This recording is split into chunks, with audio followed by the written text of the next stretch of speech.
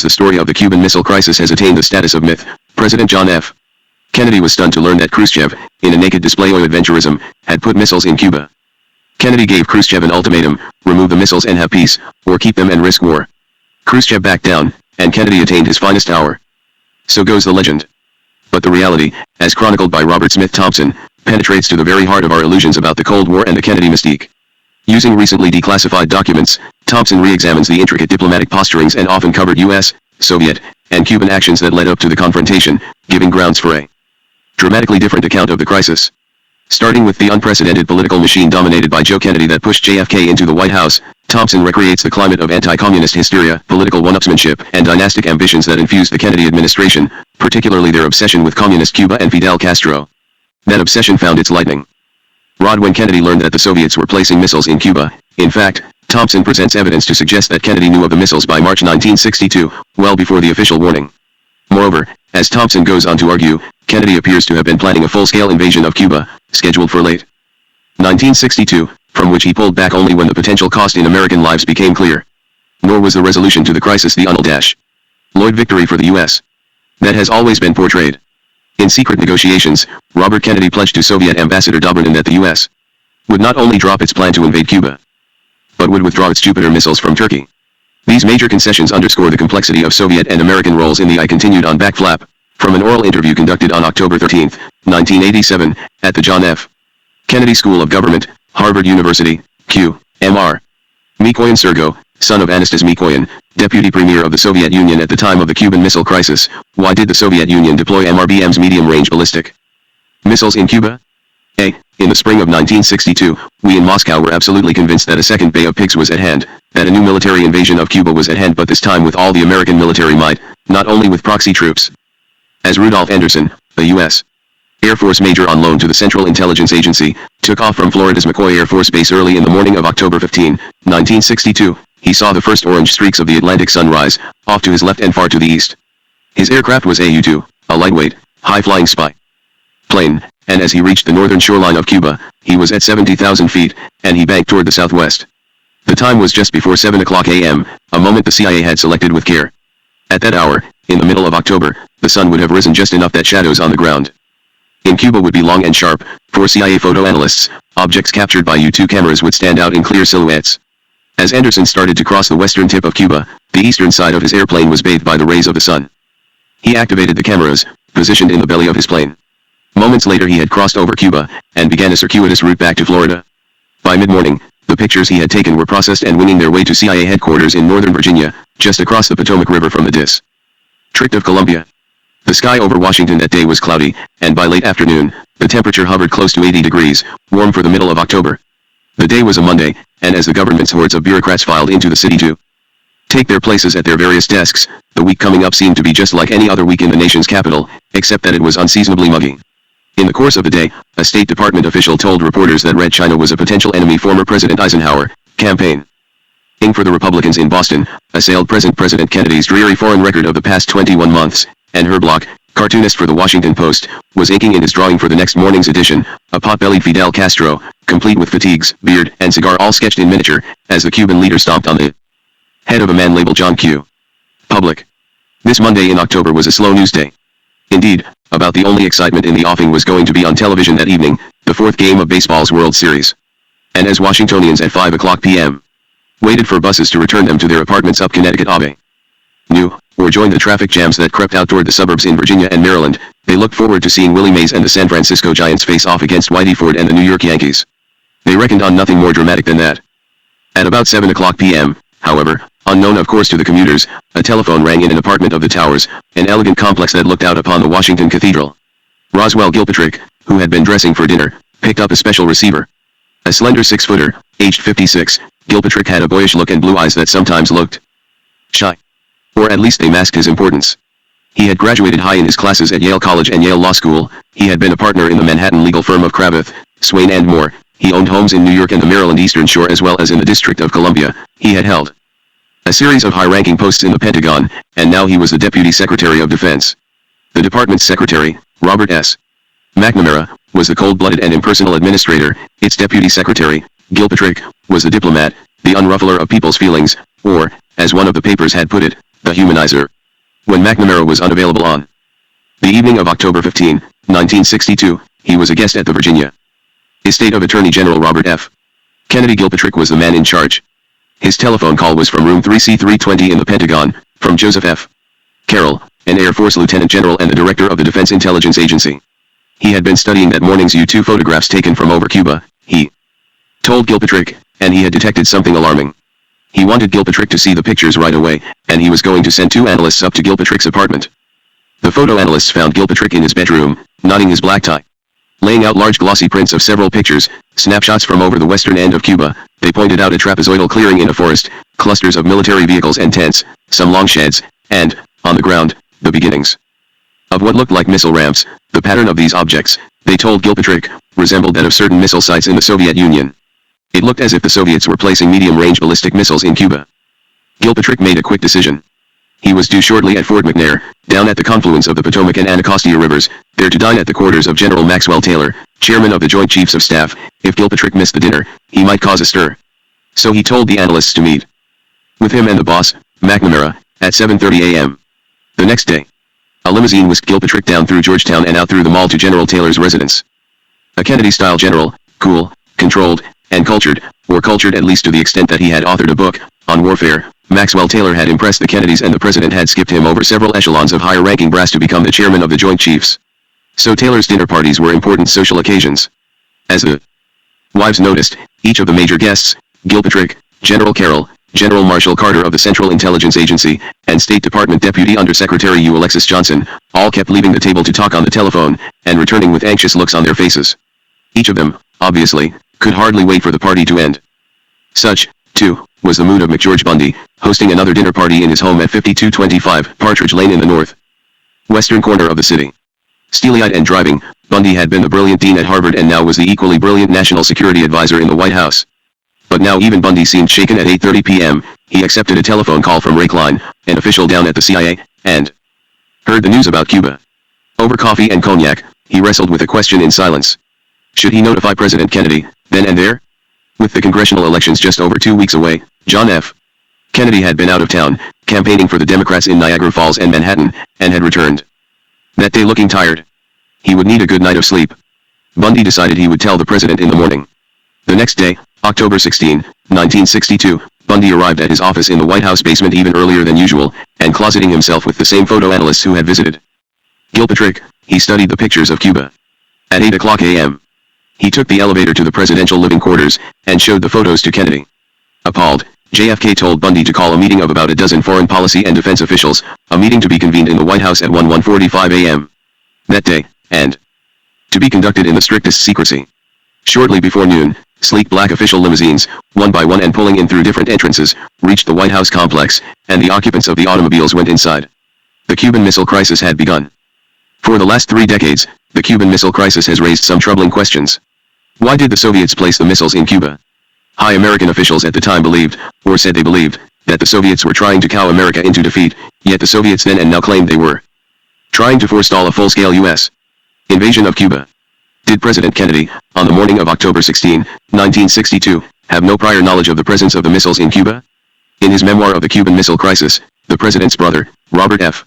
Kennedy, indicated that JFK had known nothing of the missiles before that morning, yet several times before the missile crisis erupted, Kenneth B. Keating, a white-maned Republican senator from Rochester, New York, charged that the Soviets were putting missiles on Cuba, and in 1964 he claimed that his information had been either furnished or confirmed by government sources. In the Keating papers, available at the University of Rochester, almost all materials from September and early October, 1962, are missing. What brought the Cuban Missile Crisis to an end? Secretary of State Dean Rusk claimed that we and the Soviets had stood eyeball to eyeball, and that they had blinked first, yet, as now declassified documents show, President Kennedy offered the Soviets a pledge not only to refrain from an invasion of Cuba but also to remove from Turkey American missiles that Moscow said it found frightening. And President Kennedy kept the latter concession secret from most of his top advisors, especially those from the military. And what was the outcome of the Cuban Missile Crisis? Was America's power enhanced? Or were critical vulnerabilities, including those of President Kennedy himself, revealed? A veritable mountain of declassified materials enables us to look at these questions anew. But the documents alone do not convey a sense of what the Cuban Missile Crisis was all about. We need historical perspective, back at least to the end of the Second World War. For the Cuban Missile Crisis actually was the climax of two massive and parallel efforts, the one on the part of U.S. foreign policymakers in general and the other on the part of the family of the tycoon named Joseph P. Kennedy, to become masters of the world. And the Cuban Missile Crisis illustrated more vividly than had any previous event that such efforts at control were illusory. Threat. Chapter 1. The Cold Warriors 1. Our starting place is an island called Tinian. Our starting date is August 16, 1945, at just before 2:30 a.m. A bit northeast of Guam, off the Philippines in the far Pacific, Tinian, smaller than Guam, was as if this were possible even more desolate. The Marines had just captured the place from Japan, and U.S. military engineers had improved the four already existing airstrips. On Tinian Island, just about every thing centered around those airstrips, the beaches, the palm trees, the Quonset huts, the mess halls, the movie theater, and, of course, the sleek and silvery B-29s, heavily guarded and, when not up in the air and dropping bombs, parked on the aprons that skirted the runways. But 3 of those B-29s had yet to fly as far as Japan. They formed a special contingent, the 509th Composite Group of the Army Air Corps, and they had been confined to bombing Japanese stragglers on nearby Red Island. Overwritten nonetheless, they had honed their timing to perfection. Their mission, top secret, was rumored to be of the highest importance. Some of the men on Tinian Island had their suspicions. Wrote one soldier satirist, into the air the secret rose, where they're going nobody knows. Tomorrow they'll return again. But we'll never know where they've been. Don't ask us about results or such. Unless you want to get into Dutch. But take it from one who knows the score, the 509th is winning the war. Indeed, now, at last, in the small hours of the morning of August 6, 1945, the 3 bombers, to be accompanied by 3 weather scout planes, were being prepared for the flight to Japan. Off on the aprons, all night long, mechanics had been at work, oiling, greasing, checking the weldings and the times on the dials, making certain that the engines were in perfect tune. One of these bombers must have been the most thoroughly checked over airplane in the world. It certainly was going to be the most famous, or infamous, airplane in the world. It was named the Enola Gay. Even while the Enola Gay was still on the apron, floodlights cut through the darkness. The lights were 10 or 12 in number, and all of them were illuminating the Enola Gay. Interspersed among the floodlights were 100 or more persons, military police, security agents, officers, scientists, and cinematographers. The film crews had been sent out by the U.S. Gov. for, back in Washington, those members of officialdom who were in the know wanted this moment recorded for posterity. So as a military truck bearing the flight crew roared down the tarmac and pulled to a stop by the apron, the commander stepped down and found himself besieged by cameras. The commander was Colonel Paul W. Tibbets, reputed to be the best pilot in the U.S. Army Air Corps. Tibbets had been tipped off about possible publicity, but this, he later declared, was full-scale Hollywood premiere treatment. I expected to see MGM's lion walk onto the apron or Warner's logo light up the sky. As another of the pilots climbed down from the truck, a photographer yelled at him, "You're gonna be famous, so smile." As the rest of the crew clambered down one by one, they blinked into the lights, eventually smiled or waved, then mounted the steps to the airplane. 12 men were in the flight crew. In his pocket Tibbets carried 12 cyanide capsules. Up in the nose of the bomber, Tibbets slid open a side window and waved down. Newsreel cameras caught his every gesture. He grinned, but then he yelled, "Okay, fellows, cut those lights. We gotta be going." Gradually the camera lights dimmed and went out. Even in the darkness, however, a New York Times reporter was able to scribble on a notepad, "Started engines at 2:27 a.m. Up in the cockpit, Commander Tibbets gave a nod and the propellers began to turn. In a moment or so, the Enola Gay glided into motion, starting to roll out onto the first of the 4 parallel runways on Tinian Island. The co-pilot turned the radio on. "This is Dimples 82 to North Tinian Tower," he said, "ready for taxi out and takeoff instructions." A voice responded, "Tower to Dimples 82, clear to taxi. Takeoff on runway A for Able." Led by a jeep, the bomber moved on out, and for a few moments the jeep's headlights illuminated the fire trucks and ambulances, parked at 50-foot intervals, all the way down both sides of the runway. Then, flashing its lights, the jeep finally pulled off the strip. At 2:35 a.m., the big bomber was positioned at the takeoff end of the runway. In another exchange of messages, the bomber asked clearance for departure. The tower immediately granted permission.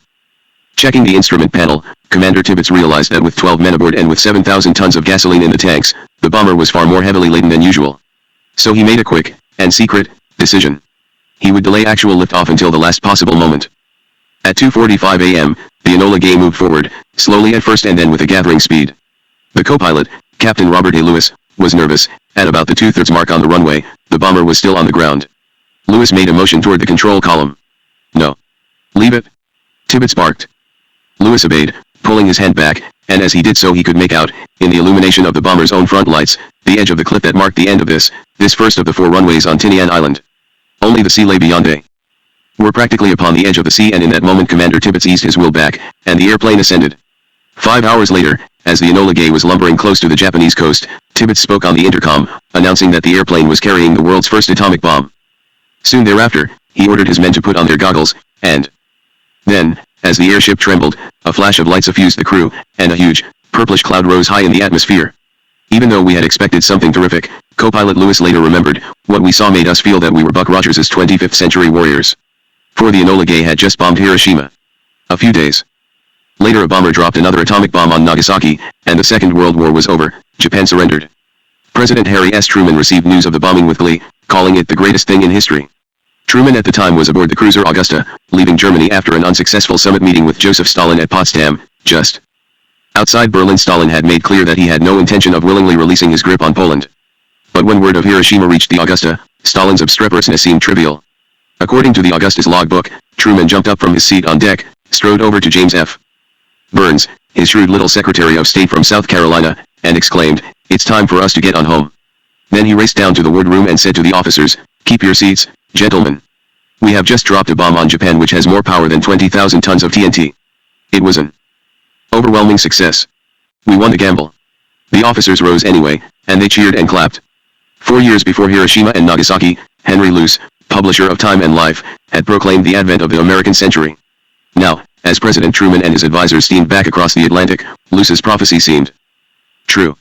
In the words of a recent historian, the United States in the summer of 1945 possessed the prime weapon of destruction, the atomic bomb, and the prime weapon of reconstruction, such wealth as no nation hitherto had possessed. Or, as another recent historian has put it, we thought we could do anything. Back in Moscow, Joseph Stalin found the bomb and the new American attitude disturbing, confirming his worst fears and suspicions. Russia, in his eyes, had just saved the West from Nazi barbarism, and now the Americans were repaying the debt with rejection and ingratitude. Embittered, Stalin looked with narrowed eyes at enemies abroad and rivals at home, and he set out to give his dictatorship its culminating twists, a reign of terror and a personality cult in the Soviet Union, and tight control over the Eastern European satellites. The Americans protested these policies, but he attributed the protests to arrogance. Americans, in his view, thought they owned the world. Such certainly was the mood in Washington, late in the summer and early in the autumn of 1945. Those few months now seem so quaint. Every day just after 6 o'clock a.m., Harry Truman, much to the despair of the Secret Service, would set out for a brisk walk, up through Lafayette Square, around the mansions that faced onto DuPont Circle, then down to the Washington Monument, and up, finally, to his day's work in the Oval Office. Wearing a double-breasted gray suit and a polka-dot bow tie, with his gray hair slicked down and his eyes appearing enlarged through the thick lenses of his steel-rimmed glasses, he would trade jokes with reporters, give a wave to an astonished tourist, and stop to shake the hand of a street sweeper. With his back ground in the corruption and parochialism of the Kansas City Democratic political machine, Truman had seemed a joke as president. Yet here he was, back from Europe full of vigor and peppery retorts, and ready to do whatever he could to advance what he saw as the national interests of the United States of America. Problems did emerge abroad, even before the turn of the year. In Poland, Hungary, and Bulgaria, intelligence reports were showing the Soviets were imposing a reign of terror. In Iran, contrary to a wartime U.S. British-Soviet understanding, Stalin was keeping his troops in the northern part of the country, even after Washington and London had withdrawn their forces from the rest of that state. And in China, the pre-war civil conflict between the government loyalists of Chiang Kai-shek and the communist guerrillas of Mao Zedong had re-emerged with a vengeance. Yet China's communists were hardly pro-Russian. The Soviets produced documents that showed a historic Russian interest in the upper provinces of Iran. And in the eastern reaches of Europe, the United States was proffering foreign aid to local politicians, clearly in the hope that such personages would distance themselves from Moscow. So, as revelers gathered in New York's Times Square for the New Year's orgy at the end of 1945, the national interests President Truman had resolved to protect were not in danger. Yet, as from the depths, a national clamor was arising. We were bringing the boys back home, and sometimes they had no jobs. Civilians who had to deal with rationings, and thus had substantial savings, started to consume as if there were no tomorrow, and prices took off as if on a rocket, and the labor unions, restrained in their wartime demands on management for reasons patriotic, now burst forth in strikes. The American mood, as Dean Acheson, at the time Assistant Secretary of State, discovered, was turning ugly. Tall, elegant in dress, and mustachioed in the manner of a British grenadier, Acheson gave a speech late in November 1945 to a rally in Madison Square Garden. He expressed sympathy for the Soviet security aims, and amidst the catcalls and the booze, he found a policeman touching him on the arm, showing him a quiet way out to his car. Echoing public sentiment, George F. Kennan, the U.S. charge d'affaires in Moscow, in response to questions from the government in Washington, sent back a cable known to history as the Long Telegram. A brilliant misfit at Princeton and later a Soviet expert in the Foreign Service, Kennan had come to loathe the Soviets, and his sentiments found their way into his message. The USSR still lives in antagonistic capitalistic encirclement with which in the long run there can be no permanent peaceful coexistence. At bottom of this neurotic view of world affairs is traditional and instinctive Russian sense of insecurity. The Russian rulers have always feared foreign penetration, feared direct contact between Western world and their own, feared what would happen if the people learned truth about world without or if foreigners learned truth about world within. And they have learned to seek security only in patient but deadly struggle for total destruction of rival power, never in calm pacts and compromises within it. Emphasis added. We have here a police force committed fanatically to the belief that with U.S. there can be no permanent modus vivendi, that it is desirable and necessary that the internal harmony of our society be disrupted, our traditional way of life be destroyed, the international authority of our state be broken, if Soviet power is to be secure. Gauged against Western world as a whole, Soviets are still by far the weaker force. Thus, their success will really depend on degree of cohesion, firmness, and vigor which Western world can muster. Kennan later regretted these words, admitting that his telegram had read like a primer published by the Daughters of the American Revolution, designed to arouse the citizenry to the dangers of the communist conspiracy. Kennan nonetheless had done the deed, and when the ill-fated Defense Secretary James V. Forrestal, he was soon to commit suicide, got wind of Kennan's cable, he obtained a copy, required his staff and top officers to read it, and directed the Pentagon to publish and distribute scores of the message all around Washington. Like a missionary passing out Bibles, Forrestal was preaching the good news that the Soviets were bad. They certainly sounded bad. In February 1946, at just about the time Kennan's cable was flashing to Washington, Marshal Stalin spoke in the Bolshoi Theater, conceding that during World War II, the Soviets and the West had fought for a common cause, but making frequent references to the hostile international system and to the American-designed capitalist encirclement. War, Stalin warned, just might be in the offing. The reaction in America was nearly hysterical. While Stalin may have made the speech for purely Russian reasons, said Time, it was still the most warlike pronouncement uttered by any top-ranked statesman since VJ Day. Truman responded to Stalin's speech by inviting Winston S. Churchill, voted out of Britain's prime ministership while he was attending the Potsdam Conference, to give an address in America. After they had ridden by train from Washington to Fulton, Missouri, Truman's home state, and with President Truman sitting prominently on a newly built wooden platform, Churchill lashed out at Stalin. From Stettin in the Baltic to Trieste in the Adriatic, Churchill said with his ever-present lisp, an iron curtain has descended across the continent. Not to be outdone, Stalin raged back with another speech, declaring this time that he had no intention of exchanging the lordship of Hitler for the lordship of Churchill. East and West were going to war with words. And soon the war was to be with more than words. Friday, February 21, 1947, was a cold and overcast day in Washington, and in the State Department the grayness of the sky was reflected in the grayness of the mood. The State Department that day was starting to move from the marble Victorian pile just west of the White House, now the old Executive Office building, to a new building in Foggy Bottom just above the Potomac River. The new place, James Reston wrote in the New York Times, possessed about as much character as a chewing gum factory in Los Angeles, and the diplomatic officials agreed. The department had outgrown the old building, and the Foreign Service officers knew they would miss its high-ceilinged offices and, in the echoing corridors, the black and white squares along the marble floors now cluttered with file cabinets and packing boxes. The day, unfortunately, was one for lifting and hauling, not for carrying out America's foreign policy into the chaos of crates and moving vans. However, an official from the British Embassy walked into the department. He wanted to see General George C. Marshall, who recently had replaced James F. Burns as Secretary of State, but Marshall was out of town, en route to give a speech up in Princeton, and so the Britisher called on the Under-Secretary of State, Dean G. Acheson. A tall, imperious Washington lawyer, Acheson was nearing the department's pinnacle of power, and in the blue piece of paper borne by the British visitor, he sensed his own chance to attain the highest level, as well as President Truman's chance to win re-election. A blue piece of paper was diplomatic parlance for a message of extreme importance. The British wanted nothing less than for the United States to assume Britain's traditional role as the protector of Turkey and Greece. President Truman's prestige was low. To err is Truman, a newsman had quipped, but the British request, Acheson sensed, would allow HST to do what Americans like most in their chiefs of state: stand tall overseas. And if Acheson, although only the Undersecretary, could be the one to help Truman to sign the policy, Acheson could speed to the top of the State Department. For reasons of career and conviction alike, Acheson had become a convert to containment. Standing tall overseas was indeed smart politics, for despite their post-war prosperity, Americans had been growing restive. The Soviets, according to the news reports, were exhausting economically their zone in Germany. The Soviets in the Security Council of the United Nations, in July 1946, vetoed the Barrack Plan, a scheme that would have given the UN control over atomic weaponry, although only after the Soviet Union had turned its own fissionable materials over to the UN. And submit to that body's inspection would the US give up its own atomic bomb monopoly. The Soviets, in August 1946, began began demanding steaming rights to the Mediterranean through the Dardanelles, and Turkey protested to the Western powers, although twice during World War II, in 1943 at Tehran and in 1944 at Moscow, Churchill had promised Stalin precisely such access. In late 1946 and early 1947, General George C.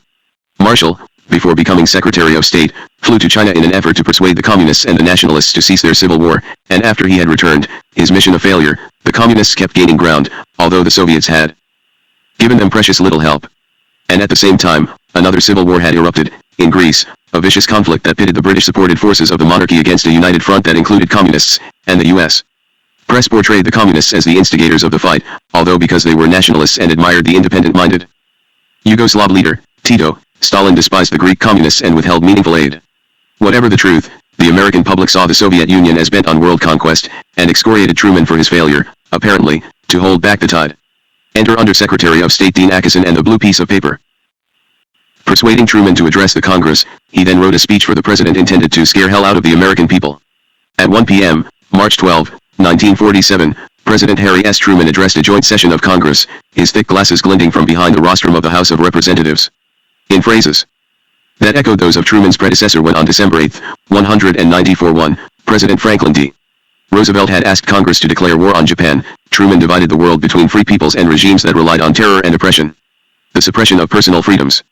Asking Congress for $400 million, he then went on to state that it must be the policy of the United States to support free peoples who are resisting attempted subjugation by armed minorities or by outside pressures. In this Truman Doctrine, the United States had the responsibility to itself and to the free world alike to contain the power of the Soviet Union. One member of Congress who heard Truman's speech was Arkansas's J. William Fulbright. More by far than any other factor, Fulbright wrote some years later, the anti-communism of the Truman Doctrine has been the guiding spirit of American foreign policy. Another member of Congress in the audience that day was a young man from Massachusetts who just had taken his House seat. His name was John F. Kennedy. About a year and a half before, in the autumn of 1945 and soon after John F. Kennedy had left the U.S. Navy, the Kennedy family held a reunion in their big house that overlooked Hyannisport on the south shore of Cape Cod. During a luncheon, JFK's maternal grandfather, John Francis Honey Fitz Fitzgerald, rose to propose a toast. A bouncy, dapper little man, Honey Fitz had been mayor of Boston and wealthy besides, and he had married off his daughter, Rose, to another political and wealthy Bostonian, Joseph P. Kennedy, who had seemed well on his way to becoming a multimillionaire. Honey Fitz had wanted to found a dynasty, and now, at Hyannisport, he wanted to launch that dynasty on its quest for national power. Raising a glass, he said, to the future President of the United States, my grandson, John Fitzgerald Kennedy. The Kennedys and their allies, such as Honey Fitz, had long since embarked on the quest for wealth and power.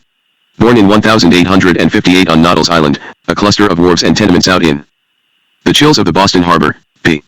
J. Kennedy, a good-looking, sandy-haired fellow, had become an East Boston saloon keeper, a politically significant fact. Saloon keepers had the power to listen to troubles, lend out money, put up bail, mediate disputes, provide liquor at weddings and wakes, and thus cause others to be in debt to him throughout the Irish-American wars. So P. J. Kennedy had become a politician, of the smoke-filled room variety, and by the end of the 19th century, he, along with three others, Joe Corbett of Charlestown, Smiling Jim Donovan of the South End, and Mayor-to-be Honey Fitz Fitzgerald, had emerged as the bosses of Boston. His power had been based on his ability to deliver the votes, by any means whatever. For, like the other chieftains of the Boston Irish, his credo had been, win at all costs. He had ingrained this code in his son. The son, born in 1887, had been named Joseph P. Kennedy. Young Joe Kennedy was practically a street tough, solid, and muscular, a boss in the youth gangs in the alleys of East Boston. He was a jock, too, and after his parents sent him to Boston Latin for high school, a brazen step in itself, since the institution was the citadel of the city's Anglo elite, he became an all-city batting champion. Moving over the Charles River to Harvard, he kept up with his baseball, although without his high school success. In fact, he did not play until the last inning of the last game of his senior year, and then only through the intervention of his father. The Harvard captain, Chick McLaughlin, had been reluctant to put Kennedy in the lineup, but he also had been hoping, after graduation, to get a city license to start up a movie theater. The license had seemed a sure thing. Just before that last game, however, he had had a visit from a pair of East Boston ward heelers. They had been blunt. Either you put Joe in the game, they had stated, or no license. Joe went in the game, at first base, and after he had made the final put-out, he had kept the winning game ball. He won his Harvard letter in baseball and learned a thing or two about how a father, blessed with power and money, can control his son's fate. For then, staked by his father, Joe Kennedy became a slum landlord, taking over dilapidated tenements, many of them in his native East Boston, He raised rents, forced tenants out, had the buildings cleaned and painted, then resold at a profit.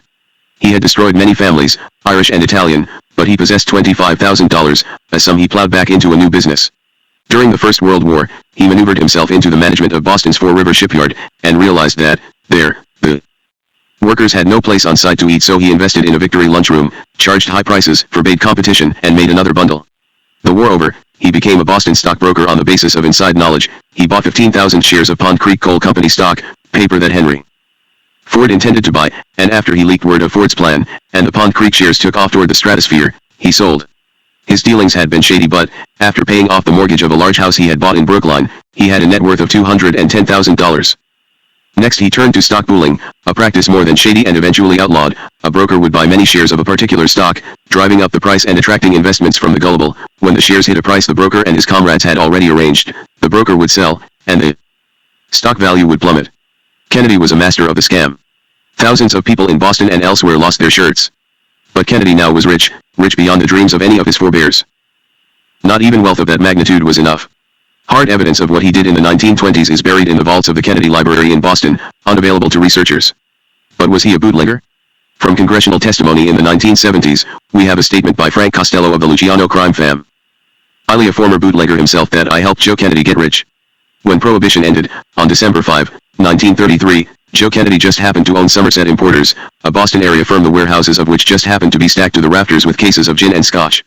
In 1946, fearing that the liquor business might taint the candidacy of his son John for Congress, Joe sold Somerset Importers for $8 million. Much of the money went into the congressional campaign. He had shown his children no mercy. Whether at the white clapboard house at Hyannisport, or at the brick Georgian mansion in Bronxville, or at the Spanish-style residence in West Palm Beach, all of them bought with the proceeds of illegal booze. Joe Kennedy's pattern remained the same. He ran the household, and he ran it to raise the kind of children who one day would rule the world. How else can we interpret the evidence? The children, the historian of the Kennedy family has written, were expected at meals 5 minutes ahead of time, and if one was late, he or she got hell. When Father Joe spoke to a child at meals, he expected to receive an intelligent answer back, no small talk or wisecracks. Activities and competitions were planned for each day, and all children were compelled to adhere to the schedule and to excel in the given competitions. Tensions among the perpetually driven children ran high, and fights among them were frequent and vicious. The Kennedy children were never allowed to relax and be themselves. They were never allowed to grow up at their own individual paces and in their own special ways. No Kennedy child, especially a son, would ever dream of refusing to enter a competition his father cared about. Soon after the end of World War II, a congressional seat came open. The district in question was the Massachusetts 11th, a political mishmash that embraced Harvard, the Massachusetts Institute of Technology, and the elegant academic homes along Cambridge's Brattle Street, but also seedy Central Square, the working-class quarters in Charlestown and Somerville, and East Boston, by late 1945 more Italian than Irish. The incumbent congressman, James Michael Curley, had managed to hold it all together, winning re-election after re-election. But, before going to Congress, he had been mayor of Boston and, in late 1945, he decided to run for City Hall again. Joe Kennedy must have been overjoyed. Although he hated Curley's guts, he secretly gave the once and future mayor enough money to ensure the gentleman's departure from the halls of Congress. Curley got the job downtown, and the congressional seat came open. A flock of hopefuls filed for the primary election. One of them was John F. Kennedy. It was not, according to Joseph P. Kennedy, supposed to have been that way. The congressional seat, and the subsequent career that was to have to rocket it to the very top of the world, were to have gone to Joseph P. Kennedy, Jr., the oldest of the Kennedy brood. But Joe Jr. had died in an air attack aimed at Germany. So, in late 1945 and early 1946, young Jack Kennedy launched the congressional campaign. His older brother, Joe Jr., had been scheduled to run. John's father gave him no choice but to do so. "I got Jack into politics," Joseph Kennedy boasted. Later, "I was the one. I told him Joe was dead and that it was therefore his responsibility to run for Congress. He didn't want to. He felt he didn't have the ability, and he still feels that way." This was in 1957. "But I told him he had to." John F. Kennedy in 1945 must have seemed a most unlikely candidate for Congress. He was physically frail, suffering from both an adrenal deficiency and a spinal curvature. He was bookish, in a dreamy sort of way, and he knew virtually nothing of the district in which he was going to run. For the typical young congressional aspirant, knowledge of the district is the key to success. You go to law school and make friends with other young lawyers who will work in the district. You practice law and serve clients who live in the district. You run for the state legislature and do favors for powerful persons who can control the district. You give speeches before clubs in the district. You learn the names and histories of voters throughout the district. And then you run for Congress. John F. Kennedy had done none of these things. He had not even held a job. As Joseph P.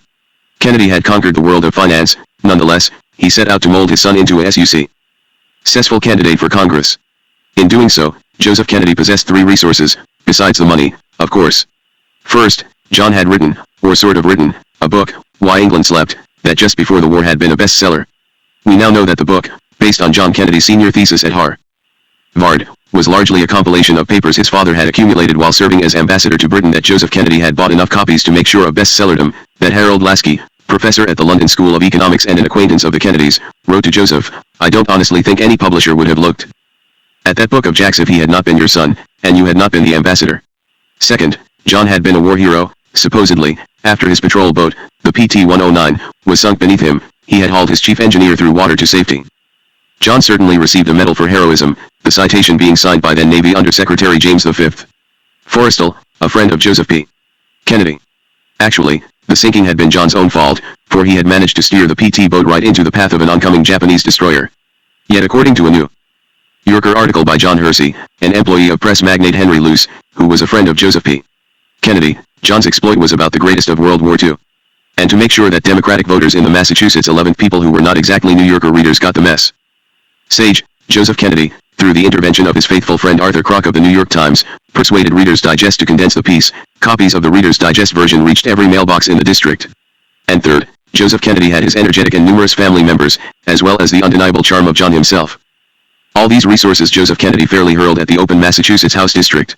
John F. Kennedy appeared everywhere, spoke everywhere, shook hands everywhere. His mother pitched in, speaking to Italian women over in East Boston. She would make mention of her large brood of children. Taking tea with society women down in Back Bay, she would sport her large diamonds and a mink stole.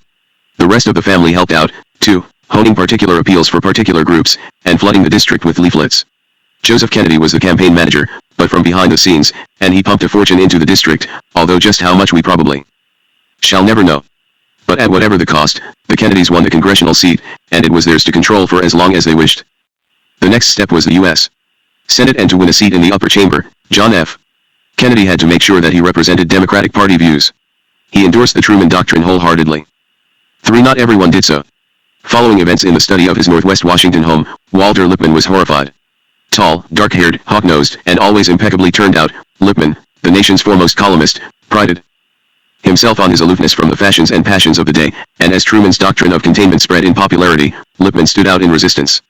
In a series of 1947 newspaper articles, pieces he gathered into a book he called The Cold War, he challenged containment as a strategic monstrosity, a doctrine that failed to distinguish vital from not-so-vital national interests, and that would condemn the United States forever to be recruiting, subsidizing, and supporting a heterogeneous array of satellites, clients, dependents, and puppets. In Lippmann's eyes, President Truman, Dean Acheson, and others in the administration had forgotten their primary responsibility: diplomacy. For a diplomat to think that rival and unfriendly powers cannot be brought to a settlement, Lippmann wrote, is to forget what diplomacy is about. Lippmann, however, could not slow the rush toward Cold War. Indeed, the rush was turning into a stampede. In 1947, Congress established the National Security Council, a White House organ designed to give the president disinterested defense and foreign policy advice. The National Security Agency, set up in Fort Meade, Maryland, to break codes of foreign countries, hostile and friendly, and the CIA, organized at first to coordinate the government's intelligence gathering. Within a year, however, President Truman had issued a secret order, authorizing the CIA to engage in sabotage and subversion, and to carry out its operations so that if uncovered the U.S. government can plausibly disclaim any responsibility. In June 1947, furthermore, Secretary of State Marshall, as tight-lipped and erect as when he had been a soldier, spoke at the Harvard commencement, announcing a vast American plan for rescuing the European economies. Although the Marshall Plan, as the operation came to be called, bore the marks of the usual influence peddling the tobacco lobby was able to have the government buy and ship over 40 tons of cigarettes, and Coca-Cola was able to market 50 million bottles a day, it did pump billions of dollars into Europe. At a price, of course, recipient nations had to join an American-run international organization, the Organization of European Economic Cooperation, and in effect allow it to run their economies. So, even though the U.S. offered the Soviet Union an invitation to join, Stalin declined. To him, the OEEC promised to be nothing less than an instrument by which the U.S. could overturn communism in Russia. In March 1948, alarmed by the interest the leaders of Czechoslovakia had shown in joining the Marshall Plan, Stalin sent the Red Army into Prague to overthrow the government. As portrayed in American newsreels, the fall of Czechoslovakia might be prelude to the fall of Italy, France, and Britain. Then, in June 1948, U.S. Authorities in Europe introduced a strong new currency, one intended to give sustenance to a united and perhaps independent West Germany, and the Soviets responded by cutting rail and road traffic to West Berlin. The Berlin blockade had started, and behind a locked door on the fifth floor of the new State Department, a wall screen reflected cables as they flashed in from General Lucius Clay, the U.S. military commander in Germany. A couple of months before, one of these cables from Clay had warned Washington that war may come with dramatic suddenness. Clay had sent the warning, we now know, not because he had feared the Soviets but rather he had hoped to frighten Congress into upping the military budget. Clay's cables now were equally hysterical and perhaps equally motivated. He wanted to break the blockade then and there by launching a massive armored assault on the Soviet positions. President Truman held back, choosing instead to airlift supplies to Berlin. And in May 1949, the Soviets lifted the blockade. The blockade nonetheless had come as a shock, and the Truman administration soon oversaw the creation of the North Atlantic Treaty Organization, NATO, which embraced two countries not exactly on the North Atlantic, Turkey and Greece, and engineered the signing of a peace treaty with Japan. Both alliances were intended to tighten the ring around the Russians. Truman nonetheless faced political danger. Early in February 1950, a beefy, burly, dark-haired senator from Wisconsin went to the lectern of a women's club in Wheeling, West Virginia. His name was Joe McCarthy. Using a figure that had appeared in a letter written on July 26, 1946, by then Secretary of State James F. Burns to a Chicago congressman, McCarthy declared, "While I cannot take the time to name all the men in the State Department who have been named as active members of the Communist Party and members of aspiring, I have here in my hand a list of 205, a list of names that were made known to the Secretary of State as being members of the Communist Party and who nevertheless are still working and shaping policy in the State Department." As these words spewed across the front pages of the nation's newspapers, McCarthyism was launched, asking rhetorically who, in 1949, had lost China, and answering Truman and Atchison, Senator McCarthy and his Republican cohorts had found the best of all cudgels with which to beat the administration. They were calling Truman a traitor. The Red Scare he himself had helped to launch now having come back to haunt him, President Truman cast about for ways to deflect the charge. One of the ways was a document, highly classified, entitled NSC National Security Council-68. Even more than the Truman Doctrine, NSC 68 was a blueprint for future American foreign policy. Approved by President Truman, overseen by Secretary Atchison, and actually drafted in what he called Hemingway sentences by Paul H. Nitze, a handsome, well-groomed sometime Wall Street banker and sometime State Department official, NSC 68 reflected HSD's wish to win the Cold War. It portrayed the Soviets as bogeymen. 1. The Kremlin's bosses, it said, were driven by a fanatic faith, communism, that sought to impose its absolute authority over the rest of the world. 2. Since conflict between America and Russia therefore was endemic, every person in the world faced the ever-present possibility of annihilation. 3. The inescapably militant Soviet dictatorship nevertheless could be checked, simply because its weakest link was its relations with the Soviet people. 4. And once the United States had shown that it could contain the power of communism, it would foster the seeds of destruction within the Soviet system. NSC 68 was not declassified until 1975. It had aimed nonetheless at the destruction of the Soviet system. Judiciously, administration officials leaked bits and pieces of NSC 68 to the press, creating for the public the picture of a Soviet bogeyman. More concretely, NSC 68 meant that the United States had to be able to haul or lift troops to far-flung points of the globe, to blunt tank attacks with tanks, to control the skies from the Baltic to the Sea of Japan, to be eternally ready to fight a total war. The cost of such readiness, Nitze estimated, would be from $40 billion to $50 billion, 3 times the 1950 defense budget. The cost, however, Nitze believed, was worth it because, he wrote, the grim oligarchy of the Kremlin is seeking to demonstrate to the free world that force and the will to use it are on the side of the Kremlin. The implacable purpose of the slave state is to eliminate the challenge of freedom. The problem with NSC 68, reckoned its drafters, lay in the Congress. The yahoos on Capitol Hill, to use one of Atchison's politer epithets, even with their red-baiting and anti-communist clamorings, were too dumb to comprehend the Dan-ger from Russia. President Truman, to be sure, had a more subtle grasp of Congress than did Atchison, as HST knew from experience. The overriding concern of the Congress was with the mood of the voters back home. And that was the trouble with NSC 68. The voters were feeling anti-communist but cheap. They wanted Truman to stand tall abroad and keep taxes down at home. So NSC 68 might have ended up on a dusty shelf in a State Department vault, Truman having been unable to sell the public on a huge defense budget. But in June 1950, North Korea invaded the South, and everything changed. The weather in Washington that June had been steamy, the papers were full of McCarthy's venom, and President Truman's schedule for a few days was free. HST decided to fly to his home in Independence, Missouri, for a few days' respite. He got little rest. Even while his airplane was high over the Mississippi Valley, starting the last leg of its route to Kansas City, the cables began to reach Washington. A war had broken out in Korea. The date was June 24, 1950. As was customary in Washington in times of crisis, a duty officer, in this instance in the State Department's Far Eastern Bureau, called around town to notify those who had to be notified, whether they were in the government or out. One such call went to columnist Joseph Alsop, an Ivy Leaguer who also was a distant cousin of Franklin D. Roosevelt. Alsop, described by another Washington reporter as rotund but profound, was an integral part of the Georgetown social whirl. On the particular night of June 24, 1950, he was entertaining several prominent guests, Justice Felix Frankfurter, who seemed as much a part of political Washington as he did of the Supreme Court, Secretary of the Army Frank Pace, Under-Secretary of the Air Force John McCone, in private life a California industrialist, and Assistant Secretary of State for Far Eastern Affairs Dean Rusk. They had gone outside and the night was marvelously beautiful, Alsop was to remember. The talk on the terrace under the stars was growing lively / but a servant came out, announcing a phone call for a Mr. Rush. Deciding he was M.R. Rush, Rusk went inside.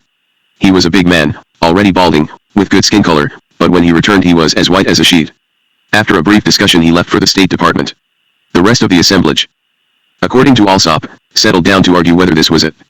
Another telephone call went to Secretary of State Dean Acheson, who was relaxing on his Maryland farm. Having spent the afternoon gardening, he had had a good dinner and had turned into bed to read.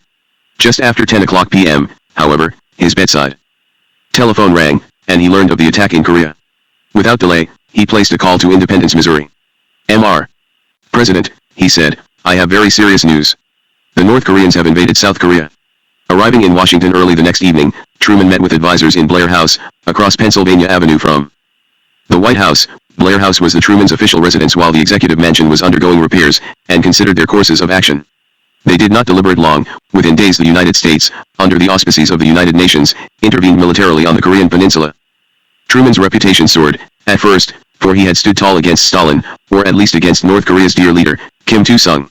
Soon, however, his public repute plummeted again. Reports of battlefield shortages reached the papers. Ohio's Republican Senator Robert A. Taft charged that Truman's own weakness had invited the attack. Senator McCarthy's attacks on Truman were finding ever-widening audiences. The Chinese themselves intervened in the war, after General Douglas MacArthur and the largely American army had broken the North Korean lines and had pushed high toward the Yalu River, and by dint of sheer numbers pushed the U.S. forces southward again. The war began to settle into stalemate. President Truman fired General MacArthur for insubordination. Contrary to Truman's wishes, MacArthur had indicated that he would attack China, and the war, by the presidential election year of 1952, was going nowhere. The Democrats already had lost control of the Congress.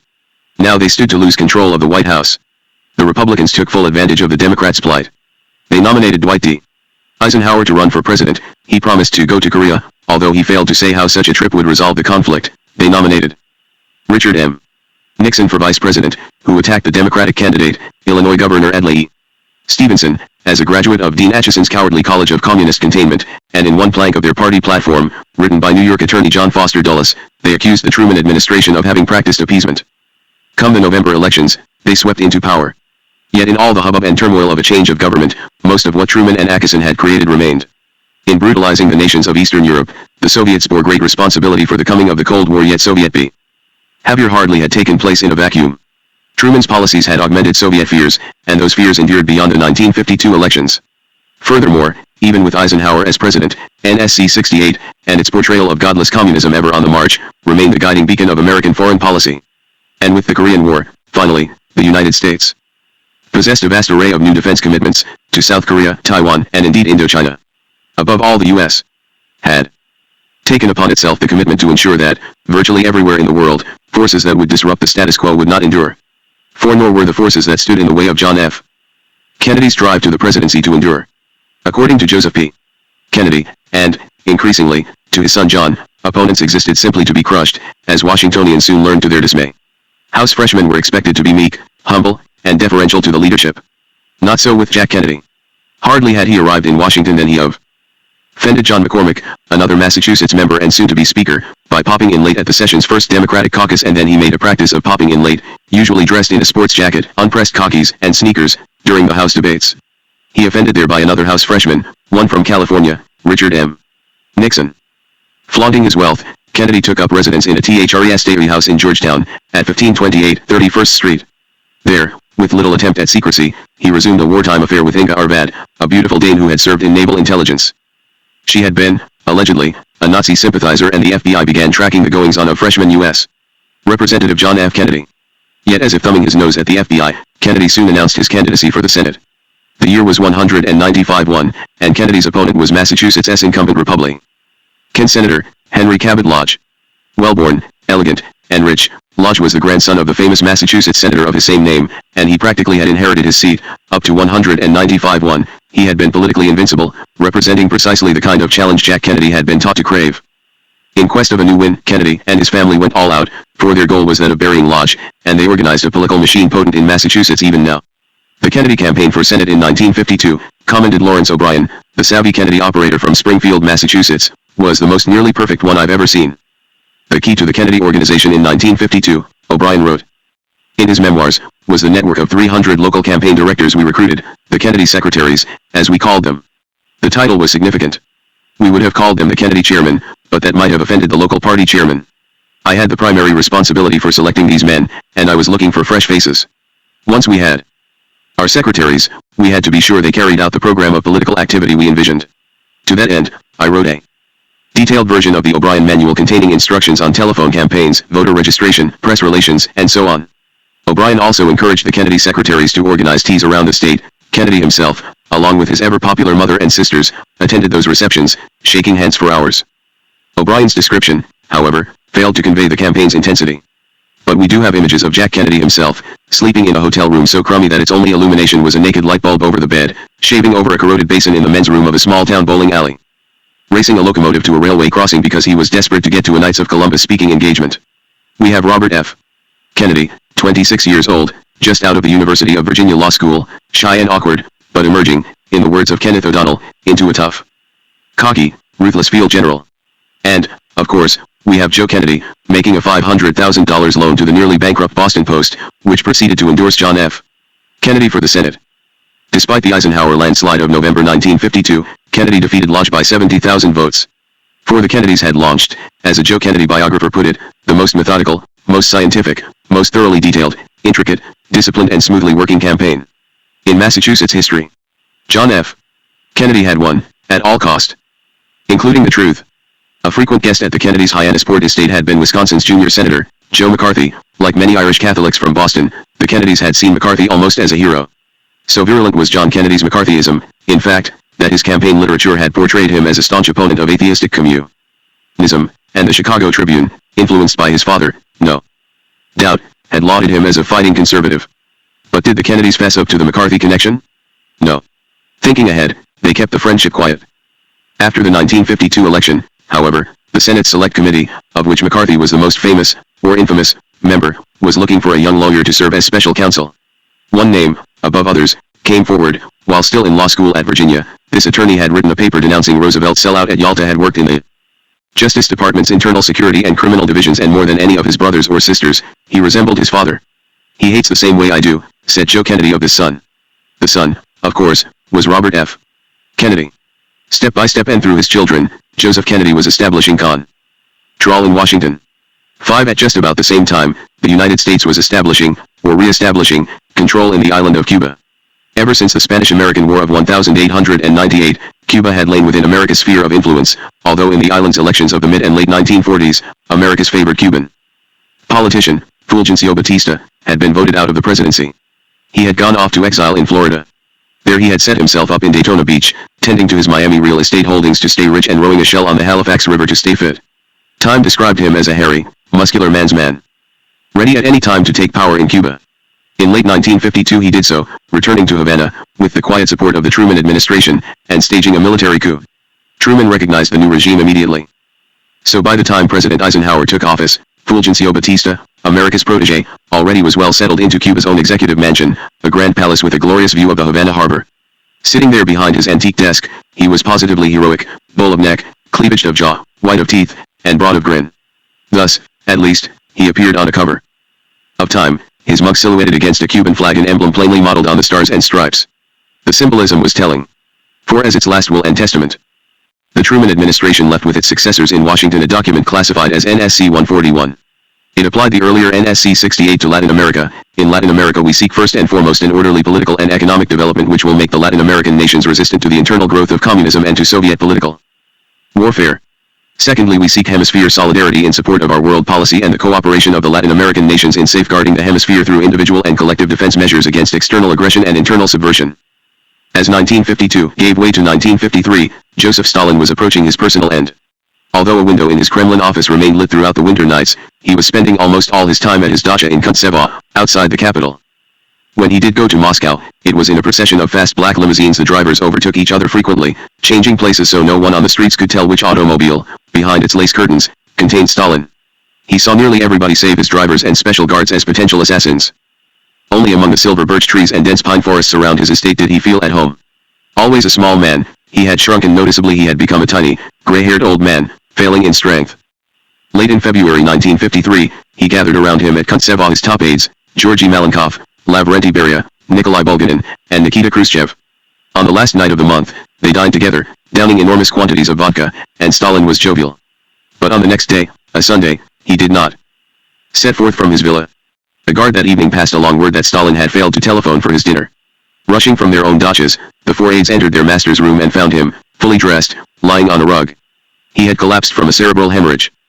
Chapter 2 Peace, Prosperity, and Progress. Early in the summer of 1952, before the presidential campaign had heated up, President Truman would call reporters into the Oval Office and discuss the possibility that Dwight D. Eisenhower would become the next president. How well, reporters would ask, did Truman think Ike would do in the office? He'll sit here, Truman would remark, tapping the desk for emphasis, and he'll say, do this. Do that. And nothing will happen. Poor Ike, it won't be a bit like the army. He'll find it very frustrating. Truman may have been doing his last bid for the Democratic Party. Remembering Truman's comments, the Washington press corps watched President Eisenhower with care, propagating the legend that he had no idea how to grasp the levers of power. But the legend hardly could have been farther from reality. Like most presidents, Eisenhower early on established a White House routine. Awakened by his valet, a black sergeant named John Money, he would arise, shave, and comb his thinned-out white hair, then for a few moments practice golf swings as he stood before one of the upstairs bedroom windows.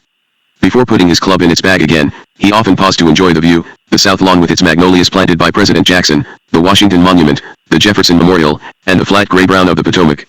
Then he ate breakfast from a tray, skimmed the major newspapers of the morning, and dressed, in wintertime donning a then fashionable gray flannel suit. Once in the Oval Office, he sat down behind a huge rosewood desk, sometimes glancing outside at Marine One, the presidential helicopter always available at his beck and call. Contrary to Truman's prediction, however, Eisenhower did not just give orders. Many were fooled by his grandfatherly mien and his bumbling syntax.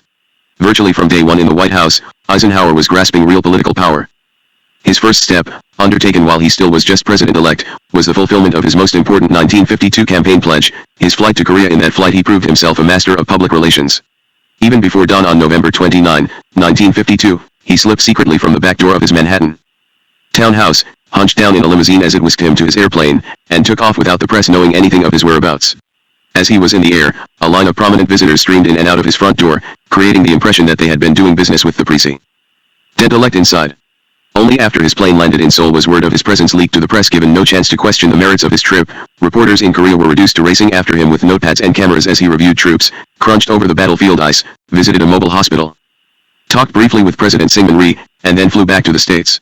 He accomplished little. The Korean armistice came into being only after Ike had become president, and then in part because he had threatened to use atomic bombs against the Chinese, but his trip was undeniably dramatic.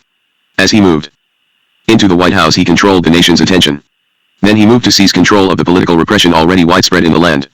On the evening of February 2, 1953, wearing a somber double-breasted suit, President Eisenhower delivered his first State of the Union address. After some preliminaries, he repeated a statement he had made during the campaign in Green Bay, Wisconsin. The major responsibility for eliminating subversives from the U.S. government, he stated, lay squarely with the White House.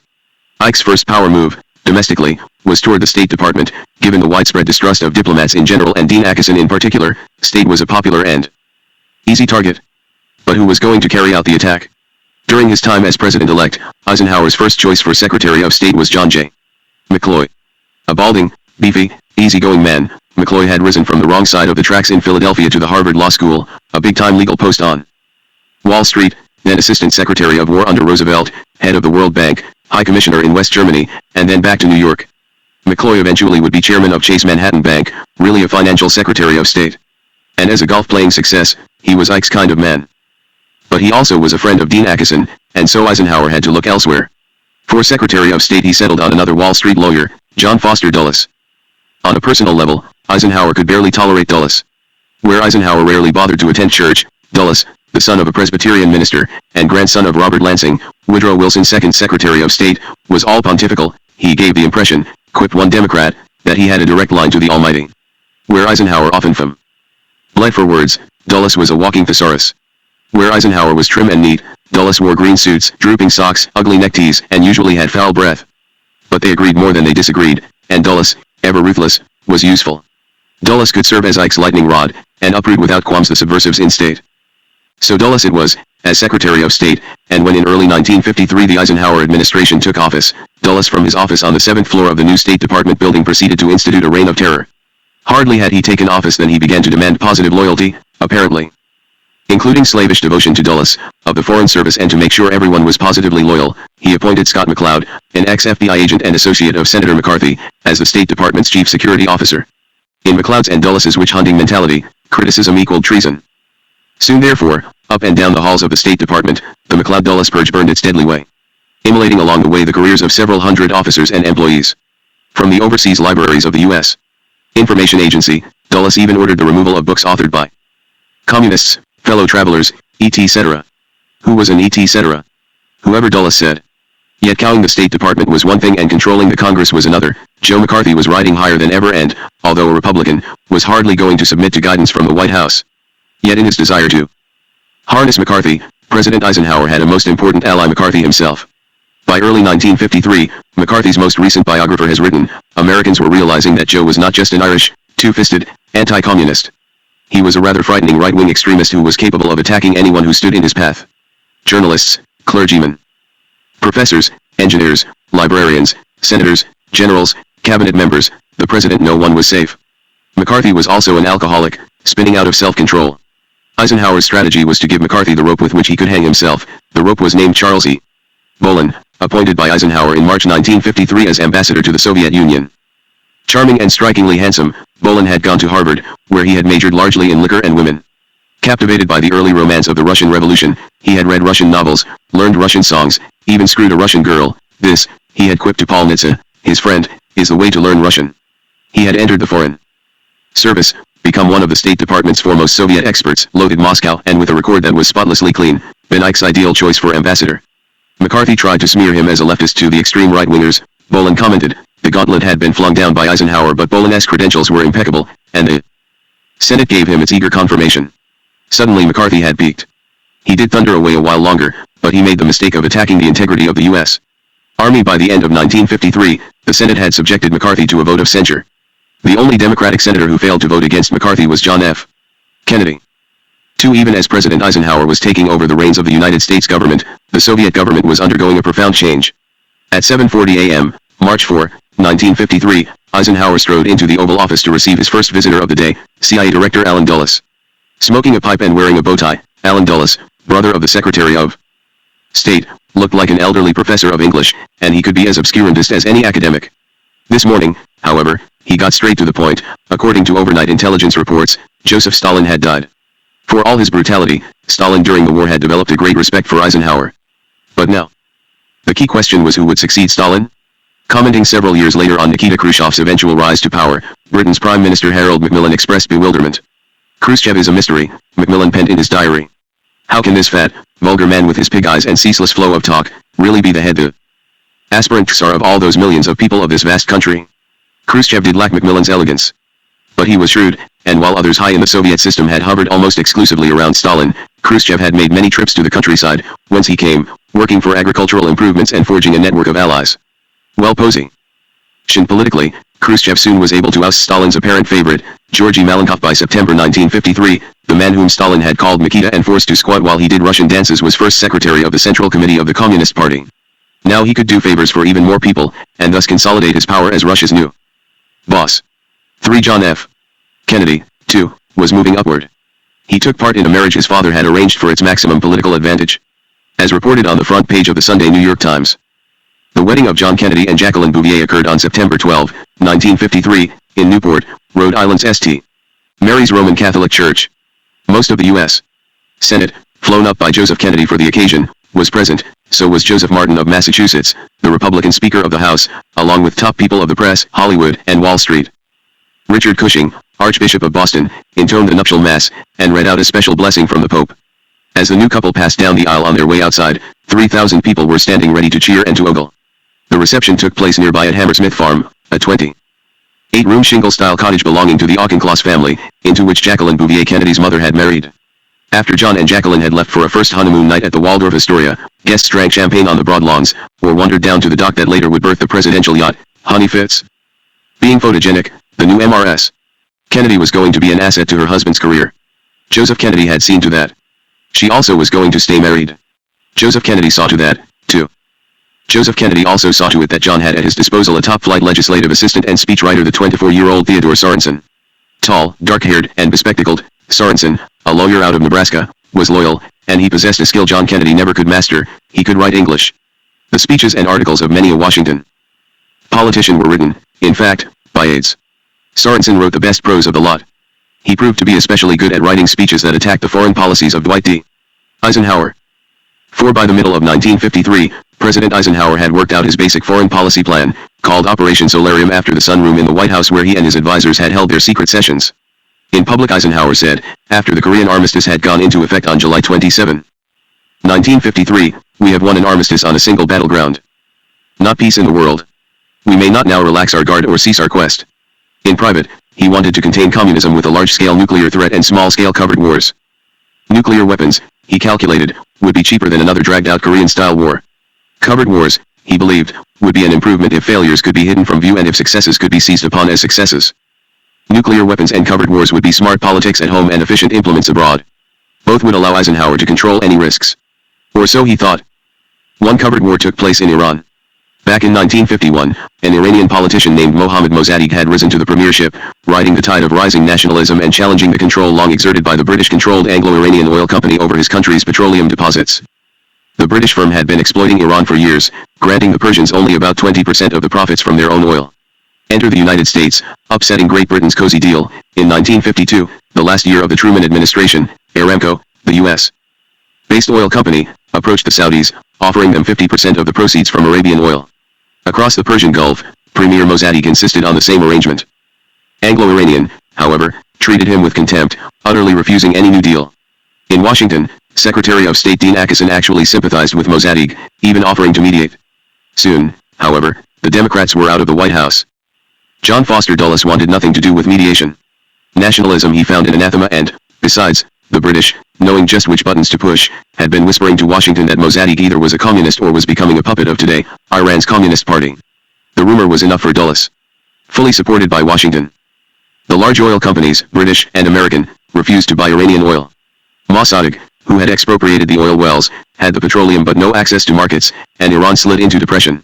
At that point, in the summer of 1953, Dulles, Eisenhower, British intelligence, and Kermit Roosevelt of the CIA, all of whom had been in consultation, decided to move.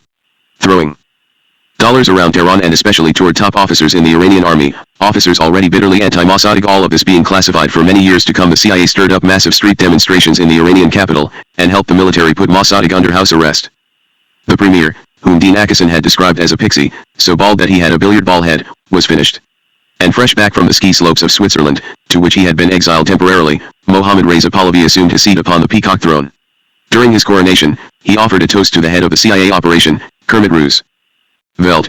"I owe my throne to God, my people, my army, and to you." And the Anglo-Iranian Oil Company was back in business, with terms almost as favorable as before, except that now it had to cut the American majors into the deal. So covert action could indeed yield results. And confronting another revolutionary movement, the anti-French insurgency in Vietnam, the Eisenhower administration applied the tactic again. Going public, to an extent, President Eisenhower himself supplied the rationale. In his press conference of April 7, 1954, he thought aloud about what might happen if the Indochinese Peninsula went communist. First of all, you have the specific value of a locality in its production of materials that the world needs. Ike did not specify those materials. Perhaps he meant rice for Japan. Then you have the possibility that many human beings pass under a dictatorship that is inimical to the free world. Finally, you have broader considerations that might follow what you would call the falling domino principle. You have a row of dominoes set up, you knock over the first one, and what will happen to the last one is a certainty that it will go over very quickly. It takes away, in its economic aspects, that region that Japan must have as a trading area, or Japan, in turn, will have only one place to go, that is, toward the communist areas in order to live. So the possible consequences of the loss are just incalculable to the free world. The implication of this, the domino theory, was that somebody, namely the United States, had to stop the first domino from falling. but largely cowardly. After the French lost in Vietnam in the spring of 1954, and a seemingly pro-Western government emerged in Saigon, President Eisenhower quietly gave that government aid, and U.S. advisors taught the South Vietnamese to fight a conventional war, as in Korea. Eisenhower's policy of covert action enjoyed another success, indeed a smashing success in Guatemala. Later, in fact, the Eisenhower administration looked to what had happened in Guatemala as the key to how to handle Castro in Cuba. Guatemala, as journalists in the States in the 1940s and 1950s described the place, was about the size of Kentucky, albeit populated by dirt-poor peasants who were descended from the Mayans and who, under the tropical sun and along the mist-filled hillsides, worked almost as chattel on the U.S. corporate-controlled coffee and banana plantations. Insofar as Guatemala existed in the North American imagination, it was hot, snake-ridden, corrupt, and, above all, down there. The idea that such a classic banana republic could have endangered the security of the United States before the 1950s was farcical. Yet suddenly, early in the 1950s, Guatemala loomed up in the magazines and newspapers of America as if it were some prehistoric monster, fiery of eye and slobbering of mouth, about to gobble up the entirety of the American Republic. For the Guatemalan government had had the temerity to institute some land reforms. Headed by Jacobo Arbenz Guzman, son of a Guatemalan mother and an emigre Swiss druggist, the administration in Guatemala City was challenging the absolute preeminence of the country's real ruler, the United Fruit Company. Guatemala, like its neighbors around the Caribbean basin, for decades had held a special niche in the North American imagination. Even before the U.S. Civil War, the region had seemed America's backyard, the part of the property where you raise a garden, get a suntan, let the dog run loose, and set up a fence to keep intruders out. If you are not safe in your backyard, you are not safe anywhere. This suburban homeowner's mentality led directly to the Spanish-American War of 1898. Americans today remember the Spanish-American War, if they remember it at all, as a series of faded and ancient photographs. Here, the battleship Maine lying on its side in the Havana harbor there, Colonel Theodore Roosevelt, his teeth bared and his glasses glinting as he bullies his way up San Juan Hill, or whichever hill it was, actually, and over there, Admiral George Dewey and his flotilla in the heart of Manila Bay, shooting up Spanish ships so ancient they might have been galleons. Yet we hardly bother to dust off the pictures, for the war seems so quaint/anything but romantic. Actually, the Spanish-American War offered a clear view of how Americans, at the turn of the 20th century, had come to view the world. One young man, Smedley T. Butler, who later became a general in the Marine Corps, enlisted because he had heard that the Spanish, from down in Cuba, were going to come up and encamp themselves on his family's Pennsylvania farmland. Americans as a whole saw Spain as the villain of a melodrama, bigoted, venal, and abusive, lording it over an island only 90 miles from the U.S. border. So, in going to war against Spain, Americans convinced themselves that they were doing so for humanitarian reasons. Some people were so moved. Out in the Philippines. However, America quickly transformed itself from the liberator of an oppressed people into their new oppressor, fighting a war of conquest that dragged on for 4 years of ambushes, garrottings, executions, and street fighting. In Cuba, too, the indigenous fight for freedom flared on, leading the U.S. to impose a military government, a euphemism for jails, torture, and hangings. Few atrocities committed by Americans reached the pages of the U.S. press. Cuba, in the popular conception, was not after all truly a colony. It was rather a maiden, white of course, in the words of historian George Black, passively awaiting salvation or seduction. The Caribbean maiden of the American imagination, though, quickly transformed herself into a child, a rather hyperactive black child. A 1904 political cartoon depicted Uncle Sam leaning out an open window and looking in dismay at a little black boy, who was jumping up and down in the dust. The child's straw hat bore the label San Domingo, and in his right hand he held an open straight razor, the blade of which was entitled Revolution. The caption, "Maybe I'll have to bring the boy into the house to keep him quiet." President Theodore Roosevelt's version of that caption, expressed at the same time and by which he meant to keep the Dagos in order, was his corollary to the Monroe Doctrine, chronic wrongdoing, or an impotence which results in a general loosening of the ties of civilized society, he told Congress, may in America, as elsewhere, ultimately require intervention by some civilized nation, and in the Western Hemisphere the adherence of the United States to the Monroe Doctrine may force the United States, however reluctantly, in flagrant cases of such wrongdoing or impotence, to the exercise of an international police power. T.R.S. Success. Source, William Howard Taft, Woodrow Wilson, and Calvin Coolidge, accepted this role of the U.S. as hemispheric policemen, sending the Marines repeatedly into the countries around the Caribbean. But then, in 1933, President Franklin D. Roosevelt implied that such intervention was a thing of the past. Sunday, March 4, 1933, in Washington was a cloudy, cheerless day, the air as chill as the mood of the thousands who had thronged to the Capitol. This was Inauguration Day, a time of national consecration. Most of the country's banks had closed, and the crowd gathered beneath the inauguration stand feared for the future. As noon came they waited in silence. Then, coatless and headless, Franklin D. Roosevelt appeared, moving out slowly onto the high white platform. His face grave, he took the oath of office and, turning to the sea of faces below him, started to speak. This was to be FDR's most famous inaugural address, and its language still rings in the memory. This is preeminently the time to speak the truth. The only thing we have to fear is fear itself. And the good neighbor. In proclaiming this, the good neighbor policy, FDR described the neighbor who respects his obligations and respects the sanctity of agreements in and with a world of neighbors. We now realize, as we have never realized before, our interdependence on each other, that we cannot merely take, but must also give. Roosevelt hardly had invented the term good neighbor. It was used in the Treaty of 1848, by which the U.S. seized 1/3 of the territory of Mexico, but he did give it currency. During the early years of his administration, a historian has commented, a veritable cottage industry of good neighborism flourished in America. There were state-based good neighbor committees and good neighbor leagues and good neighbor commissions, all working to improve cultural ties with Latin America and publishing guides for newly arrived refugees and emigres. The phrase found its way into Broadway, with a 194 play called The Good Neighbor, and into the nation's school books. Before 1933, the texts had gloried in American imperialism. After 1933, imperialism was something only the Europeans and the Japanese practiced. The underlying U.S. contempt for Latin America, to be sure, scarcely had changed at all. In a 1940 public opinion poll, Americans overwhelmingly identified the Latinos as lazy, ignorant, emotional, and dark-skinned. Still, to nearly a generation of historians, the good neighbor policy was a grand success after all. Roosevelt had stopped intervening in Latin American affairs. The policy may have been a success. That we stopped intervening, however, is a myth. FDR's treatment of the Latin republics differed from that of his predecessors largely in that he had no need to send the Marines in. For the Marines had done their work well already. When they withdrew from the region, they had left behind the gendarmerie, in Haiti, the National Guard, in Nicaragua and the Dominican Republic, the local forces of repression. In El Salvador, the murderous Maximiliano Hernandez Martinez, in the Dominican Republic, the megalomaniac Rafael Leonidas Trujillo, in Nicaragua, the shrewd and corrupt Anastasio Somoza Garcia all flourished as dictators because, for monies under the table, they welcomed the presence of American investment. And in Cuba, wielding power behind the scenes, the U.S. government in mid-1933 engineered the rise to power of the stocky young Cuban army sergeant, Fulgencio Batista y Zaldivar. He may be a bastard, FDR was to say of Batista. But he's our bastard. Roosevelt might have said racketeer. With the coming of Prohibition in the 1920s, mob money flooded Havana with Batista and his henchmen always on the take, turning the waterfront into one long row of hotels, brothels, and bars.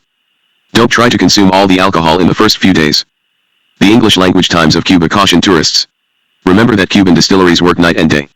The tourists paid little heed, and when in 1927 Juan Trippe, a Yale graduate and World War I flying ace, opened an air link of his Pan American Airways between Miami and Cuba, the tourists arrived in even greater droves than before. So even more mob money flooded the island. As it did so, some of it went respectable, undergirding establishments such as the Women's Club, the Mothers Club, the Little Theater and Choral Societies, the Country Club, and the Yacht Club, all good Yankee institutions. And working out of such institutions, good Yankee businessmen paid off Batista and his cronies with good big bribes. The Cuban upper classes in turn thought of themselves as almost American. All rich Cubans had money in North America, writes a historian, most had been educated there, many looked on North America as their social guarantor, some were really more North American than Caribbean. The Cuban-American bond seemed unbreakable. But the good neighbors became bad neighbors. In May 1945, as World War II was ending in Europe, Henry L. Stimson, Wall Street lawyer and venerable Secretary of War, said to John J. McCloy, Wall Street lawyer and Assistant Secretary of War, that America's domination of the Caribbean basin was different from Russia's domination of Eastern Europe. Said Stimson to McCloy, I think that it's not asking too much to have our little region over here which has never bothered anybody. Stimson was speaking for the new Truman administration. In the eyes of Truman and his advisors, the sin of the Soviets was that they wanted to run their neighbors' internal affairs, whereas the saintliness of the Americans was that, as long as their own neighbors followed Washington's lead in international affairs, we let them run their own internal affairs.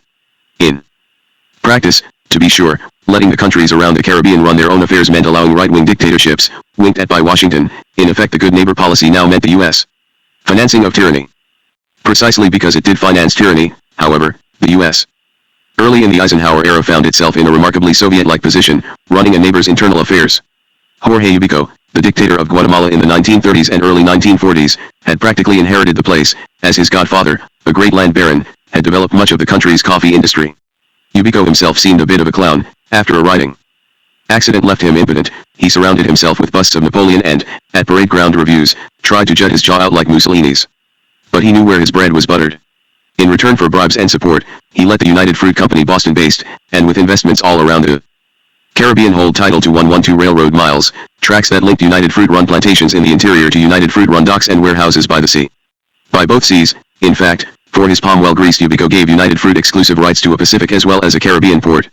After a few more bribes, he even granted United Fruit a 99-year lease on more than half of Guatemala's land. But did Ubico, and the land-owning oligarchy he represented, have special ties with the U.S. government? By the time the Eisenhower administration came into office in early 1953, Ubico was long gone from Guatemala, having been overthrown and flown to exile in New Orleans. Still, in its negotiations with Ubico, United Fruit had used the legal services of the New York firm Sullivan and Cromwell, the executive partner of which was John Foster Dulles, President Eisenhower's first Secretary of State. Yet more, as the Eisenhower administration was organizing its roster, early in 1953, a certain pattern emerged.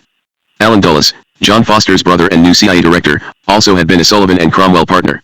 Before World War II, he had helped arrange German financial penetration of Guatemala. John M. Cabot, Assistant Secretary of State for Inter-American Affairs, was from Boston, the site of United Fruit's headquarters.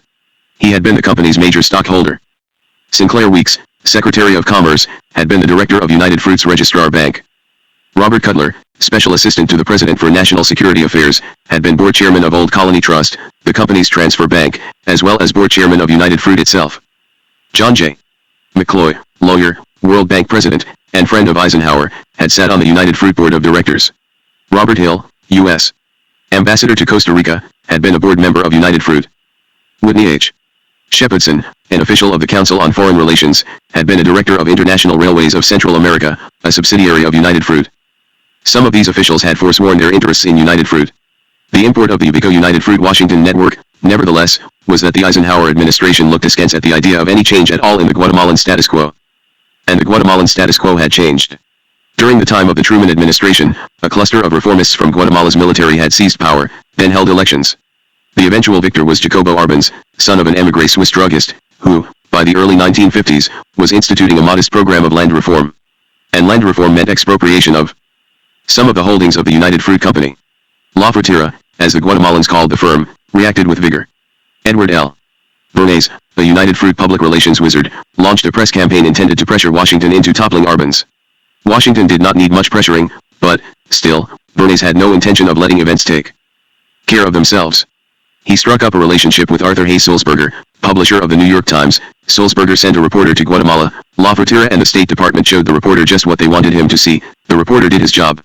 In a series of articles about Guatemala, the New York Times reported that the Arbenz government was fully in the grip of international communism.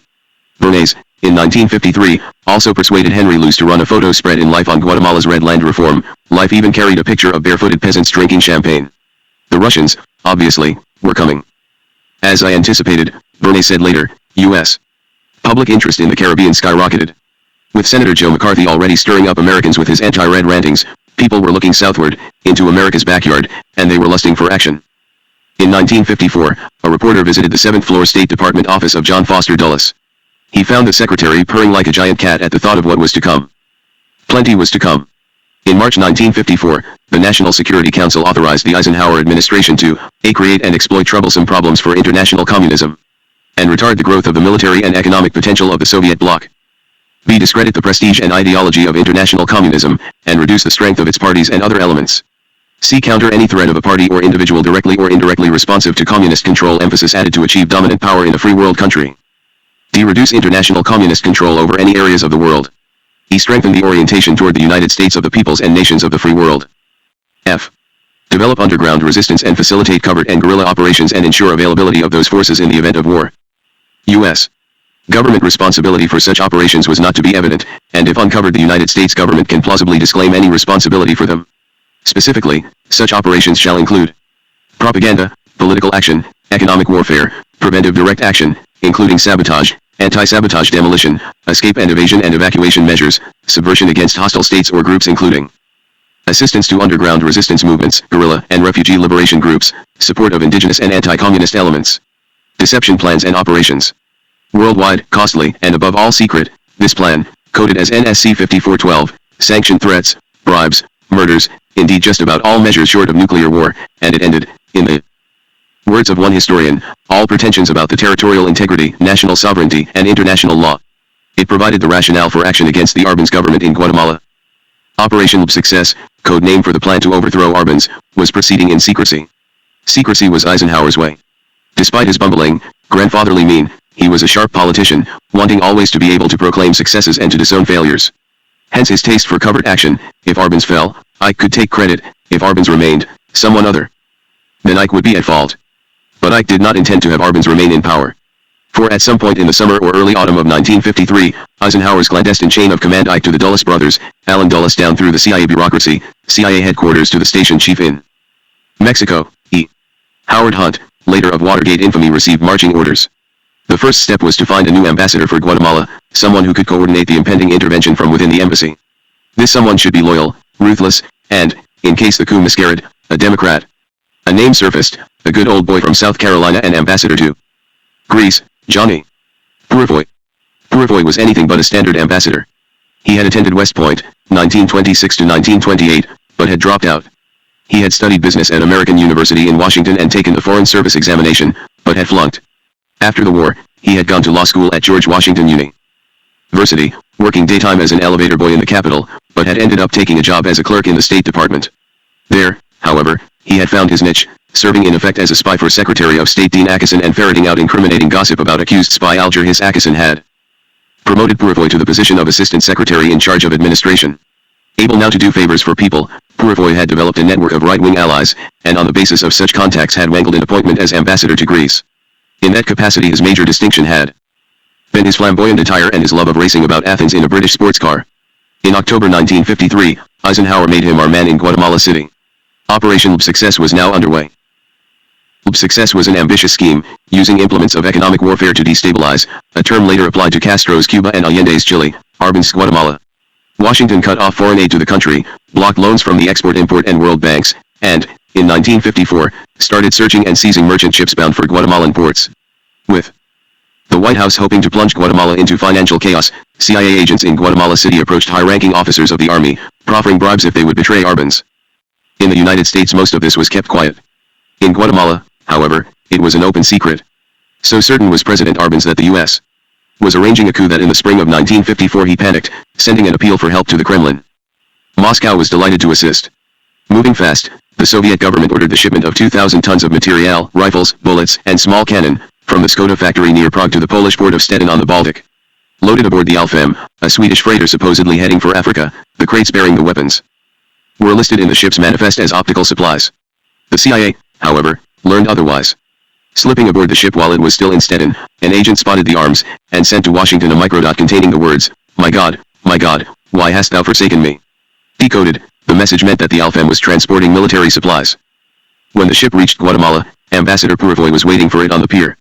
Alfem arrived at Guatemala on May 17, 1954. Now having a pretext, the Eisenhower administration launched the coup.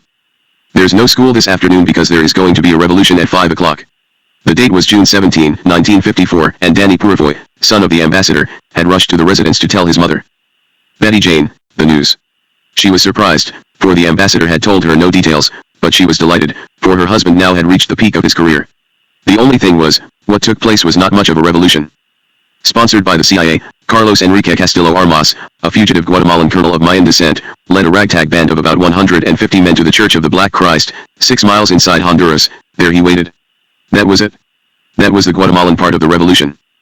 But, then, Castillo Armas was only a puppet, the puppet master being the CIA. Working with Ambassador Perevoy, their hand-picked diplomat, CIA agents had rounded up a crew of Guatemalan exiles, provided them with Spanish-language radio scripts, sequestered them in stations in the Honduran jungle, paid them to claim that they were broadcasting on the Voice of Liberation, somewhere near Guatemala City, then had them report the invasion of the country by a huge counter-revolutionary army. The report was a lie, but no matter, the propaganda had its desired effect, especially since it was accompanied by a couple of small-scale bombing raids. Then, with Castillo Armas and his barefoot band virtually tiptoeing in across the border, Ambassador Perevoy, to magnify the danger, ordered U.S. citizens in Guatemala City to leave. Perevoy himself was acting under orders. Secretary of State Dulles had told him to crack some heads together, meaning that Perevoy was to activate the coup against Arbenz. Arbenz got the point. On June 27, 1954, he fled his capital, escaping to exile in Mexico. For the 4th of July, 1954, the Perevoys invited several hundred Guatemalans, right-wing Guatemalans, to the embassy to celebrate. They all sang the Star-Spangled Banner, and Betty Jane Perevoy penned a bit of doggerel that Henry Luce published in Time. It concluded, "Pistol-packing Perevoy looks might optimistic, for the land of Guatemala is no longer communistic." Although saying nothing of the CIA's involvement, the Eisenhower administration milked the Guatemalan episode for all it was worth. Central America, proclaimed John Foster Dulles, was now free of communist imperialism, and Generalissimo Castillo Armas had added a new and glorious chapter to the already great tradition of the American states. Castillo Armas himself, beribboned and braided, and wearing a military hat with leather visor over his wisp of a dark mustache, went to Washington. There he received a 21-gun salute, gawked at the sights, and then flew to Denver, where President Eisenhower was recuperating from a heart attack. Also visiting Ike in Denver, Vice President Richard M. Nixon then set off on an official tour of the Caribbean basin, climaxing the trip with an appearance in Guatemala. In Guatemala City, a photographer snapped him as he read, or purported to read, in Spanish, a glossy magazine entitled Union Soviética. He also had a look at some of the weapons from the Alfam. Most were obsolete. The Soviets had cheated Arbenz, perhaps because the communist element in his government had been puny. This is the first instance in history, Nixon asserted nonetheless at the airport, where a communist government has been replaced by a free one. Nixon saw Arbenz's fall as a victory. Another foreigner in Guatemala, an Argentinian medical student named Che Guevara, saw that fall as a lesson. Subsequent revolutions, Guevara concluded, would have to be on their guard against the CIA's black propaganda. In the CIA itself, number 2 man Richard Bissell, a tall, stork-like man with an engineer's brain, saw in the Guatemalan affair a model to be applied elsewhere in Latin America, as in Cuba. And in March 1960, Bissell received President Eisenhower's go-ahead to organize a program of covert action. The target this time was not Arbenz but Castro. A new objective, but the old tactics. President Eisenhower's Guatemala tactics were prelude to President Eisenhower's and President Kennedy's Cuba tactics. And those tactics led straight to the crisis of October 1962. But a question remains. Was Arbenz's government communist? Or at least was it ripe for a communist takeover? No. According to a 1953 study by the State Department itself, Guatemala possessed no more than 2 or 3 dozen communist leaders, and almost without exception they are indigenous to the area and are Mexico-trained rather than Moscow-trained, although some have visited the Soviet orbit and may have received brief instruction there. On May 11, 1954, furthermore, John Foster Dulles told the Brazilian ambassador that it will be impossible to produce evidence clearly tying the Guatemalan government to Moscow. And a year later, Dulles learned that his analysts had found nothing conclusive linking Arbenz, or even Guatemala's almost invisible communist minority, to the Soviet Union. Arbenz, without question, had bought block-made weapons. But he also had tried to purchase Western-made weapons, and Washington not only had refused his offer but also had pressured European arms makers into refusing to sell. So, in the end, Colonel Jacobo Arbenz was up a creek without a paddle. Which was precisely what Eisenhower and the brothers Dulles had intended. A few months after the Guatemalan affair had ended, General James Doolittle Jimmy Doolittle of the 1942 firebombing raid on Tokyo authored a secret report that sought to justify the Arbenz overthrow and that looked ahead to more such overthrows. In fighting the Cold War, claimed the Doolittle report, hitherto acceptable norms of human conduct do not apply. If the United States is to survive, long-standing American concepts of fair play must be reconsidered. We must learn to subvert, sabotage, and destroy our enemies by more clever, more sophisticated, and more effective methods than those used against us. It may become necessary that the American people be made acquainted with, understand, and support this fundamentally repugnant philosophy. More clever, more sophisticated, and more effective methods. Late in 1954, the CIA came up with just such a method, the development of a lightweight, high-flying airplane that, equipped with special cameras, could take advantage of photographic advances so great that the newest lenses from 50,000 feet in the air could record the numbers on auto license plates. The airplane, eventually designated the U-2, was the brainchild of Richard Bissell. A tall, bespectacled man, Bissell had been a brilliant undergraduate at Yale, leader of a code red that had devoted itself, above all, to attacking all orthodoxy. He had gone on to become a Yale professor of economics, outraging colleagues by his openness and creativity. After 1947, he had entered the CIA. While far from being a right-wing fanatic, Bissell had applied his unsurpassed brainpower to leaflet drops and strafing missions over Guatemala. Then he had turned his energies to the U-2. In doing so, he set up shop on the Mall, in a rickety building that was almost a shack and that, in World War I, supposedly, had been a whorehouse. In such digs, nonetheless, he oversaw the growth of the U-2. The plane had its first test runs in Nevada, early in 1955. By the middle of the year the plane was a proven success. While U-2 prototypes were soaring over the wastes of the West, another U.S. intelligence mission was getting underway, this one underground in Germany. With President Eisenhower's approval, CIA agents burrowed a tunnel from West Berlin to East Berlin, and in a narrow passageway far below where the old Reichstag had stood, they tapped into communist telephone lines. In charge of this operation was Richard Bissell. As brilliant as he was, however, he forgot a detail: he'd melt snow. During the winter of 1955-56, one particular potato field just east of Berlin, unlike all the other nearby fields, was not white but brown, a fact soon brought to the attention of the Soviet authorities. And on the evening of April 15, 1956, Soviet and East German troops poured into the tunnel as the Americans fled in haste to the west. Pravda called the tunnel an example of the perfidy of the American and British aggressors. The New York Herald Tribune termed it a venture of extraordinary audacity. A striking example of their American intelligence force's capacity for dar-ing undertakings. 5 shortly before the Soviets cleared the tunnel, Nikita Khrushchev, wearing one of his floppy-armed, shiny suits that barely covered his paunch, entered a secret session of the 20th Party Congress, turned a picture of Stalin's face to the wall, waddled up to the lectern, and stunned his listeners. In what was to become known, once it was smuggled to the West, as his secret speech, he declared, "It is impossible and foreign to the spirit of Marxism-Leninism to elevate one person and transform him into a superman with supernatural characteristics akin to those of a god." Denouncing the cult of Stalin, Khrushchev went on to propose de-Stalinization, meaning the decentralization of power and the release of political prisoners, to suggest that the Kremlin could recognize different brands of communism, and to endorse, in Russia's relations with the West, the principle of peaceful coexistence. The secret speech was typically Khrushchevian, at once shrewd and reckless. While it enabled him to tar his domestic rivals as Stalinists, its acknowledgement of many roads to socialism was direct incitement to an anti-communist rebellion in Poland. To save his own skin politically, Khrushchev in the summer of 1956 had to fly to Warsaw to oversee a crackdown. Still, in words that he must have known would be leaked, he had spoken of peaceful coexistence having consolidated power at home. He was signaling the world abroad that he was ready for an end to the Cold War. 6. While Khrushchev was in Warsaw, the Democrats were in Chicago, holding their presidential convention. That Adlai Stevenson, the former governor of Illinois and 1952 Democratic presidential nominee, would be the nominee again was a foregone conclusion. The only question was, who would be the vice presidential nominee? Joseph Kennedy had spent the 4 previous years running John for the vice presidential nomination, and the effort bore all the hallmarks of the later presidential campaign. National publicity, the June 12, 1956, issue of Look carried a piece entitled "Can a Catholic Become Vice President?" A show of strength in the New England states outside Massachusetts. 2 Democratic governors, Dennis J. Roberts of Rhode Island and Abra M. A. Ribikoff of Connecticut, endorsed Kennedy for vice president. Alliances with Democratic bosses throughout the country, such as Chicago's Mayor Richard Daley and the burnishing of John F. Kennedy's reputation as a hero. The device chosen for enhancing the image was a book that bore John F. Kennedy's name, Profiles in Courage. The book became a bestseller, Joseph Kennedy having purchased enough copies to place the work on the New York Times list, and it won the Pulitzer Prize, Joseph Kennedy probably having manipulated the selection committee. But John F. Kennedy was not the author. Profiles in Courage spelled out the stories of U.S. senators who, down through the ages, had risked their careers by casting unpopular votes. The theme was appealing and Jack Kennedy had come up with the idea. He had sketched out an outline, made notes, and dictated a few facts to secretaries. Then he had turned the writing over to others, Professors Arthur Schlesinger, Jr., James McGregor Burns, and Alan Nevins, then to his senatorial aide, Theodore Sorensen, who had coordinated a unifying draft. Returning to the enterprise, Kennedy had made a few changes and additions. Profiles in Courage implied that Senator John F. Kennedy, like his senatorial subjects, was courageous. He was certainly determined to win. Autographed copies of the book were distributed to every member of the 1956 Democratic National Convention. The vice presidential nomination in the end went to Tennessee's Democratic Senator Estes Kefauver. But John Kennedy had shown considerable strength on the convention floor, and the moment the November election was over, he launched his bid for the presidency. The Republicans, of course, renominated President Dwight D. Eisenhower.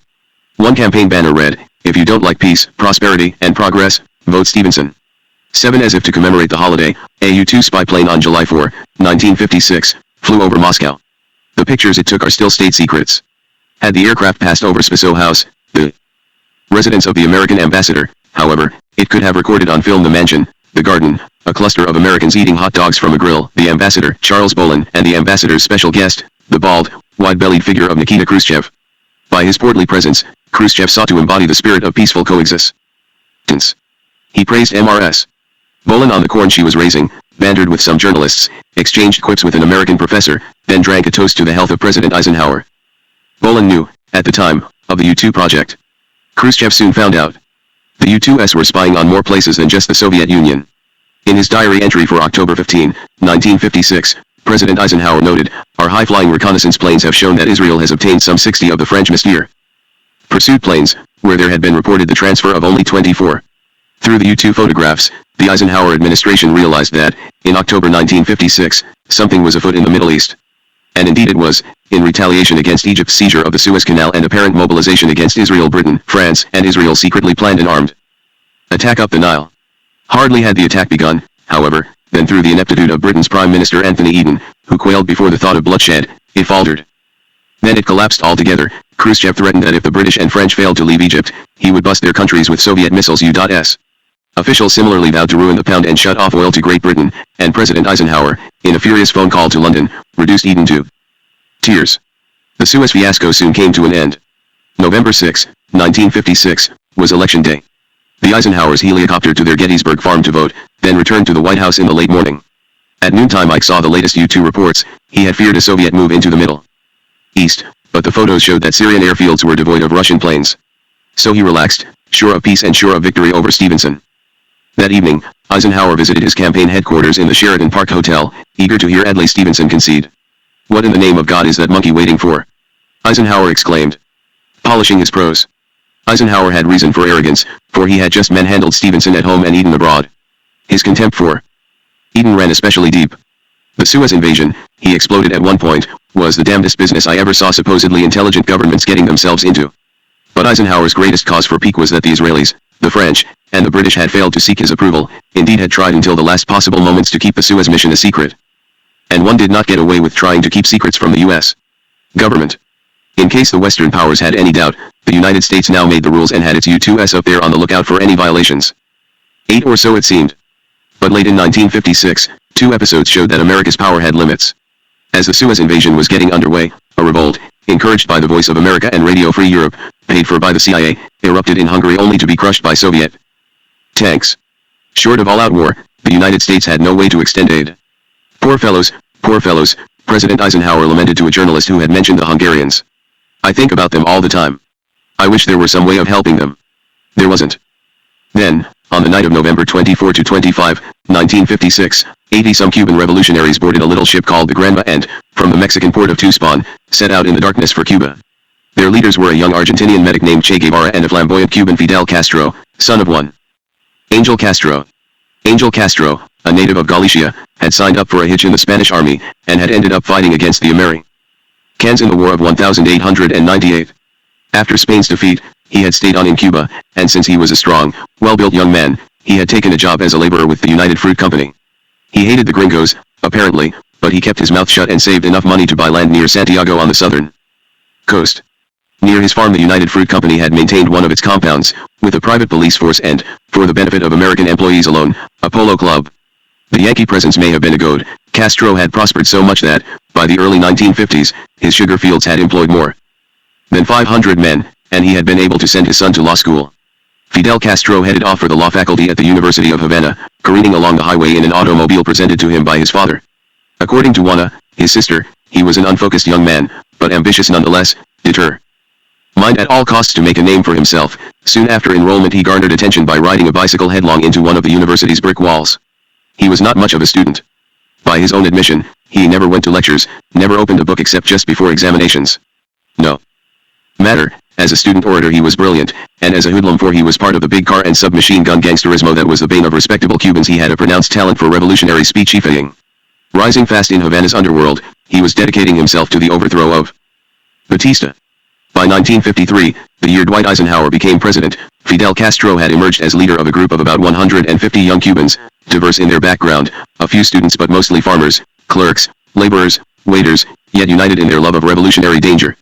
At first they called themselves, simply, the movement, but on July 26, 1956, they staged an insurrection. Ever after, they termed themselves July 26.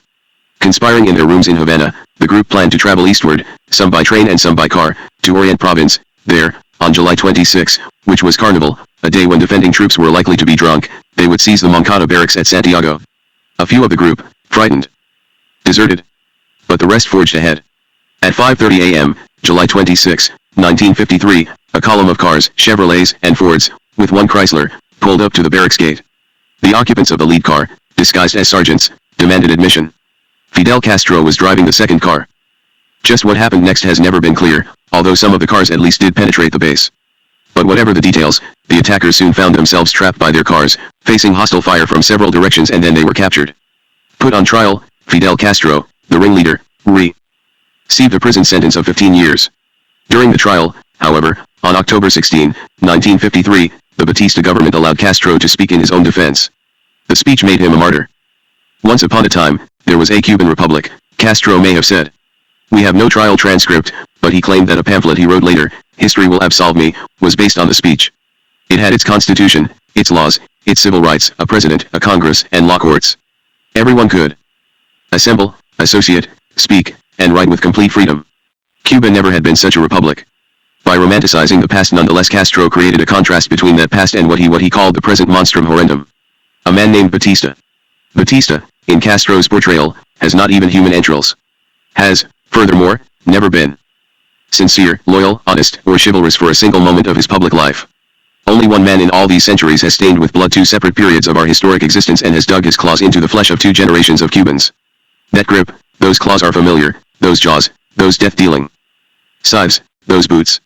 Turning from Batista the monster, Castro flailed away at the system over which Batista presided. He spoke of 700,000 Cubans without work, an exaggeration, of 30% of our farm people who cannot write their names and 99% of whom know nothing of Cuba's history, a curious bracket. And of the capitalists who insist that the Cuban workers remain under a yoke. Then he swept into his conclusion, I know that imprisonment will be as hard for me as it has ever been for anyone filled with cowardly threats and wicked torture. But I do not fear prison, just as I do not fear the fury of the miserable tyrant. Sentence me, I do not mind. History will absolve me. Castro's prison term, carried out in a jail in the Isle of Pines, was hardly as horrible as he had forecast. He faced no torture, and he was allowed to read, voluminously, Kant, Shakespeare, Hugo, Lenin, and biographies of Franklin D.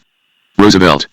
And he communicated with his fellow conspirators, locked up in nearby cells. Then, on May 15, 1955, Batista let him go. To this day we are unsure why. Perhaps Batista had figured he had better show the Americans that he wasn't such a bad guy, after all. In any case, Castro left with a group of his comrades for Mexico. From there he determined to have another go at Batista. There, holed up in a farm near Mexico City, he also made the acquaintance of Che Guevara, himself now in exile from Guatemala. They hit it off. Guevara saw in Castro a great leader and a romantic adventurer. Castro saw in Guevara a seasoned revolutionary and a clever strategist. So on the night of November 24th to 25th, about a year after they had met, Castro and Guevara, along with 82 other exiles, boarded a sailing ship called the Jinba and, from the Mexican port of Tuxpan, set out in the darkness for Cuba. They barely made it. On the morning of December 2, 1956, they saw the green of the Sierra Maestra rising up from the blue of the sea, but the wind stopped, leaving the Jinba becalmed. A Batista reconnaissance plane spotted them and turned back toward land, obviously to report their location. Then a frigate appeared on the horizon. Paddling frantically, the Castro-Guevara group, the July 26 ERS, reached land, only to discover that it was not land but a swamp, swarming with crabs and thick with undergrowth. Only 3 hours later did the column get onto ground, pushing through cane fields in the direction of the Sierra. Thus young Fidel Castro flung himself into his destiny. He was hardly known in Washington at this time, but already the major lineaments of his character had become apparent. He was, in the words of Hugh Thomas, a British historian and author of the most definitive study of Cuba in English, nationalistic, unconventional, ambitious, and audacious. Thomas spotted in Castro an addiction to revolution, a Garibaldian romanticism as expressed in the revolutionary slogans. Patria o muerte. Venceremos. Fatherland or death. We shall conquer. It is almost as if Castro and his colleagues were in love with the concept of revolution, or with the word. Thomas made another and telling comment, if Castro coveted power, and if, once obtained, he like most other politicians would not give it up without a struggle, and if he was certain to use that power in a revolutionary style, the U.S. would inevitably be implicated. Castro's own temperament required tension, probably demanded an enemy. To choose to be free meant for many Cubans, and above for Castro, to act in a way most calculated to anger the U.S. Chapter 3 Fidel to American tourists in the 1950s, Cuba seemed just the right combination of the exotic and the familiar. Beyond the broad sweep of the Havana harbor, commanded on both sides by tall, modern buildings, the city was a rabid warren of twisting alleys, two-story houses with wrought iron railings, Spanish doors that opened into courtyards with benches, flowers, and grandiose fountains. Cuba may have had a high standard of living, on paper, but that standard was an average. For each of the landowners and professional people who lived in mansions overlooking Havana's harbor, dozens more lived in the sewerless slums that spread outward from the capital, or in the overgrown, snake-infested hamlets of the countryside. Batista's Cuba pitted rich against poor, owner against tenant, white against black. And all the while Batista holed up in his palace, where he had surrounded himself with busts of Lincoln. He had no idea how to handle one of the threats to his rule, a law student named Fidel Castro. But Castro sensed how to handle Batista. He had to make Batista reveal himself for what he was, an American puppet. Why, these people are no more fit for self-government than gunpowder is for hell. The speaker, asked if he thought that the Cubans should be free, was General William Rufus Shafter, one of the heroes of the Spanish-American War. The people to whom he was referring, the Cubans, he regarded with loathing. During the war, barefooted Cuban guerrillas had fought alongside U.S. troops, in many cases valiantly, but most of those rebels were of African descent and, in the eyes of the white Americans, little better than thieves. So what was America to do with this now liberated rabble? Up in Washington, Orville Pyatt, a senator from Connecticut, had an idea. Cuba could have a constitution, and thus be free, nominally, but that constitution would contain the following provisions. 1. Cuba would build sewers and eliminate mosquitoes, making the island safe for U.S. private investors. 2. Cuba would grant the U.S. a 99-year lease of the harbor at Guantanamo, making the island safe for the U.S. Navy. And 3. Cuba would acknowledge America's right, when the U.S. saw fit to do so, to intervene in the island militarily, making the Caribbean safe for U.S. interests. In 1901, after intense U.S. pressure, delegates to the U.S. convened Cuban Constitutional Convention wrote these provisions, the Pyatt Amendment, into their document. Wrote General Leonard Wood, another hero of the Spanish-American War, to Theodore Roosevelt, "There is, of course, little or no independence left Cuba under the Pyatt Amendment." But Cuba had become bound to America by more than words. With lobbyists from the American Sugar Refining Trust spreading dollars around Capitol Hill, the company was itching to import cheap sugar from Cuba and thus undersell American domestic producers. The Senate in 1903 ratified a trade treaty with Cuba, and Yankee dollars poured into the island's sugar fields. To safeguard the investment in the face of repeated rebellions, the U.S. Marines went into Cuba in 1906, in 1912, and 1917 on the last occasion, ostensibly, to guarantee the flow of sugar to the American troops in France. The military interventions came to an end, until after Fidel Castro had risen to power. But another sort of intervention took place, the influx of dollars and Yankees, especially after World War II. With new telegraph and telephone connections between the U.S. and Cuba, new ferry service between Havana and West Palm Beach, new air routes into Cuba from New Orleans, Tampa, and Charleston, and with as many as 28 Pan Am flights a day between the island and Florida, the tourist industry stood on the brink of explosive takeoff. With U.S. dollars pouring into the hotels and casinos, furthermore, Cuba was starting to look American. American cars crowded the streets, Havana newspapers advertised tires, sewing machines, refrigerators, all American-made. Movie houses played American films, nightclubs featured American jazz, and served American bourbon, theaters staged American musicals. And with highways, railways, and a Havana harbor that at night glowed with the lights of the cruise ships, Cuba seemed almost like America according to a U.S. Commerce Department report. The island enjoyed one of the highest standards of living in Latin America. It certainly had a slob of a dictator. Eating and drinking hugely, Batista was growing fat. 4 hours at a time, his press secretary later revealed, he would play canasta with his military friends or watch horror films. He would spend more hours showering, changing clothes, combing his hair, knotting his neckties, and listening to private telephone conversations his secret police had taped. He had mistresses galore. He was increasingly out of touch with his people. The people over whom he presided, or lorded, furthermore, were having to endure rampant unemployment, spreading corruption, and financial control by the chieftains of the American mafia. Cuba under Batista was wealthy by Latin American standards, but the distribution of its wealth was skewed, the many poor being very poor and the few rich being very rich, a state of affairs that, in Washington, seemed to bode no trouble. Time cast Batista in the role of America's helpmate. And he certainly helped himself and his buddies to the loot, more even than before. Their hands out and their palms greased, the members of the Batista machine flaunted their wealth with abandon.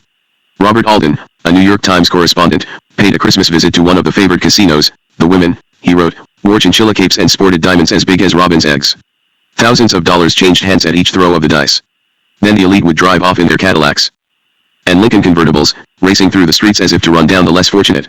Some of the Yankees saw this, some did not, but on the whole, to the tourists it made no difference. Havana was fun, fun, fun. Las Vegas South. For nearly half a century, U.S.-made maps of Florida had included Cuba, as if the island were nothing more than a tropical extension of territorial America. And, in the American thinking of the early 1950s, why not? Cuba after all was nothing more than one of those wayward Latin societies, symbolized in movies and on television by the native dancer Carmen Miranda, feather-brained, oversexed, and given to gyrating her pelvis while, on her head, balancing a bowl of bananas. Great. Cuba, obviously, was America's distant cousin, with baseball, Coke bottles, and one-armed bandits. Cuba was coming along. One of her athletes, Minnie Minoso, starred for the Cleveland Indians and then the Chicago White Sox. The trouble with the American vision was that, during World War II, another Cuban was named School Athlete of the Year. But instead of professional baseball he chose professional revolution. He was Fidel Castro. February 16, 1957, setting out by car from Havana, a middle-aged American couple started off toward the wilds of southeastern Cuba, at various military checkpoints passing themselves off as tourists. The husband actually was Herbert Matthews, a New York Times reporter and an old Cuba hand. Ernest Hemingway had called him brave as a badger. He had told the U.S. Embassy nothing of his trip, and indeed had taken his wife along as camouflage. Then, when he reached the foothills of the Sierra Maestra, he left his wife with friends, and embarked on the mountain climb by foot. He was off in search of the scoop of his lifetime. Rumor in Havana had Fidel Castro dead, killed by Batista's forces somewhere in the jungles. Through a secret emissary, however, Matthews had learned that Castro was alive, well, and ready to grant an interview. Matthews met Castro at dawn on February 17, 1957, and learned of Castro's return to Cuba. The Granma had managed to land, with Castro and his band hiding out in cane fields. Then they were betrayed by a guide. As they came out from among the stalks, on the afternoon of December 5, 1956, they walked into machine gun fire. Many died, some became prisoners. A few, including Guevara, Fidel, and Raúl Castro, escaped, somehow slipping up to the mountains. The band now numbered 16 men. Desperate, they ate herbs and rockhorn, and Fidel sucked cane stalks.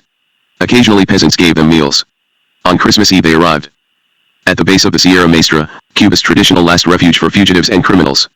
A mountain range about 100 miles long, running along Cuba's southeastern coast, the Sierra Maestra was the wildest part of the island, its slopes rising precipitously from cactus plants and near-desert conditions at its base to tree ferns and rainforests surround its peaks.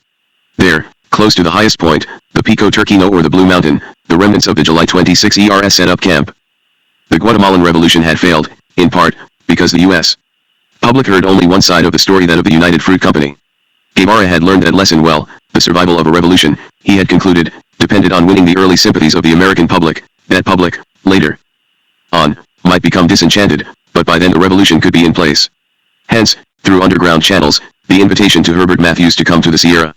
He and Castro talked throughout the day and on into the night. A week later, the first of Matthews's three-part series on Castro hit the front page of the New York Times. The personality of the man is overpowering, Matthews wrote. It was easy to see that his men adored him. Here was an educated, dedicated fanatic, a man of ideals, of courage, and of remarkable qualities. Of leadership. He got a feeling that he is now invincible. Castro, in Matthews's account, was a powerful 6-footer, olive-skinned, full-faced, with a shapely beard. He was dressed in an olive gray fatigue uniform and carried a rifle with a telescopic sight of which he was very proud. Castro, Matthews believed, was Jeffersonian, radical, democratic, and therefore anti-communist, with no animosity toward the United States and the American people. Matthews's series ignited a firestorm, for he predicted that General Batista cannot possibly hope to suppress the Castro revolt. Infuriated, the Batista government accused Matthews of having invented the whole story. But, in rebuttal, the New York Times printed a photograph taken during the Sierra Maestra interview. Right there, under a wooden lean-to, with trees and sunshine in the background, Castro in his fatigues was lighting a cigar, and Matthews, wearing a beret and chomping on his own cigar, was scribbling away on a notepad. Yet Castro's eventual victory was hardly certain. In countries such as China, Guatemala, and Colombia, guerrilla forces had survived for years, but without short-term success. Cuba, however, was different. In the words of Hugh Thomas, the island's most prominent English-language historian, the reasons for Batista's fall did not lie in the Sierra. The field of struggle was in Havana, and in Santiago, and in Washington as well. Batista, to be sure, still had friends in Washington. But he was demonstrably losing friends in Cuba, and so, to the U.S. administration, he was ever more a liability. The way to avoid a real revolution in Cuba, American officials were starting to think, might be to let Batista go and to replace him with someone right-wing and popular. 1957 began well for John F. Kennedy. Thanks to the Democratic National Convention, he had had national exposure. Now, thanks to Majority Leader Lyndon B. Johnson, and to Joseph Kennedy, who pressured Johnson, he had the prestige of a seat on the Senate's Committee on Foreign Relations. And soon, thanks to Henry Luce, his father's pal, he had his picture on the cover of Time. To be president in 1961, he needed more. He needed to win re-election to the Senate by so stunning a victory in 1958 that he automatically would be far ahead of any rivals. And his father was going to arrange it all. Over a dinner in Palm Beach, one of John's buddies started to tease him about some woman or other he had had. Slapping the table, Joseph Kennedy glared down and ordered, "You're not to speak like that anymore. There are things that you just can't bring up anymore, private things. You've got to forget them. Forget the Jack you once knew. From now on you've got to watch everything you say. The day is coming, and it's coming soon, when he won't be Jack anymore at all, not to you and not to the rest of us either. He'll be Mr. President. And you can't say or do anything that will jeopardize that." So commanding, Joseph Kennedy had created what his biographer termed a publicity buildup unprecedented in U.S. political history. But whether son John would jeopardize the campaign and indeed the presidency was another matter. 3 mid-1957 brought a whisper of East-West reconciliation, fearing that the U.S. would supply the West Germans with nuclear weapons. Chairman Khrushchev floated the Rapacki Plan. Adam Rapacki was the Polish foreign minister, a scheme that would have left Central Europe, including East Germany and Poland, nuclear-free. And in the early autumn of 1957, George Kennan, original author of the containment policy and by this point a visiting professor at Oxford, gave a series of lectures on the BBC, urging a disengagement for Central Europe. But back in his P Street home in Georgetown, Dean Acheson was furious with Kennan. Acheson stated in a press release, had never grasped the realities of power relationships. And the White House simply ignored the Rapaki plan. Then the American people found a new worry. It was called Sputnik. It was us versus them, a journalist remembered. It was the American way of life, not to mention tail fins, Wrigley's spearmint gum, Wednesday night bowling, and attending the church of your choice, going against the godless horde. The reporter was referring to the mania in America that followed the launching, in October 1957, of the Soviet space satellite, Sputnik. Listen now for the sound which forevermore separates the old from the new, so whispered an NBC television announcer, and peering into their oval screen sets, millions of Americans heard, from beyond the earth, Sputnik's beep beep beep. The sound was eerie and scary. Egged on by his constituents, Senator Henry Jackson demanded a national week of shame and danger. The American public was jumping. So was H. Rowan Gaither, Jr., an official of the Ford Foundation. Unless the country pumped up its defense spending to nearly $50 billion a year, warned a commission that Gaither had chaired, the U.S. might lose the Cold War. America, Gaither concluded, had to goose up the arms race, and do so fast. Congress complied, raising ICA's annual defense budget to nearly $45 billion. The Gaither report was classified. Administration officials nonetheless leaked enough of it to justify an arms buildup. Far behind in the arms race now, Khrushchev countered with a scheme for an atom-free zone in the center of Europe. Eisenhower, advised by former Secretary of State Dean Acheson, turned the idea down flat. By late 1957, hopes for a thaw in the Cold War had all but vanished. Indeed, the newspapers were full of the darkest stories. The Soviets were leading in the arms race. America was facing a missile gap. America might be conquered. From his U-2 reports, President Eisenhower knew that the rumors were false. But the reports were good news for the Democrats, and with a recession looming, the White House moved to boost defense spending. So contracts went out and the missile program took off. Convair and Martin got the go-ahead for the Atlas and the Titan, intercontinental ballistic missiles. Ramo Woodridge got responsibility for systems engineering in the missiles. North American got to build engines for the Jupiter. The Army's counterpart of the Navy's Thor Chrysler got the right to assemble the Jupiters, and, as primary contractor and design coordinator for all the above rockets, Douglas Aircraft got the contract to construct the airframes. The Pentagon was spreading the wealth around. It also was spreading the missiles around. Florida's Cape Canaveral soon was ablaze with missile firings, most of them unsuccessful. But toward the end of the year a rocket lifted a nose cone 300 miles above the Earth and 1,300 miles down the Atlantic Channel. Then, in November, the Soviets launched a space satellite that contained a puppy when the animal died in orbit. American reporters wrote of communist beastliness, and President Eisenhower urged the missile makers to make their missiles even faster. On Christmas Day, 1957, a certain American was in Havana. He stayed in the embassy, attended early mass, then spent the rest of the day with his chum, Fulgencio Batista. The American, whose father had extensive investments in Cuba and benefited from Batista's protection, was Senator John F. Kennedy. Soon after the turn of the year, John Kennedy had a series of encounters with another gentleman, although these were not so convivial as his time with Batista. On several occasions, after Democratic Party meetings, he shared rides back to Georgetown with Dean Acheson. Their relationship was uneasy. I would not say that we were in any way friends, Acheson later remembered.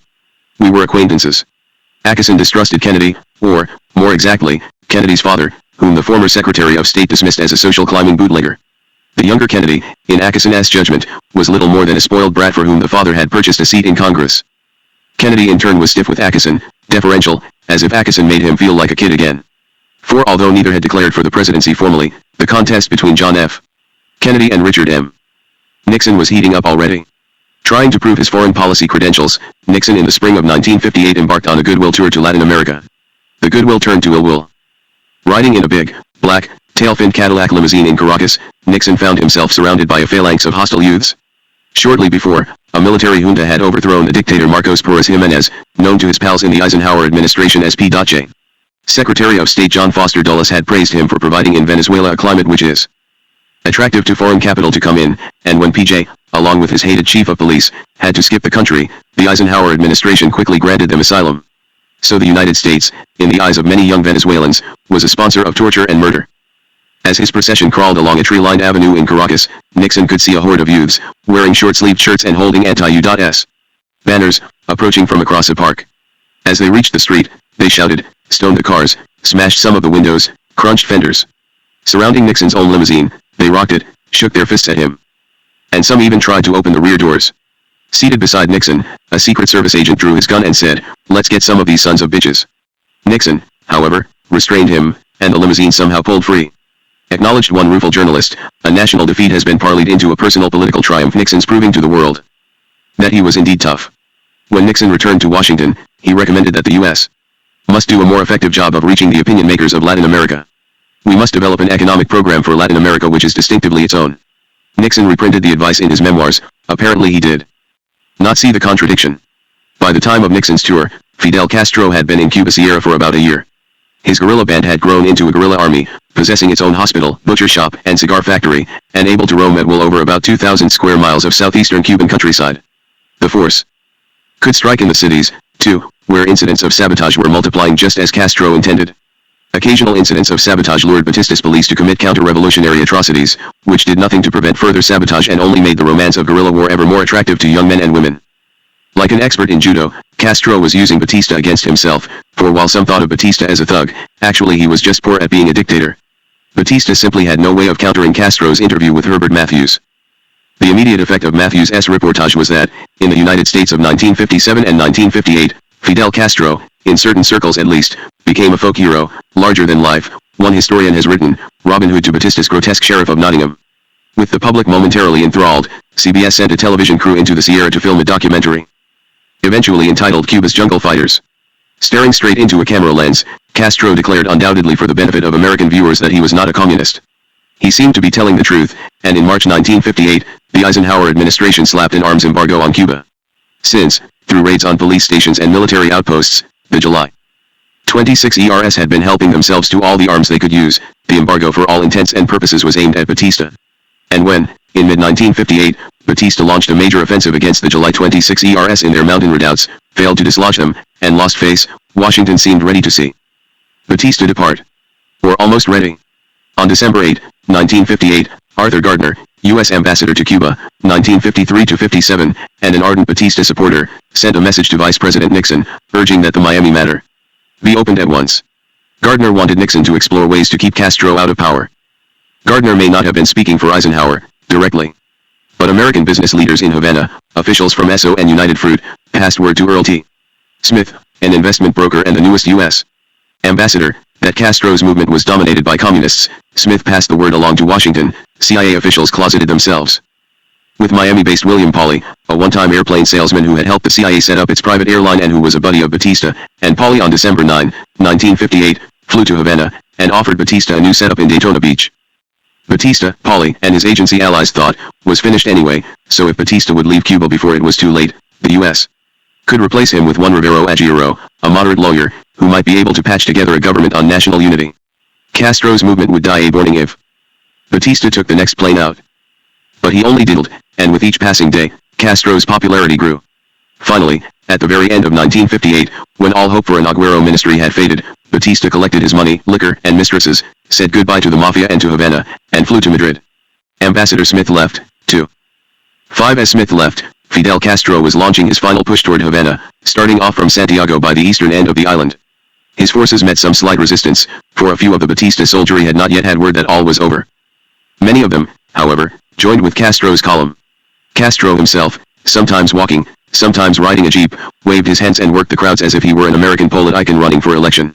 While he had not exactly won a military victory, people had grown sick of the old Batista crowd, and responded to Castro and his July 26 ERS as if they were conquering heroes.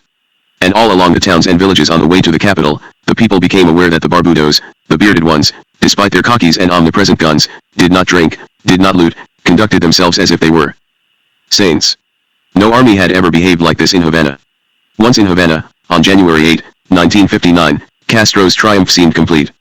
As his cars, jeeps, tanks, and trucks drove in from the east, television cameras covered his route of entry, and along every street and corner, from the outlying slums to the old quarter and finally to the presidential palace, the huge crowd sang and embraced, and held up placards inscribed, Gracias, Fidel. With his rifle with its telescopic lens slung over his shoulder, he mounted the palace steps, then stood at a microphone to address his people. As I watched Castro, I realized the magic of his personality, wrote an American woman who was in the crowd below. He seemed to weave a hypnotic net over his listeners, making them believe in his own concept of the functions of government and the destiny of Cuba. After he had finished, he moved on to the Campamento Colombia, the fortress nearly, and as he did so crowds parted for him as the Red Sea had parted for Moses. When Mrs. Bonsai and I landed at the Havana airport on the rainy evening of February 19, 1959. We were cordially greeted by old and new friends. Thus began the memoir of Philip W. Bonsai, Earl Smith's replacement as U.S. ambassador to Cuba. Unlike the buffoonish Smith, Bonsai, a slender 6-footer, was a professional diplomat, fluent in Spanish, and deeply versed in Latin American affairs. In Cuba he was an immediate hit, for after he had walked down the ramp from his airplane, he strode up to one of Castro's bearded revolutionaries, a man with a submachine gun slung over his shoulder, shook the man's hand, and expressed admiration for the Fidelista's courage. Widely reported in the Cuban press, the Christian Science Monitor reported, his gesture endeared him immediately to Cubans. For a time, the sentiment was mutual. In April 1959, at the invitation of the American Society of Newspaper Editors, Castro flew to the States. Although President Eisenhower refused to meet him, the press heaped him with praise, the CIA briefed him on the menace of communism, Vice President Nixon conversed with him, Nixon thought him sincere but incredibly naive about communism, and Castro posed for photographs at the Lincoln Memorial. To be sure, Castro made a few Americans nervous. Oregon's Democratic Senator Wayne Morse regarded Castro's springtime war crimes trials of Batista's old supporters as nothing more than kangaroo courts. In one case, Castro indeed had overruled an acquittal, himself giving a group of Batista pilots 30 years confinement, and Nixon thought Castro had paid him little attention. Yet Castro could probably be handled, Ambassador Bonsai said to a caller, and he, Bonsai, could handle him if he were left alone. Castro was a terrific person, physically and mentally. He was far from crazy. He was not living on pills as some of the U.S. newspapers had alleged, and he was not a communist. So when Castro returned to Cuba in May 1959, he had visited Canada and Brazil as well as the United States. He had received America's right hand, if not of fellowship, then at least of sufferance. As far as the Eisenhower administration was concerned, Castro and Cuba were free to go their own way. Free, that is, as long as their way did not involve communism. If Bonsai really had thought he could handle Castro, then he was soon disillusioned. U.S.-Cuba relations were spiraling downward, fast. A few days after he had come back to Havana, Castro presented his cabinet with a draft version of an agrarian reform law. Written by Guevara, or by a Guevara aide, and inspired by the Guatemalan reform law, the Cuban measure would authorize the government to take much of the island's land back from its owners, many of them companies based in America, and hand it out to the peasants. The cabinet approved, and in a ceremony up in the Sierra Maestra, promulgated the law. The date was May 17, 1959. The reaction in the United States was sharp. On Wall Street the value of Cuban stocks, especially in sugar and the utilities, plummeted, and a spate of articles in the American press portrayed Castro's Cuba as turning to communism. Before May 17, 1959, Time and Newsweek, between them, had run only one piece on communism in Cuba. After May 17, 1959, their issues were chock full of such stories. Through the embassy in Havana, the American companies whose fields had been expropriated pressed Castro for compensation. Castro offered to pay them back, in the Cuban currency and at a rate far below that which they demanded. Late in May, a Spanish-speaking hit squad tried to kill Castro. Cuban intelligence believed the group had come from the soil of an American ally, Trujillo's Dominican Republic. Castro sent a hit squad of his own to Santo Domingo, but all his men were killed or imprisoned. Castro tried to buy weapons in Britain and Belgium. The U.S.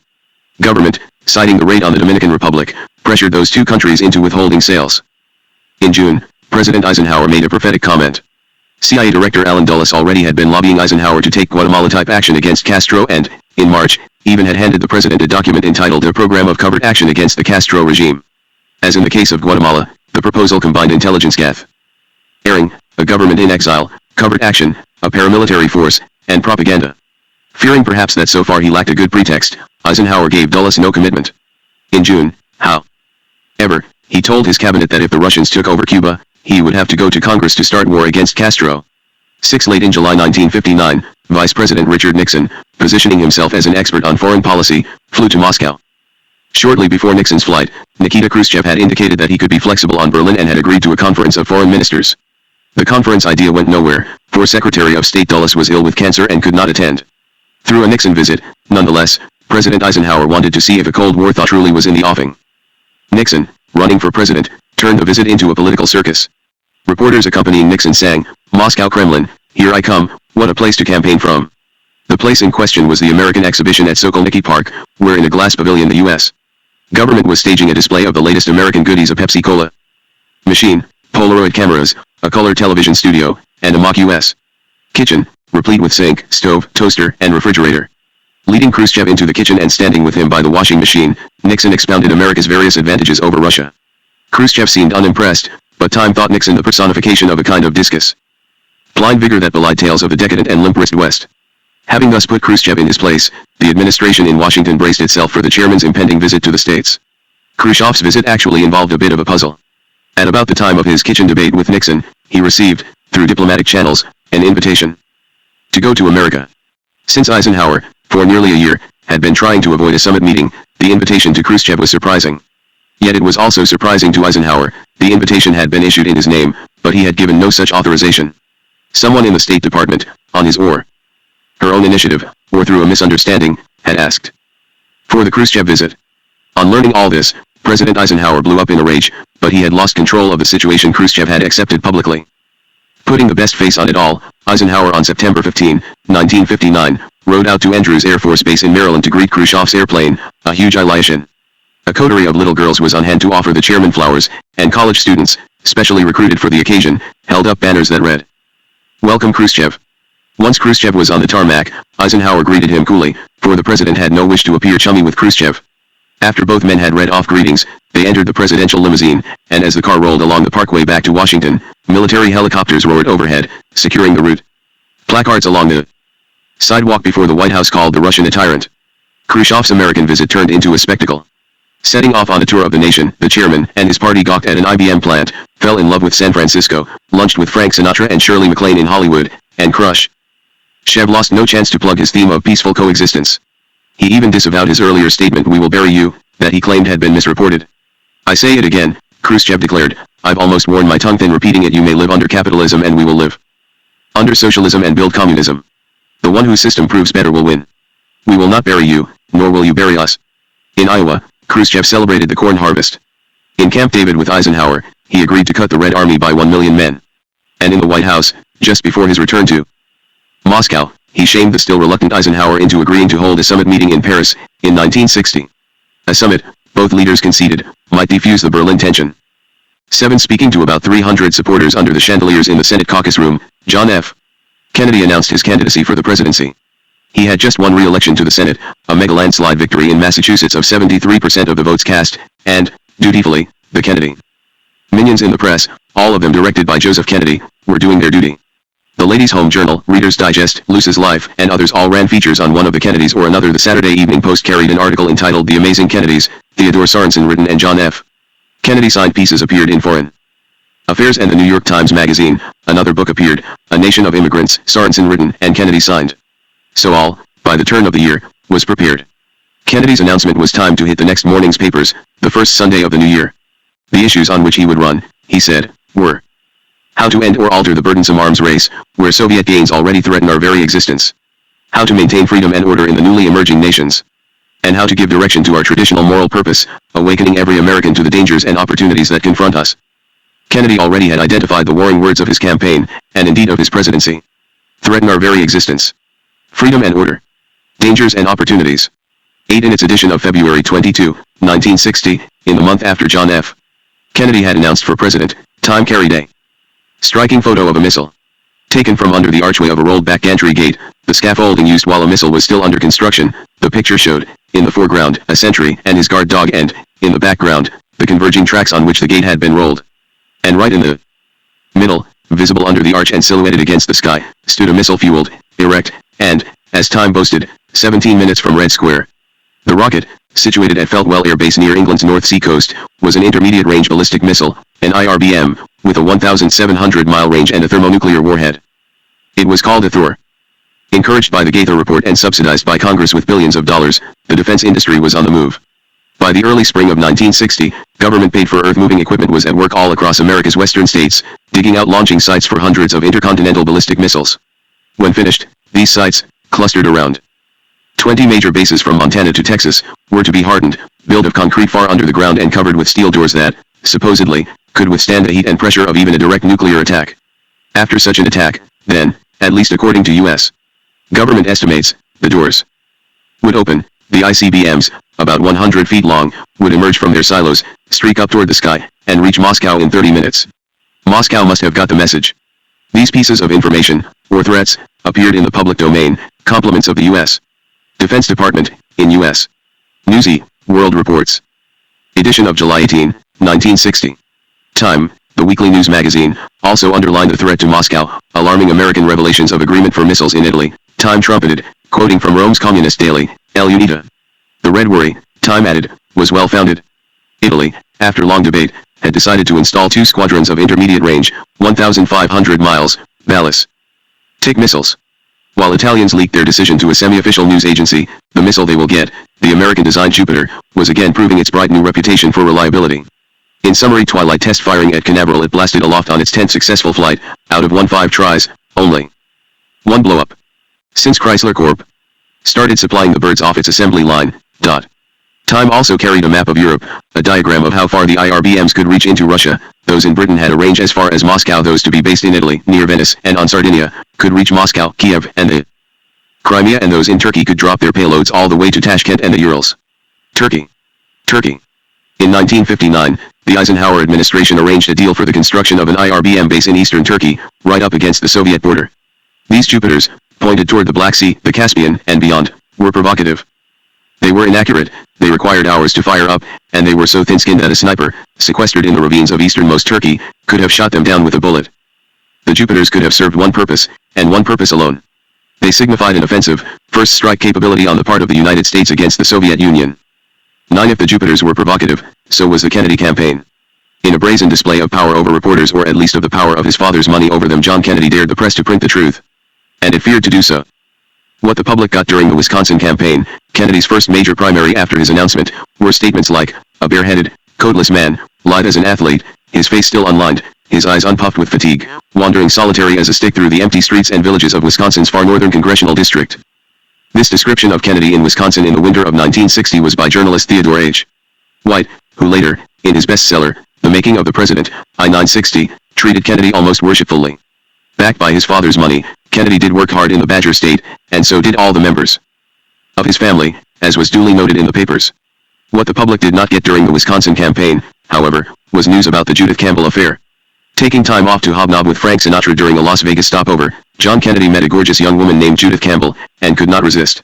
How much of her story, as Campbell herself has told it, we are to believe is anyone's guess. She claimed that she had been ignorant of the fact that she had been consorting with mobsters. Perhaps so. But what rings true in her memoirs was the attitude of John Kennedy. As she documents, he practically advertised their liaisons as if proving his own invincibility. Shortly after their introduction, she wrote, "Kennedy called to ask if I would have lunch with him. He was having a press conference in the covered section between the Sands Casino and the pool area, and he suggested that I meet him there around 12:30 on February 8, I-960.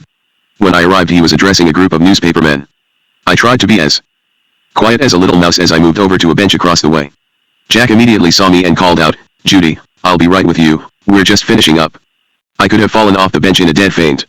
'Fine, take your time,' I managed to vocalize to my complete surprise, my face turning every shade of red.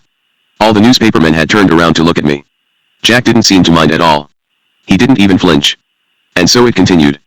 After a 3-hour lunch on Sinatra's patio, they went to a reception in Kennedy's honor in one of the banquet rooms of the Sands. There was no avoiding Jack at the reception. Campbell wrote. Every time he made his way over to me in the crowd, and came over and touched my hand, all eyes were focused on us. But nobody printed a word. It was as if the Kennedys had the press in their thrall. Oh, the Eisenhower administration was drawing the sword. From deep within the government, officials were filling the Washington air with the cry of betrayal. Who had lost Cuba? Former Assistant Secretary of State for Latin American Affairs Roy Robotham was one scapegoat. Robotham favored Castro, declared former Ambassador to Cuba Arthur Gardner, and William Wieland, who had been in charge of the Caribbean desk of the State Department, was another. Both indeed had helped clamp the arms embargo upon Batista. But the arch-villain, in the eyes of the arch-conservatives, was Herbert Matthews, who, after the initial enthusings prompted by his articles from the Sierra, found himself branded at best as a fool and at worst as a traitor. In a parody of the New York Times' own want ad advertisement, the May 1960 issue of William F. Buckley's National Review ran a cartoon, sitting astride a map of Cuba labeled "Police State of Cuba" was a revolutionary, wearing fatigues, holding a rifle, and sporting a black beard. The caption, "I got my job through the New York Times." The major enemy, of course, was really not Matthews but Castro. The U.SX-Cuban relationship was degenerating rajadly that, by late 1959 and early 1960, it resembled the 1941 prelude to war between the U.S. and Japan. On October 11, 1959, an airplane dropped 3 bombs on a sugar mill in Pinar del Rio. Without producing evidence, Castro claimed the plane had flown down from Florida. Cuba sent Washington a formal protest. 10 days later, a former pilot with Batista flew over Havana and dropped a stack of anti-Castro leaflets. This airplane clearly had come from Florida. Castroite anti-aircraft guns fired after the plane. The projectiles fell into the city streets and killed 3 people. Castro claimed the aircraft had dropped bombs. Early in November 1959, Revolution carried a piece about the presence in Mexico City of Soviet Vice Premier Anastas Mikoyan. The Cuban paper hinted that Castro, too, would welcome a visit. In early January, Castro took over more U.S. property, 6 sisal plantations, this time offering to pay 50% of the stated value. Washington rejected the offer as too low. On January 12, 1960, an unmarked airplane out of Florida dropped incendiary bombs on 7 sugarcane fields northeast of Havana. At this moment, the American government might have called back the dogs of war. But, wrote Hugh Thomas, an historian of Cuba, Eisenhower did nothing about the plans for backing the counter-revolution. Instead, he went on a short journey to see South America for himself. But the incendiary raids by exiles from Florida continued. Incendiary bombs fell on Puerto Padre and upon several cane fields in the north. There were other raids, one by a U.S. built aircraft of Moroccan registration. Then, early in February 1960, Anastas Mikoyan, the mustachioed deputy premier of the Soviet Union, arrived in Havana. He also had been in the United States. He had dined with Allen Dulles and told him that Moscow hoped to set up a trade mission in Cuba and Mexico. He had worked out a trade agreement with the latter country. Washington so far had raised no objections, although it was watchful. In Cuba, then, he proposed a trade of industrial goods and oil for sugar. That proposal seemed to catalyze the trouble to come. Castro took Mikoyan up on the offer and then demanded that Esso, which had plants in Cuba, refine the Soviet oil. At the behest of the State Department, the company refused to do so. Castro seized its plants, without tendering payment. On March 4, I-960, La Cabra, a French cargo vessel loaded with munitions for Cuba, blew up in the Havana harbor, killing many people. Carelessness on the part of stevedores may have caused the explosion. Castro nonetheless blamed T-Taj-NH. Asked the Soviets for arms. On March 17, 1960, President Eisenhower authorized a program for the overthrow of Castro. The document he signed was entitled A Program of Covert Action Against the Castro Regime, and it listed 4 points of attack. 1. Creation of a responsible and unified Cuban opposition to the Castro regime located outside of Cuba. 2. A powerful propaganda offensive against Castro. 3. Creation of a covert action and intelligence organization within Cuba. And 4. The development of a paramilitary force outside of Cuba for future guerrilla action. All this, Eisenhower said later, was a program, not a plan. Chapter 4. 90 miles off our shore. While such endeavors were proceeding, the 1960 presidential campaign was starting to heat up. The press was focusing its attention on West Virginia. The familiar picture of the Kennedy campaign in West Virginia, as sketched by the court historian Theodore H. White, was that of the Kennedy, aided by Franklin D. Roosevelt, Jr., campaigning up and down the hills and dales of West Virginia, smiling, shaking hands, and showing voters in the mountain state that Catholics could be as human as Protestants. This description was valid, as far as it went. It just did not go very far. While anti-Catholicism did exist in West Virginia, the Kennedy camp exaggerated the degree of prejudice by flooding the coal towns with leaflets that denounced papism so that John Kennedy, on television, could make a display of the kind of bigotry he had to combat. Television, of course, cost money, and here, as Theodore White detailed, Kennedy simply swamped his rival, Democratic Senator Hubert H. Humphrey, forcing the Minnesotan into using personal money simply to stay on the air. But the money had another use, one unmentioned in White's account. It was widely reported, a recent historian has recounted, that during the West Virginia primary large amounts of Kennedy money wound up in the pockets of potential Kennedy voters. Charles D. Hilden, Jr., editor of the Logan Banner, reported that, in Logan County, payoffs ranged anywhere from $2 and a drink of whiskey to $6 and 2 pints of whiskey for a single vote. Later, in December 1961, FBI listening devices picked up evidence of large mafia donations to the West Virginia campaign that had apparently been dispersed through Frank Sinatra. It was this under-the-table money, used to make payoffs to key election officials, that was to be perhaps the deciding factor in the contest. None of this made the news at the time, or the quasi-official histories published soon thereafter. Nor did John Kennedy's continuing affair with Judith Campbell, especially not since, in April 1960, according to her own story, she was introduced by Frank Sinatra to Sam Giancana, the gangland boss of Chicago. All this the Kennedys were able to keep out of the public purview. President Eisenhower was not so fortunate. He got caught, in effect, with his pants down. Tall and gaunt, smiling always through the hideous pain of advanced arthritis, Christian Herter, former governor of Massachusetts, had succeeded John Foster Dulles as Secretary of State. He was the most Brahmin of Brahmins from Boston, but even he seemed rattled when, on May 3, 1960, he learned from a cable out of Athens that the unthinkable had happened. A U-2 spy plane, flown by pilot Francis Gary Powers, had flown out of a secret base in Pakistan, set its course for another secret base in Norway, but, about 1,000 miles inside the border of the Soviet Union, been shot down. Secretary Herter notified President Eisenhower, who was playing golf in Pennsylvania, and allowed that the pilot probably was dead. Speaking to the press, President Eisenhower indicated that an American weather plane had gone astray, and that its whereabouts, and the fate of its pilot, were uncertain. The Soviets, however, produced the pilot, Powers, put him on television, and he himself indicated that he had been on a spy mission. So, Eisenhower, whom the world had trusted as it had trusted few leaders, was shown to be a liar. For the newspaper editions of Sunday, May 8, I-960, headline writers and front-page reporters had the story almost of a lifetime. The New York Times, U.S. concedes flight over Soviet defense search for intelligence. The Washington Star, Khrushchev's story partly conceded. The San Francisco Chronicle, moral leadership of U.S. harmed. Said the Washington Post, this country was caught with jam on its hands. Do our intelligence operatives, asked the St. Louis Post-Dispatch, enjoy so much freewheeling authority that they can touch off an incident of grave international import by low-level decisions unchecked by responsible policy-making power? There must be an investigation of the circles which placed our country before the world in the light of a barefaced liar. Later in May 1960, President Eisenhower went off to the long-negotiated First Summit meeting, held in Paris. Present also were the host, France's President Charles de Gaulle, as well as Britain's Prime Minister Harold Macmillan and the Soviet Union's Premier and Chairman, Nikita Khrushchev. But the meeting broke apart on arriving in Paris. Eisenhower had paid respects to de Gaulle and Macmillan, while virtually ignoring Khrushchev, and Khrushchev, under pressure from Kremlin hardliners who saw in the U-2 episode a perfect example of American perfidy, stomped out. Fearing the expense and dangers of the nuclear arms race, Eisenhower and Khrushchev had been groping toward accommodation. Someone in the UJ government nonetheless had allowed J-Lot Powers and his U-2 spy plane to violate Soviet airspace. Who was responsible? We still DC thought no. The U.S. was closing a vice on Cuba.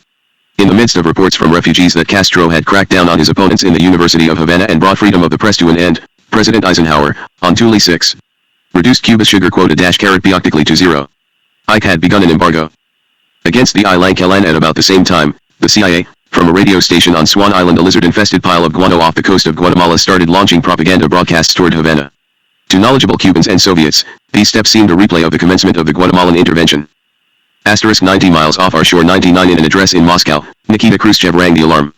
Figuratively speaking, he said, if need be, Soviet artillerymen can support the Cuban people with their rocket fire if aggressive forces in the Pentagon choose to start intervention against Cuba. In the Pentagon itself, reported Hanson W. Baldwin, military specialist for the New York Times, some of the brass had visions of Cuba as a base for Soviet missiles, but they dismissed the worry on the ground that Khrushchev would see such bases as easy to destroy. 4 days after Baldwin raised the issue of missiles in Cuba, the Democrats poured into Los Angeles to open their national convention.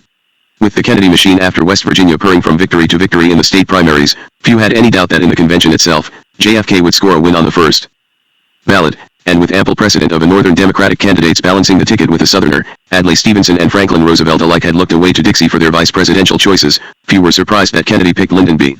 Johnson, the Senate Majority Leader from Texas.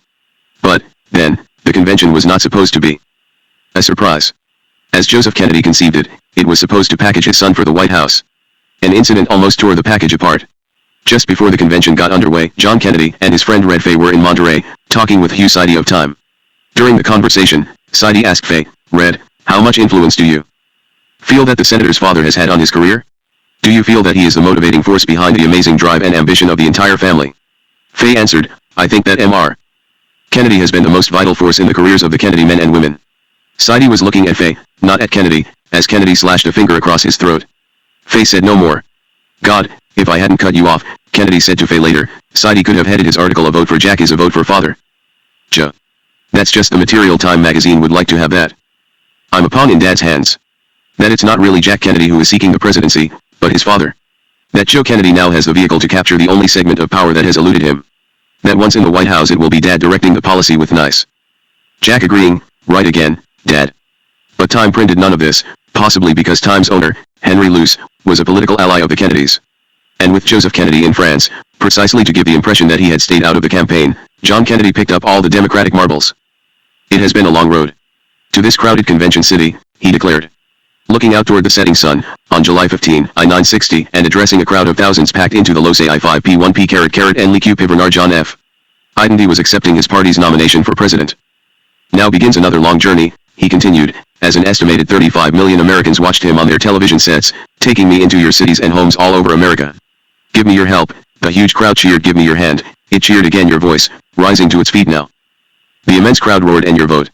The Republicans early in August 1960 nominated Richard M. Nixon for president. Shortly after they did so, Eisenhower secretly jamethorized $13 million the CIA-run Guerrilla war against Castro. And his secret quarters down on the Mall, Richard Bissell, the CIA chieftain who had fathered the U-2, took charge of the Cuba operation. The problem was, the secret was soon no secret. The contest between Kennedy and Nixon kicked off in earnest after Labor Day, 1960, with Kennedy himself giving a speech in Detroit. His manner, one historian has noted, was taut, tense, and rushed. And with his Harvard accent and habit of jabbing the air with his fist, he appeared unnatural to many. In Detroit many thought his fast-paced delivery sailed right over most people's heads. He was, furthermore, several points behind Nixon in the polls. To catch up, the Kennedy campaign made elaborate use of no-famous advance men, agents who would proceed Kennedy to an airport and there, for the benefit of television cameras, organize crowds of young women who would go wild when the candidate landed. The candidate also sought to outflank Richard Nixon on the right. In general terms, Kennedy charged that the Eisenhower administration had allowed the United States to slip behind the Soviet Union, behind in influence, behind in economic growth, behind in missiles, and the last of these charges gave rise to Kennedy's allegation, albeit false, of a missile gap. In specific terms, Kennedy, starting with an October 6, 1960, speech at the Cincinnati Garden, accused Eisenhower of creating in Cuba _communism's first Caribbean base. We did nothing, Kennedy claimed, to persuade the people of Cuba and of Latin America that we wanted to be on the side of freedom. In making these attacks, in practically accusing Eisenhower of appeasement, Kennedy had reckoned without the president's well-honed sense of timing. On October 13, 1960, about 3 weeks before the election, President Eisenhower banned all U.S. exports, save medicines and food, to Castro's Cuba. In a quick sidestep, the Eisenhower administration now had outflanked Kennedy on the right. During the famous television debates, Kennedy and Nixon outdid each other in their expressions of loathing for Castro.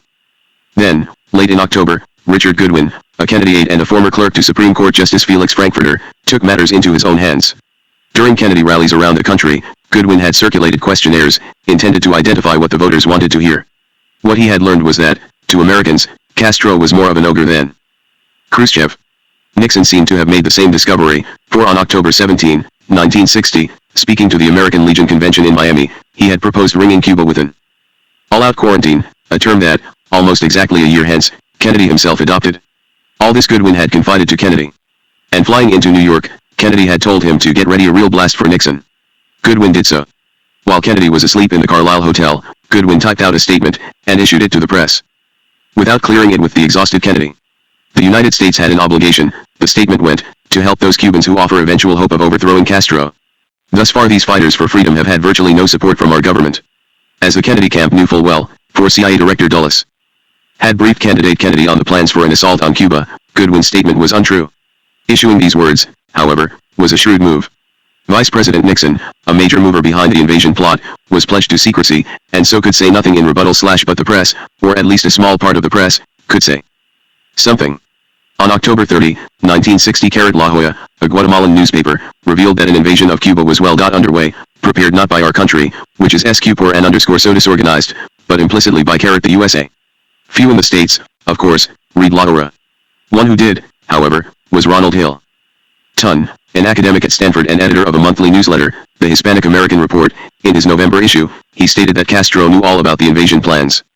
Picking up Hilton's report, The Nation ran a description of the Guatemalan base wherein the CIA was training Cuban exiles for a hit at their homeland. But the Nation was small and left-leaning. American voters went to the polls in almost total ignorance of what loomed over Cuba. Election night, November 8, 1960, found the whole of the Kennedy family at Hyannisport, milling in and out of Robert Kennedy's house, wired up as a vote analysis and telephone communication center. At first, at about 10:30 p.m., as the vote tallies began to trickle in from the industrial and heavily Catholic states of the Northeast, the results looked good. The IBM computer was predicting a Kennedy victory in the popular vote of 56%. But then disappointing telephone calls came in from Ohio, the northeast corner of the state. Was safely Democratic, but Cincinnati, although heavily Catholic itself, was Republican in its leaning, and going for Nixon elsewhere in that populous state Nixon was enjoying a landslide. From farther out and down Wisconsin, the old border states, and the prairies beyond the Mississippi Nixon looked unbeatable. With Lyndon Johnson on the ticket, the South was still solid for the Democrats, and Texas, as Johnson phoned Hyannisport, was close, but safe. But from Illinois, with its potentially controlling number of electoral votes, the Kennedys were hearing nothing. Unnerved almost, the candidate himself telephoned Chicago's Mayor Richard Daley. Daley, according to John Kennedy's friend Ben Bradley of the Washington Post, was reassuring, Mr. Precy. Dent, Daley stated, with a little bit of luck, and the help of a few close friends, you're going to carry Illinois. Kennedy in the end carried Illinois by 8,858 votes, about one voter for each polling place.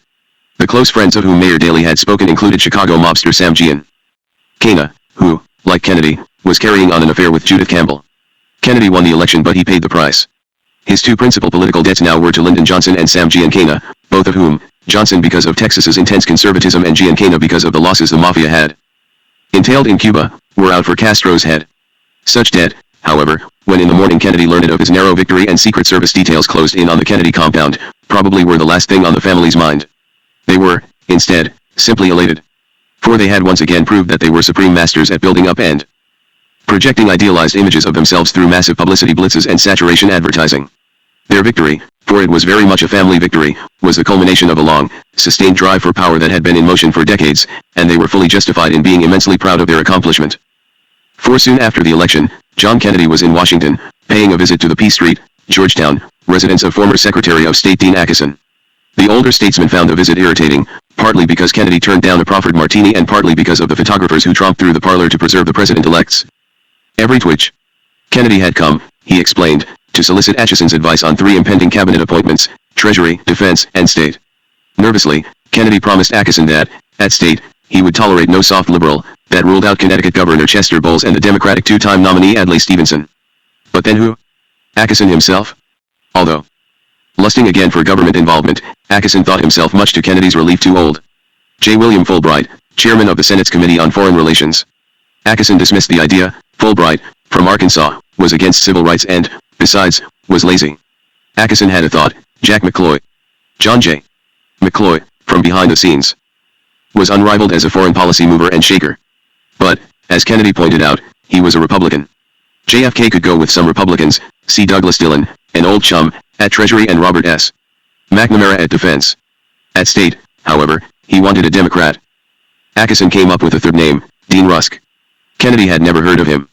Rusk, Acheson explained, had been a Rhodes Scholar out of Georgia, a crackerjack wartime officer in Asia, a fine assistant secretary of state for the Far East under Truman, and throughout the Eisenhower years, president of the Rockefeller Foundation. Acheson thought Rusk would be perfect. Kennedy said he would see. The scene then shifted to Palm Beach, where Kennedy had a long-sought rest at his father's estate, swam in the sea, played golf, watched movies The Sundowners and Fanny, talked with reporters, read reports, and planned his administration. The appointments that interested him most were in the area of national security. For Secretary of State he accepted Acheson's recommendation of Dean Rusk. Rusk, tall, balding, self-effacing, a good company man, was perfect. Kennedy wanted to be president and his own Secretary of State. For Secretary of Defense, McNamara. Once a business professor at Harvard, McNamara had become president of Ford Motor Company, known there for his mathematical giftedness, efficiency, and eagerness to further the company fortunes. For National Security Advisor, he got McGeorge Bundy, the dean of Kennedy's alma mater, Harvard College. Undeniably brilliant, Bundy had been a Harvard Junior Fellow, as well as collaborator in the memoirs of former Secretary of War Henry L. Stimson. Bundy had had no direct experience in national security affairs. But he did know how to move paper, and to shape the flow of memoranda to suit the boss. For slightly lower positions, the State Department got Chester Bowles, liberal governor of Connecticut, and the Defense Department got Roswell Gilpatrick, a Wall Street lawyer. Both held the rank of undersecretary. The White House role of special advisor, with tasks undefined, went to the Harvard historian Arthur M. Schlesinger, Jr., formerly a speechwriter for Adlai Stevenson. Schlesinger was under pressure to prove his loyalty to Kennedy. He also was under pressure to show himself as tough as the rest of the Kennedy team. With the exception of Rusk, members of the team were relatively young, in their 40s, and they were to hit Washington in a mood that was almost swashbuckling. Euphoria reigned. Schlesinger himself wrote, "We thought for a moment that the world was plastic and the future unlimited." The Kennedy Group, commented David Halberstam, author, and at the time reporter with the New York Times, saw the Eisenhower people as having shrunk from the challenge set before them. It was not surprising, for the Eisenhower people were men of the past who had never been too strong on ideas. But this new administration understood ideas and understood the historic link up between our traditions and those in the underdeveloped world. We too were heirs to a great tradition. We too had fought a colonial power. Such an attitude inspired the Kennedy administration to dizzying heights of discussion. Instead of looking behind them, the Kennedy people were looking ahead, ready for a new and more subtle kind of conflict than Eisenhower ever envisioned. Third world countries could end. Should have their revolutions, all right. But they were supposed to let America, with all its technological know-how, run their revolutions for them. And it followed that, if the unwashed masses around the world persisted in trying to run their revolutions by themselves, and for them Sealy.es, We had the right to crush them. In Cuba and Indochina alike, the Kennedy administration was determined to crush revolution. Save for their revolutionary movements, those two countries had little in common. To the White House, however, that fact was irrelevant. If only America could apply the right kind of force, President Kennedy would be able to chalk up victories on both sides of the world. President-elect Kennedy did converse at length with two officials from the Eisenhower administration, both of them from the CIA. Late in November 1960, Allen Dulles and Richard Bissell, Dulles' deputy for operations and the man in charge of the Cuba project, flew to Palm Springs. Bissell outlined crisply what he was trying to pull together for Cuba and anti-Castro. Force based primarily in Guatemala, to avoid using U.S. soil for launching an attack, privately funded air units, a small navy to be leased in New York and with logistical support from certain of the U.S. Navy's own ships. After Bissell had finished, Dulles and Kennedy went for a walk in the Palm Springs garden, alone. Allen Dulles was primarily a lobbyist, and had steered the Guatemala and U-2 projects past Eisenhower. Now he was trying to steer the Cuba project past Kennedy. Lem, I want to tell you a story. The time was just before Christmas, I-960, Lem was General Lyman L. Lemnitzer, chairman of the Joint Chiefs of Staff, and the caller, using a scrambler phone, was Admiral Robert Dennison, Commander-in-Chief Atlantic. Dennison's office was M. Norfolk, overlooking the mouth of the James River. He was a big man, with a bulbous nose and a craggy face, and with a temper to match. On this December day, he was furious, and he had telephoned Washington to let Lemnitzer know exactly what he thought. Two gentlemen from the CIA, it seemed, had just paid a visit to Vieques Island, a naval base off Puerto Rico. Calling on the vice admiral in charge, they said they had come to requisition the USS San Marco, a World War II vintage LSD, landing ship dock, for use on the coastline of Cuba. The vice admiral had called Dennison, indicating that he had better relinquish the LSD. The hell I will. Dennison had exploded, on the scrambler then to Washington. He wanted to know if Lemnitzer knew what was going on. Although military intelligence had reported strange goings-on in Washington, Lemnitzer had little specific knowledge. He did promise to find out what he could. Shortly thereafter, Richard Bissell was striding into Dennison's Norfolk office, providing a sketchy outline of the Cuba project. Dennison was aghast. The project seemed amateurish, cutting out the regular military. He tried to learn more details about the operation, but got nowhere. On February 10, 1961, 3 weeks after Kennedy had taken office, the Joint Chiefs ordered Denny Son to hand over the LSD. With the turn of the year, the U.S.-Cuba relationship, such as it was, hit an all-time low. Castro already had announced his country's diplomatic alignment with the Soviets. Then, at a January 2, 1961, cocktail party in the Cuban embassy in Moscow, Khrushchev exclaimed, "Alarming news is coming from Cuba at present, news that the most aggressive American monopolists are preparing a direct attack on Cuba." Castro at the same time cut down the size of the U.S. embassy staff in Havana. Eisenhower, on January 3, 1961, severed diplomatic relations with Cuba. And at some point in January 1961, between New Year's Day and the Kennedy inauguration, Richard Bissell of the CIA let out a contract to Sam Giancana and Johnny Rosselli of the Chicago Mafia to murder Castro. The deal was supposed to be secret, but if Castro did know about it, he scarcely could have been surprised. Journeying around Cuba to factories, cane fields, and public meetings, he knew he was vulnerable. He felt, he said, like a dove. He apparently consoled himself with the knowledge that Soviet aid was on the way and that the New York Times was providing clues as to the nature of the impending invasion. On January 10, 1961, the Times reported the location and purpose of the exiles base in Guatemala. Just before the 1961 presidential inauguration, John F. Kennedy joined Dwight D. Eisenhower for a discussion in the Oval Office, and received quite a start. For somebody supposedly vapid, Ike's voice was strong and his gaze direct, and he proceeded to give Kennedy, the much younger man, what almost amounted to a tongue lashing. The communists, Eisenhower insisted, were on the march, especially in Indochina. If they got Laos, they could get Southeast Asia. If they got Southeast Asia, they could get the Western Pacific. So went Eisenhower's domino theory. And the first domino, the one Eisenhower wanted Kennedy to prop up to stop the others from falling, was Laos. Eisenhower then mentioned another domino, Cuba. The incoming president's responsibility, the outgoing president stated, was at all costs to overthrow Fidel Castro. The date of this conversation was January 19, 1961. Snow fell on the Capitol that night, and in the morning, riding past the glare of white on the Mall, Eisenhower and Kennedy went together by limousine toward Capitol Hill. 5. Let the word go forth from this time and place, to friend and foe alike. At 12:51 p.m., January 20, 1961, John F. Kennedy raised his right hand to take the oath of office of President of the United States. Then he turned to the vast and freezing crowd below the inaugural platform, and delivered his most famous address, declaring that the torch has been passed to a new generation of Americans born in the century, tempered by war, disciplined by a hard and bitter peace, proud of our ancient heritage, and unwilling to witness or permit the slow undoing of those human rights to which this nation has always been committed, and to which we are committed today at home and around the world. And so, My fellow Americans, ask not what your country can do for you, ask what you can do for your country. Now, as at that time, these words glow.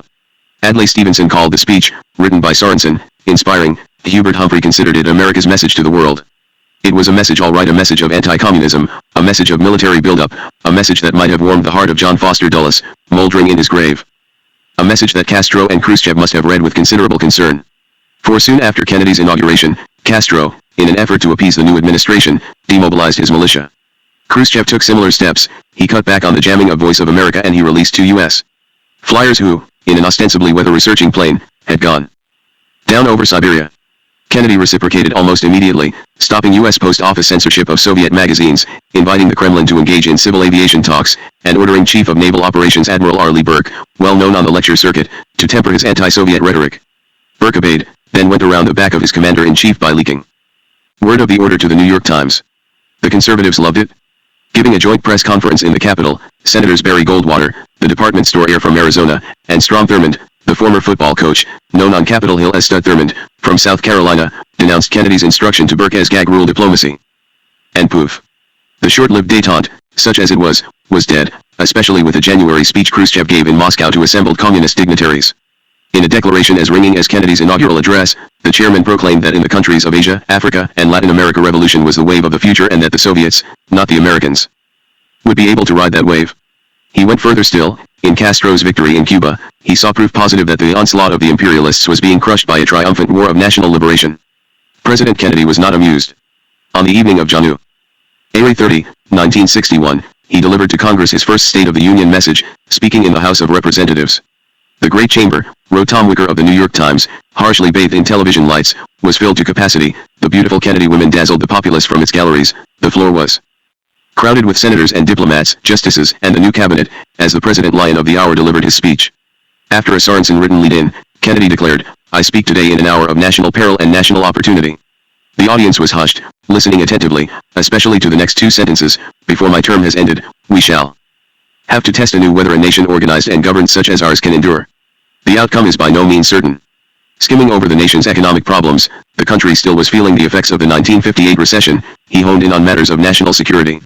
In parts of the speech, his tone was soft. He called for the creation of the Peace Corps and for a massive Latin American aid program to be termed, in English, the Alliance for Progress.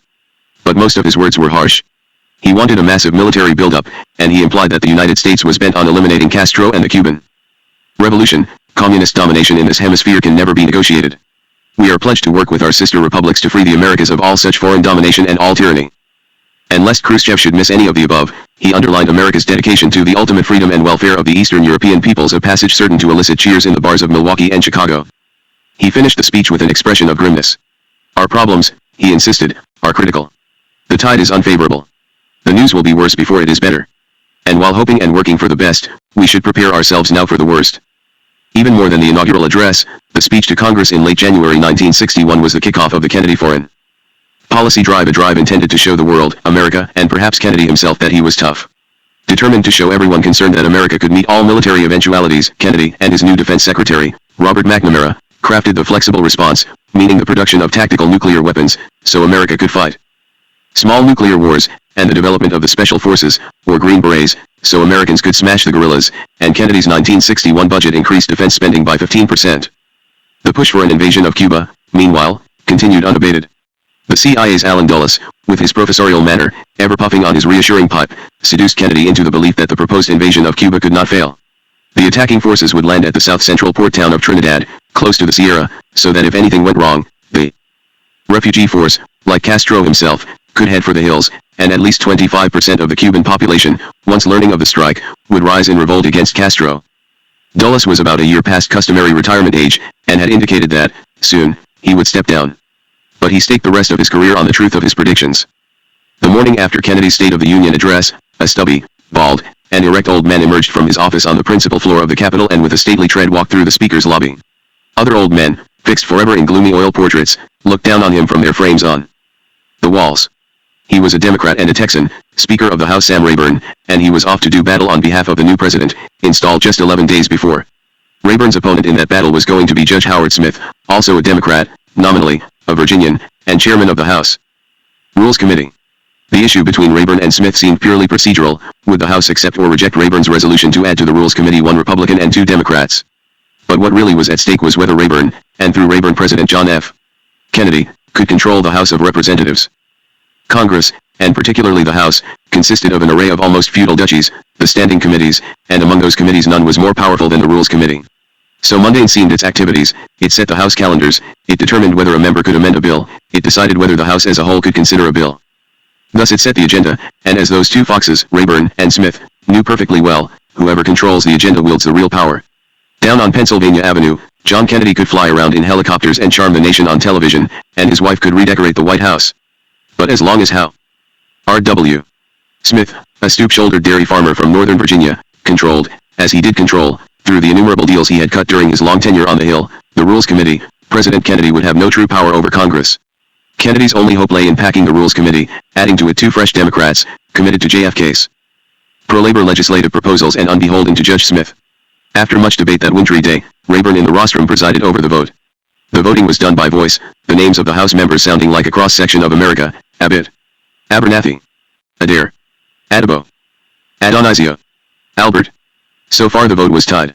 Soon came more names, from all over the country. Blatnick, Blitch, Farbstein, Fagan, Inouye.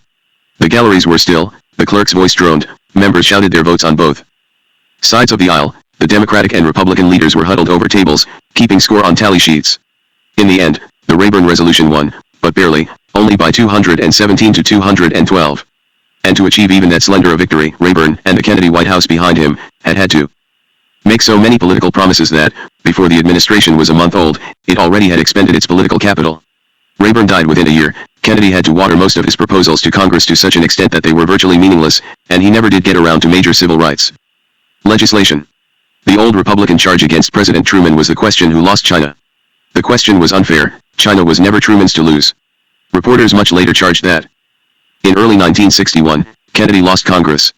The charge also was unfair. Congress was never Kennedy's to lose.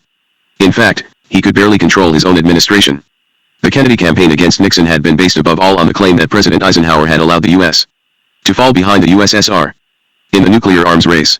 On the evening of February 6, 1961, however, Defense Secretary McNamara gave his first Pentagon backgrounder to the press. There, in response to a question about the missile gap, he said he had been going through classified material. Then he blurted out, "There is no missile gap." As soon as the words were out of his mouth, he knew he had made a mistake. He was acknowledging that Kennedy had lied. 2 days later, in his own press conference, Kennedy fudged.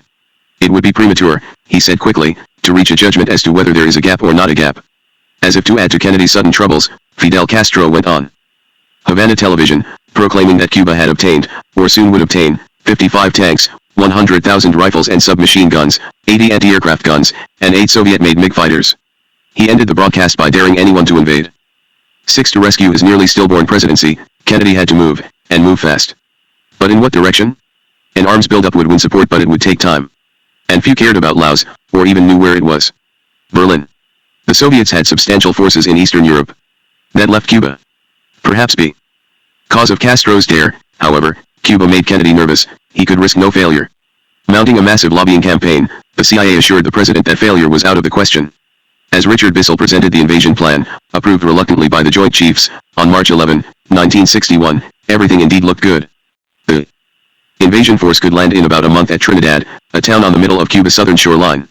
The people there would be friendly. B-26s, disguised and flown out of Nicaragua, could keep Castro's forces back from the beachhead, and if anything did go wrong, the invaders, in the manner of Castro himself, could take refuge in the Escambray Mountains nearby. As Bissell argued seductively, Kennedy would have no need to land American troops. Smoothly and equally seductively, Allen Dulles described the downpour of rain about to descend on the Caribbean. It would come by the end of April, and then an invasion would be impossible for weeks. And by then, Castro would have received even more Soviet weaponry. Kennedy understood the implication. He had to move now, or maybe never, at least not with a small force. He did not approve the project, but he did not disapprove it, either. But he did change the plan. A landing at Trinidad, a well-known resort, could be headline-grabbing in JFK's judgment, too much so. For if it failed, and therefore Kennedy failed, all the world would know. So the CIA redesigned, selecting a landing site almost directly below Havana, at an obscure place called the Bay of Pigs. The site was far from ideal, it was ringed by swamps, Its water was underlain by coral, and at its beachhead stood a complex of apartments set up as public housing. But Kennedy wanted obscurity in the landing, and so obscurity he got. What no one in Washington seemed to realize was that Castro's agents were reporting all the preparations and that standing high over the apartment complex were floodlights, lights that when turned on illuminated the beach. Some doubts were surfacing. Flying with the president to Palm Beach late in March 1961, Arkansas's courtly J. William Fulbright, chairman of the Senate Foreign Relations Committee, raised a problem of foreign relations. The Bay of Pigs project, Fulbright contended, was anything but secret. Even if the mission succeeded, it would be denounced from the Rio Grande to Patagonia as an example of imperialism. One can imagine Kennedy's response. How many votes were down there? On into early April, Professor Arthur Schlesinger put his misgivings on paper, even though Kennedy scarcely had invited him to do so. Schlesinger saw an invasion of Cuba as a series of unending complications, even disasters. If we could achieve a victory by a swift, surgical stroke, I would be for it, he wrote to Kennedy. Yet A, no matter how Cuban the equipment and personnel, the U.S. will be held accountable for the operation, and our prestige will be committed to its success, and B, since the Castro regime is presumably too strong to be toppled by a single landing, the operation will turn into a protracted civil conflict. And if a rebellion against Castro, an uprising confidently predicted by Dulles, flopped, pressures will build up, Schlesinger went on, which will make it politically hard to resist the demand to send in the Marines. And then? Castro and his legions would head for the hills, and the Soviets would seek to convert the conflict into another Spanish Civil War. In typing these thoughts, Schlesinger had no illusions. A memorandum from a professor was hardly going to slow the momentum of government policy, once in train. The professor nonetheless did his duty, he tried. Former Secretary of State Dean Acheson also tried. He made fun of Kennedy to his face. I was very much alarmed about the thing, Acheson recalled in a 1964 oral interview, and said I hoped JFK wasn't serious about it. He said, I don't know if I'm serious or not, but this is the proposal, and I've been thinking about it, and it is serious in the sense I'm giving it very serious thought. I remember saying that I did not think it was necessary to call in Price Waterhouse, the public accounting firm, to discover that 1,500 Cubans weren't as good as 25,000 Cubans. It seemed to me that this was a disastrous idea. We talked about it for a little bit and then I went off. I really dismissed it from my mind because it seemed like such a wild idea. While I was in Europe, the Bay of Pigs came off, and this really shattered the Europeans. They had tremendously high expectations of the new administration, and when this thing happened they just fell miles down with a crash. Kennedy may have scoffed at Fulbright and Schlesinger, regarding them as liberal, and possibly even soft on communism. In Acheson, however, he had more than met his equal. Acheson had been the very father of the containment policy. Acheson's own doubts must have stung Kennedy to the quick. For shortly after his talk with Acheson, he retreated in haste to his father's estate in Florida. Of that visit we know certain facts. On Good Friday, the President and MRS Kennedy lunched at the home of one of Joseph Kennedy's Palm Beach neighbors, Earl Smith, the former ambassador to Cuba. President Kennedy played golf at the Palm Beach Country Club. While he was on the links, Secret Service agents told him of a rumor that Castroites were hatching a plot to kidnap his daughter, Caroline. When on Easter morning, the first family attended services at St. Edward's Church, police protection was exceptionally heavy. President Kennedy played golf again, with his father and Ambassador Smith, swam in the ocean, watched movies in the evenings, and talked with his father. On Tuesday, April 4, 1961, he flew back to Washington. Before flying to Palm Beach, as McGeorge Bundy noted, Kennedy himself had seemed dubious about the invasion of Cuba. After his return to Washington, however, as Bundy again noted, he really wanted to do this. When he came to the moment of truth, the decision to go or not go, he had made up his mind and told us. He didn't ask us. On April 7, 196-1, the New York Times, in a short, underplayed article, revealed the impending assault. Invasion reported near, stated the headline picking up the story. CBS that night claimed that the invasion plans were in their final stages. Kennedy was outraged. Castro doesn't need agents over here, he screamed at Pierre Salinger, his press secretary. All he has to do is read our papers. It's all laid out for him. Kennedy was forgetting that, a few weeks before, Osvaldo Dorticos, Cuba's president, had laid the same plans out to the United Nations. 7 riding in a motorcade to the district's Griffith Stadium, President John F. Kennedy tossed out the first ball of the baseball season. The date was April 12, and he had been in office for nearly 3 months. He watched the game for a few innings. The Washington Senators lost as usual, going down to the Chicago White Sox 4-3, and then he left. He had to prepare for a critical press conference. For several days Washington had been abuzz with a wondrous rumor that the United States was going to invade Cuba and overthrow Fidel Castro. Kennedy desperately wanted to quash the rumor, but hardly had he entered the State Department's amphitheater that evening than he realized that the rumor was at the top of the reporter's agenda. From the press conference, reporter, Mr. President, has a decision been reached on how far this country will go in helping an anti-Castro uprising or invasion of Cuba? The President, First, I want to say that there will not be, under any circumstances, an intervention in Cuba by the United States Armed Forces, emphasis added. The government will do everything it possibly can, I think it can meet its responsibilities, to make sure that there are no Americans involved in any actions inside Cuba. The basic issue in Cuba is not one between the United States and Cuba. It is between the Cubans themselves. I intend to see that we adhere to that principle, and as I understand it, this administration's attitude is so understood by the anti-Castro exiles from Cuba in this country. Kennedy was shading the truth. Even as he spoke, Cuban exile forces at bases in Florida, Nicaragua, and Guatemala were poising for an armed strike at Cuba, and Americans themselves were not going to be involved in that invasion directly. But they certainly were going to be involved indirectly. Later, in fact, the Kennedy administration would lay plans for an intervention in Cuba that would be direct, and carried out, in Kennedy's press conference words, by the United States Armed Forces. Feeling trapped, apparently, Kennedy at his press conference of April 12, 1961, promised to keep Americans out of the action in Cuba. And to make good on that promise, he decided to withhold American air support as the invaders landed at the Bay of Pigs. In mid-April 1961, the attack began anyway. Scrambling off old landing craft, the Cuban exile brigade, numbering about 2,500 men, waded ashore. Some got stuck in the coral, others ran into gunfire, and heard the chop-chopping of helicopters. All were stunned when they hit the beach. It was nighttime. But they were bathed in light anyway. Chapter 5 Bay of Pigs. 1 Early in the morning of April 18, 1961, a radio message reached Fidel Castro, wide awake in the presidential palace. He lost no time. Placing his air force on alert and mobilizing a battalion by the rail line that led down to the Bay of Pigs, he himself boarded an airplane, flying south to take overall command. He had prepared well for this night, having accepted the tutelage of Che Guevara. Guevara, having been present in Guatemala during the overthrow of Arbenz, had realized that America, like other imperial powers before it, had succeeded in Guatemala by using the classic tactic of divide and conquer. The CIA had separated Arbenz from his army, and indeed from his people.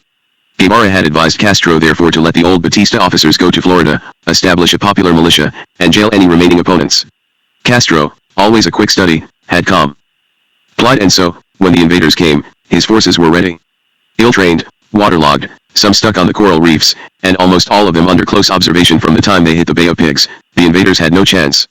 By the afternoon of the first full day of the attack, a Castro helicopter was clattering up and down the beach at will, swooping to treetop level to fire on the remnants of the invading force.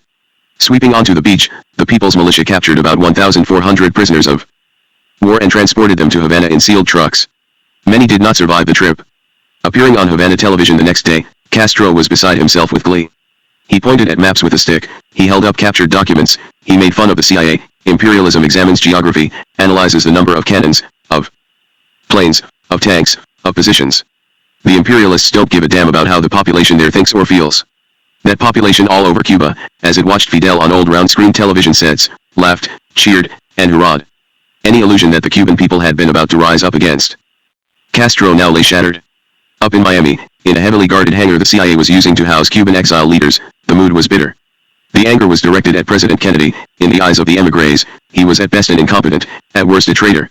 Arthur Schlesinger, Jr., the historian and White House aide who had been assigned to the Cuba project, was present. He called the White House from a wall phone in the hangar. After some time he reached Kennedy. "This is a Pearl Harbor," he told the president. "They're the Cuban émigré leaders really upset."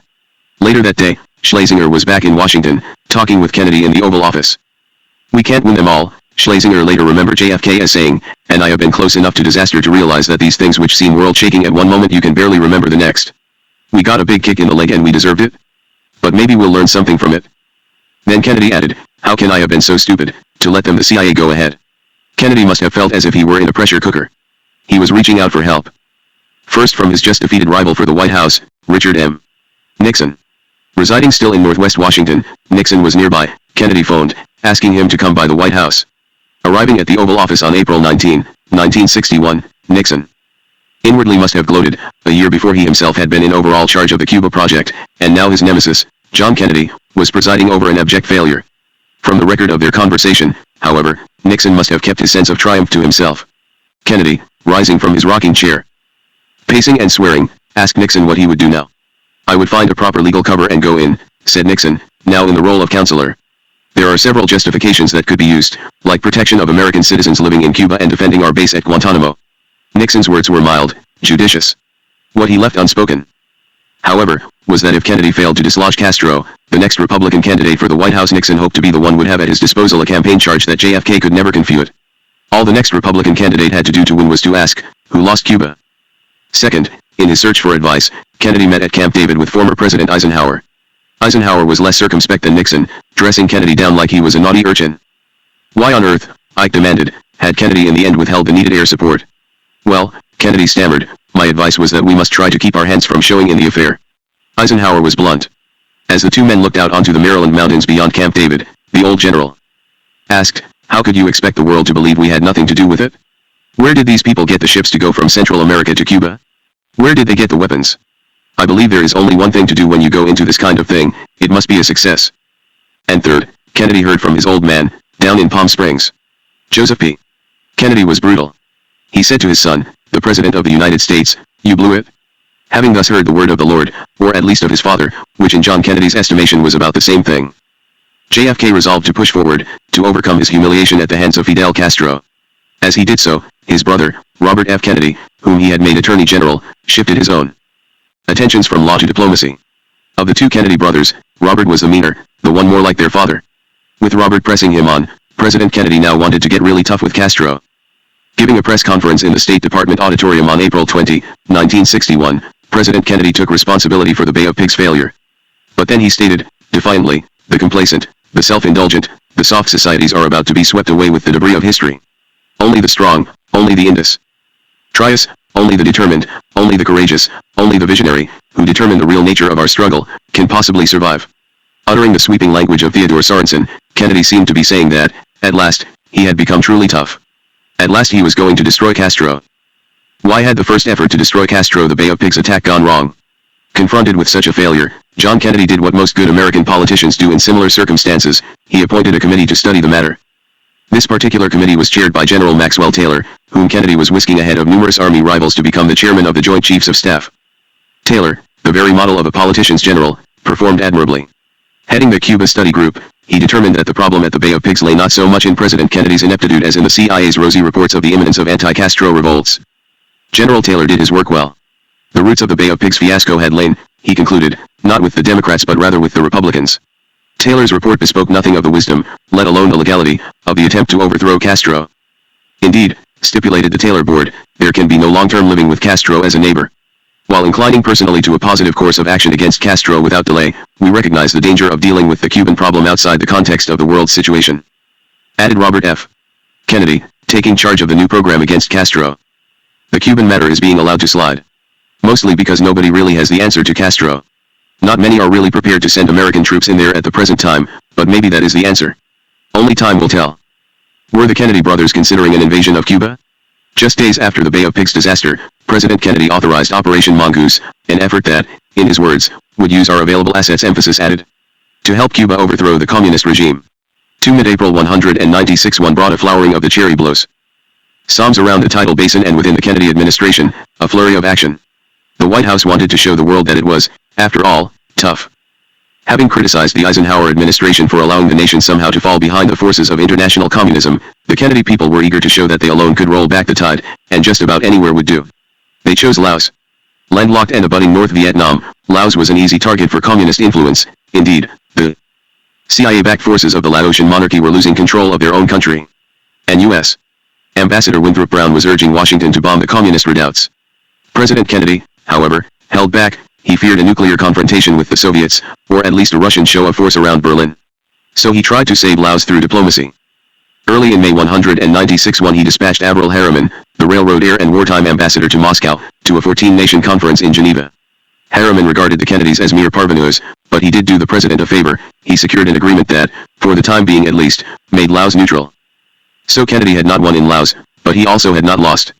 Laos, of course, was a Southeast Asian sideshow.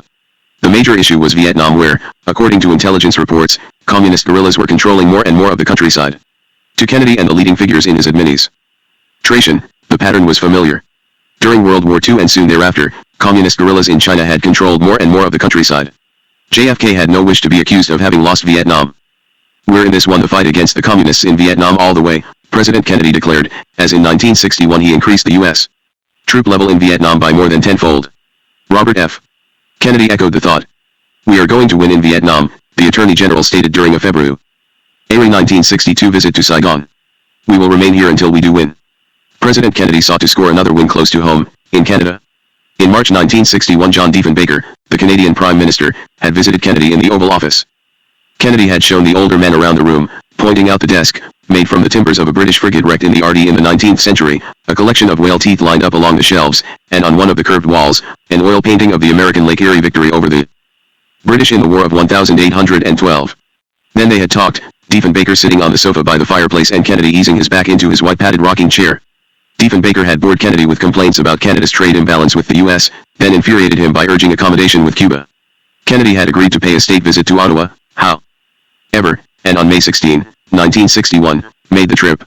Born in 1895, and thus a quarter century older than John F. Kennedy, John G. Diefenbaker's most vivid memory from childhood was that of riding a train with his family as they migrated from Ontario to the Saskatchewan Prairie, all along the route above the U.S. border. Railroad stations were crowded with Ukrainians, Poles, Hungarians, and French, and aboard the train itself his family seemed to be the only one that spoke English. Off the train and onto the homestead, Diefenbaker and his brother helped their father build their farmhouse, a two-room shack. John Diefenbaker reached adulthood in the flat plains, isolated farms, and fearsome winters of the Canadian West, well versed in poverty and hardship. Yet by dint of hard work, young Diefenbaker pulled himself upward, soon after service in the First World War becoming a lawyer. He specialized in defending the poor, and in court he grew famous for an unerring sense of timing, a well-developed gift of pantomime, and an ability to seize upon dramatic situations, traits that launched his career in politics. Midway through 1957, he won election as Canada's Prime Minister, sweeping into power at the head of a large Conservative majority. 3 months later, Queen Elizabeth II arrived in Ottawa to open the new session of the Canadian Parliament. Accompanied by the Royal Canadian Mounted Police, decked out in their ceremonial coats of scarlet and with their sabers flashing in the morning sun, she set out from the Governor-General's residence in an open landau, rode down Sussex Drive as it curved along the river to the Rideau Canal, and then, as great crowds cheered, mounted the foot of Parliament Hill. Her carriage pulled to a stop beneath the neo-Gothic clock tower that loomed over the Parliament buildings, and she processed inside. With her speech, she officially launched the Diefenbaker era. Of all the foreign embassies in Ottawa, the one closest to the Parliament buildings was that of the United States, so close that its front door on Wellington Street looked straight up toward the clock tower, straight up to the very center of the Canadian government, as if through its embassy the American government were keeping permanent watch on the Canadian. Or at least so suspected Diefenbaker. While not exactly anti-American, the Prime Minister did view a certain caste of Americans, the well-educated, the well-financed, and the well-connected, with the slit eyes of suspicion. For he still thought of himself as a poor boy from the prairies, the very antithesis of an American named John F. Kennedy. Indeed, the Diefenbaker-Kennedy relationship was troubled almost from the start. Late in the afternoon of May 16, 1961, President and Mrs. Kennedy flew on an official trip to the Royal Canadian Air Force Station, just south of Ottawa. Showers and a cold wind swept the runway, and after handshakes out by the airplane, the Kennedys and their host scurried to the hangar. Speaking there from a podium, Governor-General Georges Vanier welcomed the President, in French. Diefenbaker also spoke. Monsieur le Président, he said. Soyez les bienvenus au Canada. So mangled was the Canadian leader's French that Mrs. Kennedy, standing nearby, looked stricken. With obvious relief, Diefenbaker switched to English, saying, "I welcome you as a great American." Then Kennedy went to the microphone. Having just listened to the Prime Minister, he stated, he himself felt encouraged to say a few words in French. His own French being execrable, everyone laughed. Everyone, that is, but Diefenbaker. Then Kennedy mispronounced Diefenbaker's name. The baker was as in a baker of bread. Kennedy referred to Prime Minister Diefenbaker. The Prime Minister, again, was unamused. Leaving the airport, the Kennedys, the Diefenbakers, and Governor-General and M.M. Vanier took the 9-mile drive into town, riding past the thousands of tulips and daffodils that filled the banks of the Rideau Canal. Hundreds of flags, stars and stripes, and red ensigns, snapped in the breeze and along the principal intersections, from the Lord Elgin Hotel around to Parliament Square. Huge crowds cheered the presidential arrival. JFK had drawn more onlookers than had the Queen. Confessed Diefenbaker to reporters, "I hope he doesn't come across the border and run against me." Under a clear blue spring sky, Kennedy and Diefenbaker laid a wreath at the War Memorial, just off Parliament Hill, then walked up toward the East Block, where the Prime Minister had his offices. Noticing photographers nearby, Kennedy bounded up the stairs to the second floor, and was greeted by grinning secretaries standing in the hallway, a journalist noted. He eyed them appreciatively as he strode along, flirting with them. In his boyish magnetism, he was so unlike John Diefenbaker. Said Ellen Fairclough, a Canadian cabinet colleague, if Diefenbaker ever found a woman in his bedroom, he'd scream for help. Once inside Diefenbaker's office, the two men talked in a businesslike way. Kennedy, wrote a Canadian official who was present, was well briefed and sensitive to the Canadian outlook. Alert and intelligent, he talked quietly and persuasively, and often with a light touch. The Prime Minister gave every appearance of enjoying the exchanges. The discussion ranged far, touching on foreign aid, European integration, Laos and Vietnam, and Cuba. Canada was trading with Cuba. By this time the U.S. had slapped an embargo on the island, but he would refrain, JFK promised, from invoking the economic penalties of the Trading with the Enemy Act. Unless, he added, we receive provocation. Diefenbaker did have a question: were there nuclear weapons in Cuba? Kennedy thought not. But if so, and before he did anything, he assured the Prime Minister, he would talk with Canada.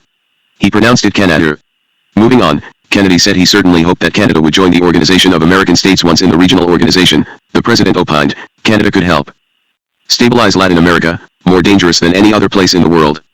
But, Diefenbaker objected, if Canada joined the OAS and then followed the American line, the Latin Americans would see Ottawa as Washington's puppet. Kennedy, however, dismissed Diefenbaker's concern as trivial, pressing hard for Canadian membership. Diefenbaker said no. This was the first of a number of occasions, the Prime Minister commented later, in which I had to explain to President Kennedy that Canada was not Massachusetts or even Boston. Then Kennedy came to the issue he wanted most to raise, the point on which he wanted most to impose his will on Canada. And all goodwill evaporated. America had placed nuclear weapons in several NATO countries.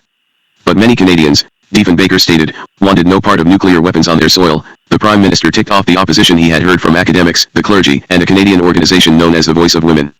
Yet such views were neutralist. Kennedy shot back, and Canada was allied by treaty with America. The President's implication was plain: Diefenbaker had to accept nuclear weapons or violate his country's legal obligations. Diefenbaker and Kennedy then went off to lunch. After they had done so, a Canadian staffer, tidying up the Prime Minister's office, noticed a document wedged behind a cushion of a couch. A single piece of paper, the document bore the title Memorandum for the President from WWR, W. Rostow of the U.S. State Department, and the subtitle What We Want from the Ottawa Trip. Someone in the American Party had left the document behind. And the paper found its way, even before the day was over, to Diefenbaker, who refused to return it to the Americans. The conference over, Diefenbaker closed his office doors and read the document over and over. Later he would charge arrogant pressure by that young son of a bitch. Kennedy would return the honor by terming Diefenbaker a prick. President Kennedy, the memo urged, should push the Canadians toward an increased commitment to the alliance. For progress, the U.S. aid program in Latin America, pushed them toward a decision to join the OAS, which the Canadians, fearful of compromising their independence, had been reluctant to join, and pushed them toward a larger contribution for foreign aid generally. Diefenbaker himself had penciled in the lines under the word push. Diefenbaker then found insult added to injury. Throughout the evening's white-tie dinner at the American Embassy, Kennedy virtually ignored Diefenbaker, spending most of his time with the bland-faced Lester Pearson, leader of the Liberal opposition.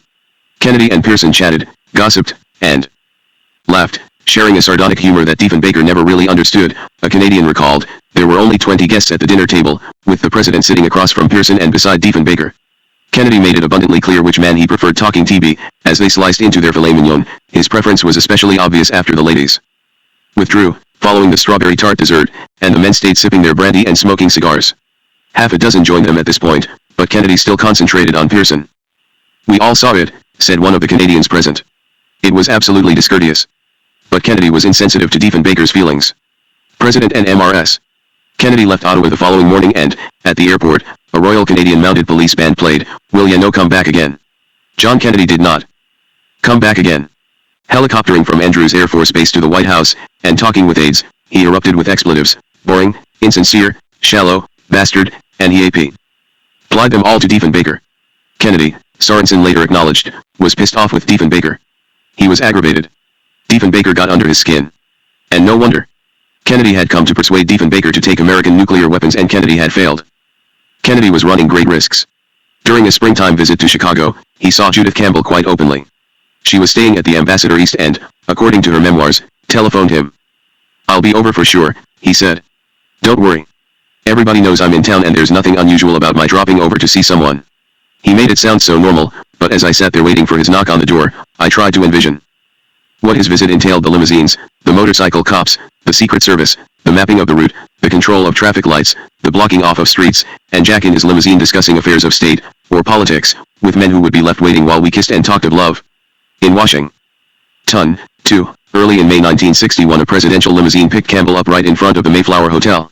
Upstairs in the executive mansion, then, JFK took her to the main bedroom. The furniture, she noticed, was from Kennedy's Georgetown house, a locale she had known quite well. The twin beds were on the right and we turned left, she wrote, into a small alcove leading to another bedroom with a large double bed. There was a stereo in the alcove and Jack put on the music from Camelot. On this occasion she stayed so late that she was about to miss her flight back to Chicago. But no difference. A car from the White House whisked her across the river and an order from the White House called back her commercial airplane, already partway down the runway of the national airport and full of grumbling passengers. People stared at her as she walked down the aisle to her seat. Was Judith Campbell exaggerating Kennedy's recklessness? Perhaps so. 3 points, however, are clear. First, between January 22, 1961, and March 22, 1962, telephone logs indicated 70 telephone calls between Judith Campbell's number and the White House.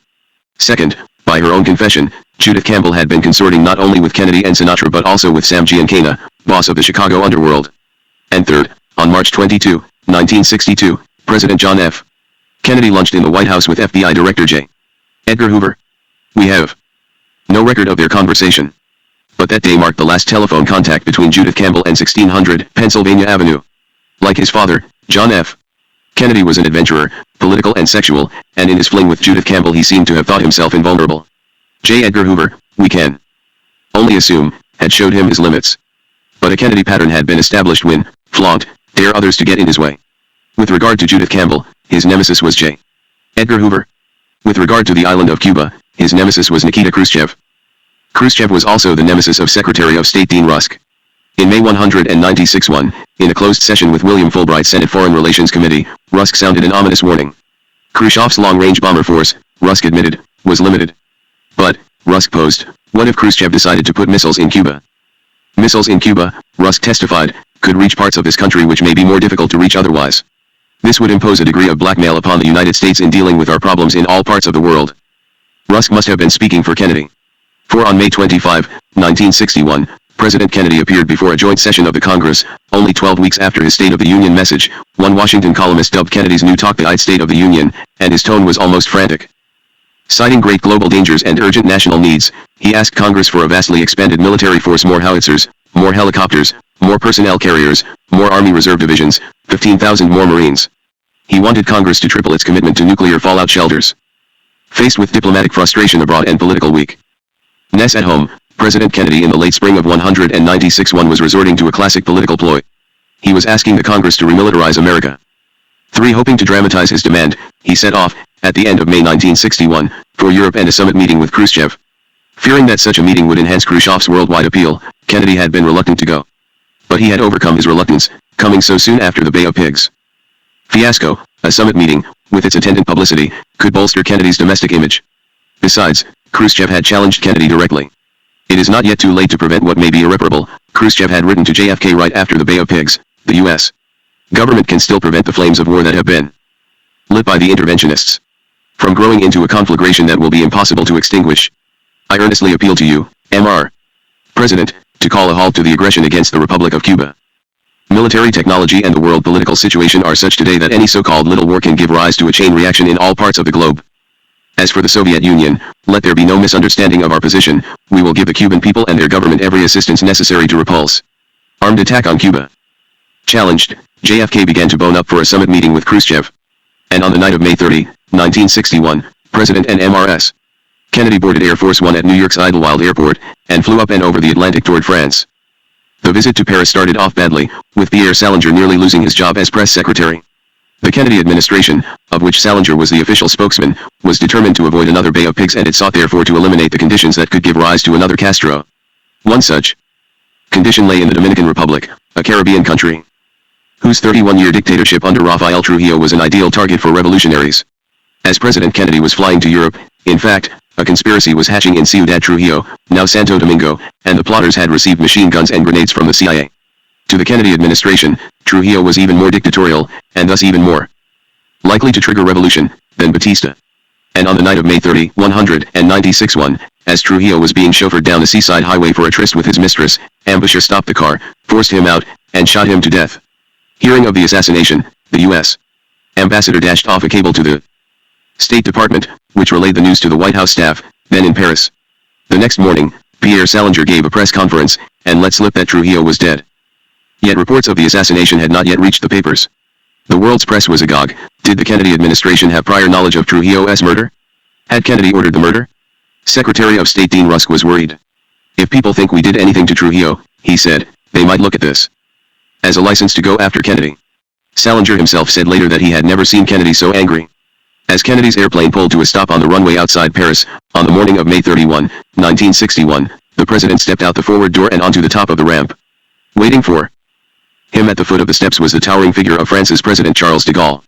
They greeted each other, in English, and after Kennedy had accepted a salute from the color guard, they rode in state, in a caravan of Citroëns, from the Orly airport to the center of Paris.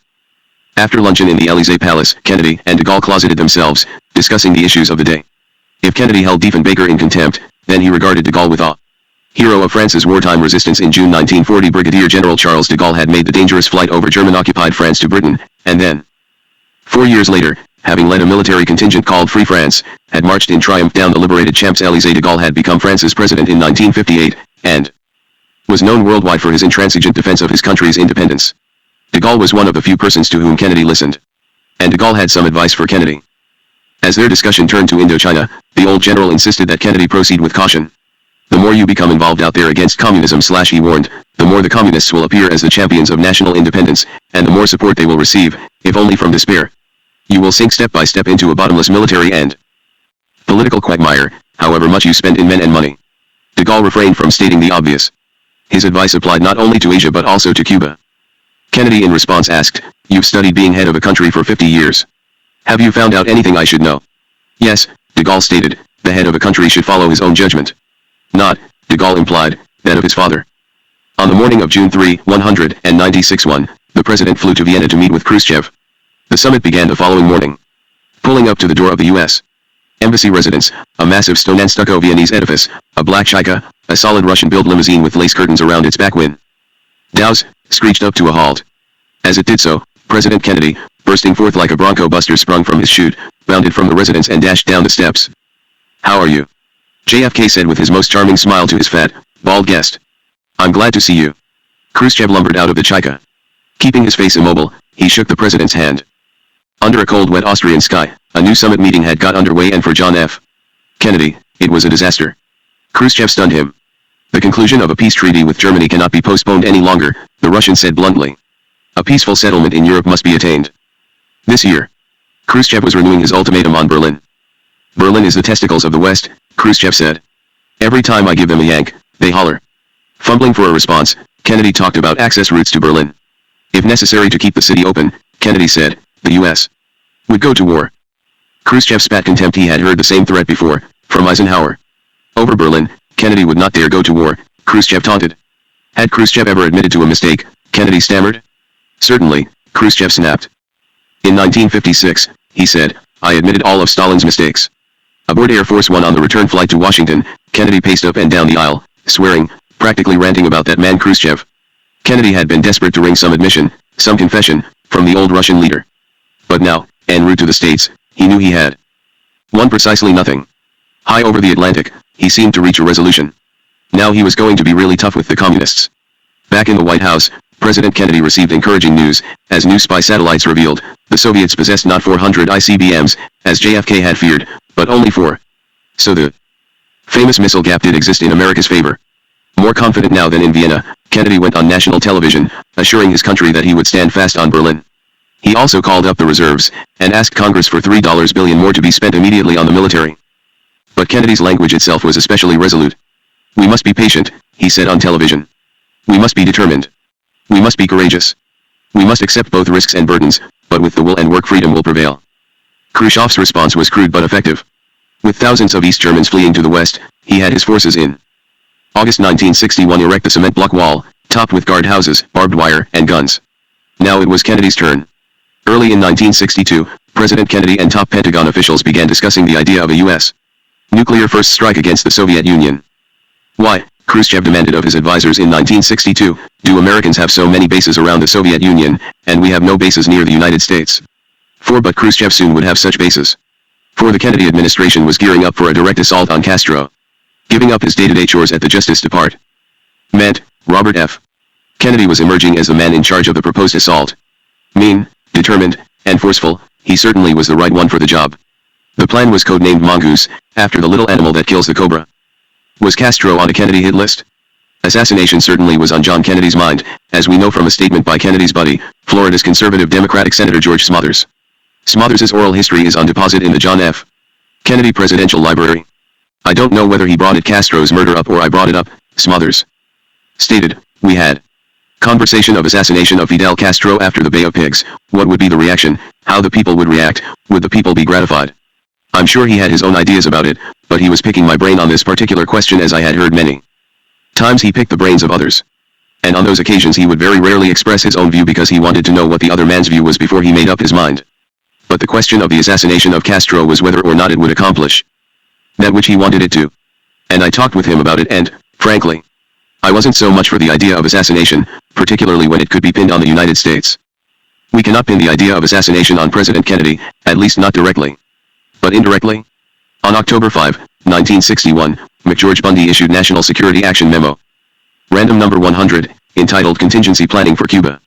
Addressed to Secretary of State Dean Rusk, it mentioned the desirability of a plan for the indicated contingency. The meaning of such jargon? The next day, a study group of the National Security Council learned that, in preparation, was a contingency plan in connection with the possible removal of Castro from the Cuban scene. The CIA weighed in with a cautionary note. Perhaps Allen Dulles was trying to ingratiate himself with the Kennedy White House. Castro's loss now, concluded the CIA's Board of National Estimates, by assassination or by natural causes, would have an unsettling effect, but would almost certainly not prove fatal to the Cuban regime. Assassination alone, that is, would not solve the Cuban problem. Indeed, the Kennedy administration was making sure that Operation Mongoose would not involve assassination alone. In an article in Look, Fletcher Nibble, a journalist and later an author of best-selling thrillers, explained what Kennedy intended. In October 1961, President Kennedy, still bearing his scars from the Bay of Pigs disaster, secretly ordered the Joint Chiefs of Staff to prepare an invasion plan for Cuba to be used if and when needed. This top-secret plan took months to prepare, but when the strategists and computers had finished, with every plane, warship, and assault unit tagged, it was calculated that the first troops could hit the Cuban beaches 8 days after a go signal. Fletcher Nibble, a skilled reporter, had written his look piece on the basis of inside sources, persons who may have wanted to fudge the truth. Documents now declassified, however, reveal that those sources were essentially correct.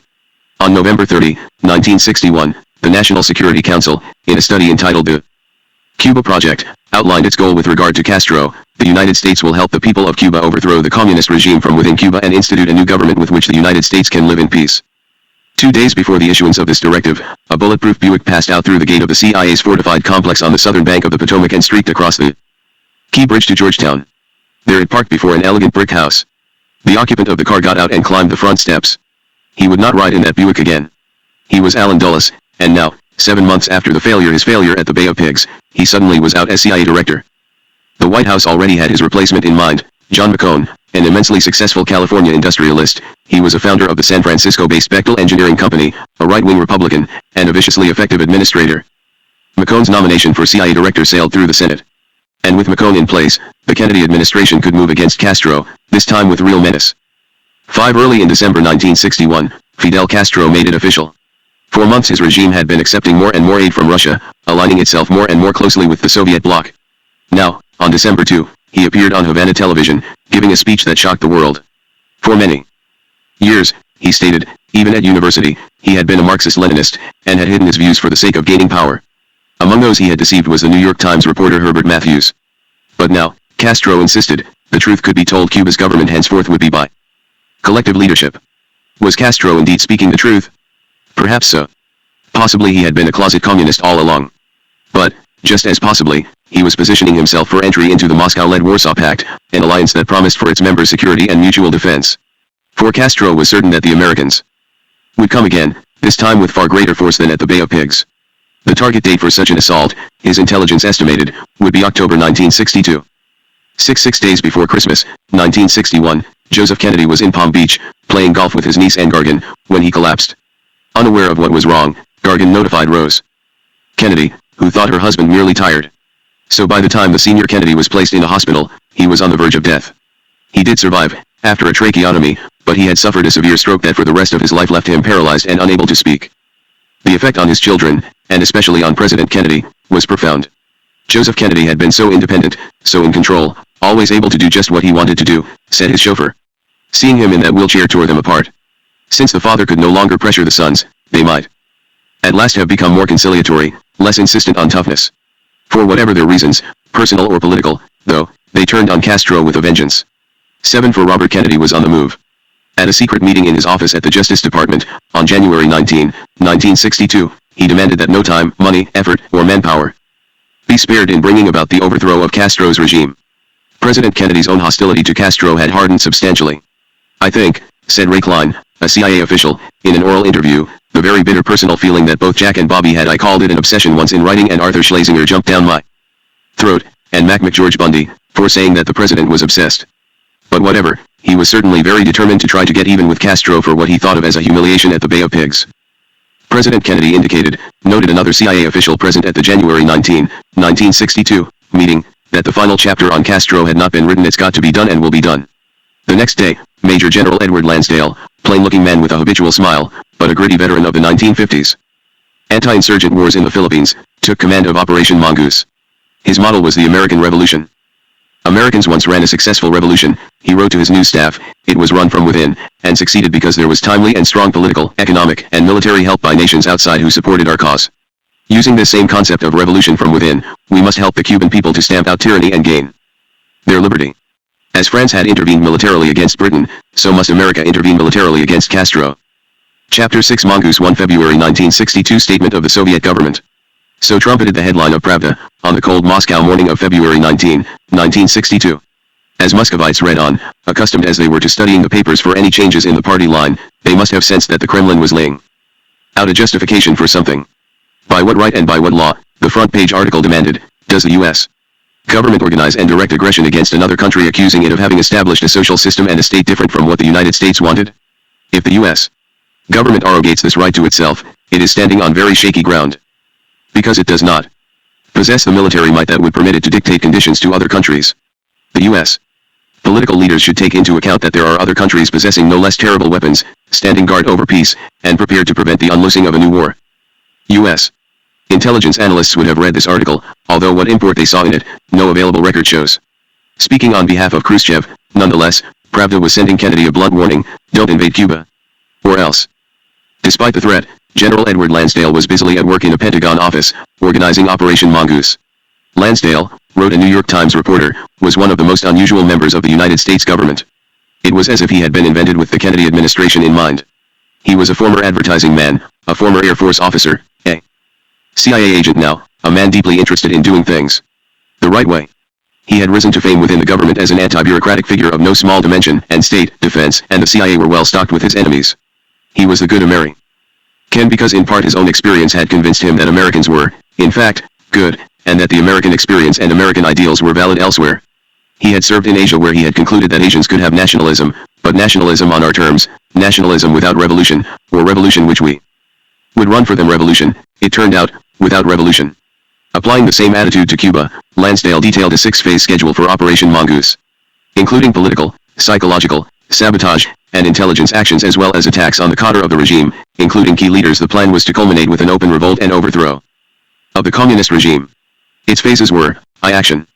March 1962. Start moving in. 2. Build up. April-July 1962. Activating the necessary operations inside Cuba for revolution and concurrently applying the vital political, economic, and military type support from outside Cuba. 3. Readiness. 1 August 1962. Check for final policy decision. 4. Resistance. August-September 1962. Move into guerrilla operations. V. Revolt.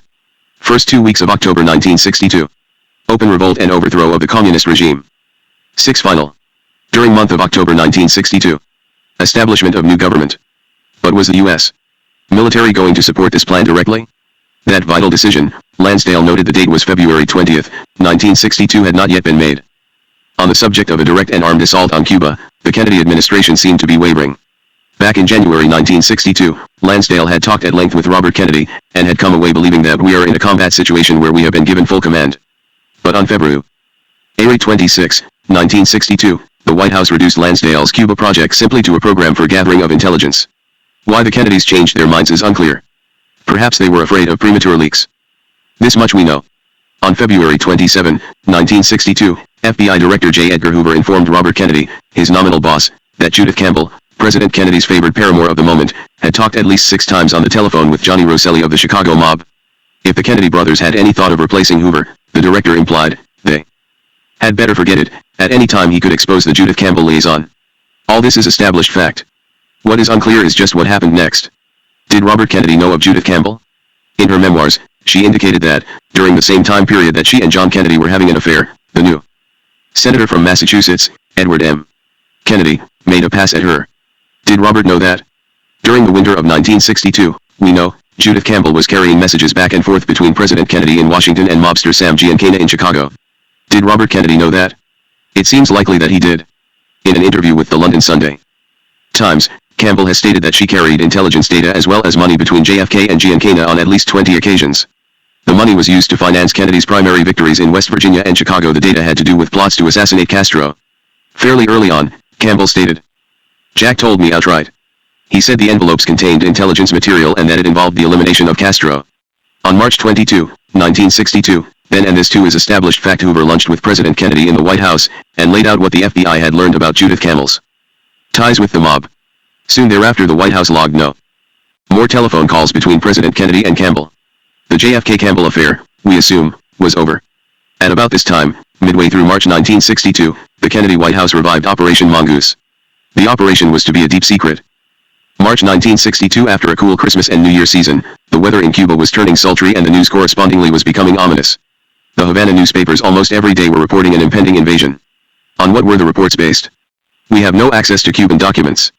We do, however, have declassified American papers. According to General Lansdale's schedule, the U.S. government intended by the end of July 1962 at least to penetrate the Cuban regime. For by the middle of March 1962, Operation Mongoose was breathing the breath of wholly new life.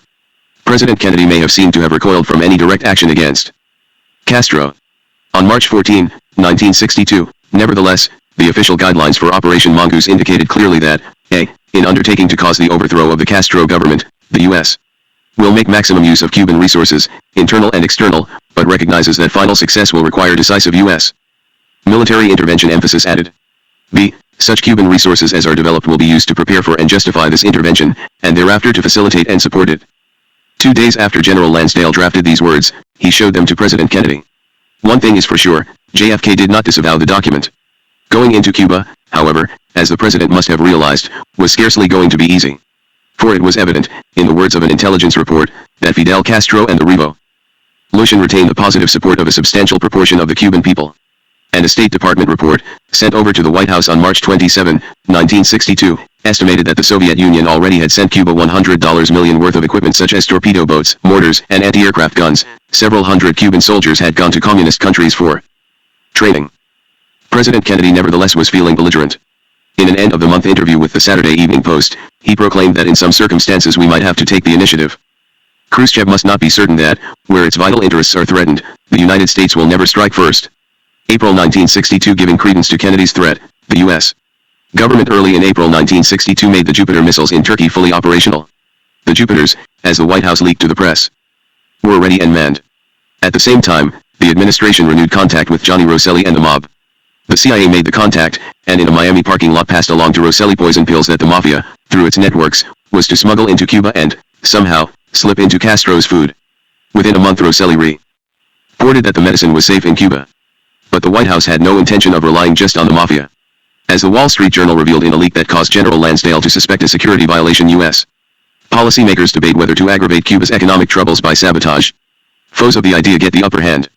They prefer to save secret agents for eventual direct efforts to overthrow the Red regime. Just as that issue of the Wall Street Journal was going to print, the U.S. Navy went to sea, staging a vast military maneuver described in the press as Operation Quick Kick. From the huge naval base at Norfolk and out past the promontory called Old Point Comfort, from the Marine Station at Cherry Point, just south of Cape Hatteras in North Carolina, from over the sand dunes and sea oats that lay just to the east of the air base in Myrtle Beach, South Carolina, from the Cooper River docks at Charleston, South Carolina, and out around Fort Sumter on its mid-harbor island. 79 ships, 300 aircraft, and more than 40,000 troops took part in the operation. The exercise lasted until May 11, 1962. It blanketed the Caribbean, with ships making runs toward Cuba and landing Marines in mock raids on Vieques Island, just east of Puerto Rico. On April 28, 1962, in the Kremlin, Premier Khrushchev met with Osmani Cienfuegos, Cuba's Minister of Public Works. What they talked about was secret. U.S. intelligence in Moscow nonetheless knew that Khrushchev was up to something. Late April 1962 found Nikita Khrushchev vacationing at his dacha in the Crimea. As he walked along the beach one morning with Marshal Rodion Malinovsky, the Soviet defense minister, Malinovsky pointed a finger out across the Black Sea. Even as they spoke, the general declared, U.S. Nuclear missiles were across the water in Turkey, capable of destroying all Russia's southern cities. Why do the Americans have such a possibility? Malinovsky asked. They have surrounded us with bases on all sides, and we have no possibility or right to do the same. Malinovsky's complaint must have had a sharp impact on Khrushchev. From this moment onward he began to rush forward the idea of putting missiles in Cuba. He may have been toying with the thought earlier. Castro later claimed that he had requested Soviet missiles as early as February 1962. But Khrushchev now, with the Jupiters operational and the U.S. military apparently practicing for a strike at Cuba, had to feel a sense of alarm. According to later Soviet sources, the chairman kept coming back to three imperatives. 1. He had to end the double standard whereby America could place missiles on Russia's perimeter but not Russia on America's. 2. He had somehow to magnify the U.S.S.R.'s nuclear striking power which, as Defense Secretary McNamara had boasted, lagged far behind America's. And 3. He had to deter an American invasion of Cuba. Upon his return to Moscow at the very end of April 1962, we know, Khrushchev bounced the Cuban missile idea off the prim and intelligent First Deputy Prime Minister Anastas Mikoyan. Mikoyan looked on the proposal with horror. The Americans, Mikoyan believed, were certain to react with rage. Thinking the gamble might be worthwhile, however, Khrushchev asked a group of his closest advisors, including General Malinovsky and Foreign Minister Andrei Gromyko, also to evaluate the idea. Did they think the Soviets could put missiles in Cuba without being spotted by U.S. intelligence? What they answered, we do not know. But would Castro indeed accept the missiles? The committee of advisors agreed to send a mission to Havana to find out. 2 May 1962 General Lansdale was nervous. Mongoose preparations were moving along more slowly than he had hoped, and he was feeling the heat from Robert Kennedy. I am concerned, he wrote on May 7, 1962, to his immediate subordinates, that we are losing sight of our sound original concept, in Operation Mongoose, of careful integration of the independent elements of government in planning and operations. It is clear that each operational representative must keep his own top boss informed. If this is not clear, then we invite the danger of matters falling between the chairs. What was bothering Lansdale was that, pushed ahead by the Kennedys and fueled by a fortune from the CIA, Operation Mongoose was producing just one more inept and cumbersome bureaucracy, out of anybody's control. By mid-spring, 1962, the operation indeed had become huge, having transformed Miami virtually into CIA City South. Each noon-times Eastern Airlines flight from Washington was known as the Miami Milk Run. The majority of passengers frequently were with the CIA. A World War II air base at Richmond, in the scrublands just south of Miami where a hurricane had destroyed the hangars, had come to house a CIA radio station, codenamed JM/Wave. Up in Coral Gables, the University of Miami served as a depot for arms. CIA personnel kept in shape using its athletic fields, and young Cuban exiles masqueraded as students. Close by the campus, the University Inn was in effect the largest CIA station outside headquarters in Langley, Virginia. Senior agents Akshu Li lived farther uptown, in the DuPont Plaza Hotel, an establishment that overlooked the mouth of the Miami River and from which they could see the causeways that led to Miami Beach. They had drinks together in the lounge of the Holiday Inn, nearby, and during working hours spread out all over the city to run some 55 dummy companies, real estate agent size, gun shops, fishing stores, even, on Okeechobee Road, the thoroughfare that angled into the city from Hialeah, a marketing firm. With all these fronts, the operation was becoming chaotic, hence Lansdale's insistence on organizational tightness. But perhaps his worry was exaggerated. On May 8, 1962, even while the quick kick maneuvers were still taking place, Lansdale presided over another joint military test run. Codenamed Whiplash, this new set of sea games was designed explicitly to test procedures that would be used in an invasion of Cuba. Like Quick Kick, Operation Whiplash received widespread coverage in the U.S. press, and the Soviet embassies in Washington and Havana could hardly have missed the significance. In a 1977 magazine article, indeed, General Igor D. Statsenko stated that the springtime 1962 maneuvers strengthened Khrushchev's hand in his wish to send missiles to Cuba. Another item in the news had to have alarmed the Kremlin still further. On May 12, 1962, a heavily armed ship attacked a Cuban Coast Guard vessel, just above Santa Cruz del Norte, and killed 2 of Castro's sailors. Alpha 66, a Cuban exile group that received funding from Henry Luce's life, claimed responsibility for the attack. Their ship had put out of Miami. Early May 1962 found Secretary of Defense Robert McNamara in Athens, addressing a meeting of NATO foreign and defense ministers. The symbolism of Athens was obvious. Greece and neighboring Turkey alike were bristling with Jupiter missiles. Speaking from a lectern, McNamara, bristling himself with statistics and jargon, announced the doctrine that since early winter had been bubbling up through the Pentagon bureaucracy, the strategy called counterforce. Meaning, we may be able to use our retaliatory forces to limit damage done to ourselves and our allies, McNamara explained, by knocking out the enemy's bases before he has had time to launch his second salvos. By targeting Soviet bases rather than cities, McNamara claimed, the U.S. would induce the Soviets to do the same. That way a nuclear war would end fast, and millions of lives would be saved. As if to rebut McNamara directly, Khrushchev flew to Varna, a resort on Bulgaria's Black Sea coast, and gave his own speech. Would it not be better, the chairman asked, if the shores on which are located NATO's military bases and the launching sites for their armed rockets are converted into areas of peaceful labor and prosperity. Khrushchev obviously was worried. The US, he complained, was pulling Turkey deeper and deeper into the coils of the NATO military alliance. In President Kennedy's view, of course, the US had to strengthen its allies. For the Russians were coming, especially in Laos and Vietnam. Wedged up against the southern border of China, flanked by Thailand, Burma, and Cambodia, and landlocked, Laos had the appearance of sleepiness, peacefulness, and, according to the 1962 Geneva Convention, neutrality. Laotian neutrality was a farce.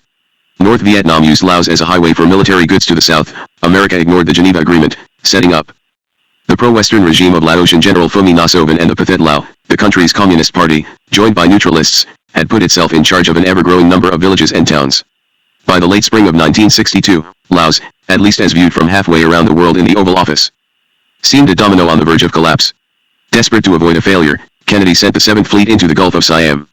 Thailand had said nothing, publicly at least, about a danger to their security. The White House nonetheless claimed that the U.S. naval force moved into Thailand's waters at the decision of the Thai government. Kennedy also sent U.S. Marines to the border of Laos. And in the country itself, Air America, the CIA's air wing, flew supplies to pro-Western elements, triggering a resurgence of the Pathet Lao and subverting Laotian neutrality. Why these U.S. actions? As Roger Hilsman, President Kennedy's Assistant Secretary of State for Far Eastern Affairs, later told Congress, if we had used the Geneva negotiations as an excuse to withdraw from Laos, we in effect would have been turning it over to the communists. But even America's allies were dubious about the worth of Laos. During a Potomac River cruise aboard the presidential yacht, Britain's Prime Minister Harold Macmillan, present with Kennedy on a summertime state visit, spied a racing scull gliding along the water. What have we here? The elegant Macmillan wisecracked. The Laotian Navy. In the end, Kennedy's interest in Laos gave way to interest in Vietnam. Laos was only a highway to Vietnam, to the Mekong Delta, and the great prize was the Mekong Delta. In the late spring of 1962, the Mekong Delta, fingering around Saigon toward the South China Sea, had the appearance of a land of milk and honey. The onset of the monsoon had quickened the rice seeds into shoots that were pushing green, and would soon be ready for transplanting into the paddy fields that stretched out in an expanse from both sides of the road S. The landscape looked flat, but it kept the eye busy. Narrow dikes to trap the water for the rice plants checkered the paddy fields. The checkerboard of the paddy fields and the dikes was in turn crisscrossed by the straight lines and sharp angles of canals for irrigation and transport. The lines and angles of the canals were occasionally interrupted by the wide bend of one of the rivers that fed the Mekong. In the late spring of 1962, however, those rivers, for Americans and South Vietnamese government forces, had become about the only safe means of movement. Roads, particularly secondary roads and particularly at night, were guerrilla-infested, and guerrillas were pressing ever more closely in toward Saigon. And, in the late spring of 1962, President Kennedy stepped up America's troop commitment to South Vietnam. He did so with little enthusiasm. The troops will march in, he said in a conversation, the bands will play, the crowds will cheer, and in 4 days everyone will have forgotten. Then we will be told we have to send in more troops. It's like taking a drink. The effect wears off and you have to take another. Why did Kennedy jack up the pressure in Vietnam? A gain for communism, he believed, was a loss for America, and with the Republican Party ready to pounce on him, he had no wish to lose Indochina. Yet more still was involved. What we were doing seemed good for Vietnam. Like most Americans of his generation, President Kennedy was convinced that America was a force for good in the world. America's leadership, in the words of Pulitzer Prize winner Neil Sheehan, seemed a benevolent form of international guidance. It was thought to be neither exploitative, like the 19th century colonialism of the European empires, nor destructive of personal freedom and other worthy human values, like the totalitarianism of the Soviet Union and China and their communist allies. Instead of formal colonies, the United States sought local governments amenable to American wishes and, where possible, subject to indirect control from behind the scenes. Washington wanted native regimes that would act as surrogates for American power. The problem was, the Vietnamese communists had no intention of serving as surrogates for American power. Nor, for that matter, did Castro's Cuba. In both countries, therefore, the White House detected evidence of the global march of communism. Laos, Vietnam, Cuba, it didn't matter which, the Kennedy administration was determined to stop communism.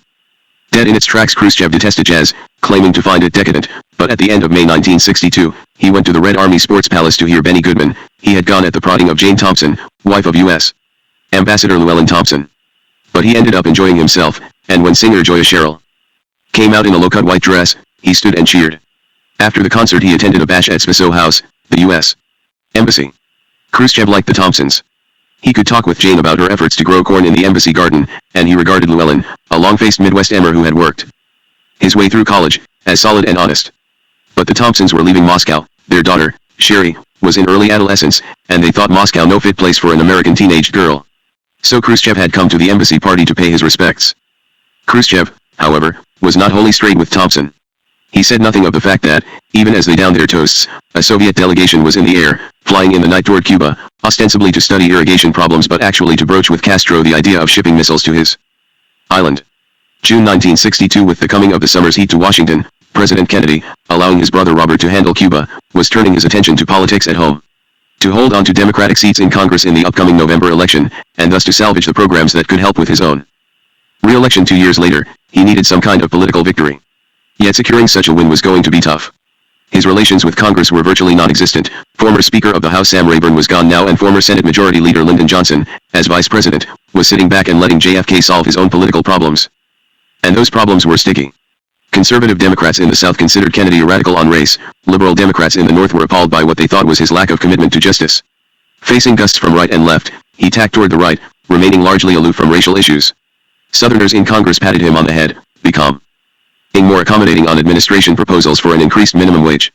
Yet Kennedy himself once had asked aides, who gives a shit about the minimum wage? He craved a big win. And he would get it, thanks to the machinations of Robert McNamara and Roswell Gilpatrick over in the Pentagon. What happened left Washington agog. It was called the TFX scandal. Early in June 1962, Deputy Defense Secretary Roswell Gilpatrick received a prominent visitor, Henry M. Scoop Jackson.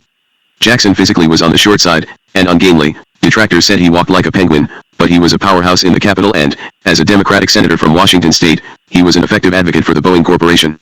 Some called him the senator from Boeing, a label he never bothered to deny. It was in his capacity as Boeing's representative, in fact, that he had come to see Gilpatrick. And he was disturbed.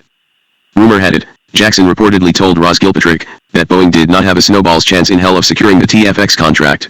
Gilpatrick, silken and smooth, dismissed the reports. Back in their offices over Puget Sound, however, Boeing's top official Senator Jackson's major backers remained suspicious. They had been compiling intelligence reports, and they had no liking at all for what they were learning. Vice President Johnson had been pulling strings on behalf of General Dynamics, Navy Secretary Korth had been beating the drums for General Dynamics, and Deputy Secretary Gilpatrick, a lawyer, had been a partner in Cravath, Swain and Moore, special counsel to General Dynamics. The TFX bidding, Boeing suspected, was rigged.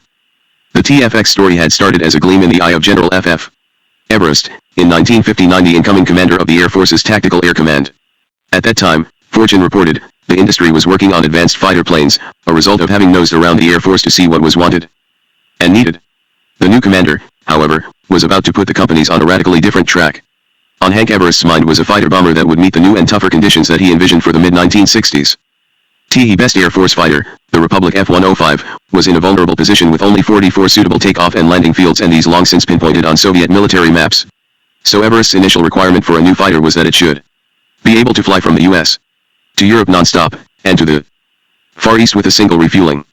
Such long legs demanded a large wing area, but Everest also wanted his fighter to be able to dash in at treetop levels doing 1,000 miles per hour, hazardous for a big wing plane.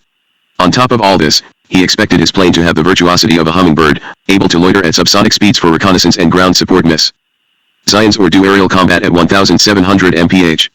How was one airplane to do all these things? Everest's answer, on paper, was that the craft could have fold-back wings, giving it both range and stability. Everybody thought Everest was nuts, one plane builder told Fortune. He was asking for too much of a state-of-the-art advance. Indeed, Thomas Gates, Jr., President Eisenhower's last Secretary of Defense, gave the dream plane, the TFX, little support. General Everest's idea seemed like one big white elephant, and President Eisenhower may well have had the TFX in mind when, in his farewell address, he warned the nation against the excesses of the military-industrial complex. For Defense Secretary Robert S. McNamara, however, the TFX seemed just what the doctor, or more exactly President Kennedy, had ordered. But the TFX scandal had its origin in the huge Pentagon office of Defense Secretary Robert S. McNamara. McNamara had hit Washington, after his Senate confirmation early in 1961, with the force of a missile. Encouraged by President Kennedy, he was determined to revamp the military services, making them mean and lean, or at least lean. He embodied the meanness.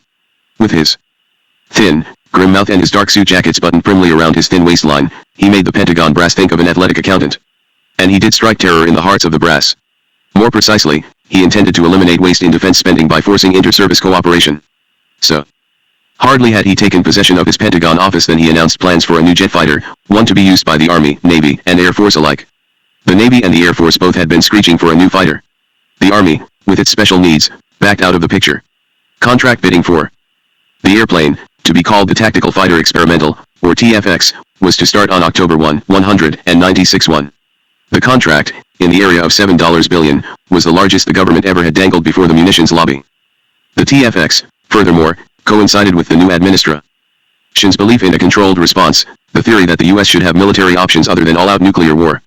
As McNamara saw it, the TFX would be able to zip into the Soviet Union, drop little A-bombs, and zip out again, crossing the tundra to safety, and, as the most versatile fighter available, the TFX could be shared by the Air Force and Navy, allowing the administration to claim that it had cut costs.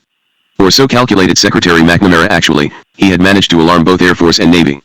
In the Air Force, General Everest feared the Navy might seize the occasion to delay the TFX. The Navy's problem, said Everest, was that carriers can do the ferrying. The Navy didn't need the plane, and we thought they would see the TFX as a threat. If someone else can operate without relying on this 40-knot barge called a carrier, it demolishes the carrier. Carriers did do a great job in the Pacific, but the TFX could make them less important. 4 hours to Europe vs. 4 days, from base to the Mediterranean. The Navy, furthermore, was unhappy with the proposed TFX, although for reasons beyond those ascribed by General Everest.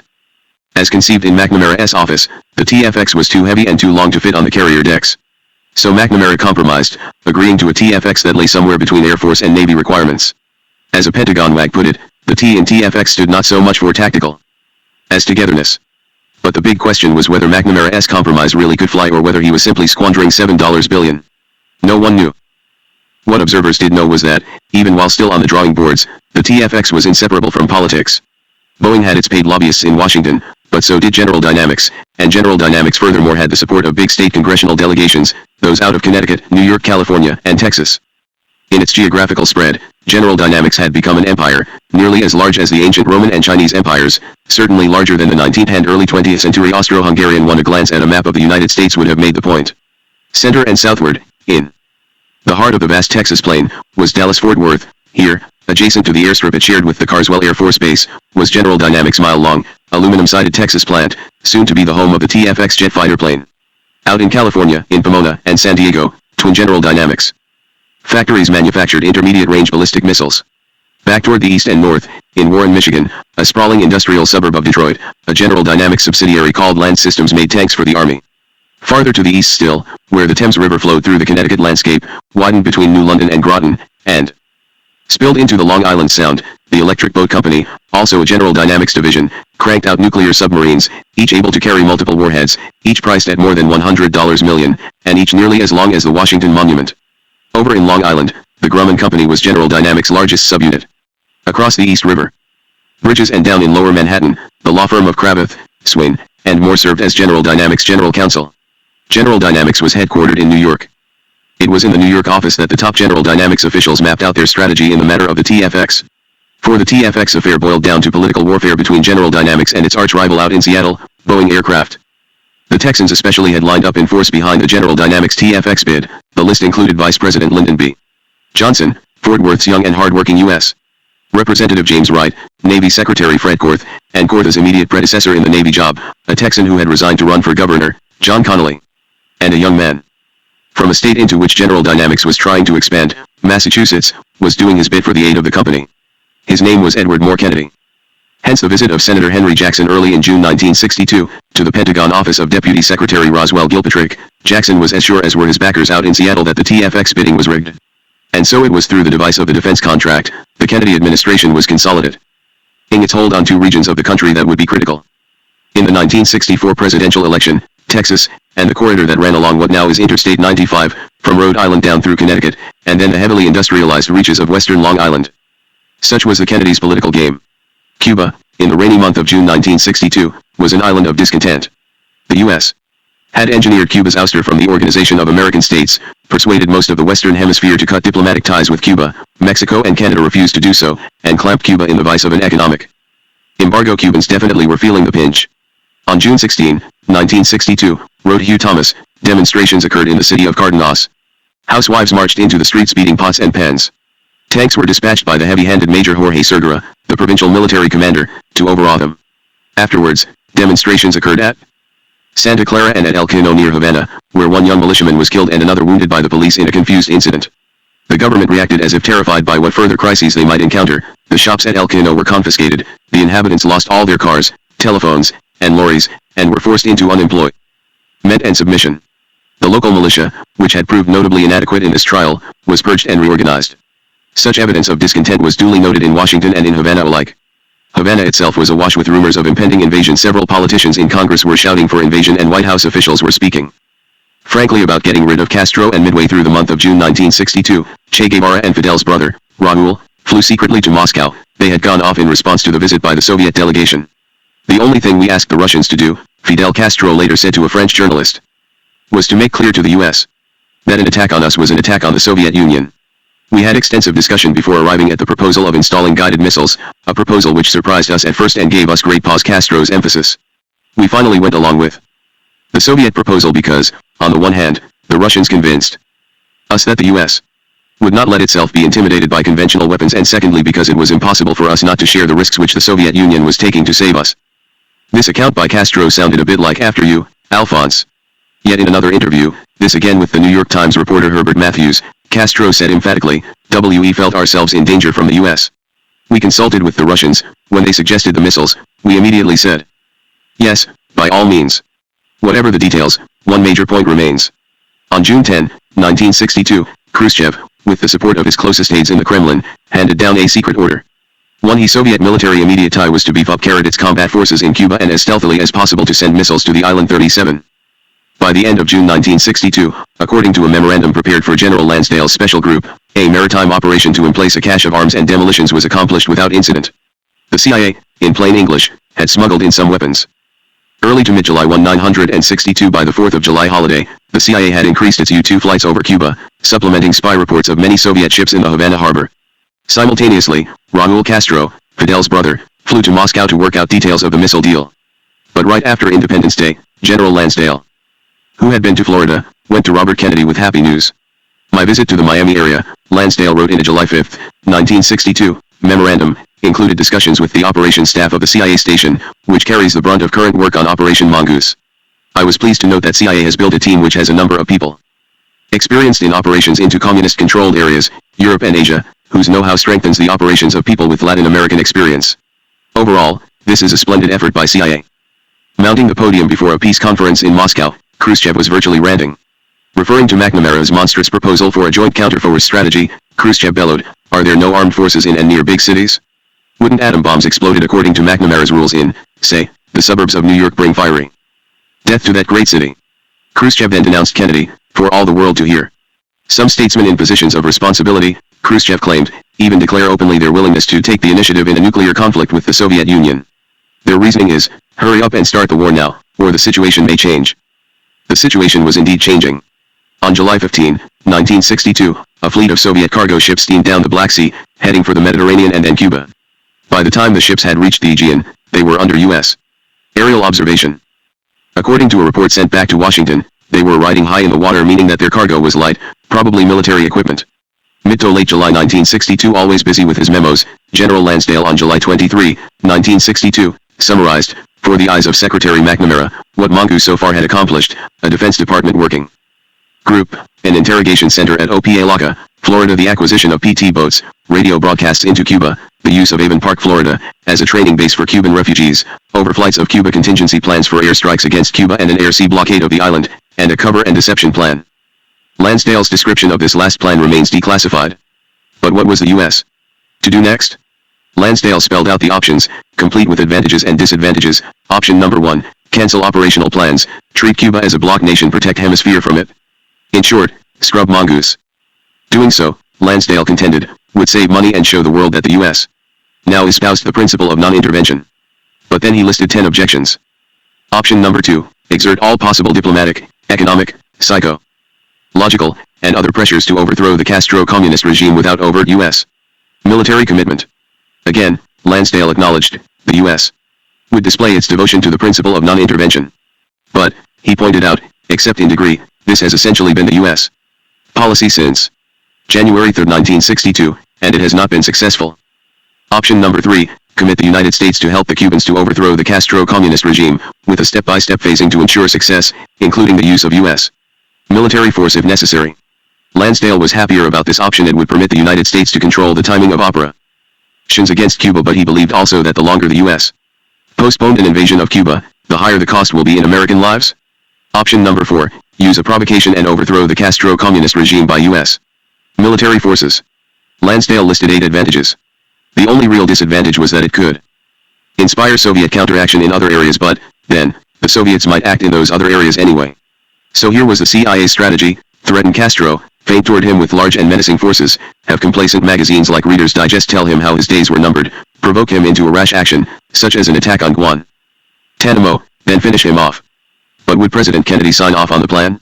As MiG jet fighters, newly supplied by the Soviet Union, roared overhead, Fidel Castro addressed a mass rally in downtown Santiago. The date was July 26, 1962, and he was commemorating the anniversary of the revolution. He was all defiance. And therefore we must prepare, he proclaimed, not only because we know that imperialism threatens us, not only because M.R. Kennedy, who is a stubborn gentleman, has the fixed idea of attacking our country, which we know, but also because the world lives under the danger of imperialist aggression, because the progressive nations live under the danger that the imperialists threaten. The end of July 1962. Dean Acheson had developed doubts about Kennedy's ability now to handle the Cuban problem. I have a curious and apprehensive feeling, he wrote to his old boss, Harry S. Truman, as I watch JFK, that he is a sort of Indian snake charmer. He toots away on his pipe and our problems sway back and forth around him in a trance-like manner, never approaching but never withdrawing. All are in a state of suspended life, including the pipe player, who lives only in his dream. Someday one of the snakes will wake up, and no one will be able even to run. And what was the snake charmer, JFK, proposing to do about Cuba? Was he going to seek a pretext, and then invade? Perhaps even he, as July turned into August, did not know.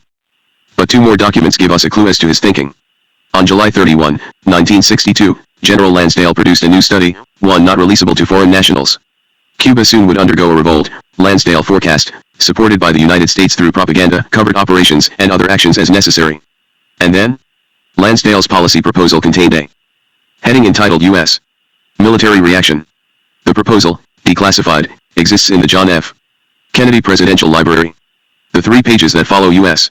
Military Reaction, however, are deleted. Why should the CIA have blacked out 3 pages of a document that discussed plans for an American invasion of Cuba unless those plans were for real? And then, also at the very end of July 1962, as we learn from the U.S. Senate's 1975 investigation of CIA activities, the Kennedy administration pressed the mongoose operation with vigorous language. Given the foul mouths of the Kennedy men, we can imagine readily the meaning of vigorous language. But language to what end? If we can tolerate government prose, what we encounter is fascinating, although the collection of intelligence information was the central objective of Mongoose until August 1962, asserted the Senate's report. Sabotage and paramilitary actions were also conducted, including a major sabotage operation aimed at a large Cuban copper mine. Lansdale described the sabotage acts as involving blowing up bridges to stop communications and blowing up certain production plants. The administration had taken great pains to avoid implicating President Kennedy in any Pearl Harbor-type attack on Havana. But here it was. The blowing up of bridges and production plants could have meant only one thing: provoking Castro into doing something rash, such as trying to overrun Guantanamo. Much to the annoyance of the powers that were in Washington, however, Castro did nothing. He fortified his bastions around the island, but he refrained from any move whatsoever toward Guantanamo.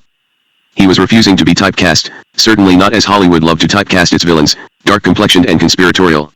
He was just sitting there. John F. Kennedy and his father, Fidel Castro, in Havana. /XR4E/7I. President-elect John F. Kennedy and Vice President-elect Lyndon B. Johnson talking with reporters in the lobby of New York's Carlyle Hotel, January 1961. The Oval Office, October, 1962. Left to right, Anatoly Dobrinin, Andrei Gromyko, and JFK. Back of the head, Llewellyn Thompson. Sigwania Cruise Missile Site KNIFAU MHW. MR*6 VEIOUAUNCHFTR Soviet Cruise Missile Site, Isle of Palms. Soviet truck in the area of the Havana Harbor. Construction of Soviet IRBM. At Remedios. The U.S. Naval Base at Guantanamo Bay. #*%. Adlai Stevenson speaking in the United Nations. John Scali. Chapter 7 Provocation 1 Early August 1962. At some point early in August 1962, an elegant gentleman entered a plush Citroën and swung onto Colorama Road, away from the mansion that housed the French embassy. Somewhere in the Washington area he met with John McCone, Allen Dulles' successor as head of the CIA. The elegant gentleman was Philippe L. Thiraud de Visjoli, Washington chief for French intelligence, and McCone was worried. A hard-driving and extremely right-wing industrialist, he had received several reports of Soviet missiles in Cuba, as well as of an unusually large number of Soviet ships in Cuban ports. And from his experience in engineering, he was certain that in Cuba something big was going on. White-haired and steely-eyed, he put his suspicions to de Visjoli and he asked the Frenchman to go to Cuba to have a look around. De Visjoli accepted the assignment. In his memoirs, he described his spy efforts thus: MY reports started mentioning the arrival of Soviet ships in Havana and, strangely, in Mariel, a small harbor seldom appearing on the maps of Cuba. Other ships were landing people and cargoes in harbors where the Soviet flag had, until now, been a rarity. Soldiers were reported to be guarding a cavern where work was being conducted secretly. Photographs taken by an agent showed that a large hole was being drilled through the ceiling of the cavern to the pasture 50 feet above. This hole had the appearance of a large tube, big enough to hold a missile and oriented in the direction of the United States. The Cuban informant insisted that its function was to launch missiles. Upon de Visjoli's return to Washington, CIA Director McCone became agitated, demanding then and there that President Kennedy take the missiles out of Cuba. McCone was a Republican, a powerful figure in whom the Kennedy brothers placed little trust. Soon he may have leaked to Republicans in Congress word of the missiles, so the GOP could accuse JFK of appeasement. It was hardly true that Kennedy was appeasing Castro. Under the blazing early August sunshine, U.S. military units in the Carolinas carried out a joint exercise called Swift Strike 2.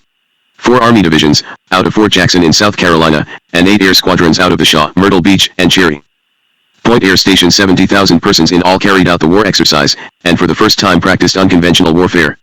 Early to late August 1962. On August 7, 1962, an unusually large number of U.S. naval vessels put out to sea from Jacksonville, Key West, and Guantanamo. According to a recent intelligence report, 1 and possibly 2 Cuban exile groups have acquired B-26 type aircraft and have planned raids on Cuban targets. The aircraft, the report went on, will head for southern Florida upon completion of raids. So the U.S. ships were in position to lend help if Castro's forces came after the raiders. How the Cuban raiders had obtained the B-26s, the report did not say. Back in late July, General Lansdale had presented President Kennedy with 4 possible courses for dealing with Cuba, and JFK had approved course B, to exert all possible diplomatic, economic, psychological, and other pressures to overthrow the Castro regime, without overt employment of U.S. military. Emphasis added. But now, on August 8, 1962, Lansdale, after consultation with Robert Kennedy, drew up yet another memo. Its subject, stepped up course B. Meaning. Another document, typed up the same day, discussed the possibility of a sustained occupation of Cuba. But stepping up course B meant something more. During an August 10 meeting in Dean Rusk's office on the 7th floor of the State Department, McCone laid out his reasons for believing that Cuba was getting missiles, and Defense Secretary McNamara raised the thought of murdering Castro. In a memo he wrote the next day, General Lansdale used the expression including liquidation of leaders. His immediate assistant, William K. Harvey, in a follow-up memo, persuaded him to delete those 4 words. Putting such language in writing, Harvey contended, not so tactfully, was inadmissible and stupid. Over the next week, then, as the U.S. press gleefully pointed out, 15 new Soviet ships, 5 of them passenger vessels, reached the ports of Cuba. Some of the ships were being unloaded at night and they were being unloaded with 40-foot cranes. Trucks pulling away from the piers were covered with tarpaulins. How the press had learned these facts is unclear. The source, perhaps, was McCone. We do know that, on August 20, 1962, Director McCone told President Kennedy flatly that the Soviets in Cuba were building offensive missile installations. JFK may have distrusted McCone, but the director was precisely the kind of immensely successful older man to whom Kennedy had always looked up. Certainly Kennedy now took McCone's concern seriously. In National Security Action Memorandum No. 181 of August 23, 1961, Kennedy ordered Joint Chief Chairman Maxwell Taylor to increase with all possible speed the actions projected for Operation Mongoose Plan B+. Kennedy still was refraining from attacking Cuba overtly. His directive nonetheless allowed the U.S., in the words of one academic historian, to deliberately seek to provoke a full-scale revolt against Castro that might require U.S. intervention to succeed. The end of August 1962. Just before midnight on August 24, 1962, 2 motorboats out of Florida slipped under Cuba's radar screen, edged past a flotilla of Czech-built patrol boats, and, entering Havana Bay, approached the Hotel Icar in suburban Miramar, right by the water's edge. The occupants of the motorboats, exile students, trained and equipped by the CIA, pulled up so close that they could see, framed in the light from the hotel's windows, men in uniforms pacing back and forth. Castro, the students knew, often had drinks and dinner in this hotel. So they opened fire, and then fled into the night. The hotel was pockmarked by the shells from the boat. Castro indeed was present but unhurt. The next day he sent a formal protest to the United Nations. And the night after that, August 26, 1962, more boats out of Florida pulled up to the Havana shoreline, attacking the Sierra Maestra Hotel. These attackers, too, escaped. There is evidence, the CIA concluded a few weeks later, that the Cuban leaders were very fearful of a U.S. attack during the summer months of 1962. There were numerous invasion scares which reached a peak toward the end of August and then began to level off. As early as June, Cuban officers were reported were deleted to be fearful of an attack by the U.S. and pessimistic as to the outcome unless the invasion took place after September, when the danger will be over, emphasis added. August 29, 1962, at a morning press conference in the State Department auditorium, President Kennedy was visibly shaken. A reporter had asked him about Soviet forces and missiles in Cuba, and about reports of an impending U.S. invasion. Flustered, he could only stammer a response: "I'm not for invading Cuba at this time. No, I don't." The words do not have some secondary meaning. I think it would be a mistake to invade Cuba, because I think it would lead to that it should be very in action like that, which could be very casually suggested, could lead to very serious consequences for many people. August 31, 1962, amid reports that the Soviets had just landed 12,000 troops in Cuba, Senator Kenneth Keating, the handsome, white-haired U.S. Senator from New York, Rochester, and a Republican, rose from his desk in the Senate. He had in his possession, he told his colleagues, in a speech that immediately flashed out across the wire services, evidence of Soviet rocket installations in Cuba. He urged Kennedy to take action. 2 September 1962, the first week the American press smelled blood, Kennedy blood. In its first issue for September, U.S. News and World Report stated that Cuba was receiving Soviet rockets with a range of up to 400 miles. Time weighed in with the cover of President James Monroe, and implied that President Kennedy was abandoning the Monroe Doctrine. Writing in Life, Claire Booth Luce, wife of publisher Henry Luce, demanded immediate action. Time is running out in Latin America and the Cold War is being lost there. What is now at stake in the decision for intervention or non-intervention in Cuba is the question not only of American prestige, but of American survival. Perhaps in response to his critics, President Kennedy on September 4, 1962, admitted in a press conference that the Soviets had many troops in Cuba, as well as surface-to-air missiles. Then he declared, "There is no evidence of any organized combat force in Cuba from any Soviet bloc country, of military bases provided to Russia, of a violation of the 1934 treaty relating to Guantanamo, of the presence of offensive ground-to-ground missiles, or of other significant offensive capability. Were it otherwise, the gravest issues would arise." The day after this announcement, a U-2 photographed a Soviet MiG jet fighter on a Cuban airstrip. More photographs showed MiGs being unloaded at the ports. To receive Chairman Khrushchev's response to President Kennedy's September 4, 1962, statement, Theodore Sorensen, JFK's tall and bespectacled speechwriter, rode up 16th Street to the Soviet embassy.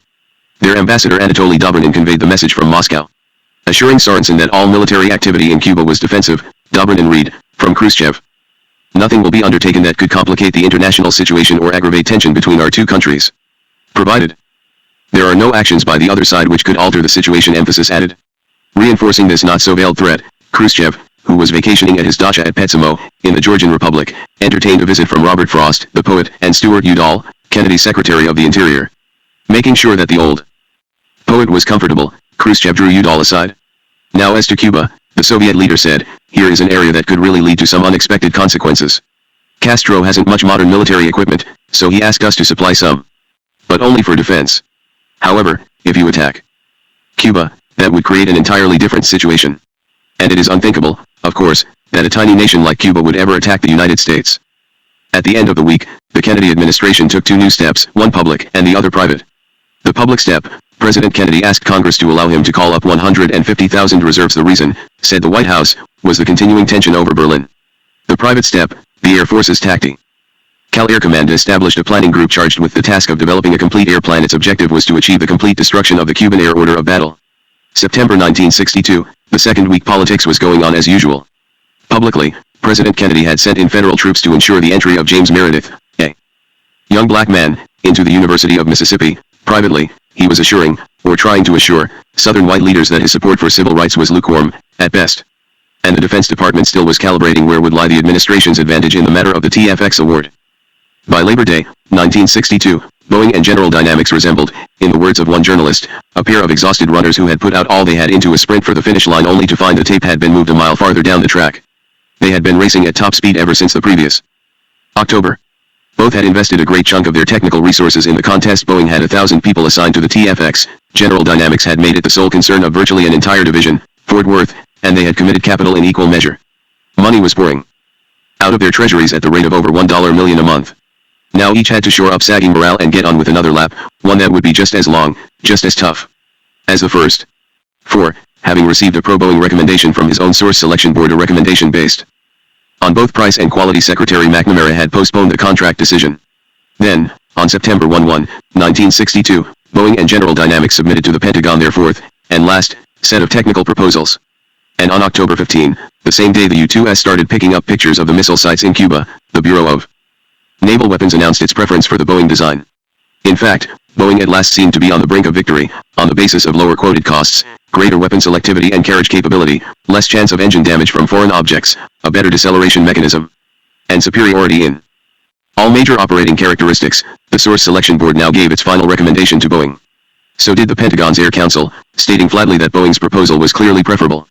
And lined up behind Boeing, a reporter commented, was undoubtedly the most glittering array of top brass since the Japanese surrender ceremonies aboard the battleship Missouri. General Curtis LeMay, Chief of Staff of the Air Force, 10 assorted generals and admirals of the Air Council, General Walter C.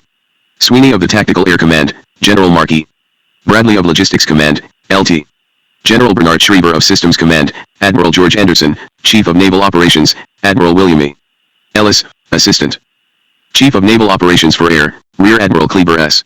Masterson, Bureau of Weapons, plus the 5 general and flag officers of the Source Selection Board itself. Rarely if ever had Washington witnessed such inter-service consensus. The brass had favored Boeing unanimously. All that remained was the announcement of the award. Correctly handled, the TFX contract was going to be of major importance in Kennedy's re-election bid. But so was Cuba. Cuba had to be handled correctly. And the Cuban problem was getting out of control. The Omsk, a Russian freighter and the first of the Soviet large-hatch vessels, on September 8, 1962, had steamed into the Cuban port of Casilda. It was just the kind of ship that could haul missile equipment. Then, on September 11, 1962, Castro, in a 3-hour radio speech picked up in Miami, declared that the United States was playing with fire and with war. And, simultaneously, TASS, the Soviet news agency, warned that any attack by the United States on Cuba or upon Soviet ships bound for Cuba would mean war.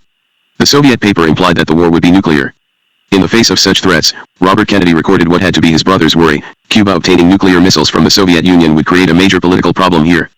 RFK went on, we would have to anticipate there would be surface-to-surface missiles established in Cuba. What was going to be our reaction then? Time for figuring out that reaction was running short. On September 12, 1962, the biggest headline on the front page of the Cuban newspaper Revolution proclaimed, rockets will blast the United States if it invades Cuba. On September 12, 1962, Fidel Castro's brother, Raúl, said in a broadcast he himself had given that the Cuban people will be the last target of imperialist aggression. The first shot will end imperialism. Both boasts reached the U.S. press. At his own news conference the next day, September 13, 1962, President Kennedy tried to reassert his own toughness. Reading from a prepared statement, but emphasizing its main points with his customary choppy hand gestures, he said that Fidel Castro, in a frantic effort to bolster his regime, had tried to arouse the Cuban people by charges of an imminent American invasion. In an effort to reassure the American public, he went on to say that Soviet activities in Cuba presented the U.S. with no serious threat. He denied again that he was hatching a scheme for an invasion of Cuba. He did warn, however, that if Cuba should ever attempt to export its aggressive purposes by force, or become an offensive military base of significant capacity for the Soviet Union, then this country will do whatever must be done to protect its own security and that of its allies. So by mid-September 1962, all the principals, Kennedy, Khrushchev, and Castro, were rattling their sabers. And none of them, so far, was willing to stop rattling. September 1962, the third week midway through the month, U.S. intelligence sources reported, the Poltava, another Soviet large-hatch ship, put in at the port of Mariel, just west of Havana. As those sources also reported, from September 15 to 17 longshoremen unloaded the ship's cargo of medium-range ballistic missiles, at least 8 missiles, hoisting them aboard convoys bound for San Cristobal, out toward the island's western tip. On September 17, 1962, U.S. connected intelligence sources spotted yet another convoy, containing long trailer trucks, moving out of the port areas and into the western provinces. Out in the heat and dust of Bakersfield, California, the next day, former Vice President Richard M. Nixon, running for the governorship of the Golden State, thundered against Kennedy. The U.S. had to stop the flow of Soviet arms into Cuba, Nixon declared, and to do so, America had to quarantine the island. Several Republican senators soon joined in the chorus: Jacob Javits and Kenneth Keating of New York, Barry Goldwater of Arizona, Hugh Scott of Pennsylvania, John Tower of Texas, and Strom Thurmond of South Carolina. The U.S. Air Force, meanwhile, was getting ready with a vengeance. Flying out of various air bases in the south, Tactical Air Command aircraft trained for bombing raids on Cuba, even making runs over the water toward the island. The Air Force's target date for the completion of the exercises was October 20, 1962. A month before then, on September 20, 1962, the Los Angeles Times blasted its readers with the headline, Mystery Cargo Unloaded in Cuba. A mysterious Soviet arms shipment to Cuba has U.S. Intelligence and defense officials, puzzled and concerned, claimed the following article, written by Washington-based correspondents Robert A. Allen and Paul Scott. A large lead casket, the weight of which left deep tracks in an unpaved road, was unloaded from the Soviet freighter Hortensia when it docked at the Cuban port of Quesilda on August 9. Accompanied by 800 Soviet military pallbearers, the heavily guarded cargo was rushed to Baines in eastern Cuba, which is now ringed by heavy Soviet military and ground-to-air missiles. The town of Baines and the port of Quesilda have been closed for weeks to all Cubans, even Castro's military personnel. More than 500 Cuban families were evacuated from these areas more than 3 months ago. The heavy lead casket looked very much like the storage crates used by the U.S. military to ship nuclear warheads from one part of the country to the other, according to a Defense Intelligence Agency's analysis of information from eyewitness Cuban refugees. According to another U.S. intelligence report, one that reached the Oval Office on September 19, 1962, Fidel Castro's private pilot, after a night of drinking in Havana, had boasted, "We will fight to the death and perhaps we can win because we have everything, including atomic weapons." The next day, a Defense Intelligence Agency bulletin reported 12 about to be operational surface-to-air missile sites in Cuba. The New York Daily News, to whom the classified bulletin may have been leaked, put the figure at 13, and Krasnaya Zvezda, Red Star, the official Soviet military newspaper, stated that, for the defense of Cuba, Russian nuclear submarines were ready to put out to sea. Then, on September 21, 1962, in the face of more warnings still in the broadcast on Radio Havana, and relayed by the Baltimore Sun, Cuban official Bias Roca declared that the moment the U.S. stepped into Cuba, the missiles will start functioning. President Kennedy asked Secretary McNamara for assurance as to the currency of contingency planning for Cuba. He also wanted to know how many Americans would die in an assault on the surface-to-air missile sites. September 1962, the fourth week. Kennedy's request to McNamara gave the contingency planning new urgency, especially since, on September 22, 1962, U.S. planes spotted a Soviet convoy of 1 tanker, 4 freighters, and 2 submarines only 200 miles northeast of Cuba. Throughout the last week of September 1962, indeed, lights in many Pentagon offices burned all night. And on September 24, 1962, young Marines in Guantanamo started working around the clock to ring the base with new fortifications. Only 2 days later, Castro announced on television that at Baines, on Cuba's north coast and just above Guantanamo, the Soviets were going to build a fishing port. Because AU-2 almost simultaneously spotted Comer-class, PT-like, Soviet vessels in the waters near Baines, U.S. officials feared that the port would house something more deadly than trawlers. On September 26, 1962, the U.S. House of Representatives overwhelmingly sanctioned the use of force, if necessary, to restrain Cuban aggression. On the same day, a U.S. military attaché in Mexico reported that, in the view of senior Mexican officers, the United States was preparing to launch an armed attack against Cuba. The Mexicans had a point. On September 27, 1962, Air Force Chief of Staff General Curtis LeMay received, and approved, the plan for an air attack on Cuba, a hit to be carried out just before an airborne assault and an amphibious landing. By the end of the month, Kennedy administration officials must have been feeling unprecedented pressure. On September 28, Navy airplanes spotted on the deck of the Cuba-bound Soviet vessel Kasimov crates that clearly contained Soviet Il-28 light bombers, aircraft that could carry nuclear payloads. On September 29, 1962, a U-2 flight over the western end of Cuba and over the Isle of Pines, just to the south of the main island, photographed a surface-to-air missile site and, on the coast, a cruise missile installation. And on September 30, 1962, U.S. News and World Report bespoke the presence of 5,000 to 10,000 Soviet troops in Cuba and, said the magazine, more are arriving constantly. On September 30, 1962, Secretary of State Dean Rusk granted a television interview to Howard K. Smith. In his courtly southern voice, Smith asked if the U.S. might close overseas bases in return for a Soviet withdrawal from Cuba. "This is not a negotiable point," Rusk snapped. "You cannot support freedom in one place by surrendering freedom in another." 3 October 1 to October 4, 1962. Kicking off the month, Secretary McNamara directed Admiral Robert Dennison, Commander-in-Chief of the U.S. Atlantic Command, to be prepared to institute a blockade against Cuba. Navy and Air Force brass received orders to position equipment and planes for an air strike. To mask widespread preparations for the actions proposed, McNamara's instructions concluded. "We should announce that our forces are preparing for an exercise. Fiberglass 62, a large-scale amphibious assault exercise, will provide a cover for our Caribbean preparations." Meeting the next morning, October 2, 1962, with the Joint Chiefs, McNamara outlined 6 conditions that would justify a U.S. attack on Cuba. 1. Soviet action against Western rights in Berlin. 2. Evidence that the Castro regime has permitted the positioning of Soviet bloc offensive weapons on Cuban soil or in Cuban harbors. 3. An attack against the Guantanamo naval base or against U.S. planes or vessels outside Cuban territorial space or waters. This was the mongoose scenario. 4. A substantial popular uprising in Cuba, the leaders of which request assistance. Also the mongoose scenario. 5. Cuban armed assistance to subversion in other parts of the Western Hemisphere. 6. A decision by the president that the affairs in Cuba have reached a point inconsistent with continuing U.S. national security. The last point being a loophole wide enough to fly a Jupiter missile through. McNamara was virtually urging overt action against Cuba. But was he speaking for himself alone? We have no hard evidence that President Kennedy had seen McNamara's directive. We do know, however, that on October 3, 1962, JFK urged McNamara and the Joint Chiefs to intensify plans for an airstrike against Cuba and to wargame its effectiveness. McNamara responded the next day, October 4, 1962, assuring JFK that an air attack could work. The Navy and the Air Force alike, McNamara had written out for Kennedy, have made detailed target studies. Target folders are in the hands of crews, and crews are familiar with their assigned targets. As new missile sites are located, they are picked up in the target and attack plans within a few hours of receipt of photographs. Probably the two men conversed at length on the subject. Certainly Kennedy read McNamara's words with interest, offering no discouragement. Another October 4, 1962, meeting indeed found Robert Kennedy on the warpath. Sitting with McCone, Lansdale, and others of the Mongoose Group, the Attorney General lashed out at McCone's failure so far to topple Castro. This may have been one of the occasions when Bobby jabbed his finger in McCone's chest. McCone's own notes refer to his encounter with Robert Kennedy as a sharp exchange. With or without physical violence, however, Robert Kennedy obtained his, and the president's, wished for agreement on the need for more dynamic action, such as capturing Castroite soldiers and men in Cuba's harbors. The group in fact endorsed all efforts to develop new and imaginative approaches, enabling the U.S. to get rid of the Castro regime.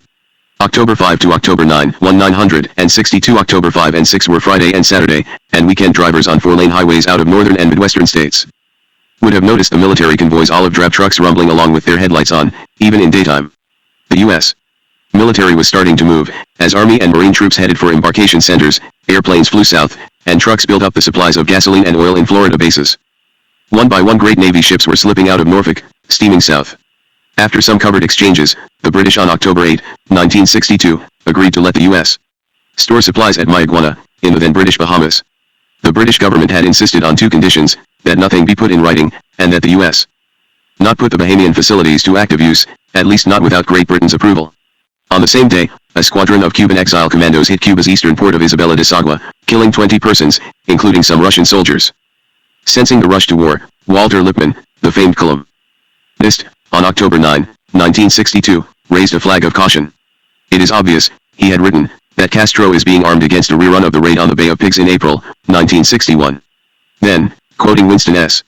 Churchill, he proffered a piece of advice for President Kennedy: those who are prone by temperament and character to seek sharp and clear-cut solutions of difficult and obscure problems, who are ready to fight whenever some challenge comes from a foreign power, have not always been in the right. On the other hand, those whose inclination is to bow their heads, to seek patiently and faithfully for peaceful compromise, are not always wrong. How many wars have been averted by patience and persisting goodwill? How many wars have been precipitated by firebrands? October 10 to October 12, 1962. With the congressional elections about 3 weeks away, President Kennedy came out of the White House on October 10, 1962, lending his own magnetism to the cause of the Democratic candidates. He did not venture far from the capital, only to Baltimore, but he took that city by storm. In the largest political demonstration ever held in Baltimore, more than 200,000 people lined the route from Patterson Park, where the presidential helicopter landed, to the 5th Regiment Armory, where he launched an appeal for the Democrats. 8,000 onlookers were inside the armory. Nearly every time he finished a sentence they cheered and clapped. The Republicans fired back. While Kennedy was in Baltimore, Senator Keating spoke again in the Capitol. His latest information, he claimed, indicated that the Soviet rockets in Cuba could reach the Panama Canal, or the heart of the United States. When are the American people, he demanded, going to be given all the facts about the military buildup in Cuba? While Keating himself spoke, Key West became the target of high-gear military airlift operations. And to support the invasion plan for Cuba, the Joint Chiefs ordered the transfer of a Marine brigade from the west coast to the east. Thursday afternoon, October 11, 1962, found President Kennedy landing at New York's LaGuardia Airport. When he appeared at the door of the presidential airplane, the cheering from the crowd below was tumultuous. At the base of the ramp was a handsome 43-year-old man who fingered his hat nervously and seemed somewhat lost in the crowd. He was Robert Morgenthau, the man whom Kennedy had come to help. Help he would need, faithful ever to the Democratic Party. His father was Henry Morgenthau, Jr., President Roosevelt's Secretary of the Treasury, and his grandfather was Henry Morgenthau, President Wilson's ambassador to the Ottoman Empire. Robert Morgenthau had taken on the thankless task of trying to unseat Governor Nelson Rockefeller. He had little chance, but that fact made no difference. The throng at the airport had come to see President Kennedy. Perhaps presidential popularity rises in times of crisis. Cuba was on many people's minds. But so was Berlin. News reports were indicating the imminence of a new Berlin crisis. Meanwhile, the Independents moved out of Norfolk, heading for southern waters. McCoy, MacDill, and Homestead Air Force bases, all in Florida, were stockpiling war material and stepping up training exercises. In a special benefit for the Committee for a Democratic Congress, Washington's Ontario Theatre in the evening staged the premiere performance of The Longest Day, the film about the Allied invasion of Normandy. The event had all the fanfare of a Hollywood Academy Awards night. When actor and songwriter Paul Anka appeared, women screamed, they shrieked again. When up the red carpet walked Henry Fonda. An ROTC honor guard from Georgetown University, present because of the patriotism of the event, fired 3 volleys into the air, and with bayonets affixed to the ends of their rifles, they started in with their drill. At that moment, Attorney General and MRS Kennedy appeared. Just as he reached the red carpet, Robert Kennedy managed to get himself nicked by the tip of a flying bayonet. Friday morning, October 12, 1962, President Kennedy hit the campaign trail again, swinging from New York, where he had spent the night, to New Jersey and Pennsylvania. It was Columbus Day, so speaking in front of the Newark City Hall, he said, "My grandfather, John F. Fitzgerald, who used to be a mayor of Boston and was a congressman, used to claim that the Fitzgeralds actually were Italian and were descended from the Geraldines, who came from Venice. I have never had the courage to make that statement, but I make it here on Columbus Day." The crowd went wild. Over in Pennsylvania, after several motorcades, Kennedy spoke for a few moments in Aliquippa. "I come to this community not as a candidate for office," he said, "but I come here to ask the people to vote Democratic on November 6, 1962. Even though out of Washington, President Kennedy instructed CIA Director McCone, who also was out of Washington, to distribute further intelligence about the Soviet missiles in Cuba strictly on a need-to-know basis. JFK was trying to guard all secrets. At the requests of the Joint Chiefs, meantime, a Pentagon Conference of Operations and Logistics Planners began to work out, for the prospective invasion, specific actions to be taken to increase readiness and reduce reaction time. Off Cardenas during the night, a Cuban exile boat caught up with a Castro vessel, attacked it with gunfire, and let it sink. According to the next morning's Washington Post, the U.S. government claimed it had no way of guaranteeing the safety of Cuban shipping against Cuban exile attacks, even if those attacks were launched from American territory. For October 13, 1962, using Saturday morning and afternoon to campaign in the Midwest, President Kennedy on October 13, 1962, landed in Louisville, where he spoke at Churchill Downs, the racetrack, and denounced Homer Capehart, the Republican senator from across the Ohio River in Indiana. Capehart had called for American armed intervention in Cuba. Looking down at the crowd that filled the great grass oval, Kennedy claimed that talk such as Capehart's only strengthens the claims of our adversaries. Up in Indianapolis, then, JFK lauded the virtues of Democrat Birch Bay, who was trying to unseat Capehart. Vice President Lyndon B. Johnson, meantime, was off on a 7-state political tour starting in Florida and ending in Oregon. Down in Puerto Rico, where muggy weather presaged a hurricane, a spokesman for Alpha 66, the Cuban emigre hit squad, bragged to reporters that his group was plotting 2 more raids soon, including one against British shipping to Cuba. London sent a formal protest to Washington. 5 October 14, 1962, after early morning mass in Indianapolis, Kennedy spoke again in support of Birch Bay, delivering his message at the Indianapolis airport. Gushed the Washington Post, like his predecessors, Franklin D. Roosevelt and Dwight D. Eisenhower, John F. Kennedy has a magic that can never be fully explained. Like them, he irritates and infuriates the opposition and excites the faithful. Late in the morning, he flew back to Washington. Shortly before the president returned, Secretary of State Dean Rusk was in attendance at the Washington National Airport, waiting to greet Algeria's acting Chief of State, Ahmed Ben Bella. Having spoken at the United Nations, Ben Bella had come to Washington to pay his respects to President Kennedy. He stayed at Blair House, just across Pennsylvania Avenue from the White House. The only bothersome point of the Ben Bella visit was that he was scheduled next to visit Cuba. The Rusk-Ben Bella motorcade whisked past Washington's old Griffith Stadium, where the Washington Redskins were in the process of reaching a 17-17 tie with the St. Louis Cardinals. In a downtown Washington television studio, National Security Advisor McGeorge Bundy was meeting questions on issues and answers. As always, he was masterful. "I know there is no present evidence, and I think there is no present likelihood, that Cuba would have a major offensive capability." He let slip the presence in Cuba of IL-28 aircraft, but he downplayed the significance. So far, Bundy avowed, everything that has been delivered to Cuba falls within the categories of aid which the Soviet Union has provided, for example, to neutral countries like Egypt or Indonesia. That evening, in a scattergun battle on the Caribbean, an Alpha 66 crew sank a Cuban patrol boat and brought 2 wounded prisoners to Miami. 6 October 15, 1962, the morning and afternoon the sky over Cuba for several days had been cloudy, and the U-2s had stayed at their bases. The morning of Monday, October 1st 5/1962, however, brought clear weather, and a U-2 camera soon was recording the missile sites in the western reaches of Cuba. Developed in Florida, the photos were in Washington by mid-afternoon. Late in the afternoon, Ray Klein, a a high-ranking CIA official whose specialty had been Taiwan but whose acuteness was known throughout the agency, saw the pictures.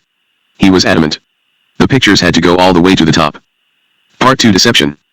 Chapter 8 The Autumn Campaign 1 October 16, 1962, Tuesday. After several days of rain, the morning dawned clear in Washington. The sun rose gentle and bright, soon gleaming down on tree leaves that were just starting to yellow. People had no need yet for overcoats and, since the first frost had not yet come, car engines still turned on with ease.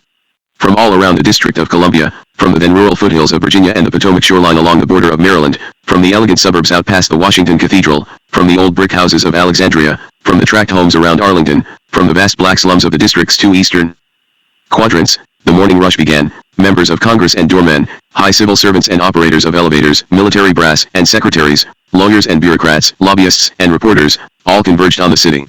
Traffic was thick. Many turned on their car radios.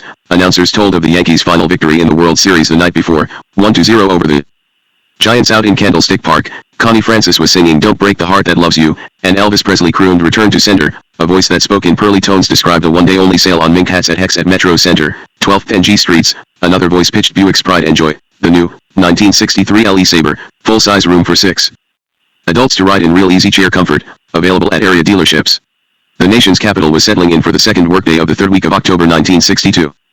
In their 15th Street offices, 2 blocks down from McPherson Square, the Washington Post's editorial staff, chaired by Ben Bradley, natty in a striped, English cut shirt, started the daily ritual, scanning the incoming cables for the placement of the next morning's articles.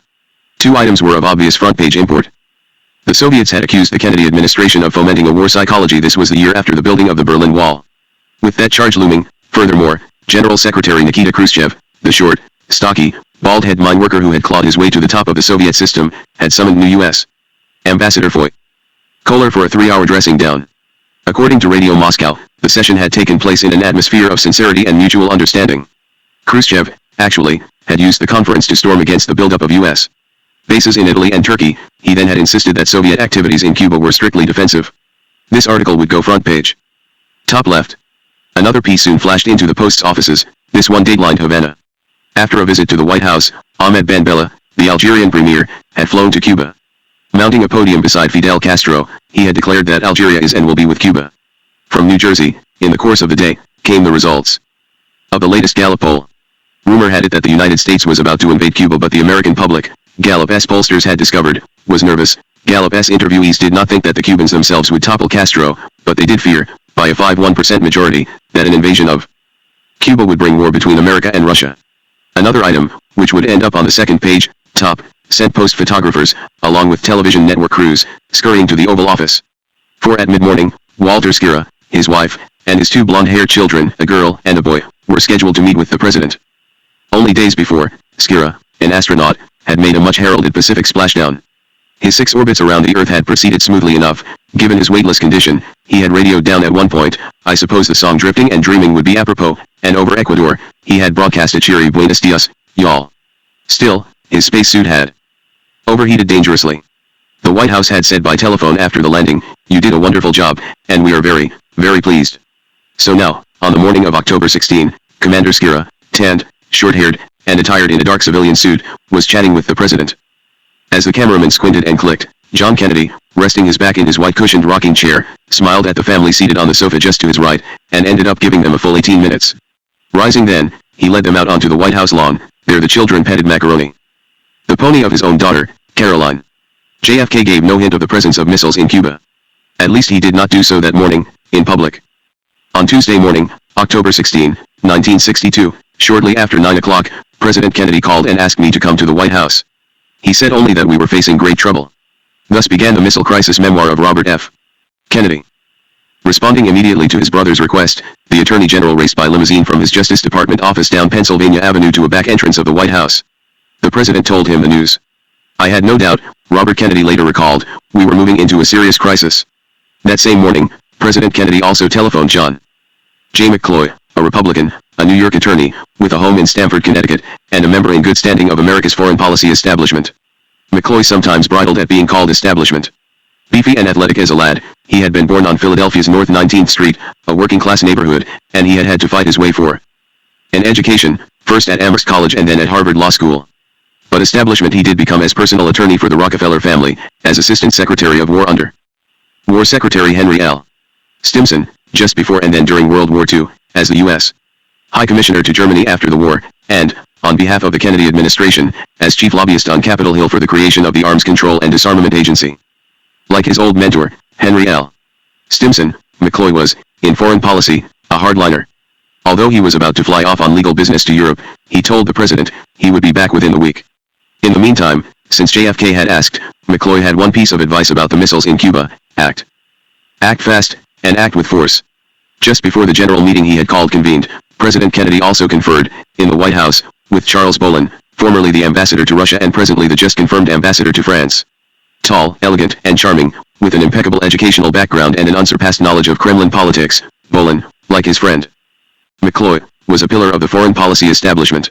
JFK made it a point to tell him of the missiles. As sunlight streamed across the president's desk, Bolin had a clear impression of Kennedy's thoughts.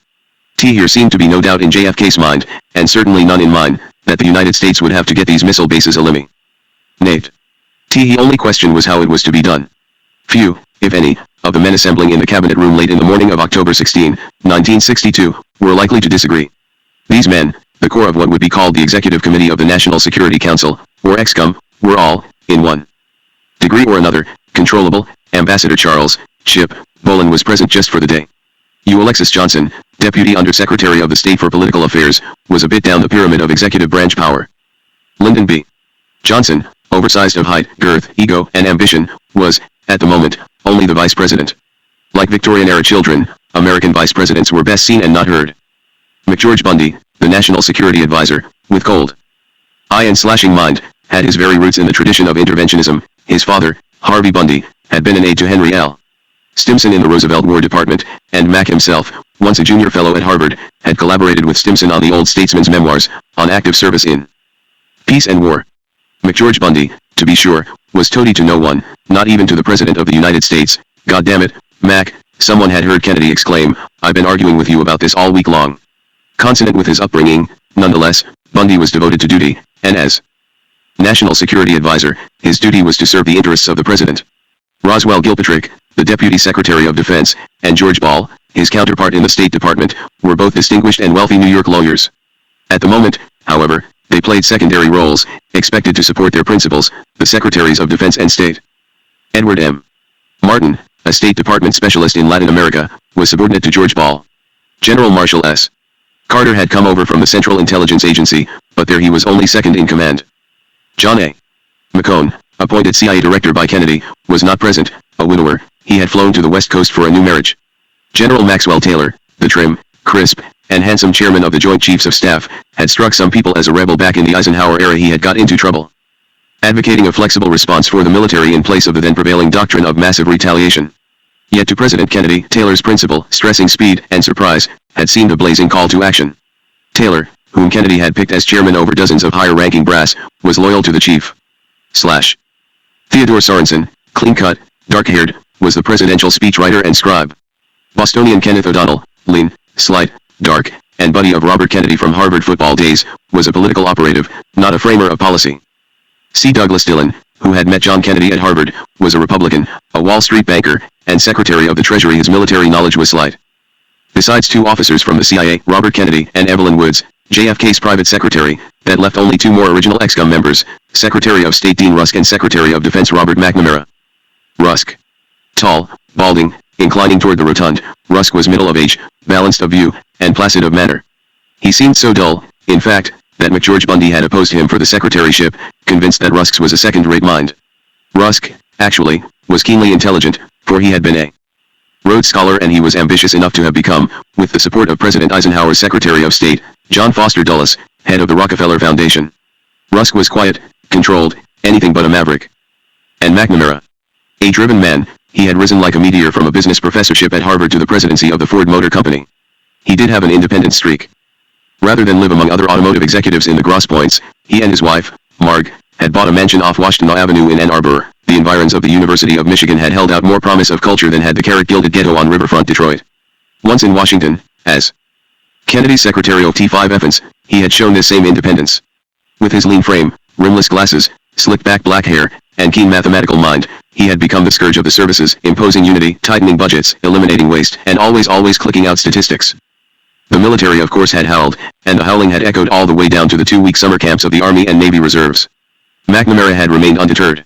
As a representative of the White House, his job was to render the American forces with their cooperation if possible but against their wishes if necessary lean, mean, ready to move, all on behalf of the president. A few others would join XCOM, but this list constituted its core, and Kennedy had picked it with care. The full National Security Council, established by Congress in 1947, made him uncomfortable. It was large, hard to manage, and leaky. But XCOM, especially with Robert Kennedy hovering in the background, gave JFK just what he needed, a small, cohesive, and controllable group that represented political support for the action he craved. As the president had ordered, XCOM held its first meeting in the cabinet room at 1:45 a.m. A tape recorder was running. After the president had entered and sat, his daughter, Caroline, came in, he spoke a few words with her, and the men around the table chuckled. She left. Then Arthur Lundahl, one of the CIA officers, spoke up, confirming the existence of a medium-range ballistic missile site in west-central Cuba. The missiles, housed in canvas-covered trailers, were identifiable by their length. The U-2 photographs revealed no nuclear warheads. When the intelligence briefing was finished and the CIA officers departed, Dean Rusk spoke up. President Kennedy was seated at the middle of the table, just across from Rusk, his back to the sun from the windows. Mr. President, Rusk said, this is, of course, a serious development. I think we have to set in motion a chain of events that will eliminate the launch site. I don't think we can sit still. The questioning becomes whether we do it by a sudden, unannounced strike of some sort, or we build up the crisis to the point where the other side has to consider very seriously about giving in. General Maxwell Taylor chimed in. He was seated in a brass-studded, black leather armchair near the end of the table. W. Erie impressed, Mr. President, he said, with the great importance of getting a strike with all the benefit of surprise. Hit him without any warning whatsoever. Perhaps worried, President Kennedy here raised, briefly, the question of Soviet motives. The transcript catches his manner of speech. What is the, advent? Must be that they're not satisfied with their ICBM's intercontinental ballistic missiles. What'd be the reason that they would, General Taylor was quick with an answer. What'd give them is a launching base for short-range missiles against the United States to supplement their ICBM system. In General Taylor's expressed judgment, the balance of terror might well tilt in favor of Russia. A few moments later, Secretary Rusk lent support to Taylor's contention. If the Russians could provoke us into taking the first overt action, Rusk said in his soft Georgia accent, then they would. What they would consider justification for making a move somewhere else. In a chair close to Rusk's, Mac Bundy added his bit. It's important, I think, to recognize that they did make this decision to put the missiles in Cuba, as far as our estimates now go, in early summer, and this has been happening since August. Soon after Bundy's statement, we encounter another voice, coming through on the transcript, this, which President Kennedy was speaking. He was starting to tick off options. One is the strike just in these 3 bases. He was saying. Second is the broader one. On the airfields and on anything else connected with missiles. Third, is doing both of those things and also launching a blockade. Leaning forward over the table, close by Bundy and Rusk, the president's brother now spoke. We have another choice, really, Robert Kennedy said, which is the invasion. He had not said an invasion, he had said the invasion. RFK also passed a note to his brother. I now know, the message stated, how Tojo felt when he was planning Pearl Harbor. Bundy then requested that subsequent XCOM meetings be secret, described to anyone who did learn of them as intensive budget review sessions. The group disbanded, for the moment. At 12:57 p.m. But Robert Kennedy's note was curious. Did he mean that America was plotting its own day of infamy? Did he mean that America, like Japan in 1941, had embarked on a mission ultimately self-defeating? Did he mean that he and his brother were accepting great political risks? 2 after the morning XCOM meeting disbanded, John and Robert Kennedy walked back together toward the executive mansion. The president was due to host a luncheon for Hassan al-Rida al-Sanusi, the 34-year-old Crown Prince of Libya. Libya was a U.S. ally, and Crown Prince Hassan, expected to succeed his uncle, King Idris, was his country's first official visitor to the United States. So the luncheon, attended by several high U.S. officials and half a dozen Libyans, was an important affair. In a toast at the luncheon, wrote Marie Smith, Society reporter for the Washington Post, President Kennedy told the royal visitor the hospitality his country has shown Americans who served in military and civilian capacities in Libya is well known here and warmly appreciated. Most of us, the president added, have not been to your country, but it has played a part in our history and the shores of Tripoli are well known to all of us. In his reply, Prince Hassan expressed hope that, together, the United States and Libya would play a great and important role in establishing throughout the world the principles of justice and peace. Just over 5 feet tall, the prince wore a black braid-trimmed robe and a red fez with a black tassel. President Kennedy did not get back to the Oval Office until 3:57 p.m. almost immediately. Then, he rode by limousine to the State Department to address a conference of editors. His speech was full of platitudes. Only once, at the end, did he allude to anything exceptional going on. He quoted a passage from Robert Graves, the English poet: "Bullfight critics row on row crowd the enormous Plaza de Toros, but only one is there who knows, and he is the one who fights the bull." Then, amid the sounds of puzzled laughter, he returned to 1600 Pennsylvania Avenue for late afternoon chit-chat, again with the Libyan Crown Prince. To editors and Libyans alike, he conveyed the impression of calm. Over in Foggy Bottom, however, where the blocky State Department building rises high among the rows of narrow, 19th-century townhouses, Secretary Rusk, Under-Secretary Ball, Assistant Secretary Edwin Martin, Deputy Under-Secretary Johnson, Soviet Specialist and until recently Ambassador to Russia, Thompson, and United Nations Ambassador Adlai Stevenson all met in intense mid-afternoon conversation. Exchanging ideas, they prepared for the President a memorandum entitled "What Course of Action Should We Follow If Construction on Missile Sites Continues?" Rusk also consulted with an afternoon visitor, the tall, elegant, mustached former Secretary of State and current Democratic elder statesman, Dean G. Acheson, who had been driven down from his Maryland farm. Henceforth a full participant in the ExCom sessions, Acheson was cautious. Until more information was available about the nature of the missiles, he refused to recommend any specific action. Still, he felt a sense of urgency. The administration, in his judgment, hardly could sit back and wait for the missiles to be armed with nuclear tips. At dusk, as the lamps came on along the ellipse and down around the Jefferson Memorial, the members of ExCom again filed into the cabinet room. They had gained two new colleagues: Paul Nitze, physically fit, tanned, with thick, wavy white hair, a former Wall Street banker, then Dean Acheson's brilliant protege at State and now one of Robert McNamara's assistant secretaries, and Adlai Stevenson, who had flown down from New York for the White House luncheon. Kennedy had invited Stevenson to take part in ExCom. Why Stevenson? He had, after all, little in common with Kennedy. After his abortive bids for the presidency, Stevenson had become bloated, putting on so much weight around his hips and his butt that he waddled. In the Kennedy's judgment, he was mentally soft as well. When JFK told him, early in the afternoon of October 16, of the missiles in Cuba, Stevenson reportedly responded, "Let's not go to an airstrike until we have explored the possibilities for a peaceful solution." Stevenson nonetheless had his uses. Still the darling of the Democratic liberals, he was JFK's insurance against too much sniping from the left. So here he was, Illinois' former governor, Adlai Stevenson, once the giant of the Democratic Party, squeezing himself into a chair alongside a dozen or so other Democrats, and some Republicans, all of whom were far more powerful than he and who barely managed to acknowledge his presence. Then the president entered, taking his own seat at the middle of the long, gleaming cabinet table. Under the gaze of Gilbert Stuart's oil portrait of George Washington, ExCom's second meeting began. The time was 6:30 p.m. The first words of the session, President Kennedy's, were, anything in M. The president was referring to the newest U-2 photographs from over Cuba, taken at his directive that afternoon. "Nothing in the additional film, sir," responded Marshall Carter of the CIA. "But we have a much better reading on what we had. There's good evidence of a capability of from 16 or possibly 24 missiles." Obviously looking over a display of photographs and maps, JFK said, General, how long would you say we had, before these, at least to the best of your ability, for the ones we now know will be ready to fire?" "Well," General Carter stated, "our people estimate that these could be operational within 2 weeks. A single missile," he added, "might achieve operational capability much sooner." Half a dozen more pages of the transcript are devoted to discussions of the photographs. And only then did Secretary McNamara take the floor. Even just reading the transcript, you can hear his precise, mathematical drone. "Mr. President," he was asking, "could I outline 3 courses?" "Yes," Kennedy said. "Of action we have considered," the defense secretary continued, "and speak very briefly on each one. The first is what I would call the political course of action: diplomatic communications with Castro and Khrushchev." Having raised this choice, however, McNamara dismissed it.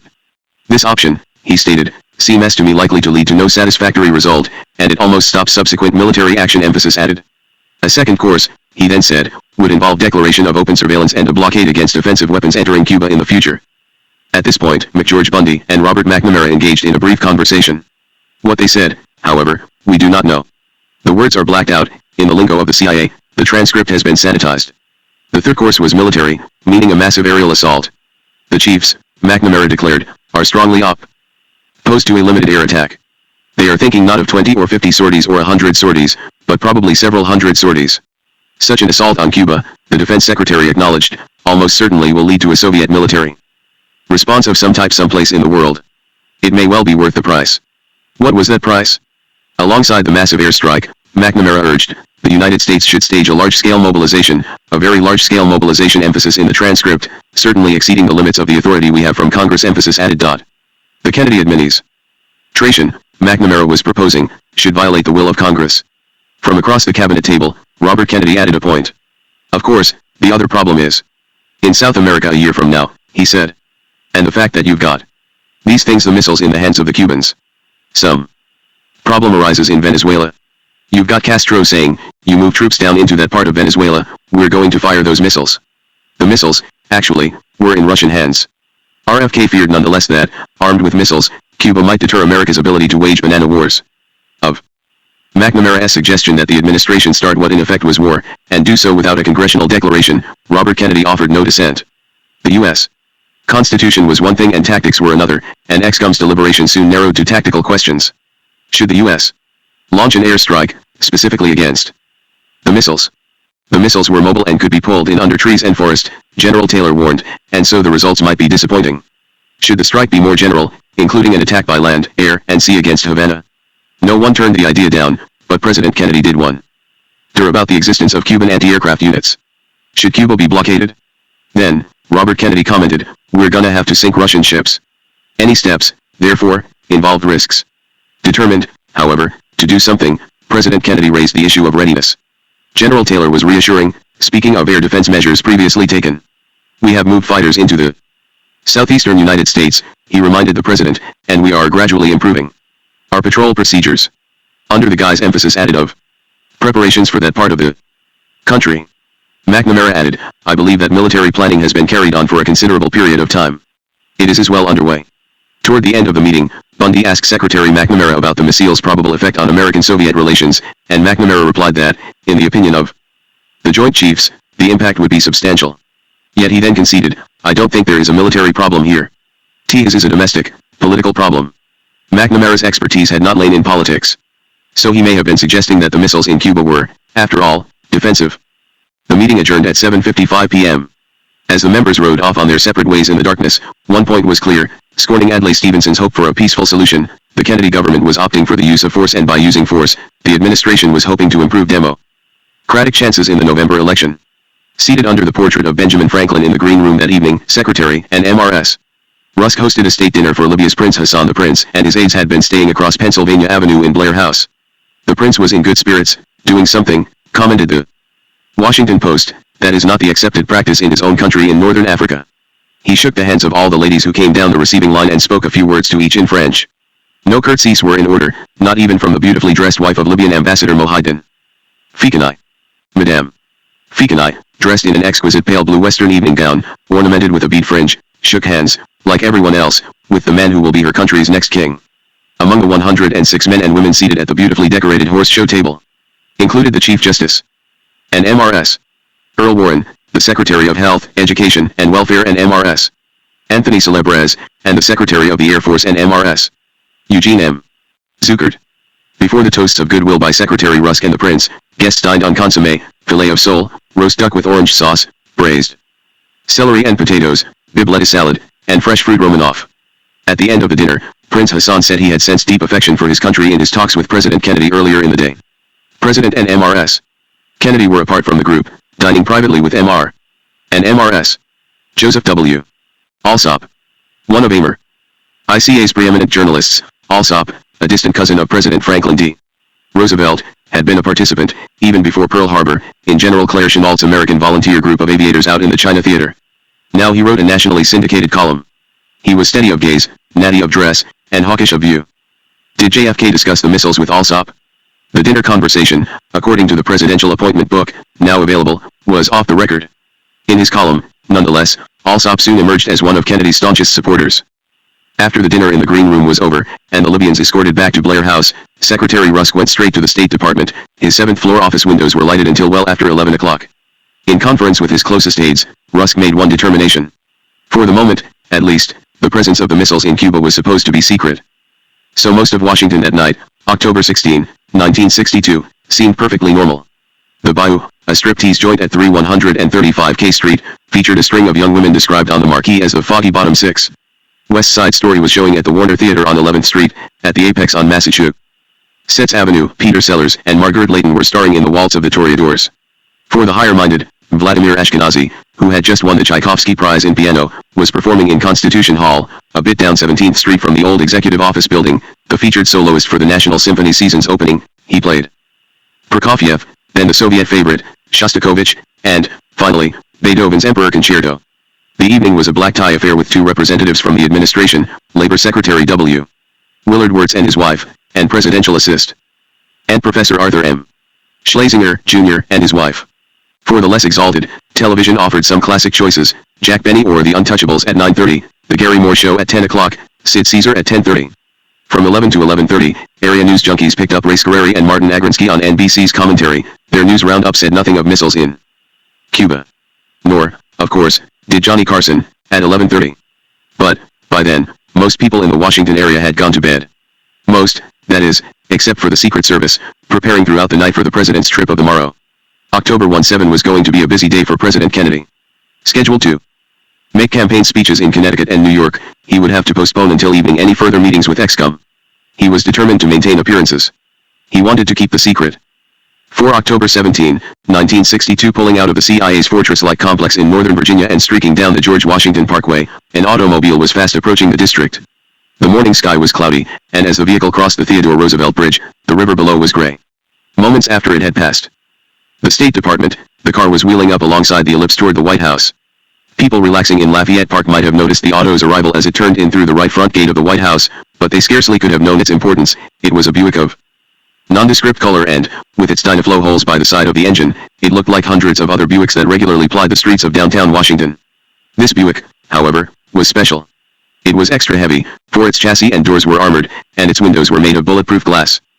And the occupant of its rear seat was the director of the CIA, John McCone. Under the north portico of the White House, McCone got out of the car. Back in early October 1962, while vacationing at the Hammersmith Mansion in Newport, Rhode Island, Kennedy had introduced McCone, 59, to the press as the new CIA chief. From the president's viewpoint, McCone was an ideal choice. Canny and tough, he was widely respected in Washington, a founder of the Bechtel-McCone engineering firm. McCone during World War II had made $44 million. Later he chaired the Atomic Energy Commission. If Allen Dulles was known as a kindly-looking pipe smoker, then McCone was feared as one who, provoked, could turn the air blue. He was a prodigious worker with a steel trap mind. He was, furthermore, a Republican. Like his exemplar in politics, Franklin D. Roosevelt, Kennedy knew the value of bringing the other party into government, especially in a time of tension.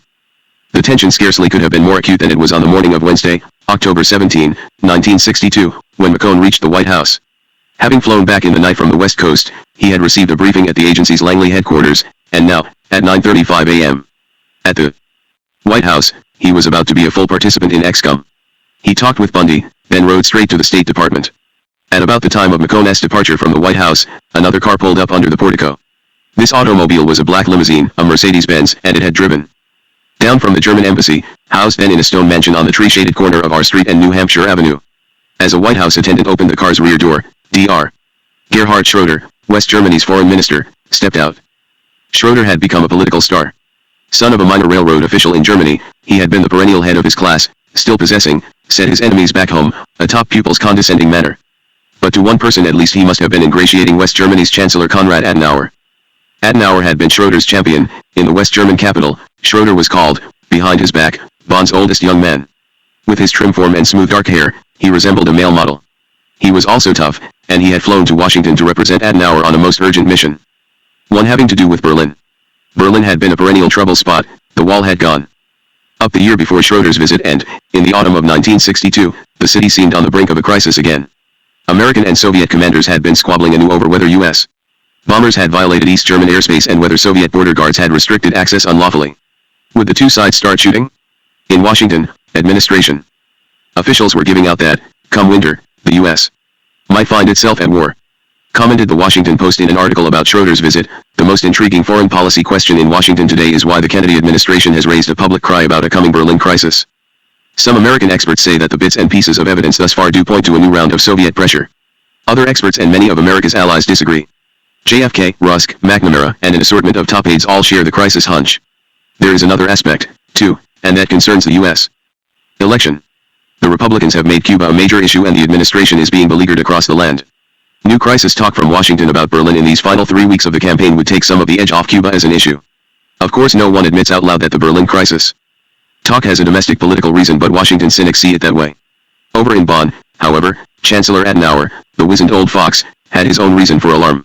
His nominal ally, President Charles de Gaulle, the intransigent wartime hero of the French nation, was cutting loose his moorings in the north. Atlantic Treaty Organization. NATO was American-run, but America, de Gaulle was intimating with ever-growing plainness, no longer should be master of Europe. The Kennedy administration, in turn, was manifesting an ever-growing hostility toward de Gaulle.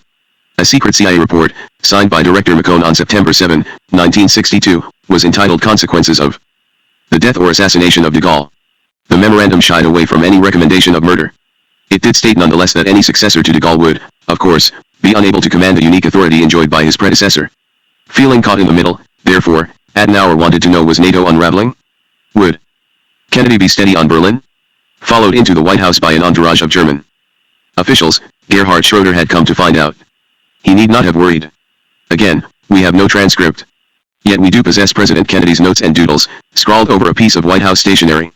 Some of the markings reveal nothing, just squares overlapping squares and rectangles enveloping words. But the words, where we can decipher them, are military defeat, access, psychological pressures, and then action, action, action. Schroeder left the White House at 10:30 a.m. In the midst of the racket and hubbub in the World War II vintage terminal of the Washington National Airport, a loudspeaker squawked, "Will Mr. Charles Bolin please report?" About to depart for Paris, Ambassador Bolin made his way to a telephone. On the line was the tense, combative, Boston Irish accented voice of Kenneth O'Donnell, the wiry little Kennedy operative. "The President," O'Donnell snapped from his own telephone in the White House, "wants you to sit in the ExCom meetings." Handsome and gracious, Bolin handled O'Donnell with ease. It was actually in the President's best interest, the ambassador explained, that the U.S. have Bolin in Paris as SCHED. Ewald, anything else would alert the press, suggesting that something unusual was going on. Kennedy thus would lose any advantage of surprise. Before O'Donnell could raise a protest, Bolin pointed out that he had left his recommendations with Secretary Rusk. "We have Bolin's notes. It seems to me essential," he had written, "that this channel diplomacy should be tested out before military action is used." He had emphasized, however, that the missile simply had to come out of Cuba. So informing O'Donnell, Bolin hung up, and soon his airplane was banking through the clouds above the Potomac River toward New York. From there he would proceed to Europe. Adlai Stevenson's departure from Washington caused little distress in the White House. Due back at the United Nations, Stevenson had taken time, in his Mayflower Hotel suite, to write a letter to President Kennedy. "Dear Mr. President, I have reviewed the planning thus far and have the following comments for you. Because an attack on Cuba would very likely result in Soviet reprisals somewhere, Turkey, Berlin, etc. It is most important that we have as much of the world with us as possible. We must be prepared for the widespread reaction that if we have a missile base in Turkey and other places around the Soviet Union, surely they have a right to one in Cuba. If we attack Cuba, an ally of the USSR, isn't an attack on NATO bases equally justified?" One could go on and on. I know your dilemma is to strike before the Cuban sites are operational or to risk waiting until a proper groundwork of justification can be prepared. The national security must come first. But the means adopted have such incalculable consequences that I feel you should have made it clear that the existence of nuclear missile bases anywhere is negotiable before we start anything. Stevenson's emphasis. JFK read this letter as being the height of presumption. Adlai Stevenson, even more than before, was on the outs. At some point late in the morning, a coded message from Moscow flashed into the Soviet embassy. Situated on 16th Street, a half-dozen blocks straight north from the White House, and protected by a heavy, black wrought iron fence, the building had a foreboding air. Window shades across its four-story gray stone facade were kept drawn, and its gray-green mansard roof bristled with the branches of antennae. This morning's particular communication had come from no one less than Soviet Premier Nikita Khrushchev, and it was intended for Georgy Bolshakov, a diplomat who enjoyed behind-the-scenes access to Robert F. Kennedy. Bolshakov's job was to slip out, passing a Khrushchev memorandum to the president's brother. Wily peasant that he was, Khrushchev had intended his wording at once to warn and to lull.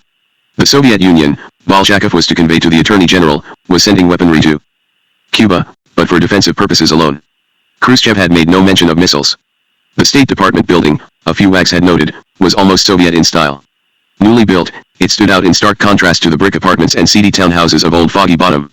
Seen from the front, on C Street, the structure seemed mammoth, a huge sandstone rectangle punctuated with smaller rectangles that were windows.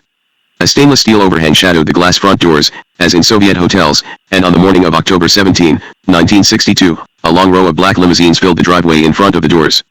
For ExCom had resumed its deliberations, this time in Under-Secretary of State George Ball's conference room upstairs on the 7th floor. Directly across the hall from Ball's office, the room was windowless, with leather armchairs marching in straight rows on either side of a long table. The style suggested the lowest common denominator agreed upon in a committee of warring decorators. Yet the chamber did have one advantage: George Ball, a big, rumpled-looking man, and and Dean Rusk, whose office also was on the 7th floor, could pop in whenever their duties allowed. The committee minus President Kennedy, Vice President Johnson, and Ambassador Stevenson, and plus CIA Director John McCone and former Secretary of State Dean Acheson assembled in what one document called a blur of meetings. People came and went, the journalist Ellie Abel recounted, some talking, some scribbling notes. Dean Acheson found it all rather formless and confused. When someone was hungry, sandwiches and coffee were sent for. It may have been by tactful design, but, more likely, was a product of the random combings and goings that Acheson and Adlai Stevenson, who despised each other, never found themselves in the room at the same time. Acheson, long before the missile crisis, had marked Stevenson down as woolly-minded and soft. Stevenson, for his part, tended to put Acheson in the Warhawk party. Dean Rusk, the senior cabinet officer and, in a sense, the host, refused to exercise the chairman's function. Yet out of this chaos, a pattern did emerge. Robert Kennedy took over as discussion leader, or just whip. Necktie loosened, shirt sleeves rolled up, his fingers ever ready to jab somebody in the middle of the chest, the youthful-looking RFK challenged one older speaker after another, asking questions that were pointed, even rude, and, everyone suspected, keeping a mental list of where everyone stood. Under RFK's goading, where everyone stood was becoming clearer than it had been the day before. McNamara wanted a blockade of Cuba. Having consulted with the Joint Chiefs, he stated in his crisp monotone, he had learned that, in their judgment, the previous day's talk of a surgical airstrike against the missiles was impractical. Cuba was armed already and, if attacked, it could strike back effectively. Any U.S. action, therefore, would have to destroy many installations on the island, and that would necessitate an all-out invasion. And with an unknown number of missiles in Cuba, aimed directly at America, was an invasion feasible? McNamara feared not. Instead of an airstrike, he urged a blockade. Dean Acheson was outraged. Although the elder statesman, at 69 years old, he still bore the dapper style of a British guardsman, and he still, in foreign policy, favored vigorous, even provocative, action.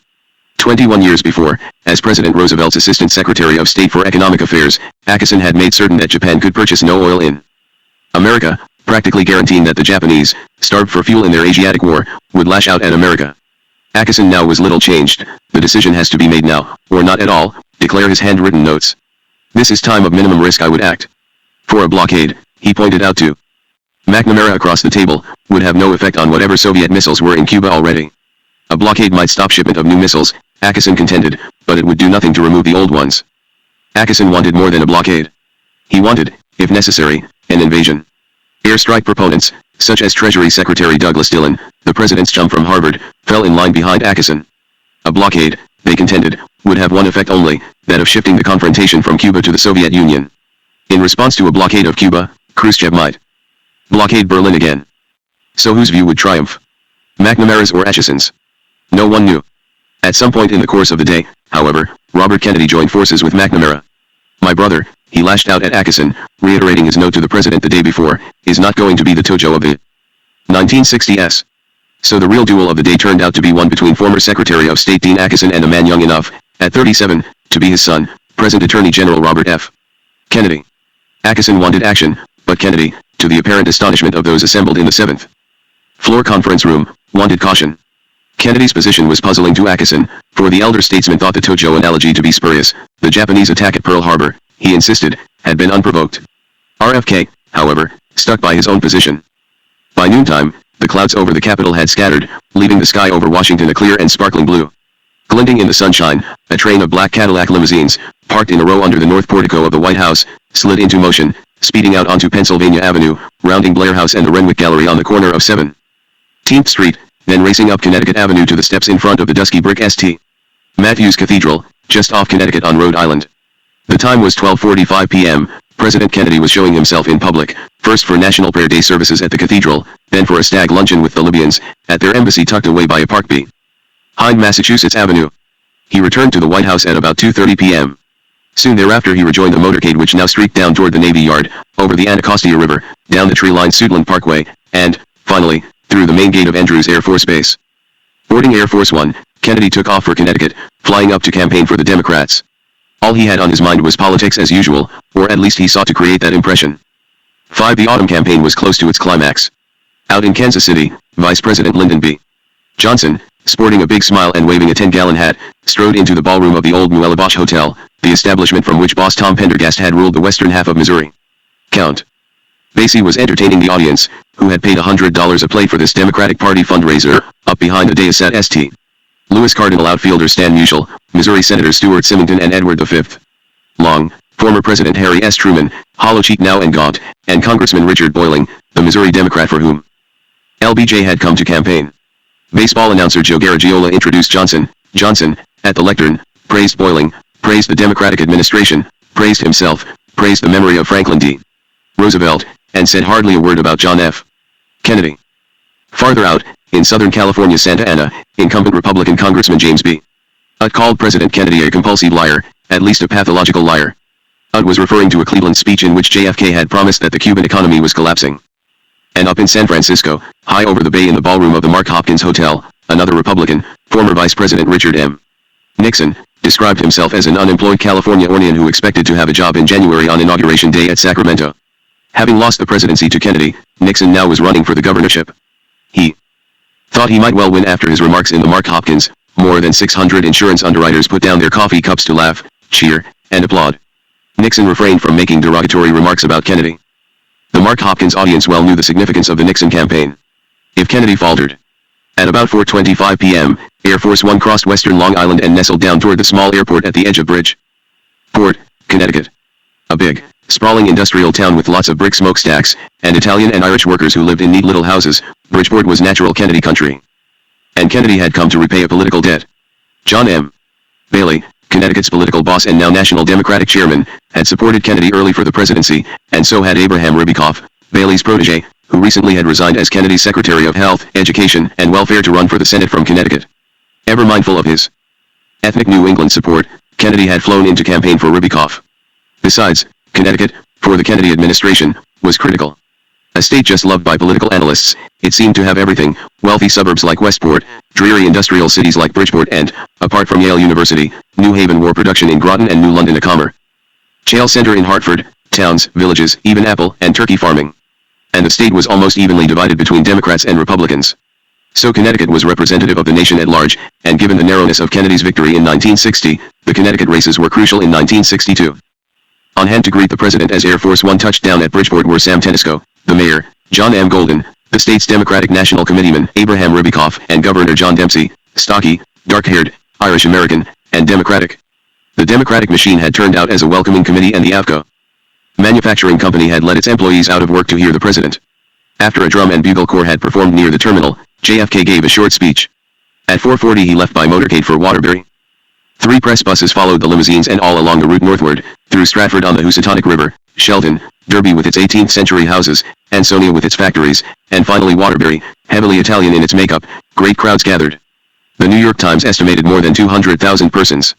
In Waterbury, Kennedy spoke on the green, surrounded by seedy office buildings and drugstores, but in full view of the original settlers' houses and the newer, Renaissance-style Church of the Immaculate Conception. At 6:45 he left for New Haven. Darkness had fallen, and along the highway hundreds of people waved torches and flashlights as the motorcade pulled by.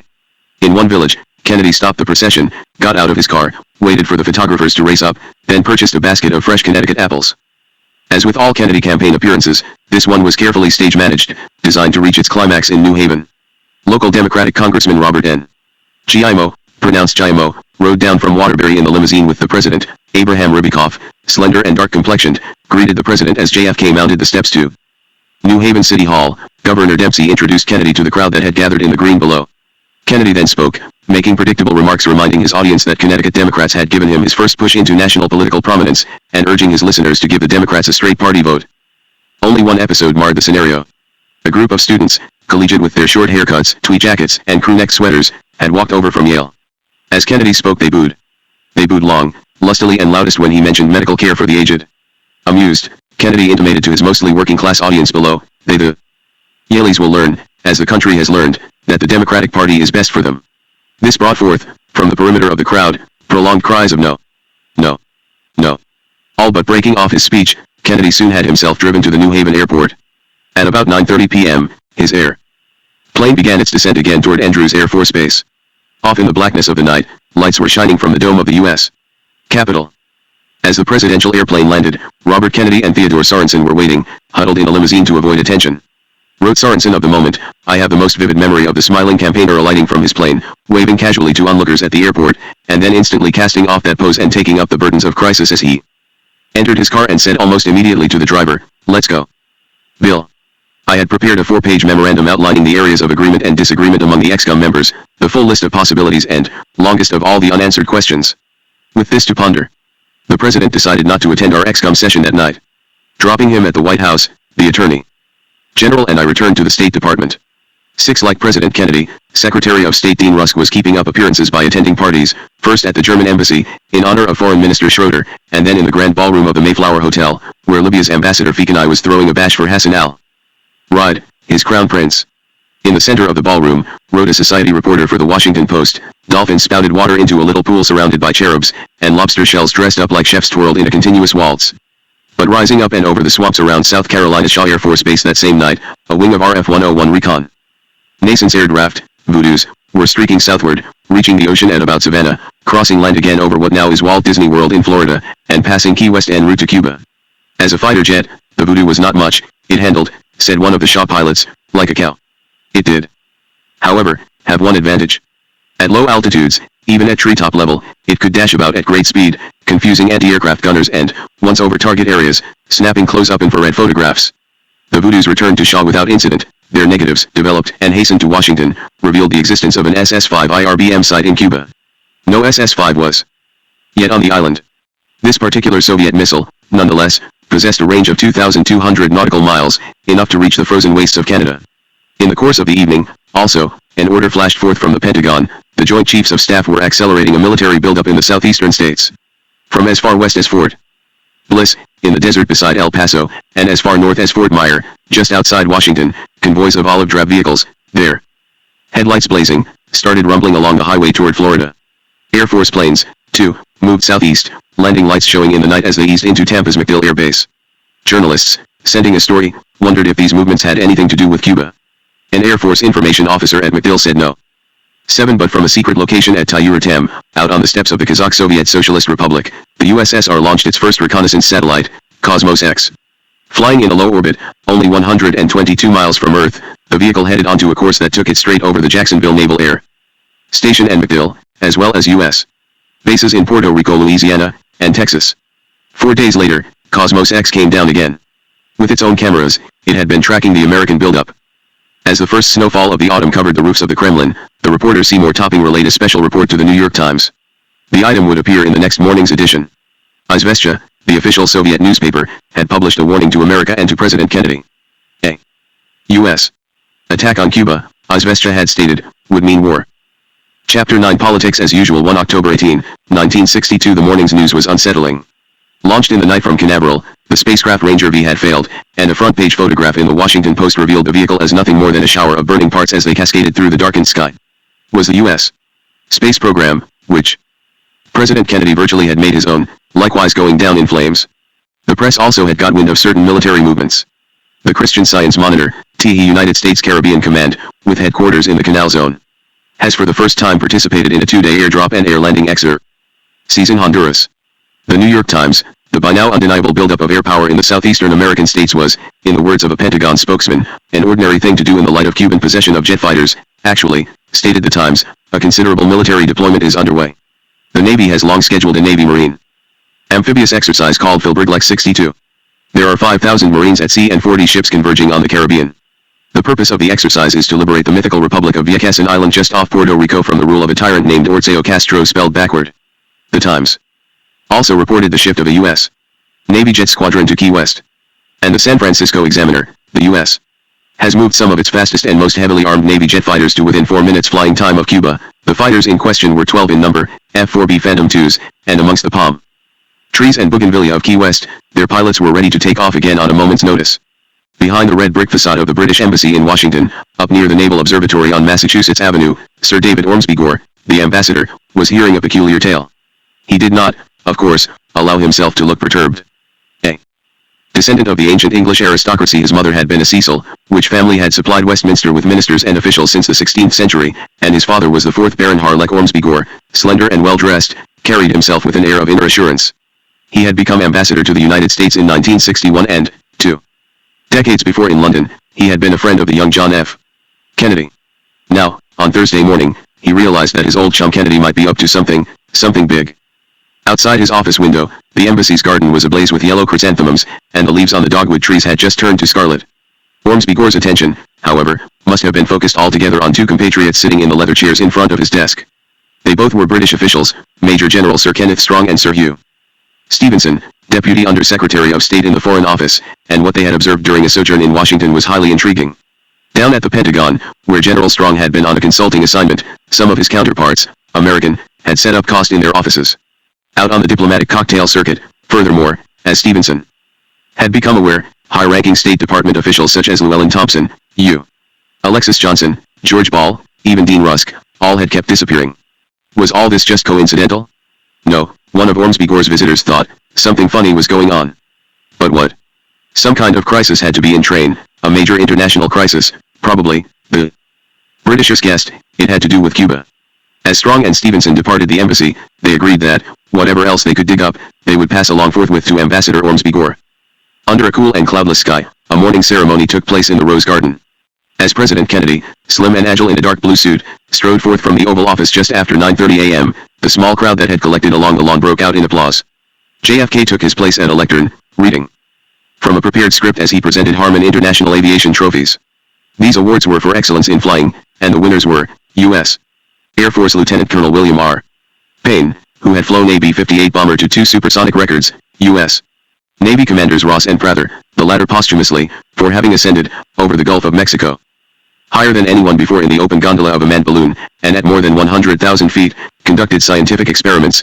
Prather had drowned in the descent, and Jacqueline Cochran, the aviatrix, who in 1960 in a T-38 jet fighter had established 4 records for speed, 2 for distance, and in a F-104 jet she had flown twice the speed of sound. Then, the awards distributed and the handshakes given, the president went back to the Oval Office to prepare for a cabinet meeting. To a casual onlooker, the Rose Garden ceremony might have seemed merely perfunctory. Washington insiders, however, would have known differently. JFK was a master of using ceremony to further his own agenda, his political agenda. For the very cast of characters in the Rose Garden that morning suggested politics. The group, many of whom were the military brass, braided and beribboned, included James E. Webb, the stocky, John Kennedy appointed administrator of the National Aeronautics and Space Administration, NASA. Once a poor boy in North Carolina, Webb had scrapped and scraped his way upward, becoming a lawyer, a World War II Marine flyer, eventually heading the Marine Corps Air Station at Cherry Point, North Carolina, and a post-war official in President Truman's Department of State. During the Eisenhower era, Webb had held directorships in the McConnell Aircraft Corporation of St. Louis, the Kerr-McGee Oil Company of Oklahoma City, and the Oak Ridge Institute of Nuclear Studies near Knoxville, Tennessee. Webb therefore was a key player in what President Eisenhower in his farewell address had dubbed the military-industrial complex. Under James Webb, who knew his way around, NASA was constructing its Space Control Center in the Texas of Vice President Lyndon B. Johnson. Igor I. Sikorsky, head of Sikorsky Aircraft of Stratford, Connecticut.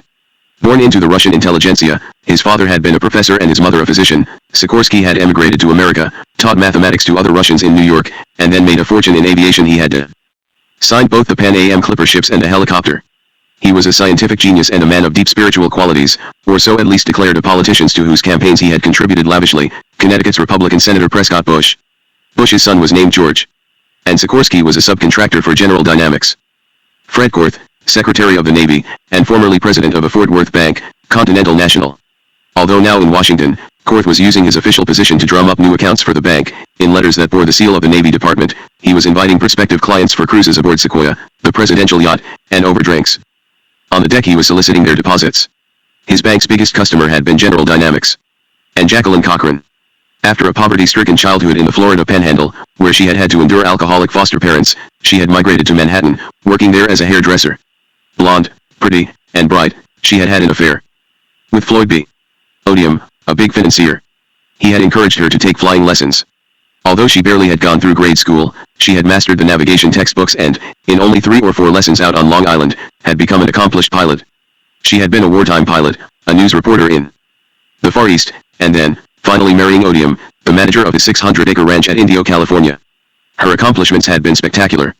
Yet in the Rose Garden ceremony, she was almost a stand-in for her husband, for he had become one of the most powerful figures in America. Brazen and portly, Odium, a preacher son from Michigan, had been a 1920s Wall Street wizard.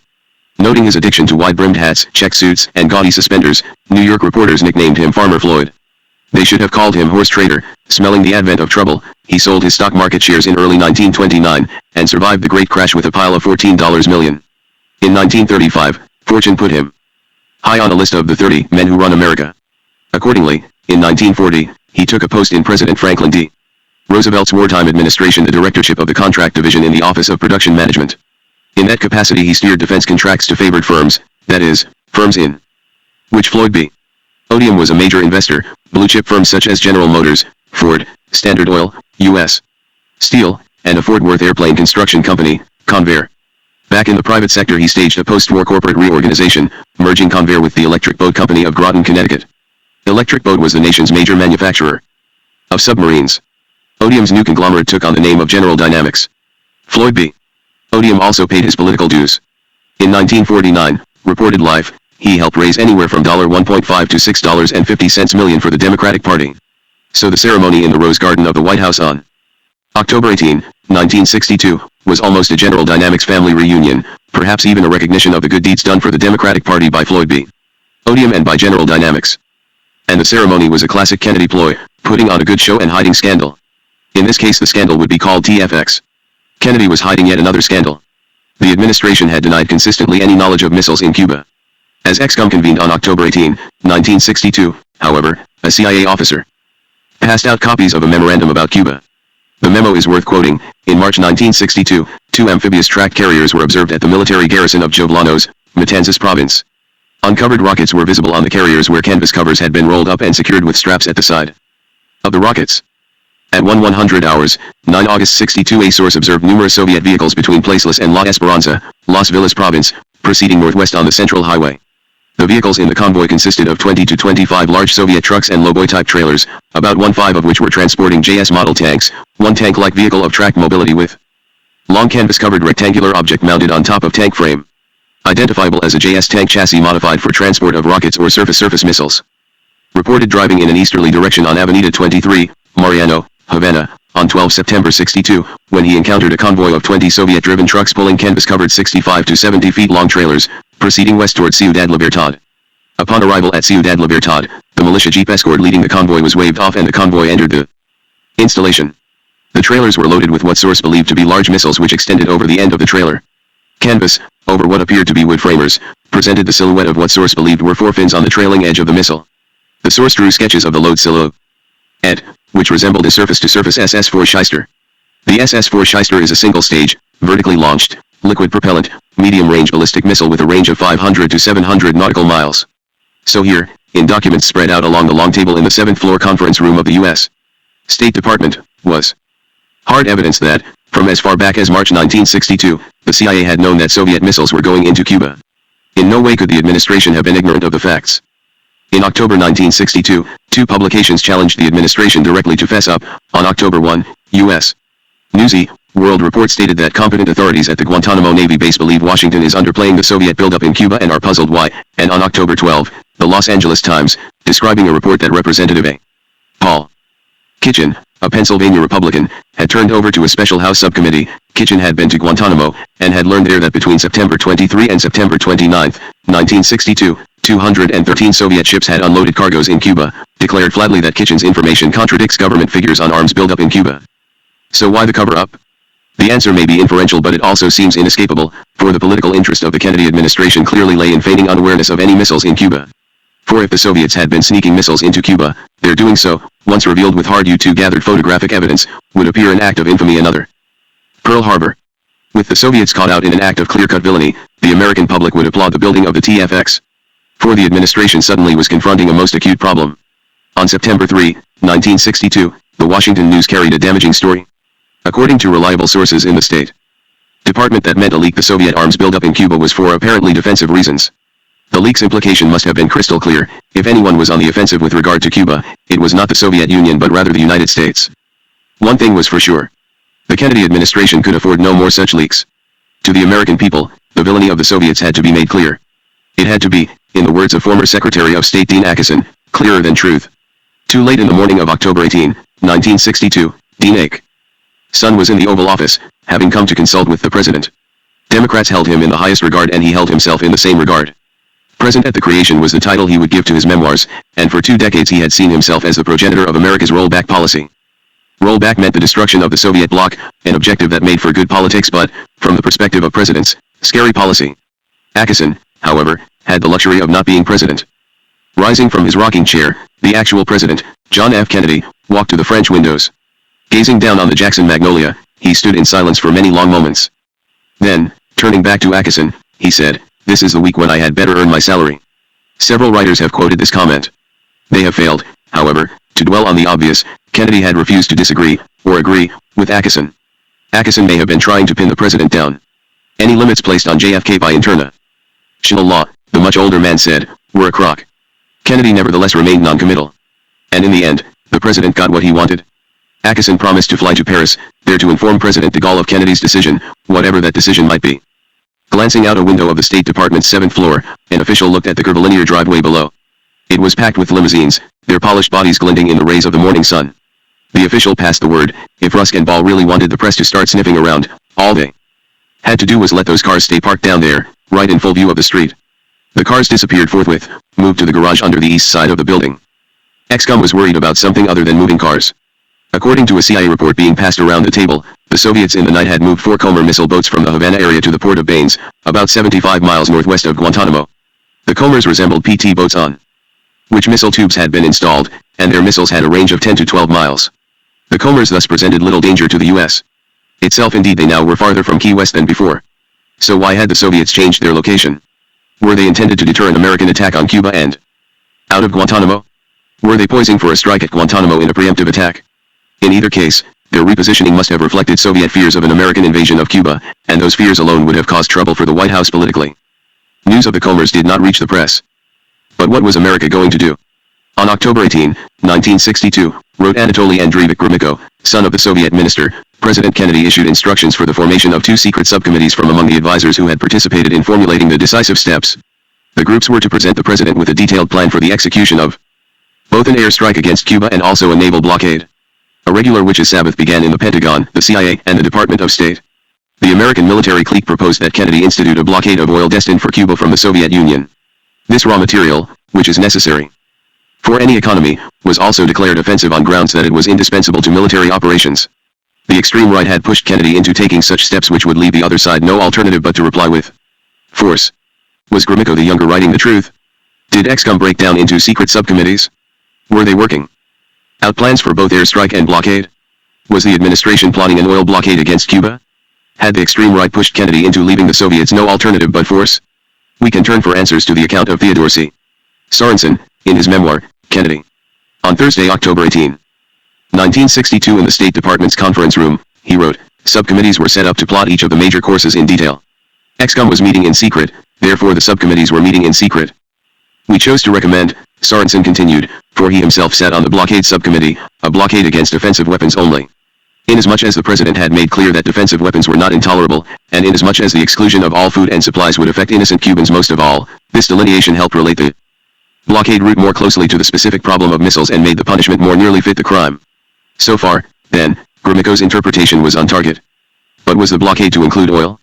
The next question, Sorensen commented, and one that would recur throughout the next 10 days, was whether to include pole slash, as the military called it, petroleum, oil, and lubricants.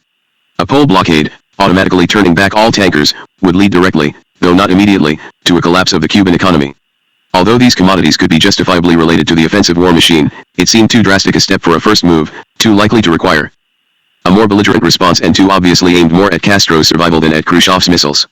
We recommended that this be held back as a means of later tightening the blockade should escalation be required.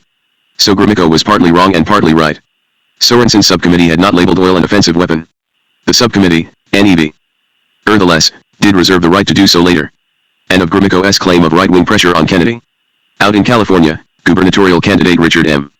Nixon, campaigning from the back of a special train that was chugging through the lettuce fields to Santa Barbara, was denouncing JFK for his softness on Cuba.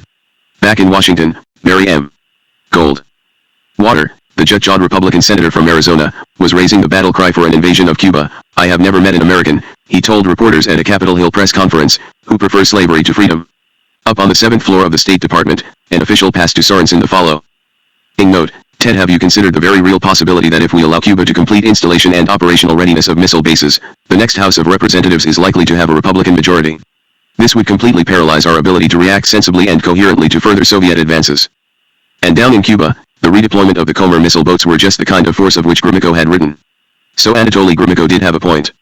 Right-wing pressure on the Kennedy administration was intense, probably no more so than when, on the evening of October 18, 1962, Gromyko the elder went to the White House for a talk with the president. Foreign Minister Andrei Gromyko was something of a mystery man. Americans knew little about him. One Russian emigre-turned-journalist had written up the bare bones of his life. Gromyko's parents had been semi-literate peasants, and Andrei, born in 1909, had grown up on their farm. After attending school in the village, he had turned up as a student at the Moscow Agricultural Institute, then at the Institute of Economics. Thereafter he had become a lecturer at various Moscow universities as well as a protege of Stalin's foreign minister, Vyacheslav Molotov. During this period, the late 1930s, he had been an intensely serious young man who did not drink, did not smoke, seldom went out with girls, but worked almost unceasingly. Sent in 1939 as a counselor to the embassy in Washington, at the time he had known no English, he had kept to himself, continuing his hard-working, austere way of life. Someone among the few who even knew him dubbed him the oldest young man in Washington. During World War II, he had returned to Russia, and American observers lost sight of him almost altogether. He surfaced again in the post-war years, emerging as the Soviet ambassador to Great Britain and then to the United Nations. In 1957 he became Khrushchev's foreign minister. Yet he remained elusive, known to diplomats, in the words of one news magazine, chiefly for his stony silences. Nothing, added the New York Herald Tribune. This was after a 1958 Gromyko visit to the United Nations seemed to break the granite solemnity of his face, but sometimes just a brief glimmer of humor showed through. At a Soviet party, he stared grimly out a window at the heavy rain beating down on the sidewalk. Tomorrow, he muttered, the New York Times will blame it on Gromyko. Now, October 18, 1962, this same Gromyko was back in the States. Actually, he had been there for a week, hidden away in some upstairs room in the 16th Street Embassy in Washington, and nobody in the U.S. government seemed to have any idea why. All anyone knew was that he had requested a meeting with President Kennedy, a session scheduled for 5 p.m. Preparations for the conference had been intense. At about 4:30 p.m., Secretary of State Rusk and National Security Advisor Bundy bustled into the Oval Office, both laden with papers. Rusk read aloud from a summation, "You have agreed to receive Soviet Foreign Minister Gromyko. He said, addressing himself to Kennedy. He will be accompanied by Ambassador Anatoly Dobrynin and his interpreter, Viktor Sukhadrav. The call was at Gromyko's request, but we do not know what subject or subjects he may wish to bring up. Although Berlin will clearly be an important topic of discussion, it seems unlikely that Gromyko will have much new to say substantively on this subject. Other topics which Gromyko might raise include nuclear testing. It is also possible that Gromyko will touch on bilateral issues. The next several lines in the declassified document are sanitized. Was Rusk referring to Cuba? Perhaps so. Bundy's own memo zoomed in on the Cuban issue. If Gromyko raises the Cuban question as he may, you will probably want to hear him before you reply. If he does not raise the subject, the consensus last night was that you should remind him of the hazards presented A, by Castro, B, by arms buildup, C, by rumors of offensive weapons. At 5 p.m. sharp, after Ambassador Llewellyn Thompson had joined Rusk, Bundy, and Kennedy, the Soviets tramped in, 2 embassy officials, the plump, glad-handing Ambassador Dobrynin, Sukhadrav the interpreter, dark-haired and slender. He read American detective novels to keep up with slang, and his pronunciation of English was so good that he could have passed himself off as a native of Cleveland or Detroit. And Gromyko, plodding through the doorway of the Oval Office, the foreign minister, dark-complexioned, square-shouldered, and heavy, looked uncomfortable, suspicious, and the sleeves of his navy blue suit jacket, tailored in Moscow, looked twice as big as his arms. He sat on the white couch. Theodore Sorensen was present, ready to take notes. For a few moments, the Oval Office was ablaze with flashbulbs. Then the press was ushered out, and the meeting got underway. Looking over at Kennedy, seated in the rocking chair, Gromyko brought up the subject of Cuba, referring to attacks on shipping by Cuban exile groups.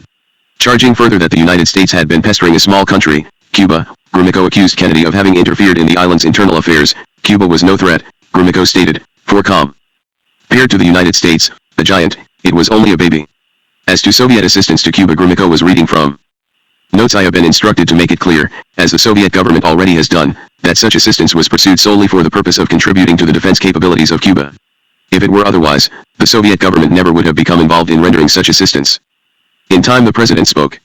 He said nothing of the missile photographs, so journalist Elie Abel related, restricting himself to reading aloud a statement he had made on September 4 that the U.S.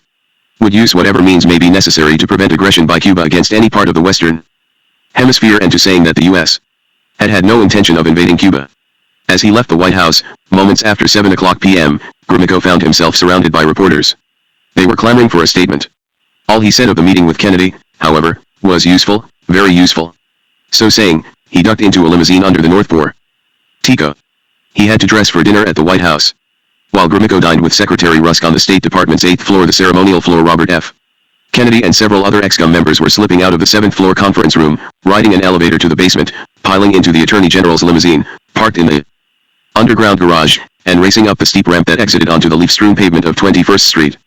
The time was about 9:15 p.m. To avoid the suspicion that would have ensued from the presence of a long line of limousines, wrote Robert Kennedy, we all went in my car. John McCone, Max Well Taylor, the driver, and myself all crowded together in the front seat, and 6 others sitting in back. A few in the rear had to sit on each other's laps. Someone wondered aloud what would happen to the Republic if they had an accident.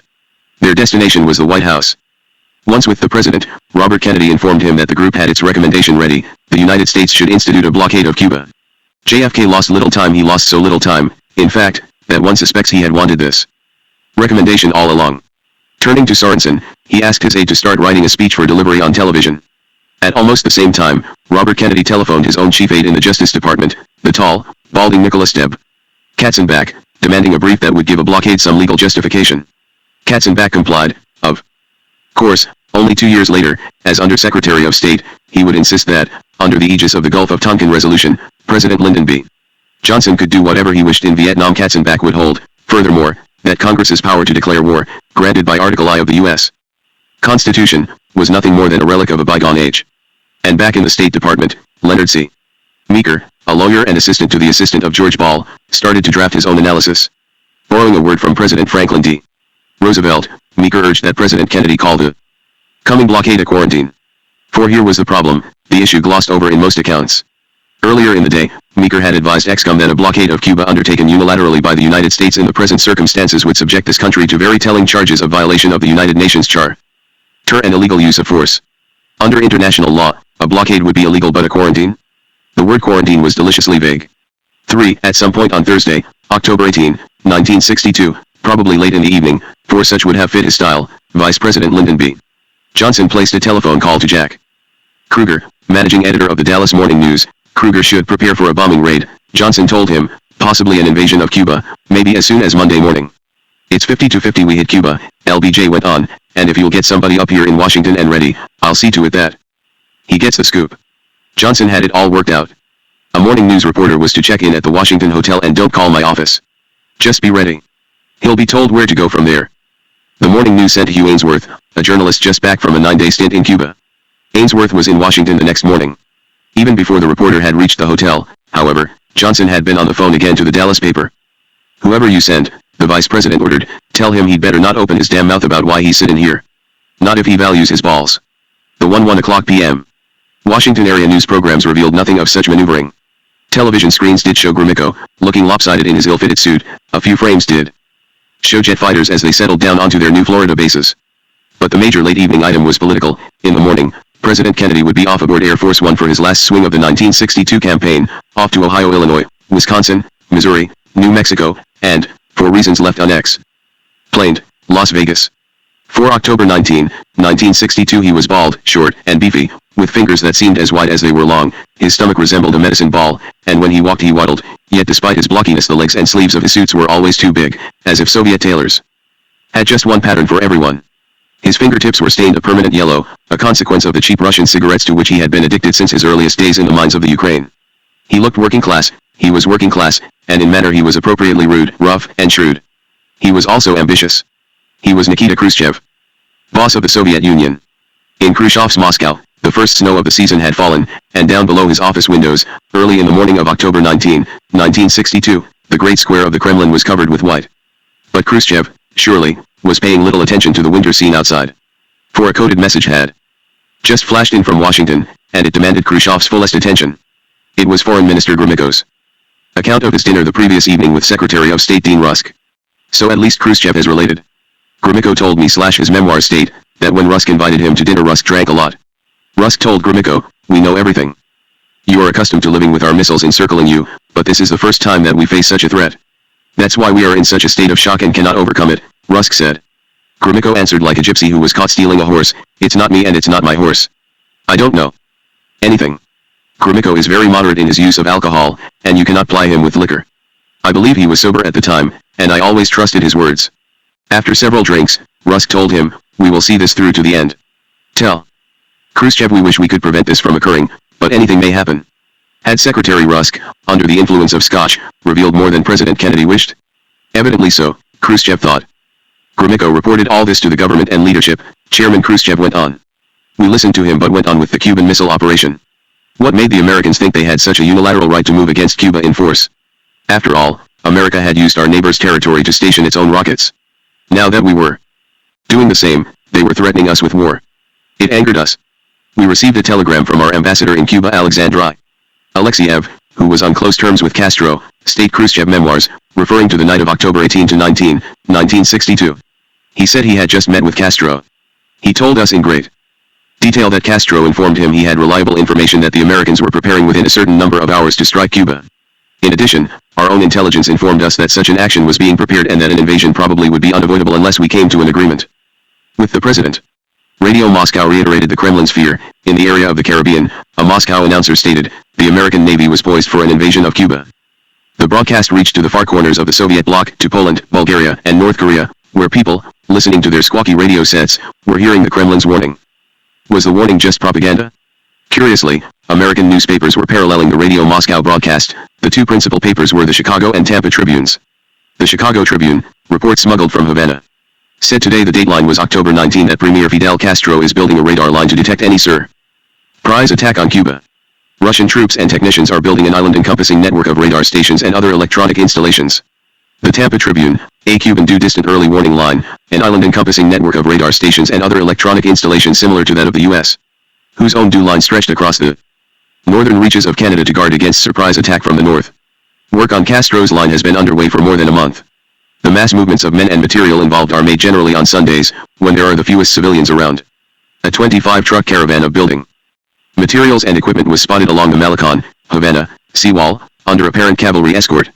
It was preceded and followed by horsemen. Even as the two tribunes were receiving these reports, U.S. armed forces were visibly on the move. Bungalow dwellers near Patrick, Homestead, and McCoy Air Force bases in Florida felt the air jarred repeatedly as more and more jets pulled in overhead for landings. Key West was all a rumble with the approach of giant Globemaster cargo planes. Residents of the island could see the silhouette of the USS Grant County, a troop transport ship, as it dropped anchor offshore. Local reporters sensed that whatever was happening was something big. Up in Washington, ExCom members were still trying to operate in secret.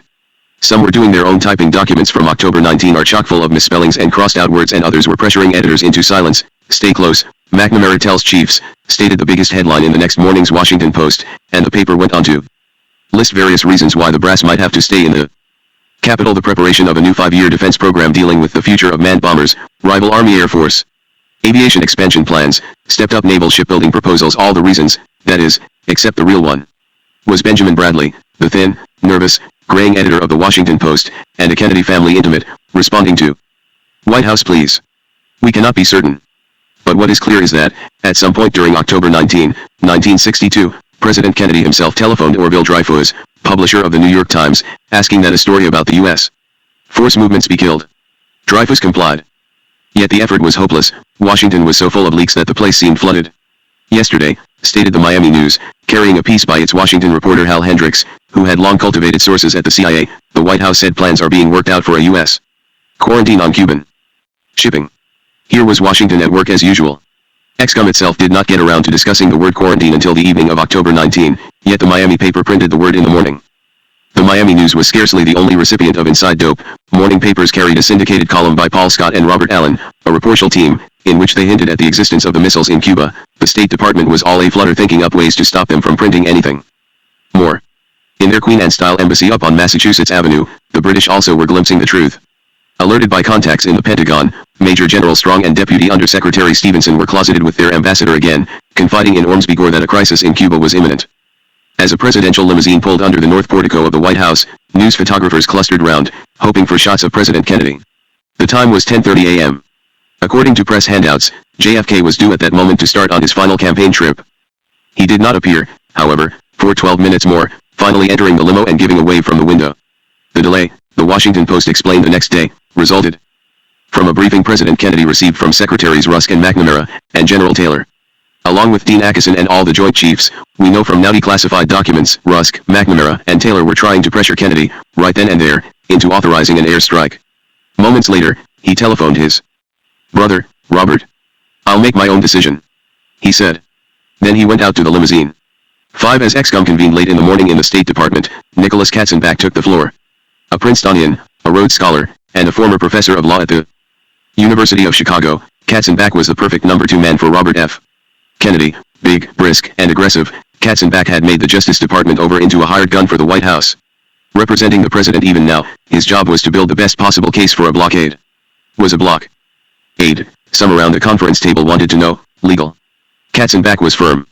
Under the laws and the Constitution, he responded, a president could do whatever he had to do to defend the nation. But wasn't a blockade an act of war? One of the ex-com participants queried, and didn't Congress alone have power to declare war? No, Katzenbach snapped, hitting back at both questions. The blockade was justifiable under the principle of self-defense.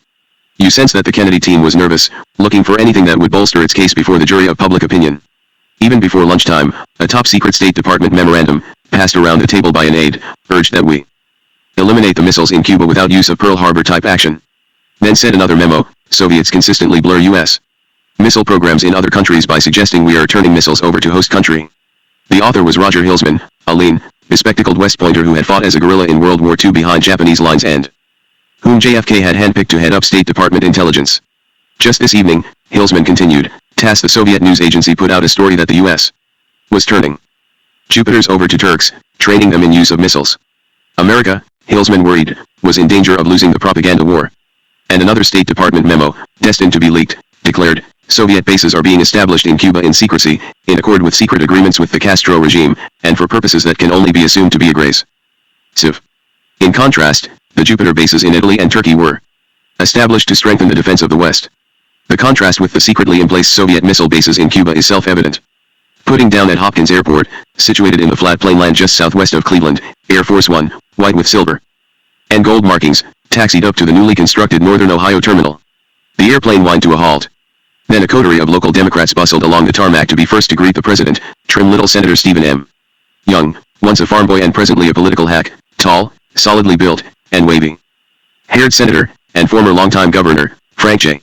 Losk, a Clevelander, a Slovenian speaker, and an orator, so time had avowed, of the William Jennings Bryan tradition, and rotund, 5 feet 5 inches tall, and almost as round, almost cuddly Michael V.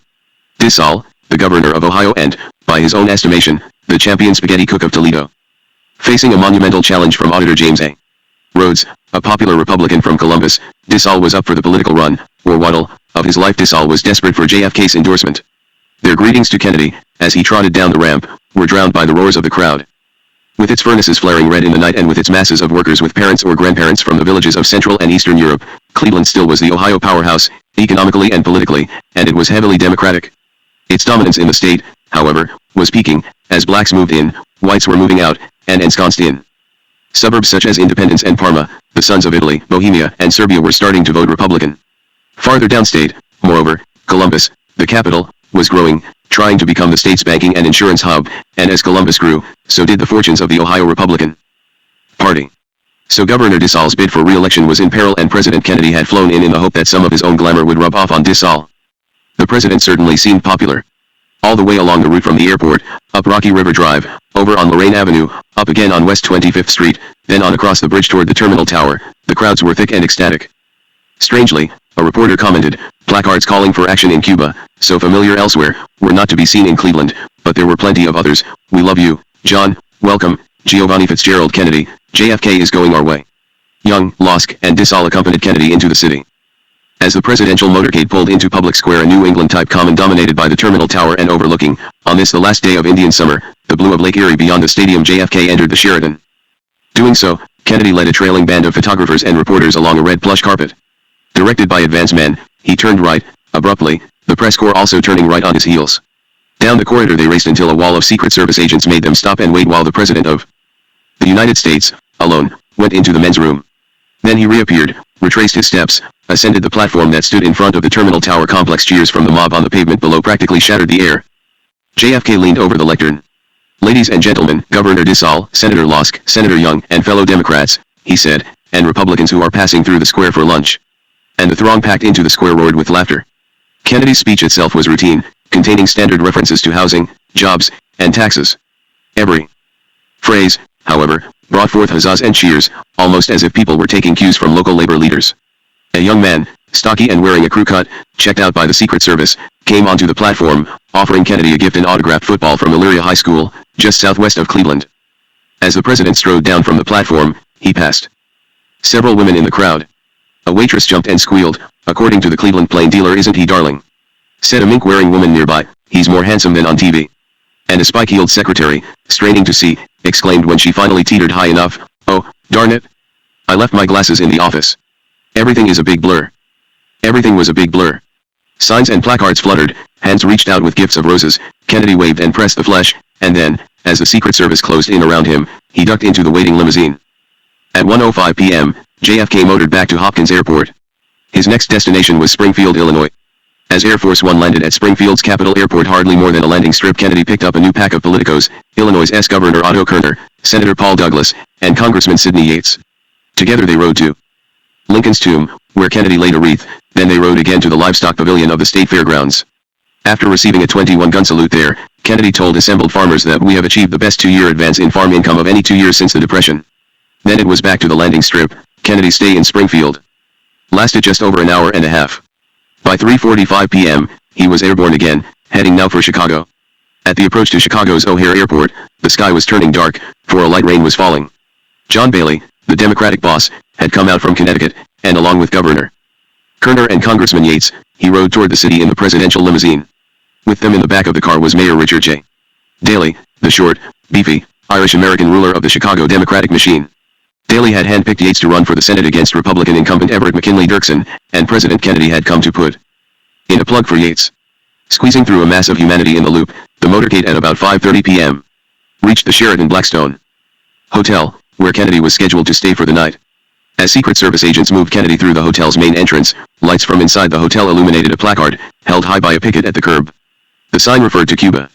It read, "Less profile, more courage." After resting and then changing for dinner, Kennedy set out from the hotel again, heading by motorcade for McCormick Place, the great exposition center down on South Lakeshore Drive. The evening was to be an orgy of Democratic politicking. Despite the darkness and the drizzle, the crowds along Lakeshore Drive were thick, especially around Soldier Field, and over Lake Michigan aerial bombs burst bright, one set of fireworks framing JFK's profile high in the nighttime sky. Accompanied by the sound of cheers and clapping, Kennedy's limousine swung up the incline to the plaza that led to McCormick Place. Surrounded by agents, the president went inside. Met by another round of applause, he entered the huge dining chamber upstairs, taking the seat of honor behind a huge dais, decorated with shamrocks. Down on the floor, 5,000 Chicago Democrats, each of whom had paid at least $100 a play for the dinner, waited excitedly to hear the president. He did make them wait, but, at last, he rose, walking slowly to the microphone. The task he faced, building momentum for Sidney Yates's bid for the Senate, was tough and he knew it. Yates, a slender, sharp-faced lawyer from Chicago's North Side, was Jewish, and wealthy enough to be resented throughout downstate Illinois. Down there Senator Dirksen was virtually a folk hero. Daley nonetheless supported Yates, and Yates in the House supported Kennedy, and Kennedy had come to Chicago to support Yates. Such was the name of the game. So Daley introduced Kennedy and, around the tables on the vast floor below the dais, the local politicians, ward heelers, city inspectors, bureau chiefs, committeemen, aldermen, attorneys, city judges, state judges, federal judges, congressmen, and journalists, all of whom played parts in Mayor Daley's organization, put down their coffee cups to cheer and shout and stamp their feet. The speech was vintage Kennedy, or, at least, vintage Sorensen. I come here and ask you, Kennedy said to the crowd, to send Sid Yates to the United States Senate. Shouts and cheers. I think you can do it. I think it is time to have a senator who lets you know where he stands, what he is for, what he is against. More shouts and cheers. There is only one candidate, Yates, Kennedy continued, who supported this administration when it sought to expand the coverage of the minimum wage and increase it to $1.25 an hour. There is only one candidate in this race who supported Senator Paul Douglas and us in our long fight for legislation to help the chronically depressed areas of Illinois and other states. There is only one candidate in this race who has worked to help build better schools and pay higher teacher salaries, who cared about those who were unemployed or on public assistance, who has been fully concerned about retaining jobless workers. There is only one candidate in this race who has fought throughout his career against feeble substitutes and filibusters in the effort to provide equal rights for Americans of every race. There is only candidate in this race who favored protecting American families from harmful and worthless drugs. And, finally, there is only one candidate in this race who understands the necessity of helping our older citizens, who have more illnesses and less income than anyone, less pay for their health and hospital insurance through the Social Security system. Kennedy basked in applause at the end of every sentence. And when he had finished, Mayor Daley waddled up to the lectern, looked down into the audience, spotted a priest, and called for a benediction. Soon thereafter Kennedy went down to the Ari Crown Theater, also in McCormick Place, to extend his greetings to the party workers. They had been listening to him via remote control speakers. He waved to them all, extended a few handshakes, then left the building. Accompanied by a blare of sirens and a blaze of lights, he returned to his suite in the Blackstone Hotel. His campaigning for the day was finished. Not once, in public, had he mentioned Cuba. Across the Chicago River, shimmering in the lights of the Blackstone, the illuminated towers of the Wrigley and Tribune buildings jutted high against the nighttime sky. Outside, all seemed still. But inside the presidential suite the telephones were jangling. Kennedy was receiving up-to-the-minute intelligence reports from Washington. He was also receiving a message from Robert Kennedy. The president, according to his brother, should be prepared to return to the Capitol in the morning. On the floor just below the president's, press secretary Pierre Salinger was also on the phone, speaking with Carlton V. Kent of the Chicago Sun-Times. "Pierre, we have it on good authority that the 18th Parachute Corps is standing by for a jump on Cuba," Kent said. "I want a comment from the White House."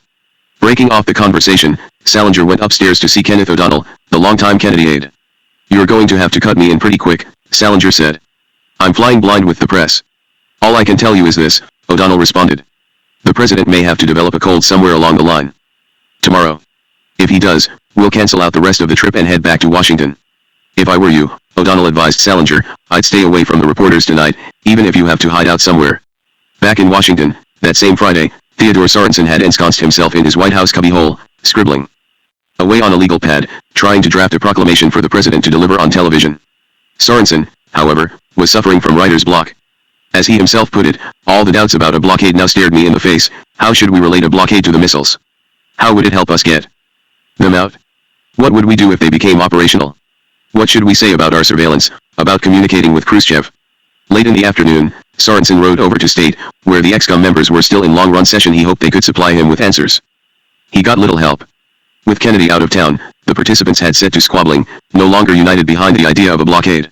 They may have been scared. A blockade of Cuba would almost certainly, said one of the documents they kept passing back and forth, lead to strong direct pressures by the Soviets elsewhere. Sorensen left the State Department, frustrated and floundering.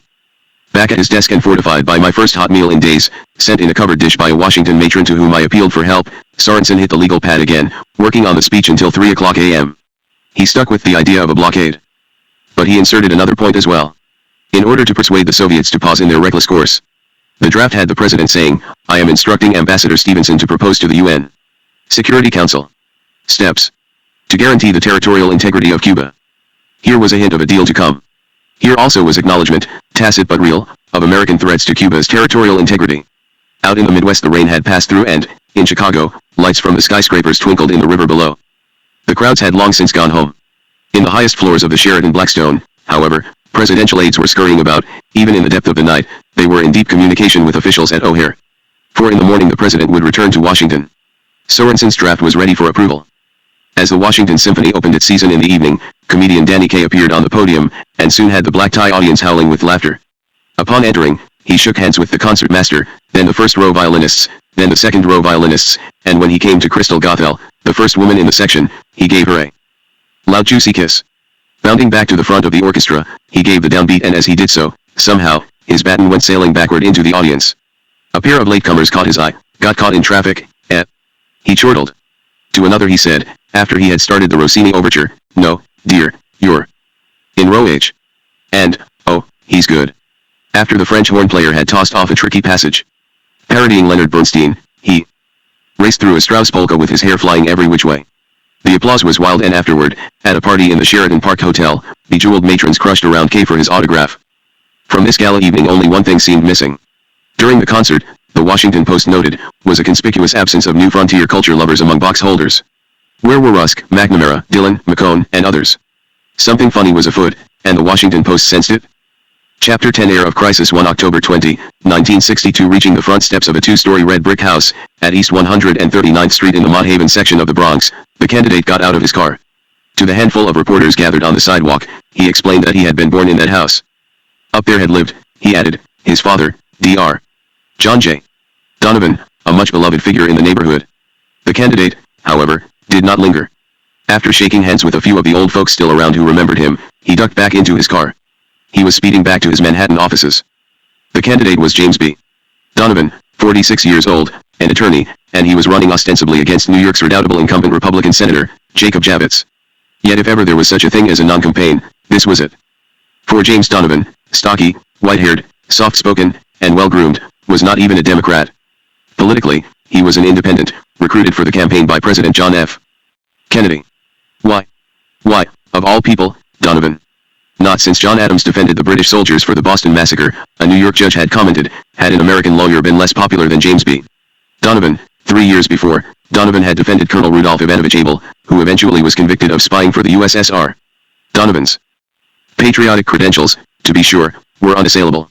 Wartime counsel for the Office of Strategic Services, he had been a staff officer at the later Nuremberg trials in Germany, and had retired from military service with a Legion of Merit decoration. Dedicated to the American Constitution and its principle of procedural due process, he took up the Abel case, representing the Russian for nothing, and, arguing before the black-robed justices of the U.S. Supreme Court, he contended that Abel, even as a foreigner, had been denied his rights. Abel had been arrested not under a warrant but rather by an alien detention writ. The constitutional issues have nothing to do with whether Abel really is a Soviet spy, Donovan held. At issue are the rights of us all. Donovan was sound, solid, loyal, and a dreadful politician. In his campaign against Javits he was hardly visible, save for his appearance in front of the house of his birth.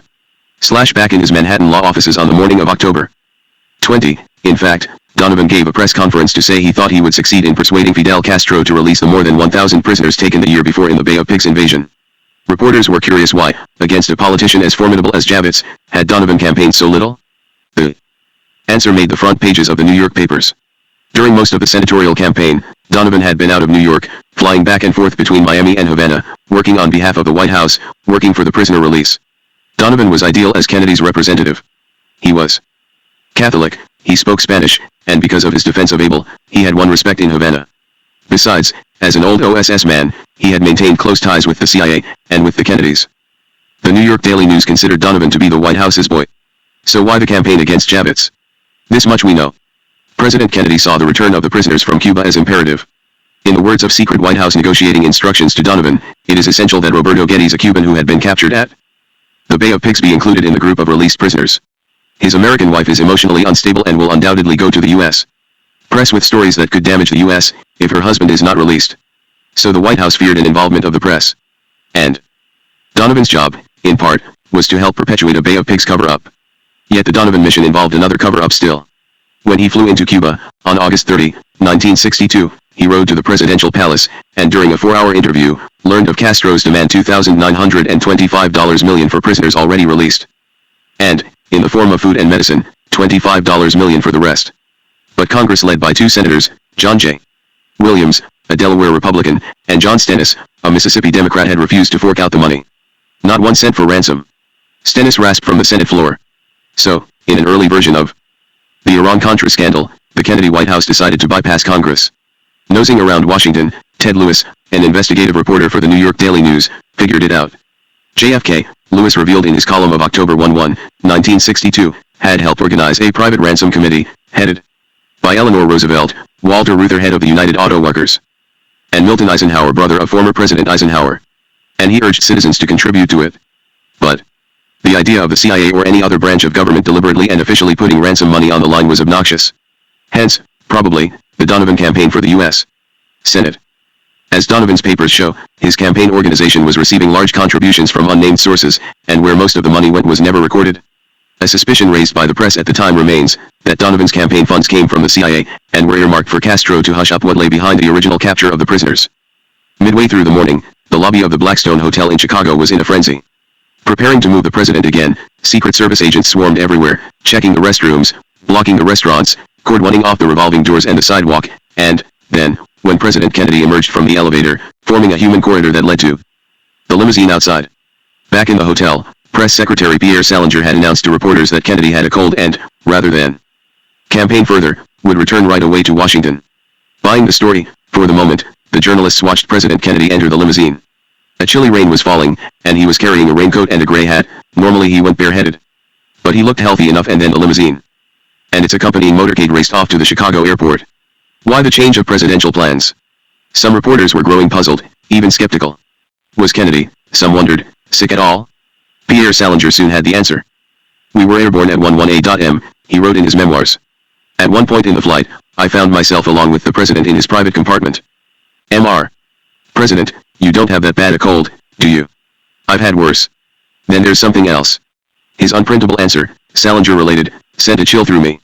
The press bureaus in Washington were frantic with telephone calls. Word had just come in from Honolulu, where Lyndon B. Johnson was on the campaign trail, that the vice president was returning to Washington via Air Force 2. LBJ, 2, it appeared, had a cold. President Kennedy returned from Andrews Air Force Base, this time aboard a helicopter that put down in a circle on the White House lawn. The time was just after 1:30 p.m. Descending from the chopper, JFK dashed past reporters, making straight away for the Oval Office. There he closeted himself with Theodore Sorensen. Reaching across the desk, Sorensen handed the president a sheaf of documents, papers on which ExCom members and their advisors had been working throughout the morning. The materials included letters, messages, and contingency papers. And, finally approved by ExCom, Sorensen's draft speech for Kennedy.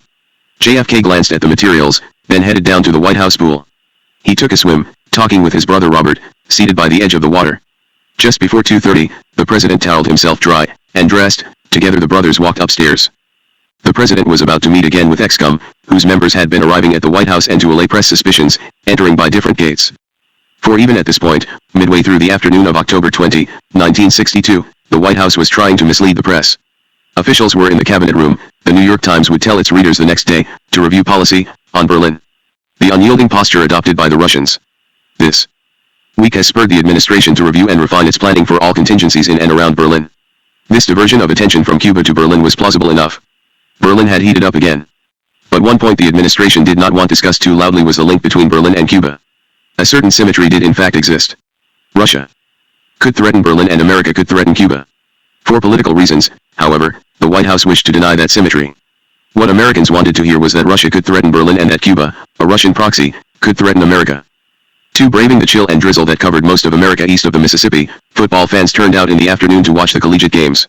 Northwestern stunned Ohio State, in Columbus, with a last-minute touchdown. Oberlin lost, naturally, humiliated 41-0 by Ohio Wesleyan. Texas beat Arkansas. Michigan State thrashed Notre Dame. In New England, the midshipmen from Annapolis downed Boston College, 26-6. Midway through the afternoon, Admiral Alfred Ward, commander of the Norfolk Navy base, was relaxing on the grand porch of the Chamberlain Hotel, a multi-storied brick edifice that overlooked the mouth of the James River. He was chatting with friends and listening on the radio to the Navy game. He was called to the telephone. Within the hour, Ward, a stocky man with an Alabama accent, had taken off from nearby Langley Air Base, landed in Washington, and gone to the Pentagon. There he received orders. He was to return right away to Norfolk. From there he was to lead the naval blockade of Cuba. In the White House itself, President Kennedy was meeting again with ExCom. This was to be the afternoon of decision. John McCone of the CIA led off, holding up the latest photographs taken from over the territory of Cuba. From around the cabinet table, ExCom members watched in silence, as if McCone, in the words of one of the participants, was a minister saying grace. Then debate opened again. In a brilliant architectonic presentation, Secretary McNamara argued that a blockade of Cuba would maintain the options. National Security Advisor Bundy contended that the most efficient and direct method of removing the missiles from Cuba would be an air strike. Then, as everyone looked at the president, there followed, according to Sorensen, a brief, awkward silence. Roswell Gilpatrick broke the silence. Essentially, Mr. President, he said, this is a choice between limited action and unlimited action, and most of us think that it's better to start with limited action. President Kennedy was still. A light rain spattered against the windows of the cabinet room. At last the president spoke. The only course compatible with American principles, he said, softly, was a blockade. So a blockade it would be, and the discussion turned to details: diplomatic initiatives, public statements, military preparations, the scenario for the blockade, or, as President Kennedy now was calling it, a quarantine. Final changes in Kennedy's speech. President Kennedy should address the nation, the discussants agreed. 2 days later, on Monday, October 22, 1962, at 7 p.m., on television.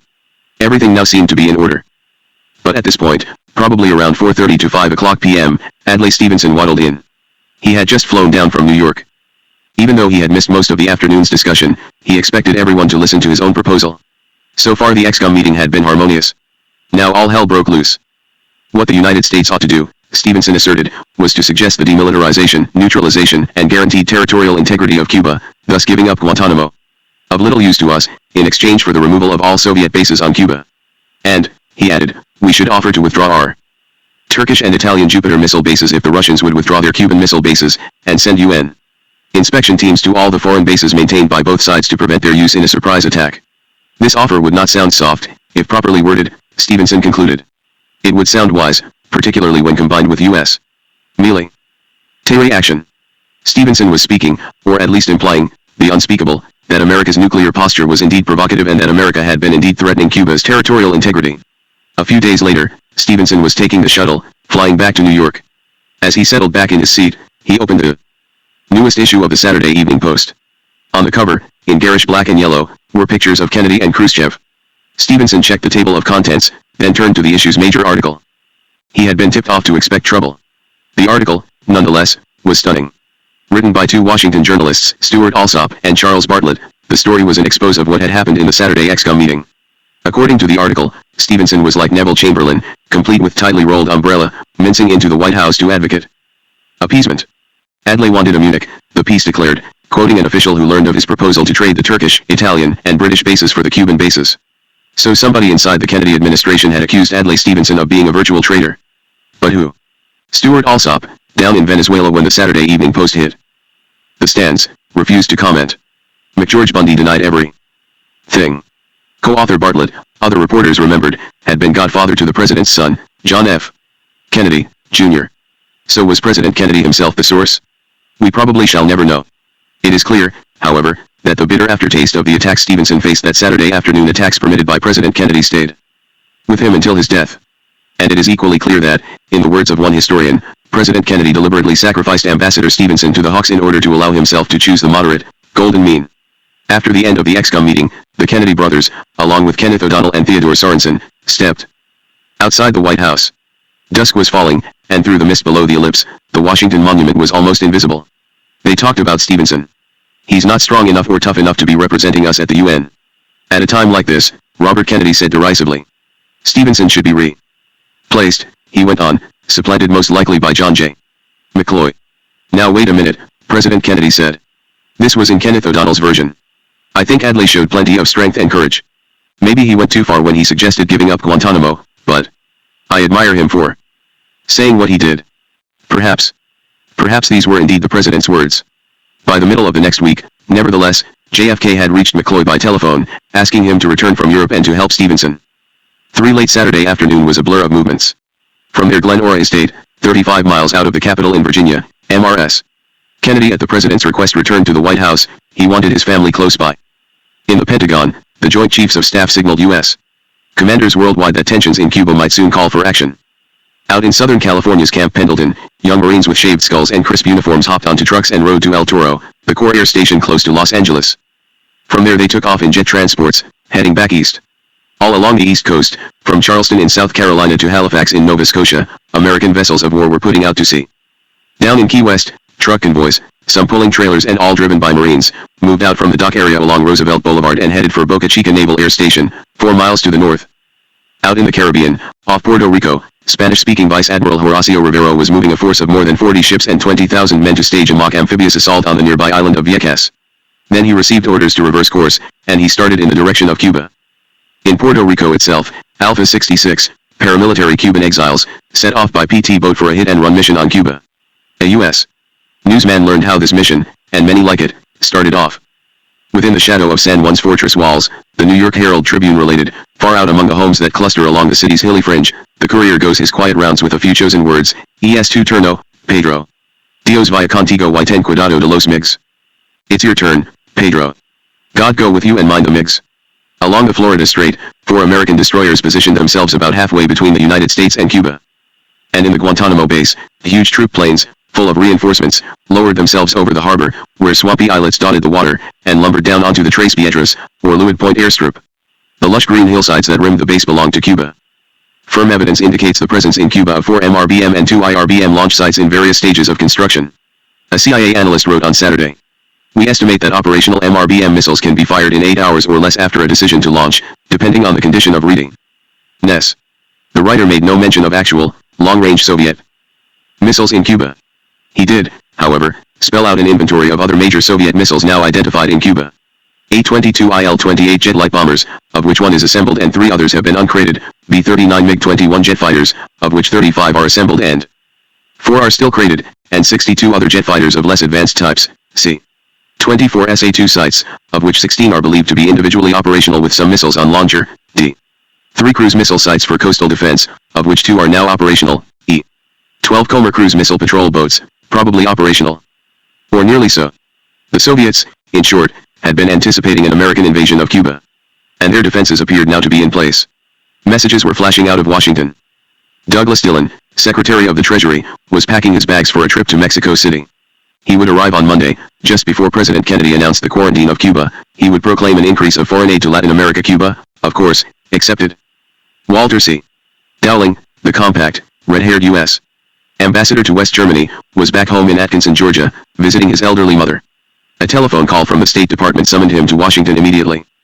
Dean Acheson was relaxing on his farm in Maryland. There he received a telephone call from Dean Rusk. Would Acheson, Rusk asked, drive to the White House in the morning? President Kennedy wished the former Secretary of State to fly to Paris. Livingston T. Merchant, twice U.S. ambassador to Canada, was a tall, slender, brown-eyed descendant of one of the signers of the Declaration of Independence. Now in retirement, he was spending the afternoon watching the football game at Princeton, his alma mater. Afterwards, he dined at the Nassau Inn. Back in his hotel room, then, he had a message. He was to call the State Department without delay.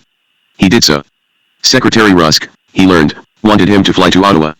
Merchant would deliver a special message to Canada's Prime Minister, John Diefenbaker. These comings and goings still remained secret. But the newshounds of Washington were baying, smelling a story and tracking the scent. Hitting the telephone, James Reston Scotty, the premier reporter and columnist of the New York Times, reached enough sources to put the pieces together. A Scot by birth and a believer always in clean living and hard work, Reston was the first of the journalists to see the pattern. Figuring that the U.S. was going to throw some kind of ring around Cuba, he rang up George Ball and McGeorge Bundy, challenging them to show he was wrong. They would not do so.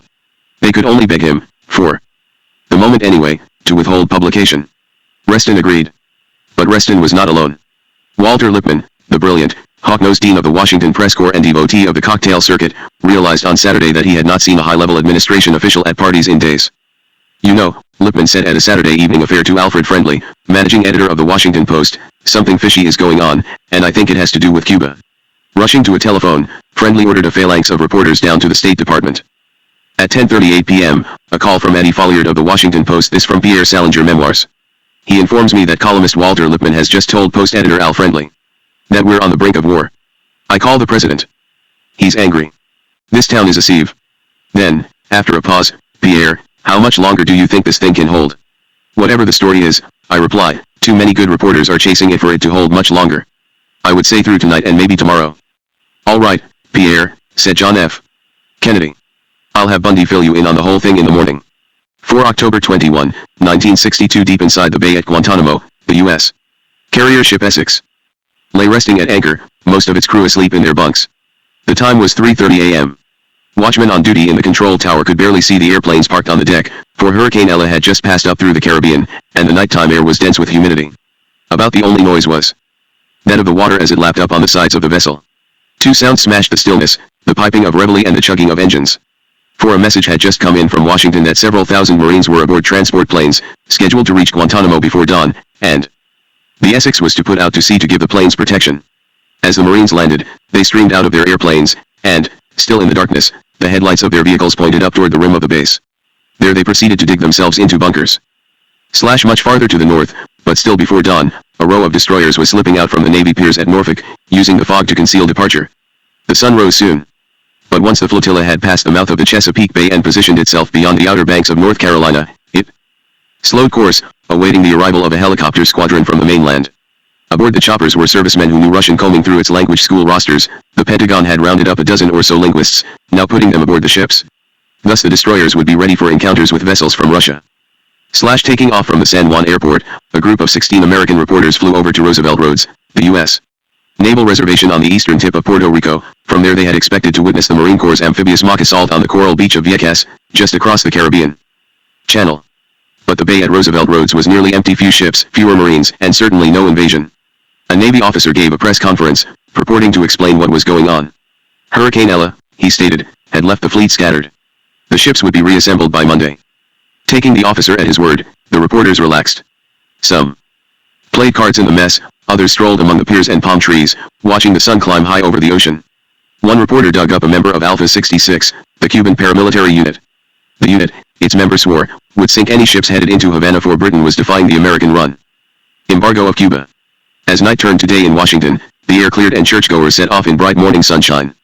But Pierre Salinger hardly saw the sun, at least not until much later in the day. Even before dawn he was in the White House basement, meeting with McGeorge Bundy in the Situation Room. There were guards outside the door. Salinger wrote huge maps of Cuba and its sea approaches on the walls, a continuous clatter of teletypes. Mac Bundy didn't pull punches, Salinger went on. He told me we were, at that very moment, on the brink of nuclear war. We had absolute evidence of offensive Soviet missiles in Cuba, missiles that could destroy Washington, New York, and all other major cities on the eastern seaboard and in the south. They're not yet fully operational, Bundy told me, but they will be in a matter of days. We intend to take whatever action we must, probably a blockade to force their removal before that time. Salinger learned something else, too, from Bundy. A highly secret and intricate plan exists for converting our national government from its many and cumbersome peacetime activities to a single-purpose instrument of war. My areas of responsibility were to maintain the President's communications with the people, no matter where he might be, and to halt the flow of all information which might prove useful to the enemy. Salinger's job, in short, was to make the President's case as palatable as possible. For even as he talked with Bundy, others in the White House were drafting a document called the U.S. Case, a set of guidelines for briefing America and, indeed, the world. It is imperative that we obtain maximum public support for our policies and actions with respect to Cuba. So stated the document. In developing guidance on the line to be followed, it went on, the following main points should be included. 1. The Soviets stated publicly and privately that only defensive weapons were being sent to Cuba. This is now proven as false as many other Soviet premises. 2. The Soviets are artificially seeking to create for their own aggressive purposes a connection which would not otherwise exist between Berlin and Cuba. 3. The great difference between the Soviet base in Cuba and Allied bases elsewhere lies in the peaceful purposes of the free world and the aggressive purposes of the communist bloc. 4. This reckless Soviet act has endangered the peace of the world. 5. The U.S. action is just and self-restrained. As if to underline the words just and self-restrained, President and MRS. Kennedy, at about 9:30 a.m., went to Mass up the street at St. Stephen's Roman Catholic Church. Tucked away off Pennsylvania Avenue, just before the bridge over Rock Creek to Georgetown, the church called St. Stephen the Martyr was unpretentious and small, with a brick facade and an abstract glasswork design over the main front door. Photographers were on hand to record the presidential approach. JFK was wearing a dark suit with a narrow necktie and a white headgear. Chief tucked into the left breast pocket, MRS. Kennedy was wearing a tweed suit, and her head was covered with a cloth of black lace. They both looked somber, and they sat through Mass with most serious expressions. At 10:46 their motorcade whisked them back to the White House. Hardly was he back in the executive mansion and President Kennedy was occupied with a small meeting in the Oval Office. The sun was high by this point, and its rays, streaming in through the French windows, fell on the carpeting that led to the couch and the stuffed chairs. Ranged around the President, who was in his rocker, were Robert Kennedy, Robert McNamara, Air Force General Walter C. Sweeney, and Chairman of the Joint Chiefs, Maxwell Taylor. The last three officials were pushing hard on the President, adamant on the need for an air strike. McNamara reported that, on the basis of information obtained the night before, Cuba now had about 40 missile launchers. Sweeney urged Kennedy to authorize bombing attacks on the MiG airfields in Cuba. Taylor stated that an initial strike could take out 90% of the known missiles, and then a ground invasion could remove any remaining dangers. At this juncture, probably around noon, the crew of CIA representatives joined the meeting. They had urgent news: 8 to 12 Soviet missiles in Cuba, their reports were indicating, now were operational, capable of being fired in 3 to 4 hours. CIA Director John McCone also had come to the White House. He wanted immediate action, bombing action. President Kennedy, however, stuck with the blockade. Still, as a memorandum of the meeting written by Secretary McNamara shows, he told the generals they should be ready to carry out an air strike at any time after the next 24 hours. Even before the meeting adjourned, a limousine from the British Embassy had swung past the west gate of the White House complex, and come to a halt in the driveway under the north portico. Out of the car stepped Ambassador David Ormsby Gore, tall, elegant, wearing a dark suit and a striped shirt with cufflinks. He had come, by invitation from the President, for lunch. As soon as Kennedy was free, he greeted his old friend from London days, and they dined together upstairs in the Kennedy family quarters. After coffee, they sat on the Truman balcony, looking down toward the sailboats on the tidal basin and the river beyond. Kennedy let Ormsby Gore know what was going on. By early afternoon, Ormsby Gore was back at the red brick British Embassy, wiring a report to Prime Minister Harold Macmillan. And Kennedy was engaging in last-minute preparations for an afternoon session with the full National Security Council. What was his President Kennedy's mood during that time, generally? How would you describe his mood? In 1964, James Greenfield, Assistant Secretary of State for Public Affairs, conducted an oral history interview with Donald M. Wilson, who, in October 1962, had been Deputy Director of the U.S. Information Agency.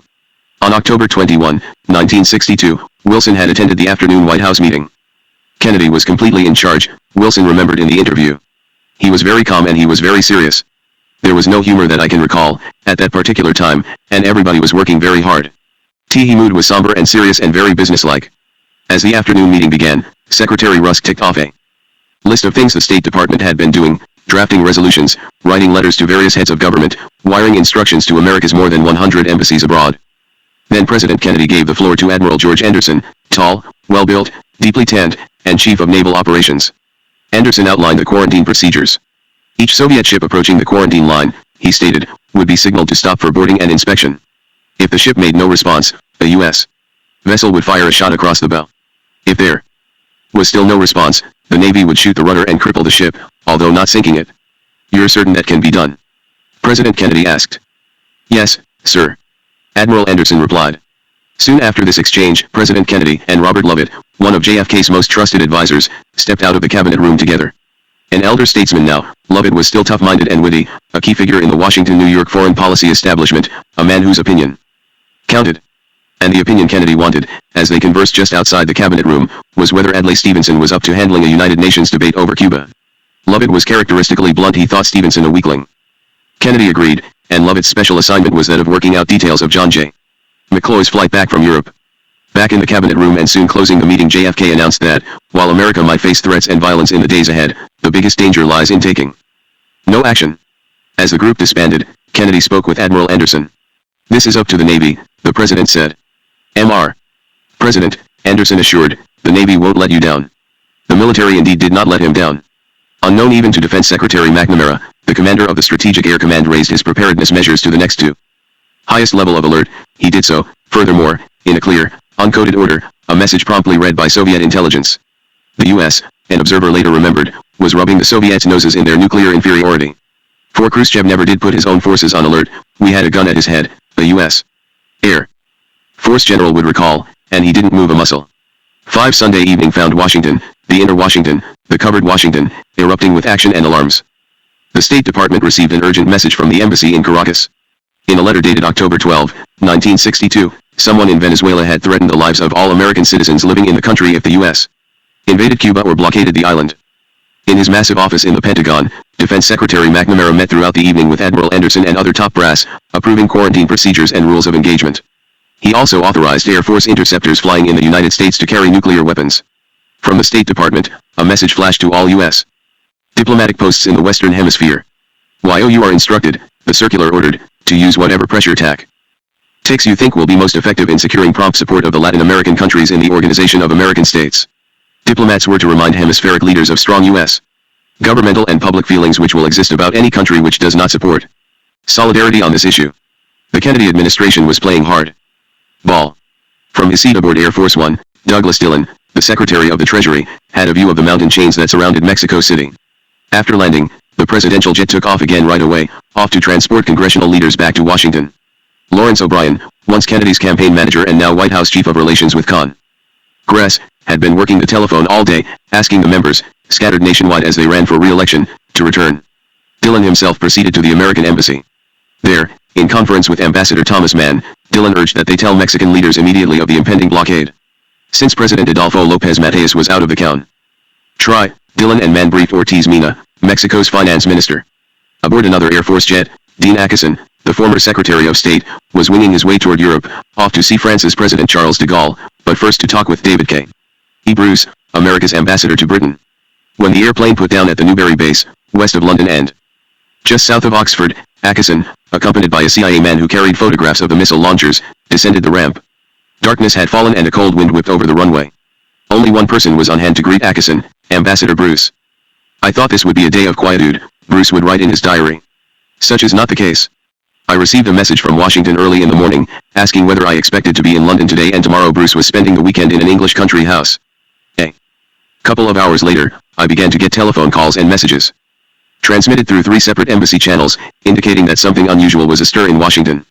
Telegrams brought out to me were not especially enlightening until supplemented by a conversation with Bill Tyler in the State Department, who said I was to meet a military plane at 12 o'clock tonight. A telegram that followed mystified me slightly by naming one of the passengers on the plane as Dean Acheson. However mystified, Bruce did his duty. Accompanied by an aide, he drove the 2-hour trip to the airfield near Newbury. Tall and distinguished, Bruce had come from money and had married money, melon money, and almost by inheritance he possessed the right touch. Just for Acheson, he had brought along a bottle of scotch. Bruce also said, "Put your hand in my pocket and see what's there." Acheson did so, reaching his fingers into the side pocket of Bruce's overcoat. There lay a revolver. "Why?" Atkinson asked. I don't know, Bruce answered. I was told by the Department of State to carry this when I went to meet you. There was nothing said about shooting me, was there? Atkinson quipped. No, Bruce retorted. Would you think it's a good idea? Giving Bruce an overview of the Cuban Missile Crisis, Atkinson passed along instructions for Bruce to see Prime Minister Macmillan the next day. Bruce was to pass along the photographs of the Soviet missile launchers. Even before Kennedy gave his speech, thus, the British cabinet would have physical proof of the existence of danger. Atkinson then flew on to Paris. He got to bed at 3 in the morning. Flying in another airplane and descending over the seemingly endless birch forest that surrounded Ottawa, Livingston Merchant reached the Canadian capital. His mission, he knew, would be sensitive. In 1957, Canada and America had joined in creating the North American Air Defense System, NORAD, a plan for linking the two countries' military forces in cases of emergency. And now was a time of emergency. But Canada's tall, curly-haired Prime Minister from the prairies out in the West, John G. Diefenbaker, was still known in Washington for his prickliness toward America in general and his distrust of John F. Kennedy in particular. Merchant knew full well that he would have to proceed with tact. Back in Washington, the big secret was crumbling fast. Too many reporters had seen too many lights, in the words of Elie Abel, burning too late in unexpected places. Indeed, by late evening, President Kennedy realized he had no choice. He himself called Max Frankel and Philip Graham, publishers of the New York Times and the Washington Post, and he also had Robert McNamara telephone John Hay Whitney of the New York Herald Tribune. All three pressmen agreed to hold the full story. But the genie was out of the bottle and into the next morning's top headlines. The Miami Herald, is major U.S. move in store for Cuba next. The Chicago Tribune, White House silent on Cuba crisis rumors. The San Francisco Examiner, a day of mystery in D.C. The New York Times, Capitol's crisis air hints at devil oppments on Cuba, Kennedy TV talk likely. There was an air of crisis in the Capitol tonight, the New York Times went on, referring to the evening of October 21, 1962. President Kennedy and the highest administration officials have been in almost constant conference all weekend, imparting serious agitation and tension to official Washington. Mr. Kennedy is expected to go on television to give the country an explanation in the next day or two, but he has wrapped a tight veil of secrecy around the source of his concern. So far. Coincidentally, the Navy and the Marine Corps were staging a powerful show of force in the Caribbean, not far from Cuba, which has been the site of a large communist buildup in recent weeks. The administration denies that there is any connection between the anxious mood here and these maneuvers, which involve about 20,000 men, including 6,000 Marines. But the speculation in Washington was that there has been a new development in Cuba that cannot be disclosed at this point. Chapter 11 Prime Time one Monday, October 22, 1962 Plowing through the morning snowdrifts, Moscow's first of the season, a dark Volga sedan stopped in front of an apartment building, the car's occupants racing toward the edifice. The occupants were from the KGB. Within moments they made a critical arrest Red Army Colonel Oleg Penkovsky, who in fact was a spy. Recruited by British intelligence in April 1961, Penkovsky had been passing along reams of secrets, including evidence that Soviet rocketry was far less advanced than America's. Was Penkovsky's arrest carried out on the day of Kennedy's television broadcast coincidental? We cannot know. In the judgment of the CIA, nonetheless, the information he had shared was of supreme importance. The morning skies over Florida were dark with airplanes, and the top news item was the reports of war. The state declared. The Miami News bristled with armed might, from Jacksonville to Key West. Military aircraft by the scores were descending on the air bases. Workers at the Key West airport were working around the clock to improve the control tower. Nearly every U.S. naval vessel was putting out to sea, so many sailors were gone that, in the words of the Miami Herald, the Mardi Gras nightclub on Key West's Duval Street was as quiet as a YMCA. A crisis clearly was looming. In the Canal Zone, U.S. military personnel loaded transport planes with more than 80 tons of material, including rifles, carbines, ammunition, grenades, gas masks, and helmets, equipment then airlifted for the protection of the nation's embassies throughout Latin America. In Guantanamo, the U.S. force level was doubled, civilians and dependents racing to airplanes to fly to the safety of Norfolk. And in Washington, the Pentagon was ordering the Strategic Air Command to keep 1/8 of its B-52 force in the air at all times. Those aircraft, and many others, were to be armed with nuclear bombs. Lights came on early in the State Department and the White House windows, as reporters could plainly see. Behind those windows, officials were putting down their last-minute thoughts and rationales. Averell Harriman, tall, stoop-shouldered, rich, a past ambassador to Russia and a present behind-the-scenes wielder of power, someone had said of Harriman, "He's the only ambitious 70-year-old I know," was giving the State Department the benefit of recent experience. There has undoubtedly been great pressure on Khrushchev for a considerable time to do something about our ring of bases, aggravated by our placing Jupiter missiles in Turkey, he wrote in a secret memorandum. Wherever I went during my visit to the Soviet Union in June 1959, even in Central Asia and Siberia, people asked me, "Why do you have your bases threatening to attack us? We were such close friends during the war. Why don't you want to live in peace?" In my judgment, Khrushchev has been under pressure from his military and from the more aggressive group to use Cuba to counter U.S. action and to offset the humiliation of nuclear bases close to their borders. Thus, Harriman advised, the Kennedy administration should pin blame on the hawks in the Kremlin, allowing Khrushchev to save face. Harriman then urged to swap missiles in Cuba for missiles in Turkey, as Adlai Stevenson also had urged. Another official, at the White House and on a White House notepad, was scrawling these words. Is there a plan to brief and brainwash key press within 12 hours or so? N.Y. Times Lippmann Childs Alsop key bureau chiefs? Walter Lippmann, Marquis Childs, Joseph, and Stuart Alsop were prominent Washington columnists. But who had authored the note? It may, stated a later intelligence report, have been penned by the president himself. But the John F. Kennedy Library in Massachusetts, keeper of the note, has asserted otherwise. According to the library, the note was written by Maj. Gen. Chester Ted Clifton, who served as a military aide to President Kennedy. Clifton wrote it during a meeting of the National Security Council, left it on the table, where it was picked up by Evelyn Lincoln, President Kennedy's secretary, who placed it in the presidential files. It was never brought to President Kennedy's attention. Perhaps not. But, clearly, somebody in the White House was interested in brainwashing the press. And McGeorge Bundy, the National Security Advisor, was typing up another memorandum, and this piece of paper did reach Kennedy. In the hubbub of the last few days, Bundy confessed, he had left something out of the message to Prime Minister Macmillan. If the Soviet nuclear buildup in Cuba continues, it would be a threat to the whole strategic balance of power, because really large numbers of missiles from this launch could create a first strike temptation. Any such shift in the balance would be just as damaging to our allies as to us. The missiles that are there now do not create this hazard, but a further buildup would. America, to Bundy's thinking, could live with the missiles already in Cuba, as Russia was living with the missiles already in Turkey. So if the missiles already in Cuba missiles JFK wanted withdrawn were no threat to America's security, to what were they a threat? Democratic chances in the November election? 11 in the morning found President Kennedy in the Oval Office, presiding over an ExCom meeting.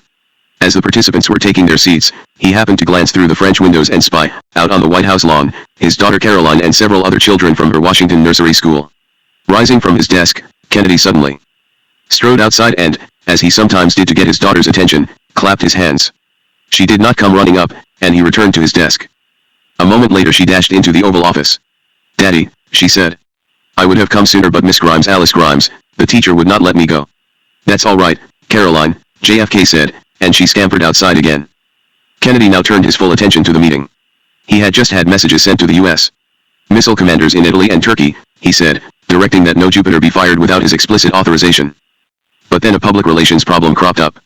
Instead of basing a blockade of Cuba on the United Nations Charter, which assured a country's right of self-defense in case of armed attack, contended State Department lawyer Abram Chase, the president might stress the right of the Organization of American States, headquartered on 17th Street, just downhill from the old executive office building, to take collective measures to protect hemispheric security. Kennedy agreed with Chase. But why the new justification? Was ExCom afraid that signing the UN Charter might be dangerous? That the Cubans would bring up their own right to self-defense? And, in the UN, state that point for the world to hear? And another point got settled, this one brought up by State Department lawyer Leonard Meeker, the blockade ought to be called a quarantine. In the autumn of 1937, President Franklin D. Roosevelt had urged a quarantine of Nazi Germany and Imperial Japan. Now, by using the word himself, JFK could wrap his Cuba policy in the mantle of FDR.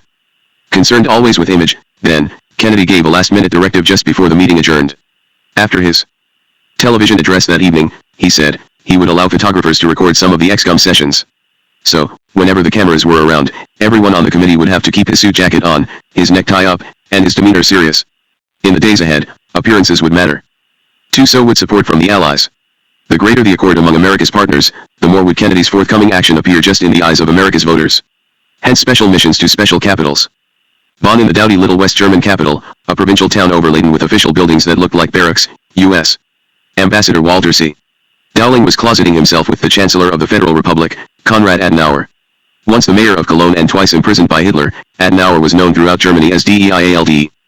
The old man, 86 years old and stiff in posture, he looked out on the world from behind high, almost Slavic, cheekbones and a face that looked like parchment. In all of Europe he probably was America's most loyal ally. Dowling showed him the photographs taken from high over Cuba, as well as the text of Kennedy's forthcoming speech, and Adenauer responded with enthusiasm. If the United States could seize a Soviet ship en route to Cuba with military equipment, Adenauer allowed, it would make an overwhelming impression on world opinion.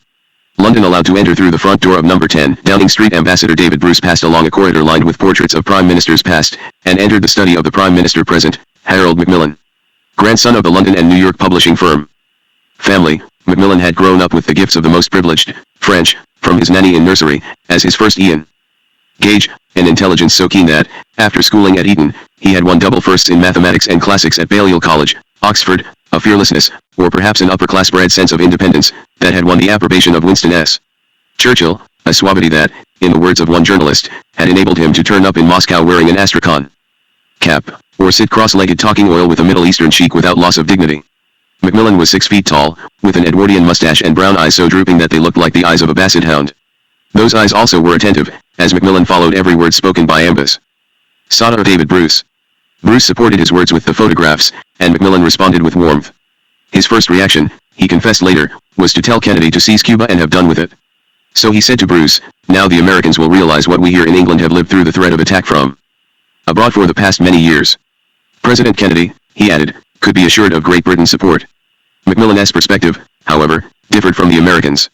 For, to Macmillan, Europe mattered far more than Cuba, especially since he already had received from Ambassador Ormsby Gore in Washington a wire stating that the missiles so far landed in Cuba contributed little significant military threat to the United States.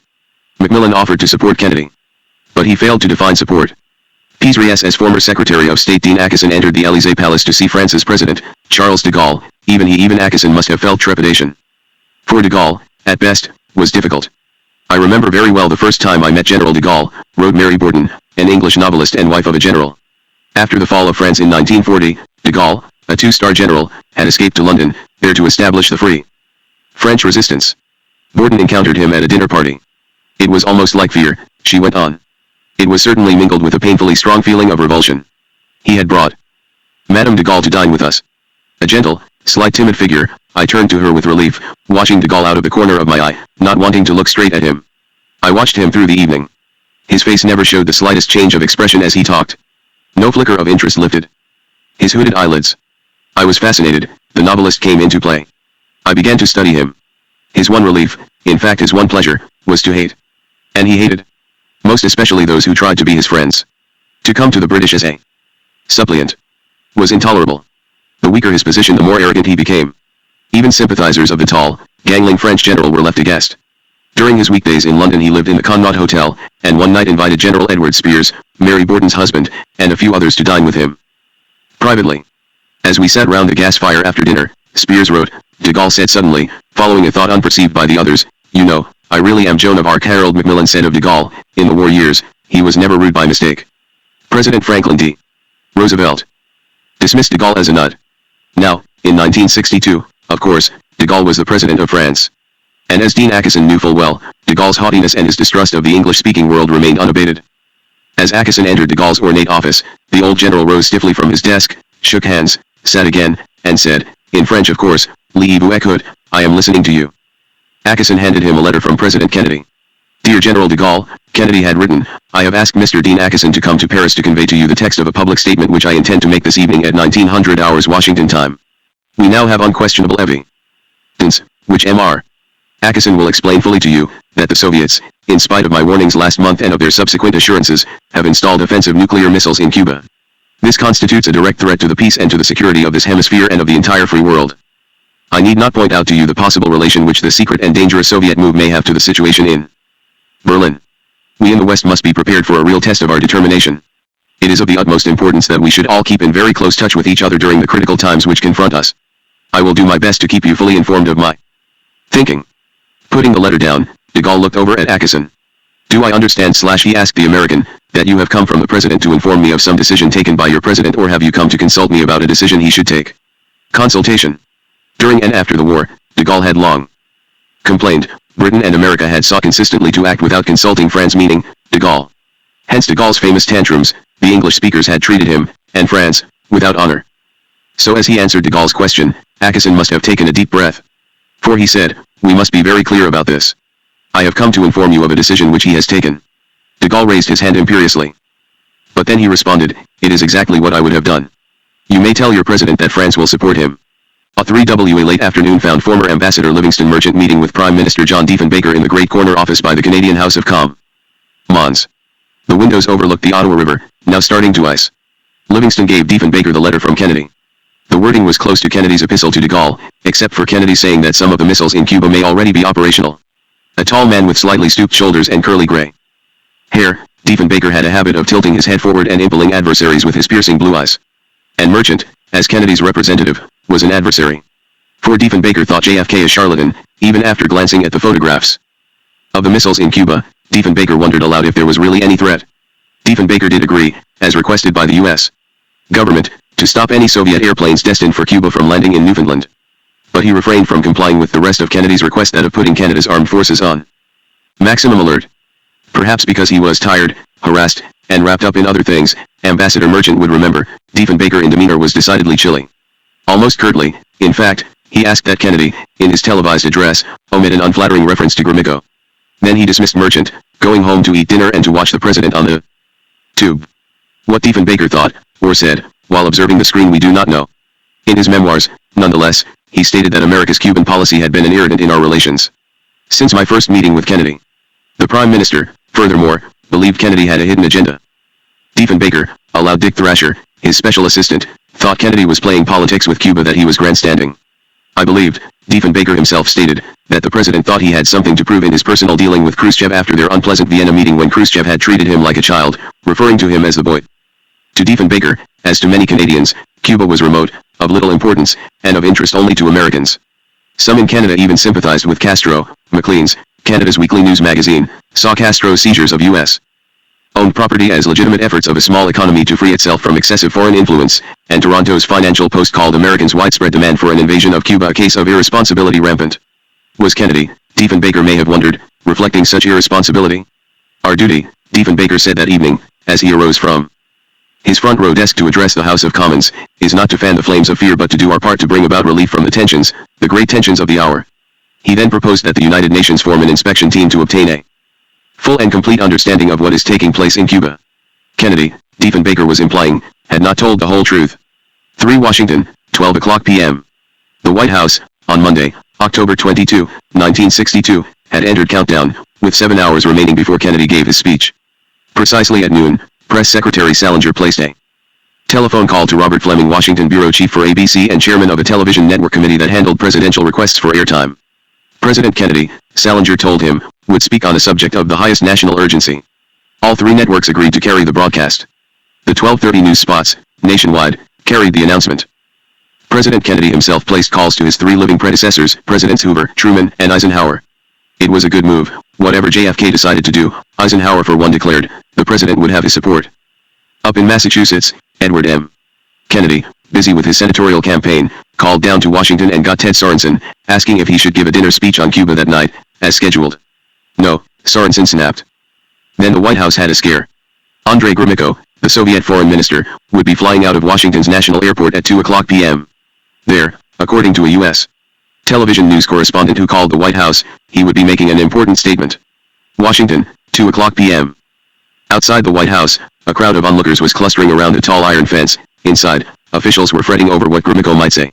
Over at the airport, he did give a press conference. But he said nothing unusual.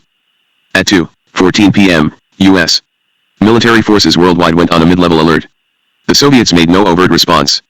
Washington, 3 o'clock p.m. taking their seats around the long, burnished table in the cabinet room, the ExCom members, their ranks expanded to include representatives of the Office of Emergency Planning, met again.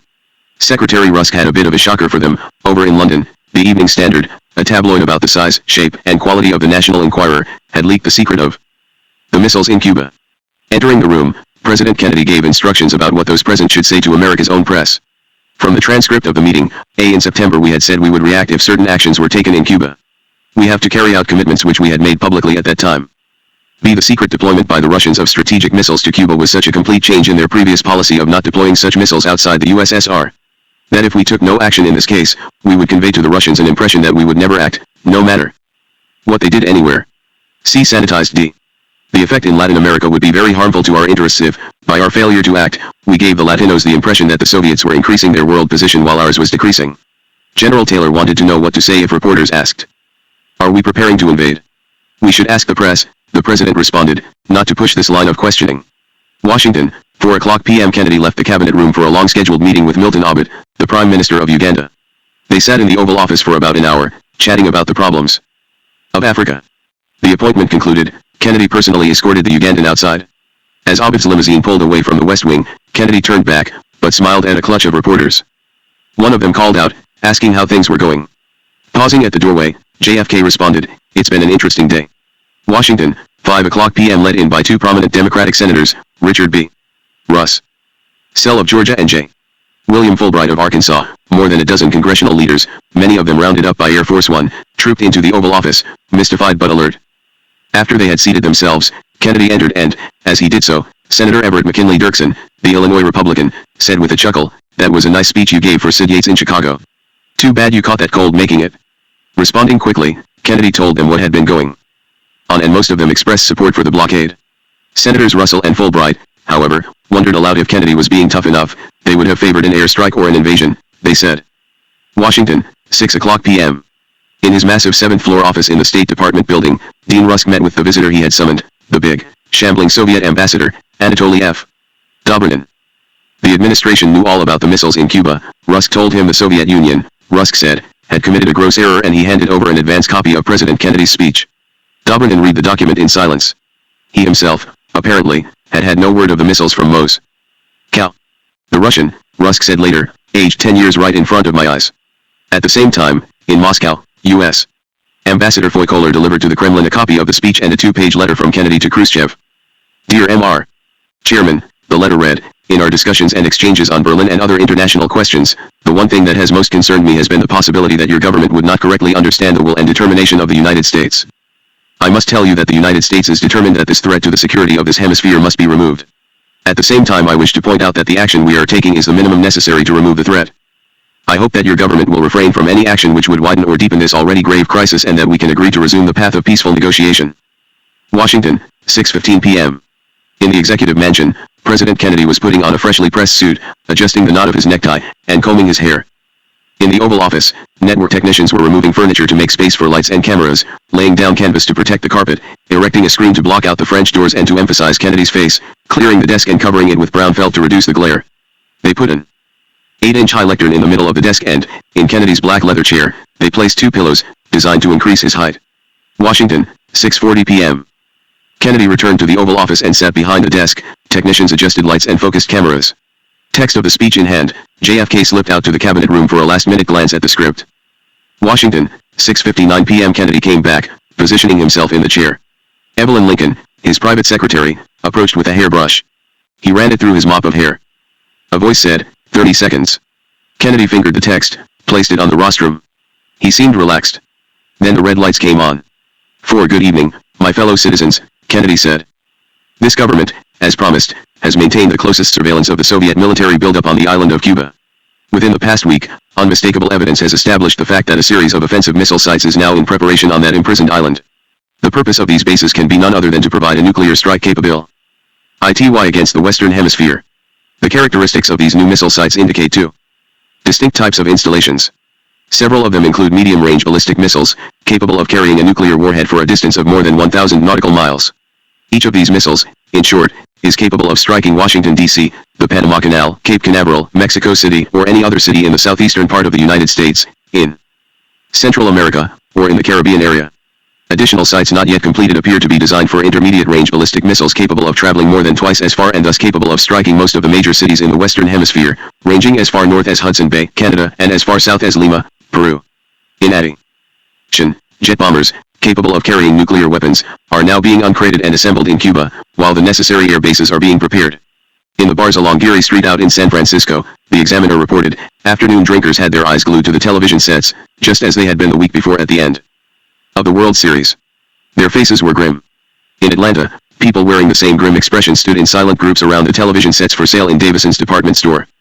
The size of the undertaking, Kennedy continued, makes clear that it has been planned for some months. Yet only last month, after I had made clear the distinction between any introduction of ground-to-ground missiles and the existence of defensive anti-aircraft missiles, the Soviet government publicly stated on September 11 that, and I quote, "The armaments and military equipment sent to Cuba are designed exclusively for defensive purposes." Only last Thursday, as evidence of the rapid offensive buildup was already in my hand, Soviet Foreign Minister Gromyko told me in my office that Soviet assistance to Cuba pursued solely the purpose of contributing to the defensive capabilities of Cuba. That statement was false. In a New York hotel, wrote Ralph McGill, editor of the Atlanta Constitution, a group of educators, gathered in a private dining room, listened in silence, some leaning forward toward the screen. Neither the United States of America nor the world community of nations, Kennedy was saying, can tolerate deliberate deception and offensive threats on the part of any nation, large or small.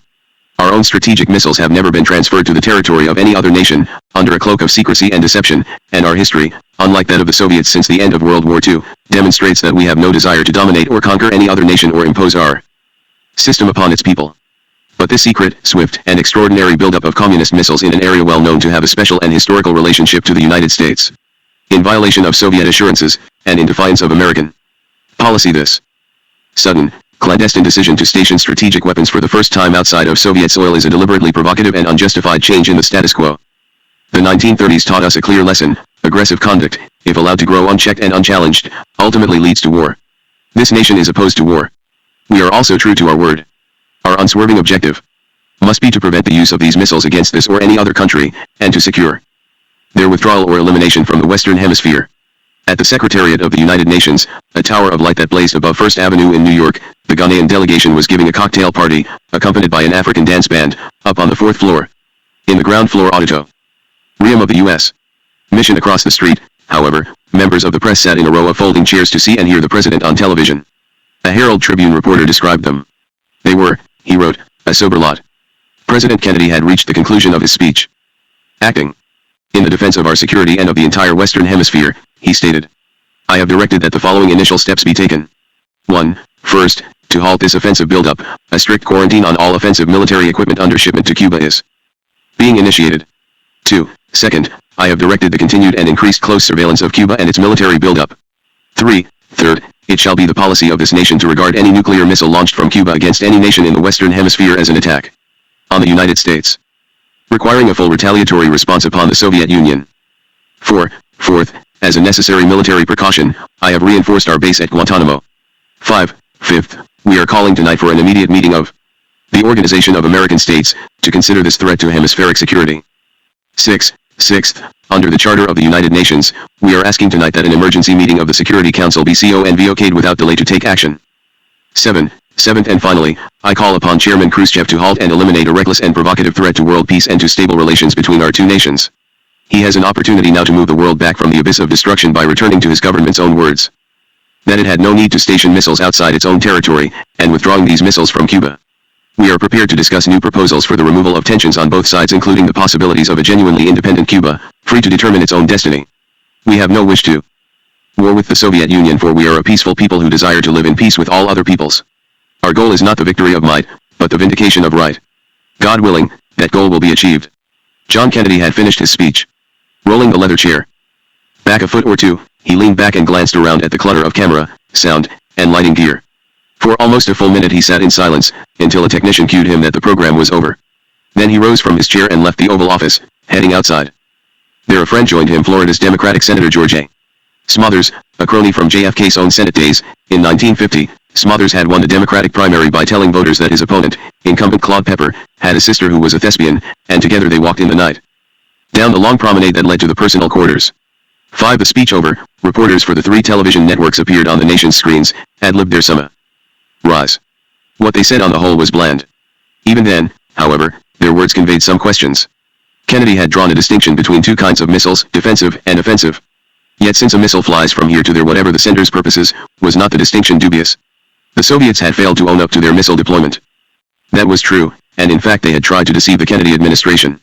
Was not their placement of missiles in Cuba, nonetheless, similar to America's placement of missiles in Turkey?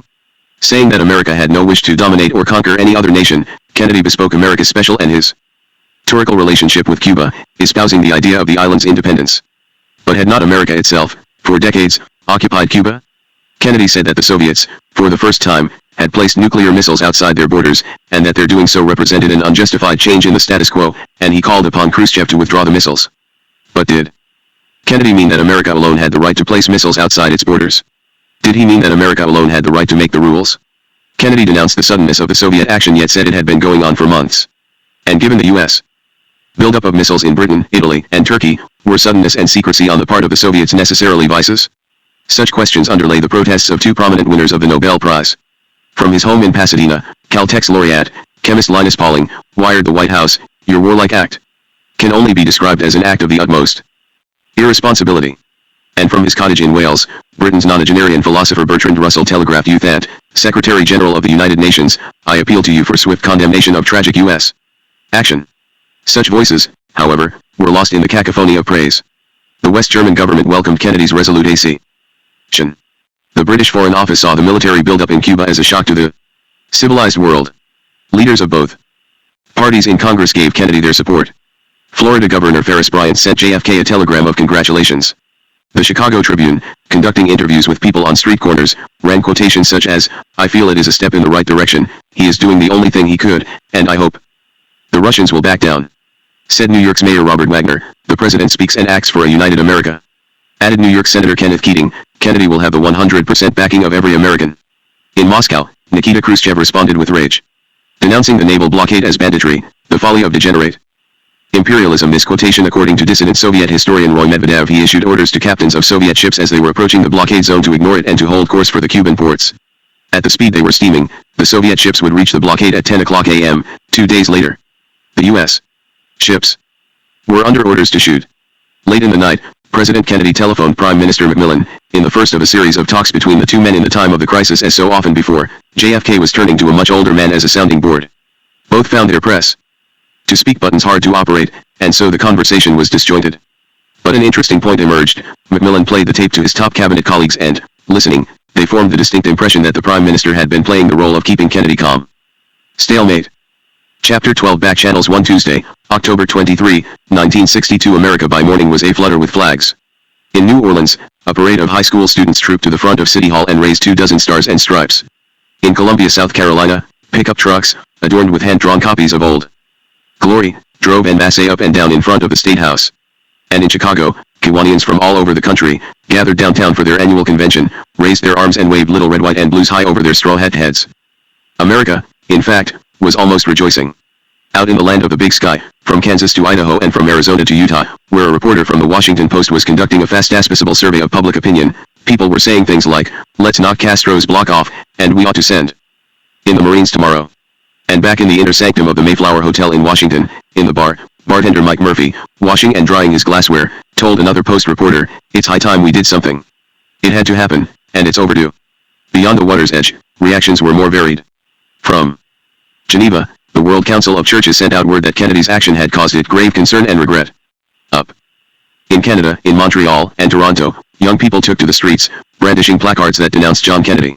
Across the Atlantic in Britain, Bertrand Russell sent a wire to Nikita Khrushchev, urging the Soviet leader to exercise restraint in the face of the unjustified action of U.S.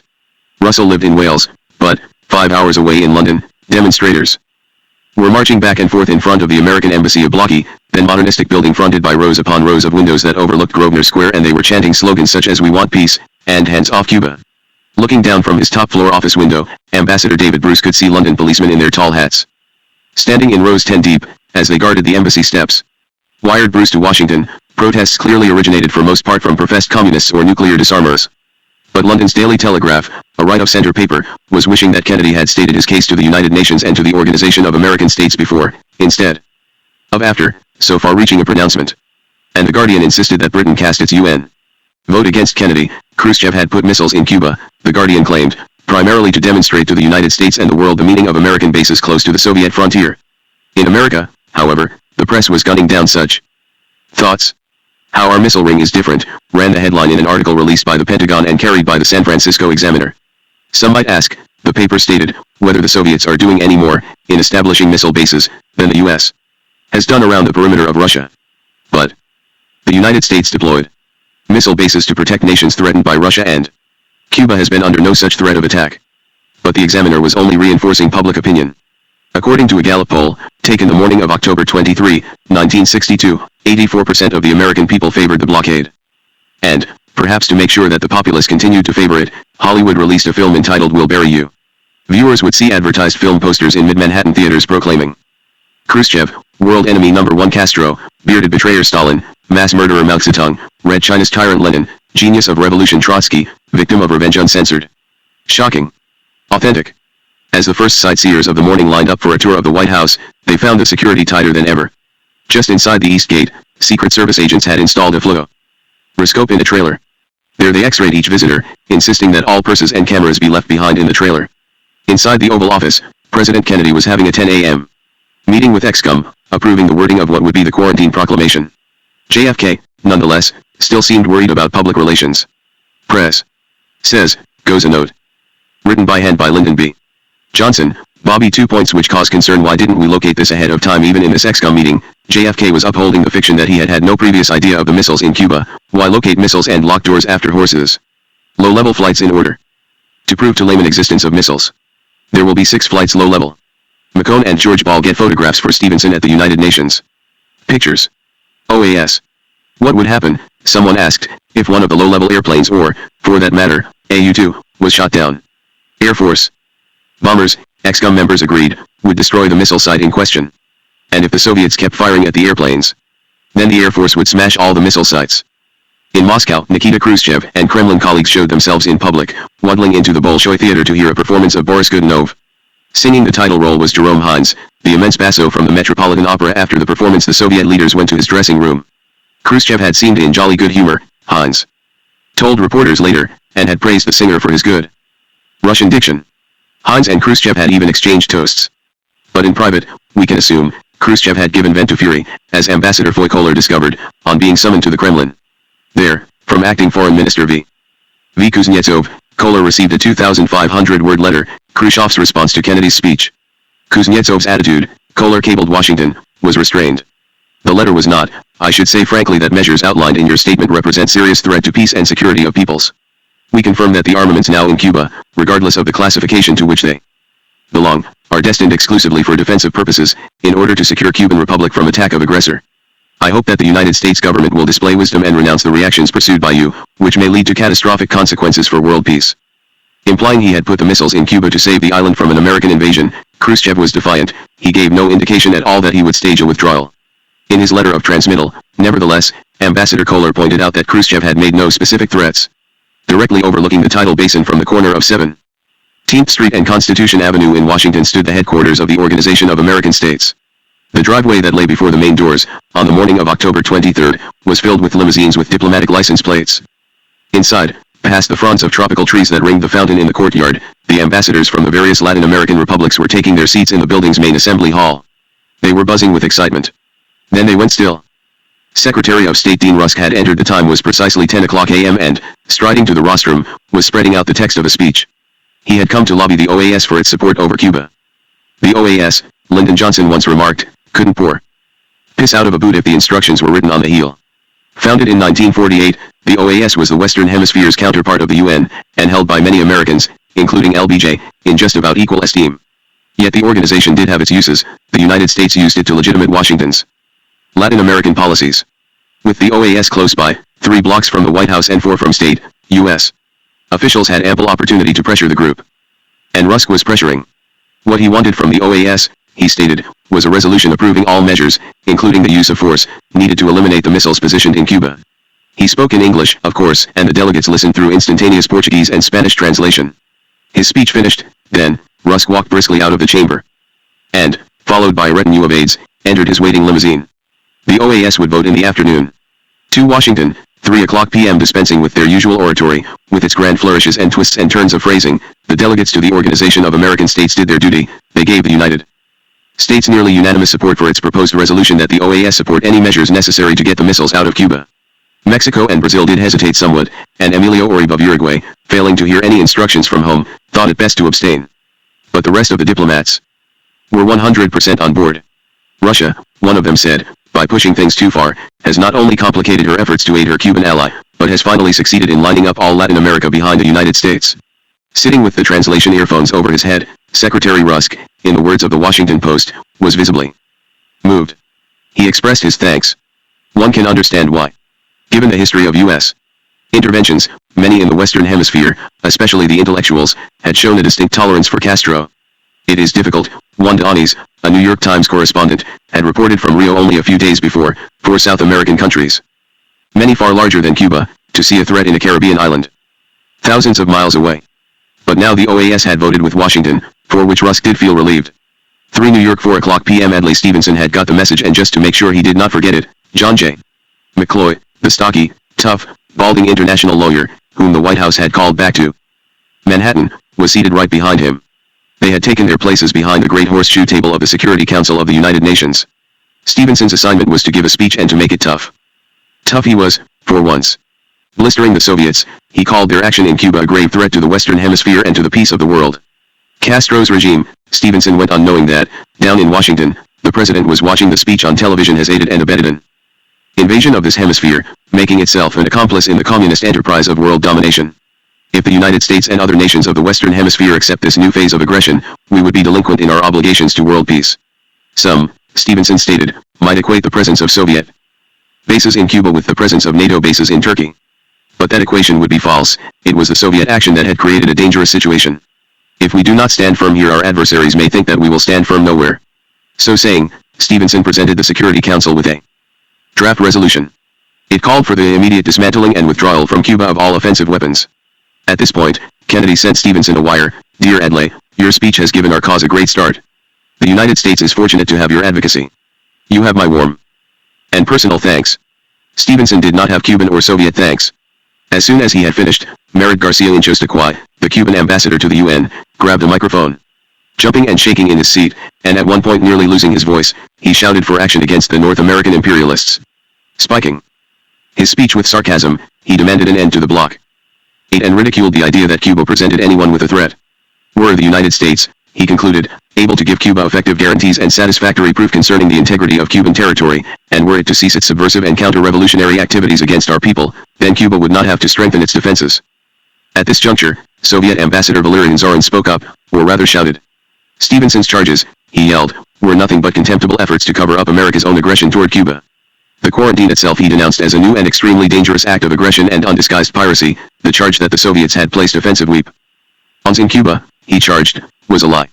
Zorin, however, did leave a door open. He called for negotiations to end the crisis. Ensconced in his office on the 38th floor, U Thant, the Burmese diplomat who recently had become the UN Secretary General, was for the moment alone, deep in thought. The day before he had watched President Kennedy on television and, as he was to write in his memoirs, he could scarcely believe my eyes and ears.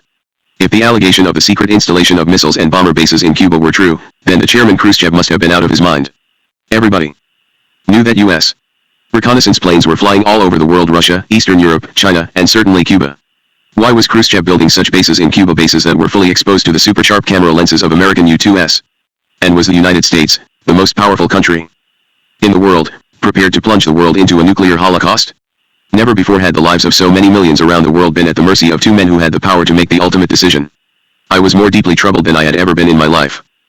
But U Thant had little time to brood. Even before the sun descended behind the Manhattan skyline, he was busy trying to arrange a deal, getting Kennedy to agree to preliminary talks, getting Khrushchev to agree to a moratorium on further action. Down in Havana, in the presidential palace he had taken over from Batista, Fidel Castro ordered a combat alert, putting Cuba's armed forces on their highest level of readiness. At about the same time, according to Khrushchev's memoirs, the Cuban leader spoke with Alexandr Alexiev, the Soviet ambassador. We have incontrovertible evidence, Castro apparently told the Russian, that the U.S. was preparing within hours to launch an invasion of Cuba. Castro may have been desperate. He insisted that the Soviets, this, again, is according to Khrushchev, fire their missiles in a preemptive strike against America. When Khrushchev read his ambassador's cable, he realized, he has stated, that Castro had failed to understand us correctly. We had installed the missiles not for the purpose of attacking the United States, but to keep the United States from attacking Cuba. Washington, 6:00 p.m. Meeting in the White House press auditorium with print reporters and representatives of the networks, Pierre Salinger circulated a memorandum regarding 12 types of information the White House wanted kept out of the news. These included, any discussion of plans for employment of U.S. strategic or tactical forces, intelligence estimates of enemy plans or capabilities, and degree of alert of military forces. Reporters would be kept away from the quarantine zone, being allowed aboard neither the ships nor the planes. Some of the journalists present bridled. Wes Gallagher of the Associated Press and William McAndrew of NBC demanded to know why they could not at least sail on ships bound for the blockade. After all, they pointed out, reporters had been aboard battle-bound ships in World War II. Shipboard news reports, Salinger retorted, would inform the Russians how the blockade was operating. But World War II reports, the news people shot back, had given no aid and comfort to the enemy. Salinger left the room. Upstairs in the White House, CIA Director McCone was telling ExCom members that intelligence had spotted Soviet submarines moving about the Caribbean. President Kennedy, according to his brother Robert, told the Navy to give the highest priority to tracking the submarines and to put into effect the greatest possible safety measures to protect our own aircraft carriers and other vessels. Washington, 6:51 p.m. President Kennedy sent a new message to Moscow. Stressing that both sides should exercise prudence and do nothing to allow events to make the situation more difficult to control than it already is, Kennedy asked Khrushchev to have the Soviet ships observe the quarantine zone. Peace, according to Kennedy's telegram, was Khrushchev's responsibility. Washington, 7:06 p.m. President Kennedy entered the Oval Office, prepared to sign Proclamation 3504, the document that would establish the quarantine formally. Earlier in the day, his mood had been cheerful, even buoyant. Now, however, he was grim. Intelligence reports showed 25 Soviet ships en route to Cuba, their course down the Atlantic unchanged in the past 24 hours. Kennedy signed the proclamation, and left the room without a word.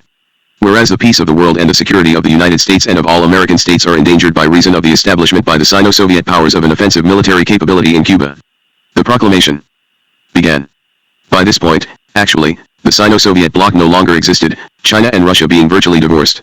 And China had about 200 technicians but certainly no missiles in Cuba. Whereas, the American Republic's meeting in Washington on October 23, 1962, the proclamation continued, recommended that the member states take all measures to ensure that the government of Cuba cannot continue to receive from the Sino-Soviet powers military material, which may threaten the peace. Now, therefore, I, John F. Kennedy, President of the United States of America, do hereby proclaim that the forces under my command are ordered, beginning at 10 o'clock the following morning to interdict the delivery of offensive weapons to Cuba.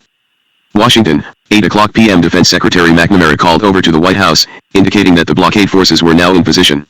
All naval vessels had orders to be prepared for action, starting at 10 o'clock a.m. Havana, 8:35 p.m. Addressing the Cuban people on television, Fidel Castro accused the United States of aggression and denied that the purpose of the missiles was offensive, calling the blockade a pirate act, the most dangerous adventure since the end of World War II, and Kennedy's reasons for the blockade absolutely without foundation. He added a note that was perhaps boastful and perhaps ominous. If continued, Castro said, JFK's action will very soon have repercussions. For Washington, 9 o'clock p.m. In through the front door of the Soviet embassy, on 16th Street in Washington, a group of American officials proceeded down a long corridor flanked on both sides with one-way mirrors and off into a downstairs reception room. There, perhaps not coincidentally, Lieutenant General Vladimir A. Dubovic, the Soviet Army attaché, was giving a cocktail party for his Washington counterparts. He had them frightened. Through the haze of the vodka, he seemed to be saying that the captains of the Soviet ships, the 20 and more vessels that were headed for Cuba, were under orders to defy the blockade. Anatoly Dobrynin, the Soviet ambassador, joining the party, was besieged immediately by questioners. Was General Dubovic, the guests all wanted to know, speaking the truth? Dobrynin had recovered his composure after his session of the previous day with Secretary Rusk. Now he answered, simply, Dubovic is a military man, I am not. He is the one who knows what the Navy is going to do, not I. Across the river and under the nighttime sky in Langley, the CIA was recording a warning that had just appeared in TASS, the Soviet news agency. If the Americans sank the Russian ships, went the statement, the Soviet Union would retaliate. Washington, 9:30 p.m. Dobrynin did not linger downstairs. A limousine had pulled into the alley behind the embassy, and a small, wiry figure, semi-concealed in an overcoat, had darted in through a back door. It was Robert Kennedy. At the president's suggestion, he had come to meet with Dobrynin in the quiet of the ambassador's top floor office.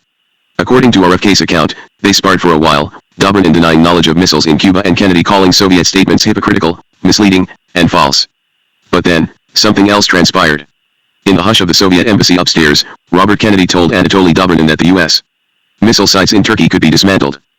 Washington operated and operates as much through back channels as through regular channels. According to myth, presidents conducted foreign policy in the open, using the regular bureaucracy to hammer out positions, and holding themselves aloof from the concerns of domestic politics. Yet the RFK-Dobrynin connection illustrated just the opposite.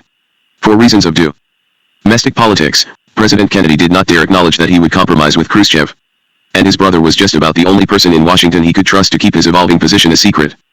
Washington, 10:15 p.m. Racing back to the White House, Robert Kennedy went up to the family quarters, there to find the president conversing with British Ambassador David Ormsby Gore. Patently worried, they pressed Robert Kennedy for details of his talk with Dobrynin. President Kennedy revealed his anxiety. As soon as his brother had finished, he raised the question of whether he and Khrushchev should arrange a summit. Then he dismissed the thought. A summit would be useless, the president allowed, unless Khrushchev first accepted U.S. determination over the missiles. Khrushchev had to acknowledge defeat. Then they could talk. Washington, 11 o'clock p.m. Martin Agrinsky's evening report on Channel 4 in the Capitol built the suspense. Using a large weather map, he pointed out 4 shaded triangles drawn on the ocean, from Puerto Rico up toward Cuba, from Bermuda down toward Cuba, from Jacksonville out into the Atlantic, and from Key West over toward the Bahamas. The triangles represented the zones being watched by the U.S. Air Force, and the Navy was watching the channels between the triangles. Agransky carried a film clip from the Pentagon, of a press conference with McNamara. Just how far from Cuba the blockade ships would be on patrol, the defense secretary refused to say. He did allow, however, that with a stream of Soviet vessels still on course toward Cuba, the next day might well bring a showdown. The program ended with the favorite topic of the nation's capital, politics. Denying that Kennedy's moves had hurt the Republicans, former President Eisenhower told reporters at Gettysburg that Americans were free to ask how we arrived at our present state, even in foreign affairs. But Democrats on Capitol Hill were gleeful. If it turns out all right, one of them said to a reporter, President Kennedy will be a hero. 5 Wednesday, October 24, 1962. As the sun rose on Wednesday, the skies from Washington to Cuba were clear. The sun was bright, the sea was sparkling, and the forces of the blockade were all in their places. The Key West airport was civilian, ordinarily, but by now the Air Force had taken it over, operating the new control tower and sending reconnaissance planes down the runway at closely spaced intervals. Over by the naval base, a 30-truck artillery and missile convoy rumbled into sight. Military police spotted a television crew, about to photograph the trucks, and they detained the cameraman until the vehicles were out of sight behind the gate. One piece of news that did go out from Key West was a Navy announcement that the waters around Cuba had become dangerous. Heeding the warning, 2 steamship cruiser lines that plied the Caribbean, Holland America and Swedish America, rerouted their vessels, giving Cuba wide berth. The press, too, was kept away from the blockade zone. Gene Miller, a reporter with the Miami Herald, chartered a seaplane, flew out of Key West, saw a U.S. destroyer swing its guns in his direction, and hightailed it back to Florida. Another reporter, Charles T. Taylor of the Washington Post, got farther, and before a pair of jet fighters escorted his aircraft back to land, he saw a bit of the blockade below. Flying south from Miami, just offshore from the Florida Keys, he wrote, we saw a dozen fishing boats and freighters plying the Gulf Stream sea lanes. The ocean then appeared empty. But a few miles eastward stood the first picket ship destroyer 465. She was still in the water, without a wake, her bow turned toward Cuba. About 35 miles beyond, a second destroyer picket hove to. The 2 ships were guarding with interlocking radar the main deep water shipping channel running southward along the Florida Keys. The 2 ships were sufficient for the job since beyond them to the west were the Sal shallows, not deep enough to permit a large ship to pass. On the other side of the shallows were more picket ships guarding other deep water sea lanes. Venturing forward no more, the reporter and his pilot turned back toward Miami, radioing in a slight change in the flight plan. For the next 100 miles, the pilot had to answer questions about his plane, his destination, and his positions. As we came into Miami, the airport radio demanded more than an estimated course. It wanted the precise radial of the 360 degrees on the compass that the plane was using to approach. Man, there's never been surveillance like this, the pilot said. Far to the north, in Norfolk, the war room of the Atlantic Fleet headquarters was in a hubbub. Extra Marine guards patrolled the perimeter. Sentries outside headquarters regarded anyone not in uniform with sharp suspicion. Admirals and generals, armed with bulging briefcases, paraded in and out of the war room. Inside, Admiral Robert L. Dennison, the man in charge of the blockade, and taken to sleeping when he could on a cot by his desk, was receiving up-to-the-minute reports and sending detailed directives to the ships. Dennison was fretting. With good reason, the Canadians had stopped and inspected an Air Cubana plane, en route from Prague to Havana, and Sékou Touré, President of Guinea, had promised he would refuse the Soviets any landing rights, but Morocco, a point on one of the air routes from Moscow to Cuba, was non-committal. Were the Soviets going to fly in nuclear warheads? Another worry, naval intelligence had spotted 6 Soviet submarines plying the waters around Cuba. Were they spying on the blockade ships? Were they planning to torpedo them? Only one thing was certain: the submarines were diesel-powered, and therefore every several hours had to surface. So word went out from Norfolk, U.S. Surface vessels were to harry them until they came up, and then keep harrying them until they scattered. Fresh U-2 photographs revealed, furthermore, that workers in Cuba were erecting new sheds around the missile sites. Herein lay the quarantine's weakness: the missiles, and possibly their warheads, were still down there, still present in Cuba. Cuba, the news reports were indicating, had mobilized, bracing itself against imminent attack. All along the Havana waterfront, Reuters reported, open spaces bristled with mortars and anti-aircraft guns, manned by troops, militia, or armed students. Police patrols were strengthened and more militiamen guarded every city block. A fast corvette has been on constant patrol in Havana Bay. Loading and unloading continued uninterrupted at the docks. Many East Europeans are helping with the work. With the Cuban capital under armed guard, and facing the threat of invasion, the city's hotels and bars were nearly deserted. How different from the days of Batista. As the Castro government rightly suspected, moreover, some of Batista's old chums, the Alpha 66 group, were doing all they could do to restore those glory days, even as President Kennedy was excoriating Khrushchev for trucking in offensive missiles. Alpha 66 was launching a new offensive against Cuba and doing so with U.S. governmental assistance. The evidence. On Wednesday, October 24, 1962, the U.S. Air Force Intelligence Center put in the hands of Cuban freedom fighters a manual entitled Special Evasion and Escape Study, Cuba. Much of the manual, now declassified, is sanitized. Remaining pages, however, contain a checklist of what anti-Castro Cubans should tote along as they waded ashore the island. Among the items were radio equipment, whistles, snare or roll of wire for small game, appropriate maps, sunglasses, snake bite kit, sunburn cream, contraceptives, provided free by the U.S. government. The morning of October 24 in Moscow saw sleet, and office workers turned up their collars as they clambered down from the buses. But despite the cold, a throng of about 200 students rode in from the university, charged the U.S. embassy, and smashed at least 4 bottles of ink against the shuttered, 9-storied building. Long streams of red ink stained the facade. Then, while the crowd was chanting Viva Cuba and shame on the Yankees, a limousine sporting 2 small American flags pulled up toward the embassy and a student threw a stone against the side of the car. Inside the vehicle was Ambassador Floyd Kohler. He proceeded, unhurt.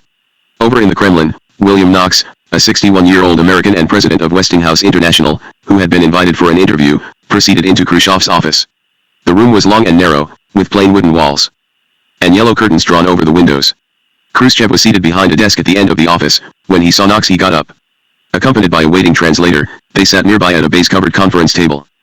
Khrushchev had learned of Knox's presence in Moscow, and had calculated that he could use the businessman to pass a message to Kennedy. As Knox cabled them to Washington, Khrushchev's remarks were the following. 1.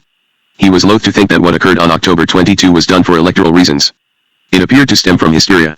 The president was a very young man. In fact, Khrushchev's own son was older. 2. Except in time of war, a blockade is illegal. If the U.S. stopped and searched Soviet ships, this would be piracy. 3. Khrushchev repeated several times that Soviet ships were unarmed. 4. The United States is now unable to take over Cuba. 5. To Mr. Knox's comment that the president was infuriated because he had been assured that the Soviet Union would not send offensive weapons to Cuba and found that he had been lied to, Khrushchev replied with a half-hour discussion on the distinction between offensive and defensive weapons. The U.S. said that its Turkish bases were defensive, but what was the range of the missiles there? 6. Khrushchev then stated specifically that the Soviet Union had anti-aircraft missiles in Cuba as well as ballistic missiles with nuclear warheads. The Cubans were too temperamental to turn over these weapons to them. For this reason, all sophisticated military equipment was under direct, 100% Soviet control. They would never be fired except in defense of Cuba. If the United States did not believe this, it should attack Cuba and it would find out the answer. Guantanamo would disappear the first day. Knox's cable went from Moscow to U. Alexis Johnson in the State Department, thence to the White House. Khrushchev had ended the conversation with a taunt. He told a story, the cable related, about a man who had learned to get along with a smelly goat, even though he did not like the goat. The Soviet Union had its goats in Italy, Greece, etc., where the U.S. had military bases, and was living with them. The U.S. now had its goat in Cuba. Flying back to Moscow, the airplane carrying Foreign Minister Gromyko back from the States put down in East Berlin.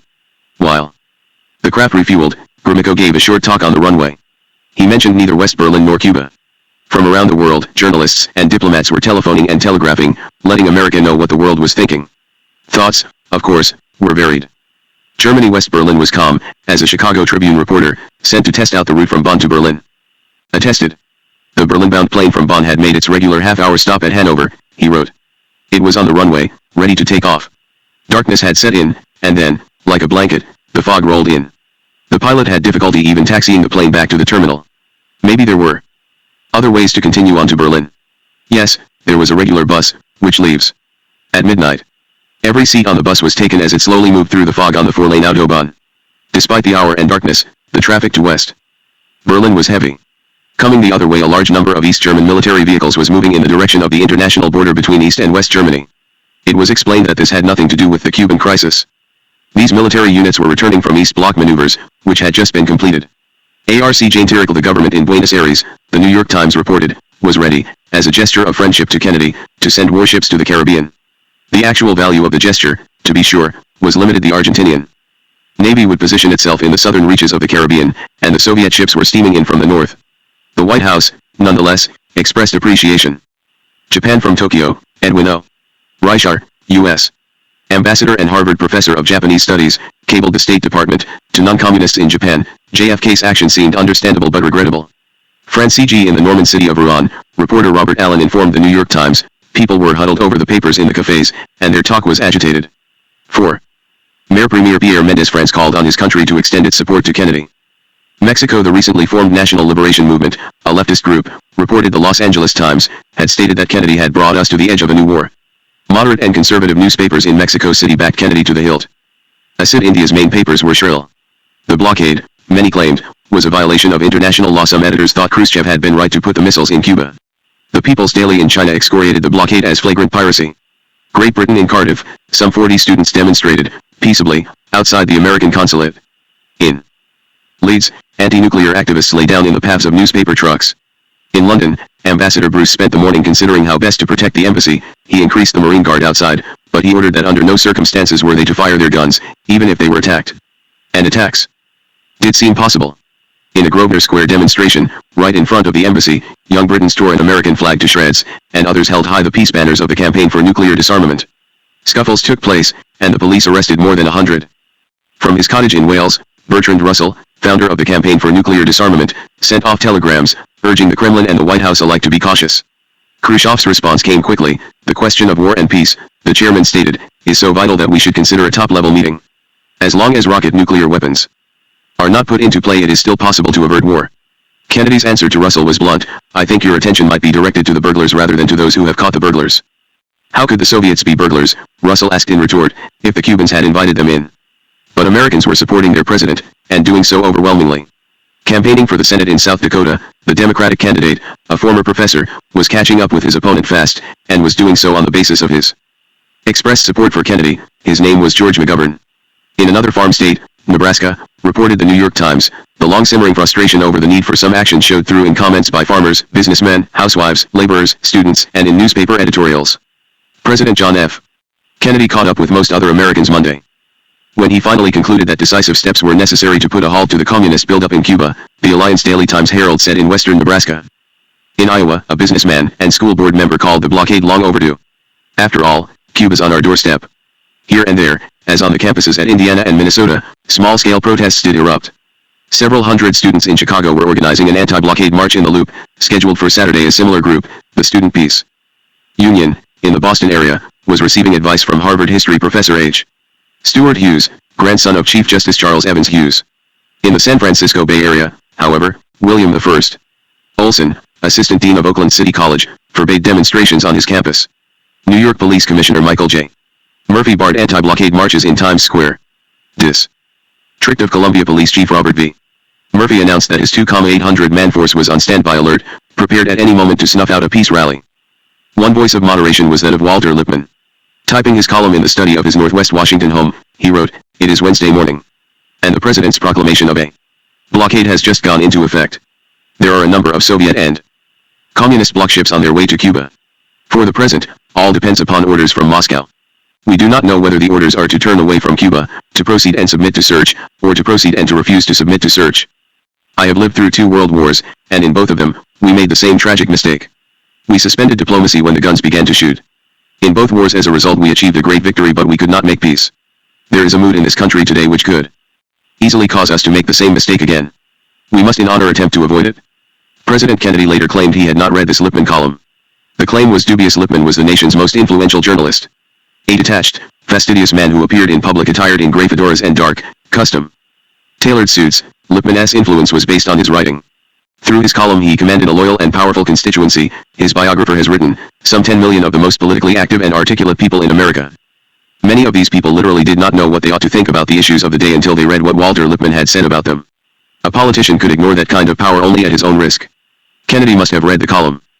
"For there are 3 ways to get rid of the missiles already in Cuba," Lippmann stated. "One is to invade and occupy Cuba. The second way is to institute a total blockade, particularly of oil shipments, which would in a few months ruin the Cuban economy. The third way is to try to negotiate a face-saving agreement." But negotiate what? The only place that is truly comparable with Cuba, Lippmann contended, is Turkey. This is the only place where there are strategic weapons right on the frontier of the Soviet Union. There is another important similarity between Cuba and Turkey.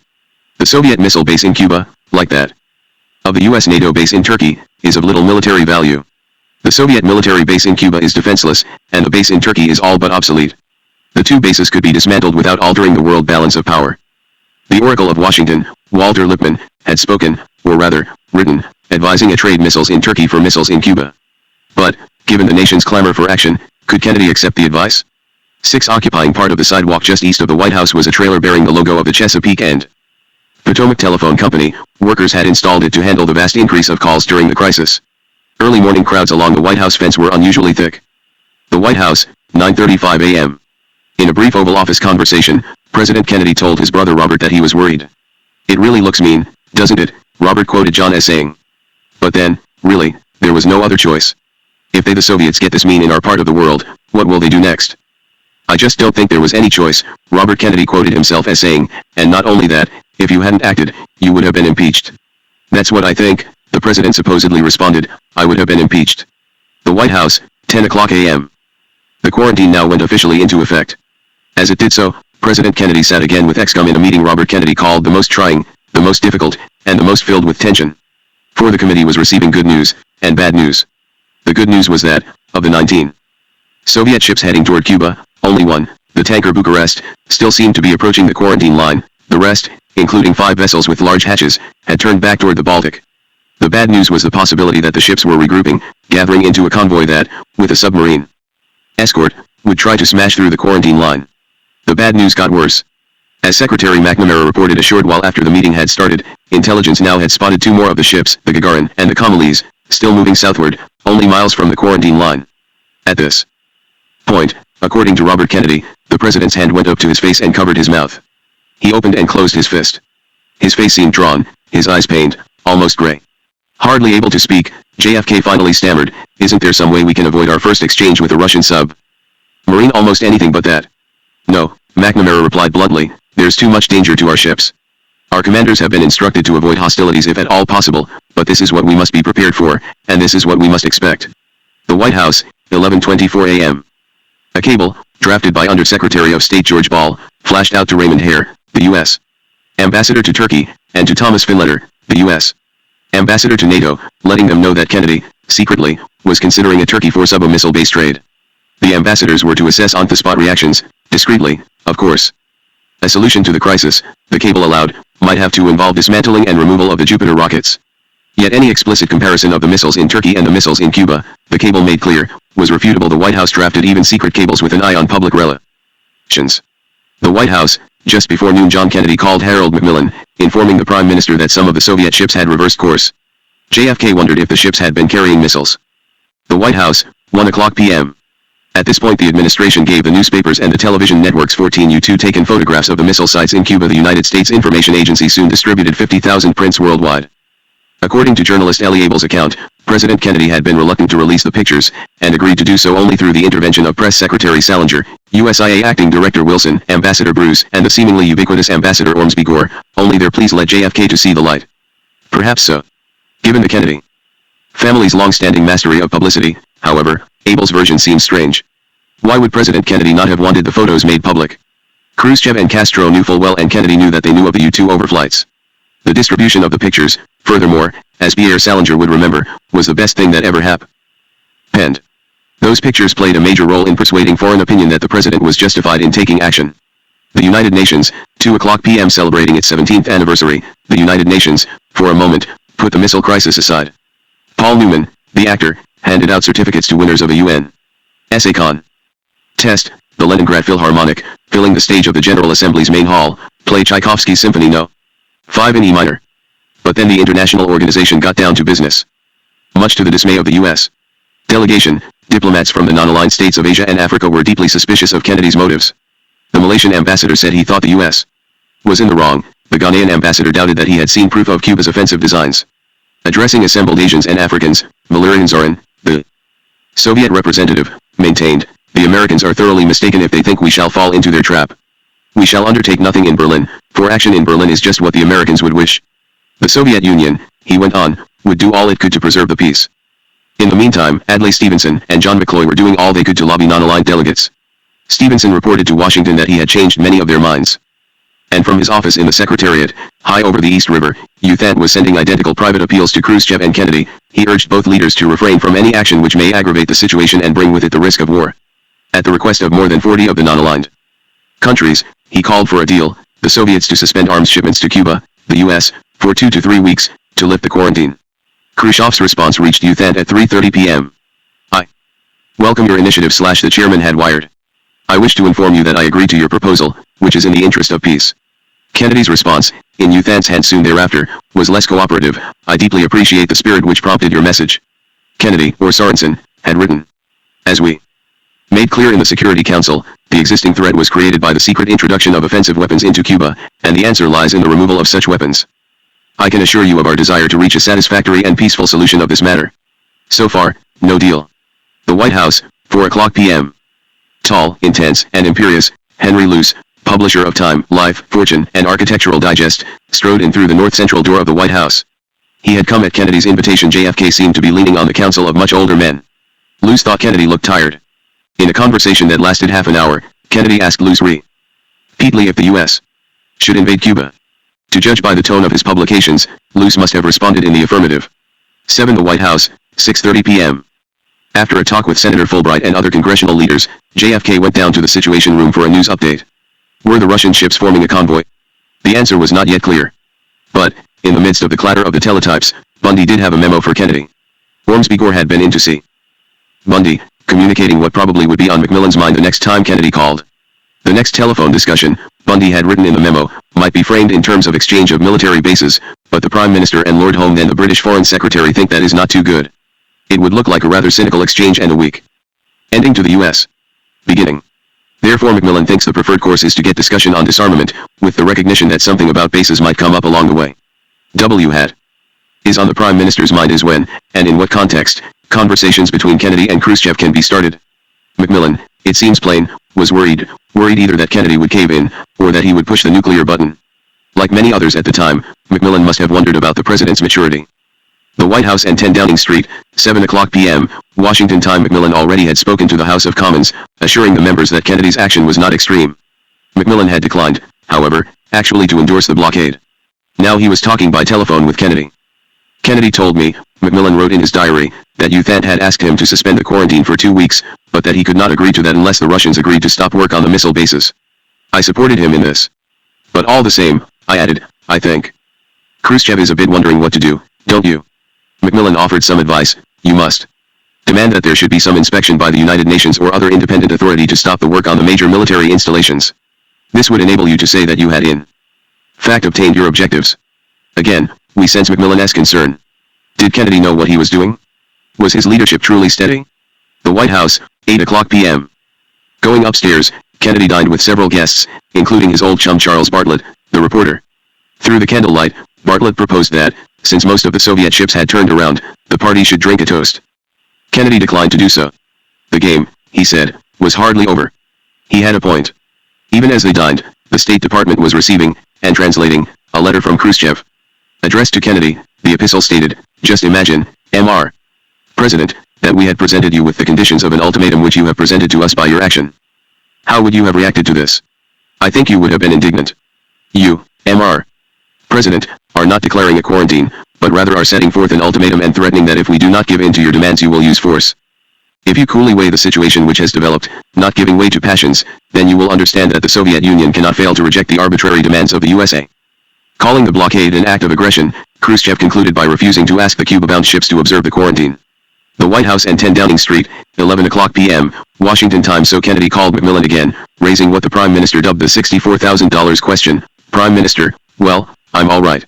What's the news now? President Kennedy, well, we have no more word yet on what's going to happen out there. As you have probably heard, some of the ships, the ones we're particularly interested in, have turned around. Rather unexpectedly, then, Macmillan recorded, the President asked me straight out the $64,000 question, should he take out Cuba? Macmillan must have been non-committal, for Kennedy said next, we're going to have to make the judgment as to whether we're going to invade Cuba taking our chances or whether we hold off and use Cuba as a sort of hostage in the matter of Berlin. What's your judgment? Macmillan was only cautionary. I feel myself pretty sure, he said, that we ought not to do anything in a hurry. We ought just to let this develop a day or two. Right, Prime Minister, Kennedy concluded. As I say, we are mobilizing our force so that if we decide to invade we will be in a position to do so within a few more days. The State Department, 1:45 p.m., October 25. A message flashed across the globe to Moscow. Kennedy had fired off his retort to Khrushchev. I regret very much, Kennedy's message began, that you still do not appear to understand what it is that has moved us in this matter. The Soviets, Kennedy declared, had given solemn assurances that they would place no offensive missiles in Cuba. The facts, however, required the responses I have announced. I hope that your government will take the necessary action to permit a restoration of the earlier situation. Chapter 13. Until hell freezes over. Thursday morning, October 25, 1962. The weather in Washington had turned chilly and damp, and the morning sky, overcast, had about it the gray look of winter. The mood in Washington, too, was wintry. Pre-rush hour radio programs told worried suburbanites where they could buy tins of water, and the owner of the surplus sales company on Pennsylvania Avenue, opening the store early, soon had to tell customers that he was out of what had become his best-selling item, a raisin and nut concentrate with 400 calories to a pocket-sized can.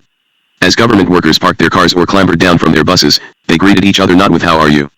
but rather with "What do you hear?" Other questions, as well, were surfacing. In this always skeptical capital, the Chicago Tribune reported, people were starting to ask how and why the Cuban crisis developed with so little warning. How was the Soviet Union able to build missile bases, which take weeks and months for the United States to construct, without their being detected until last week? Why did a Republican Senator New York's Kenneth Keating have fully confirmed reports about the construction of the missile bases a week before the administration had definite evidence? Why didn't the United States quietly inform the Soviet Union of its evidence before making it into an international issue? Did the president really have a cold? And another question, from London, carried in the New York Times, was Kennedy telling the truth? Neither the Ilyushin-28 bombers, with their short range, nor the missiles visible in the photographs, missiles designed to go from surface to air, contended Alan Gwynne Jones, the Times military correspondent, were offensive, as JFK had called them. Their function, British military authorities believed, was defensive. Certainly the White House was on the defensive. All day long, Press Secretary Salinger and others kept talking to reporters, kept trying to deflect the doubts. And the journalists lent the White House their helping hands. No, stated the San Francisco Examiner, the administration had no intention of swapping missiles in Turkey for missiles in Cuba. No, stated the New York Times, the U.S. was not going to lift the blockade, simply because Khrushchev stopped further arms shipments. No, reported the Washington Post, the government was not backing down from its determination to get the missiles out of Cuba at any cost, including war. In newsrooms across the nation, the message rang clear, JFK was hanging tough. But so were his opponents. Joining a protest outside Philadelphia City Hall was a tall, white-haired man in his late 70s, a Christian pacifist and the elder statesman of American socialism, Norman Thomas. He was holding a placard that read "No unilateral action solution through UN." The student government at the University of Chicago echoed Thomas's sentiment, calling on Kennedy to comply with U.S. request that the blockade be temporarily suspended. Several thousands of miles to the east, in Prague, a mob of Czech students raced down narrow streets, swarmed up to the Baroque palace that housed the U.S. Embassy, smashed in half a dozen windows with stones, and chanted "Cuba Si, Yankee No." When Jack M. Fleischer, the U.S. charge, drove up in his official limousine, they swirled around the car, shouting and waving their fists. Fleischer had to retreat. In Moscow, Pravda published a poem telephoned in the day before from Cuba and penned by Yevgeny Yevtushenko. He considered himself Russia's angry young man, and perhaps he was so, having gone to Havana to script a propaganda film. However, he was by no means out of the Kremlin's good graces. His poem was entitled Letter to America. Its first stanza, "America, I'm writing you from Cuba, where the crags and the cheekbones of rigid centuries shine anxiously tonight awaiting the arrogant fleet." The arrogant fleet of which Yevtushenko had versified opened the day with a flurry of action. Shortly after dawn, just off the Florida coast, the USS Gearing spotted the Soviet tanker Bucharest, still heading for Cuba, and made contact by radio. A few other vessels had crossed the quarantine line, a British ship destined for Jamaica, a Greek tanker, Czech and Polish freighters, and the Volker Freundschaft, an East German passenger liner, all of them bound for Havana. But the Bucharest was Russian. So the Gearing demanded to know what the tanker had in its hold. The answer came back in minutes: oil. Any weapons? No. After direct consultation with the White House, the Gearing allowed the Bucharest to proceed. Explaining why he had decided to let the tanker through, President Kennedy said to advisers, "We don't want to push him Khrushchev to a precipitous action. I don't want to put him in a corner from which he cannot escape." The State Department, 6:17 a.m. At just about the time the Bucharest resumed course, a telegram came into Washington from the U.S. Ambassador to Indonesia, Loy Henderson. Born on an Arkansas farm, Henderson had gone to law school in Denver, then in the 1920s had joined the fledgling Foreign Service. Since then he had served in virtually every continent and, cautious and even stodgy like most of his colleagues, was known to be reliable. Hence the White House's attention to his cable. The Indian and Soviet ambassadors in Jakarta had conversed, he wired. The Soviet diplomat had warned that, if Americans sank Russian ships, Moscow was sure to retaliate. Through the Indian ambassador, nonetheless, the Soviet had passed along a hint as to how to end the crisis. The removal of the Soviet missiles in Cuba, he had indicated, just might be negotiable. The State Department, 9:09 a.m. But would Turkey accept negotiations? From Ankara, Ambassador Thomas Finletter, a dignified and dispassionate New York lawyer, cabled that Turkey set great store by the presence of the Jupiter missiles, the Jupiters, to the Turkish government. Were proof positive of an American commitment to defend the country against Russia. The very idea of a swap had left the Turks aghast. Wanting to be a good ambassador, for he was a political appointee, Finletter may have bowed to Turkish pressures. For in his cable, he added a personal thought, a note to be passed along to Kennedy. We must be most careful in working out any horse trade of this type, he had wired, to be sure it does not set pattern for handling future Russian incursions in other parts of the world, perhaps in other Western Hemisphere countries. The White House, 10 o'clock a.m. Excom was meeting and Roger Hilsman, of the State Department, expressed a worry.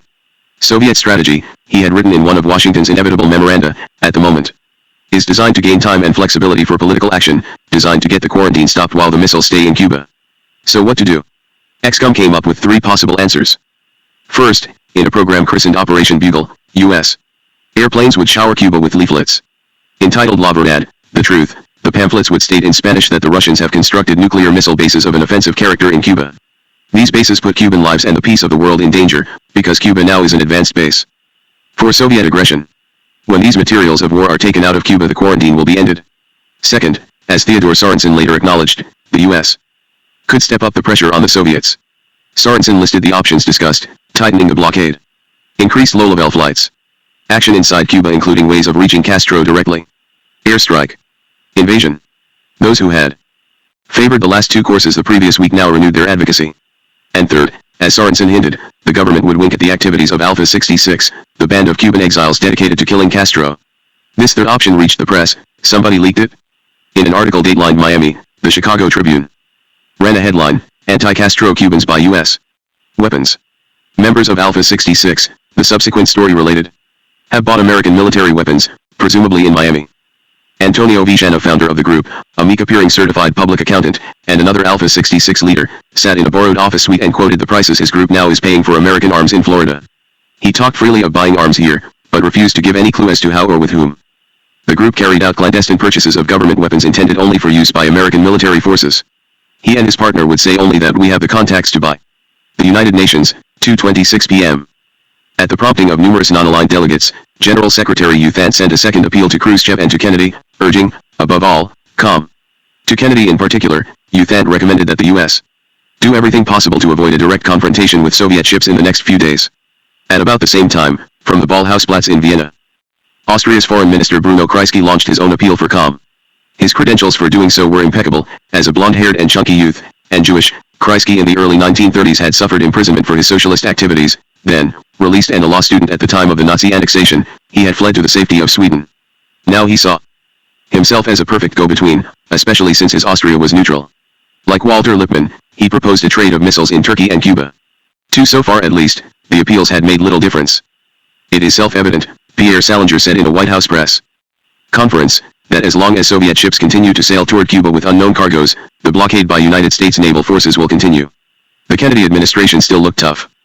As if to emphasize its toughness, or at least to whip up a war scare, the White House let the newspapers carry photographs of military dependents returning from Guantanamo to Norfolk. As tugboats nudged 4 Navy transports into their berths off the James River, fireboats sent streams of water arching over the mile-long dock, and a service band played Sailing, Sailing, over the bounding main. More than 2,000 women and children, suntanned but shivering in the late October wind, wended their way down the gangplanks. Volunteers greeted them with warm garments, donated by the local Sears, Roebuck, and reporters conducted pier-side interviews, and many wives expressed fears for their husbands still in Gitmo. The press also revealed again with White House approval that strict security measures had gone into effect in the 8-state region, from Raleigh to New Orleans and from Memphis to Key West, the part of the country closest to the missiles in Cuba. Louisiana's Air National Guard had stepped up patrols. Florida's National Guard was on a 24-hour alert, and in all of the southeastern states, commercial aircraft were operating under stringent regulations imposed by the Federal Aviation Agency. And in Key West, a string of Pullman train cars disgorged 1,000 new Army infantrymen. To house them, the Army took over motels, guest homes, and the 167-room Casa Marina, the island's largest hotel. Up and down the 150-mile stretch of the Florida Keys, anti-sabotage units, heavily armed, were on round-the-clock patrol. But Cuba, too, was defending itself. Defiantly, the government newspaper, Revolution, announced the arrival of a 22-nation international combat brigade from countries as diverse as Algeria, Peru, South Africa, and North Vietnam. Scattered along the island's coastline, these units, joining Cuban regulars, militia, and students, stood guard in the wind and rain for the invasion they said would surely come. How? effective the international brigade could be, no one in Washington was sure. What the CIA was sure about, however, was that the military buildup in Cuba was continuing apace. Cuban militia had fended off an Alpha 66 attack at the Matahambra copper mine. At the town of Remedios, low-level reconnaissance flights revealed the presence of a mobile, heavily armored Soviet regiment. It consisted of 4 combat teams, each with about 2,500 men and 100 tanks. And as U-2 photographs showed, work on the missile sites was still moving ahead. These facts did not reach the American press. The last thing the White House wanted in the papers was the allegation that Russia had deterred America. Nosing around the Pentagon and the State Department, however, John G. Norris, a Washington Post reporter, learned from sources that the Soviets may well have deterred the Americans. Cuba's true order of battle, Norris wrote, went as follows: 22 anti-aircraft guided missile bases already operational and 2 more under construction. Any Cuban base has 3 missiles on launchers and another 12 missiles stacked up in reserve. Surface-to-surface cruise missiles somewhat similar to the U.S. Air Force Mace and Matador air-breathing missiles are now evident. Some 100 MiG-2s are operational on Cuban airfields. The MiG-21 is comparable to the latest service-type U.S. fighters. More than 20 IL-28 light jet bombers, which can deliver either conventional or nuclear weapons, are present. High-speed Komer-class Russian PT boats carrying guided missiles with a range of 10 to 15 miles designed for attacks on approaching warships also are in evidence. Such an array of weaponry had led to disquietude. While by no means making invasion of Cuba impossible, Norris concluded, Soviet defensive power on the island could make any such assault costly in lives. It is a factor well appreciated by U.S. strategy planners. The Soviets were deterring an American invasion of Cuba, and that invasion would have been the largest of all the U.S. invasions in the Caribbean in the history of the 20th century. 3. The United Nations, 4:00 p.m. Adlai Stevenson continued his new tough stance. The Soviets had called the Americans warmongers, but this is the first time the U.S. ambassador said to the Security Council, reiterating Dean Acheson's earlier line, that I have ever heard it said that the crime is not the burglary but the discovery of the burglar. Valerian Zorin, Soviet ambassador to the United Nations and President pro turn of the Security Council, was unimpressed. He challenged Stevenson to prove that Soviet missiles were present in Cuba. Stevenson was ready for that one. Stevenson, well, let me say something to you, Mr. Ambassador, we do have the evidence.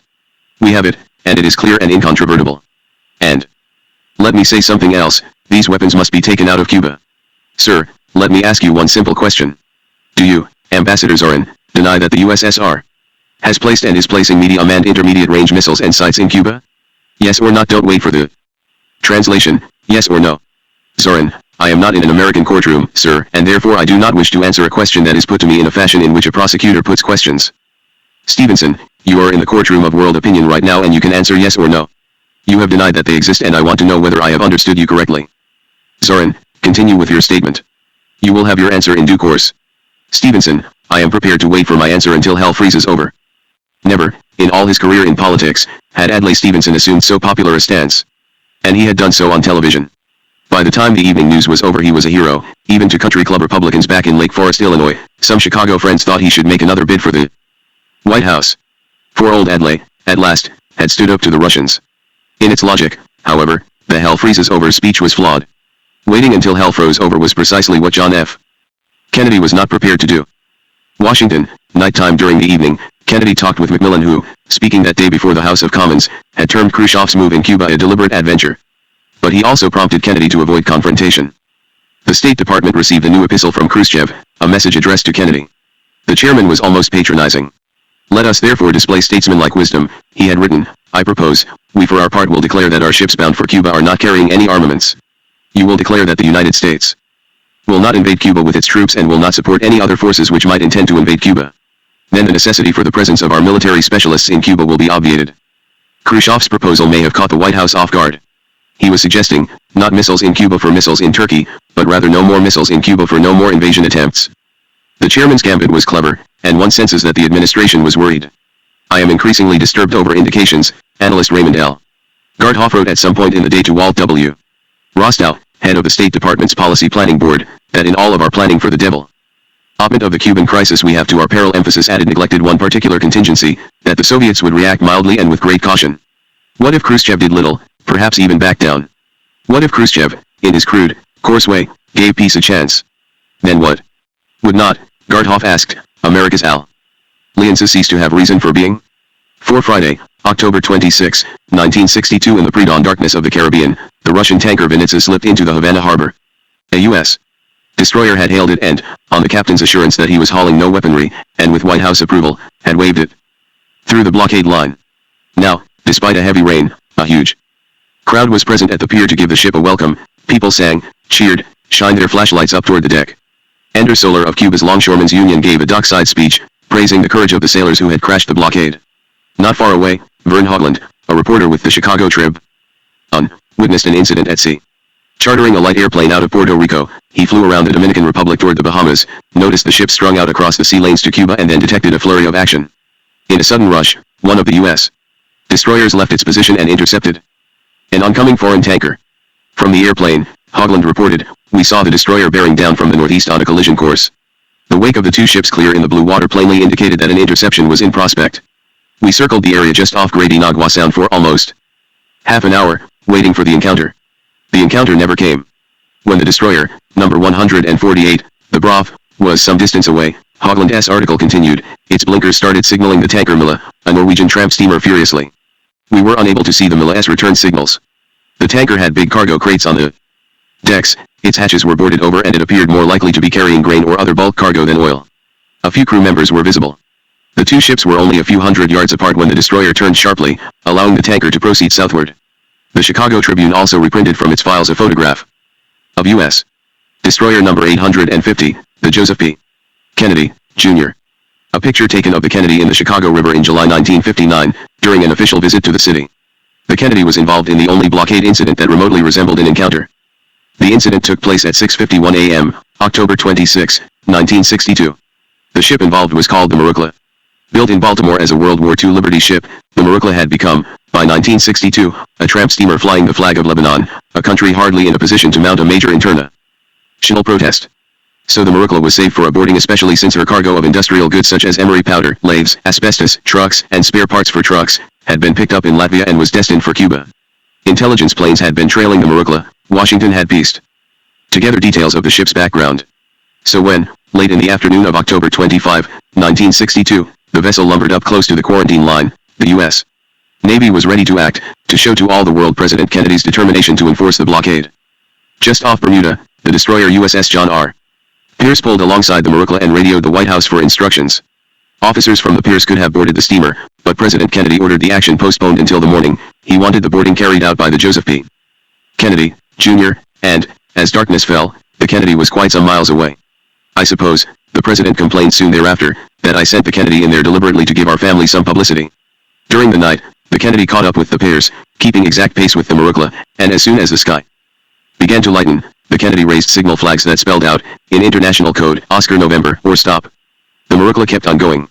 With a blinking light, then, the Kennedy flashed out a warning, "Request you stop, I intend to board you. Request you advise when your sea ladder is ready." Now, the Marukla did stop, signaling back that the ladder was ready.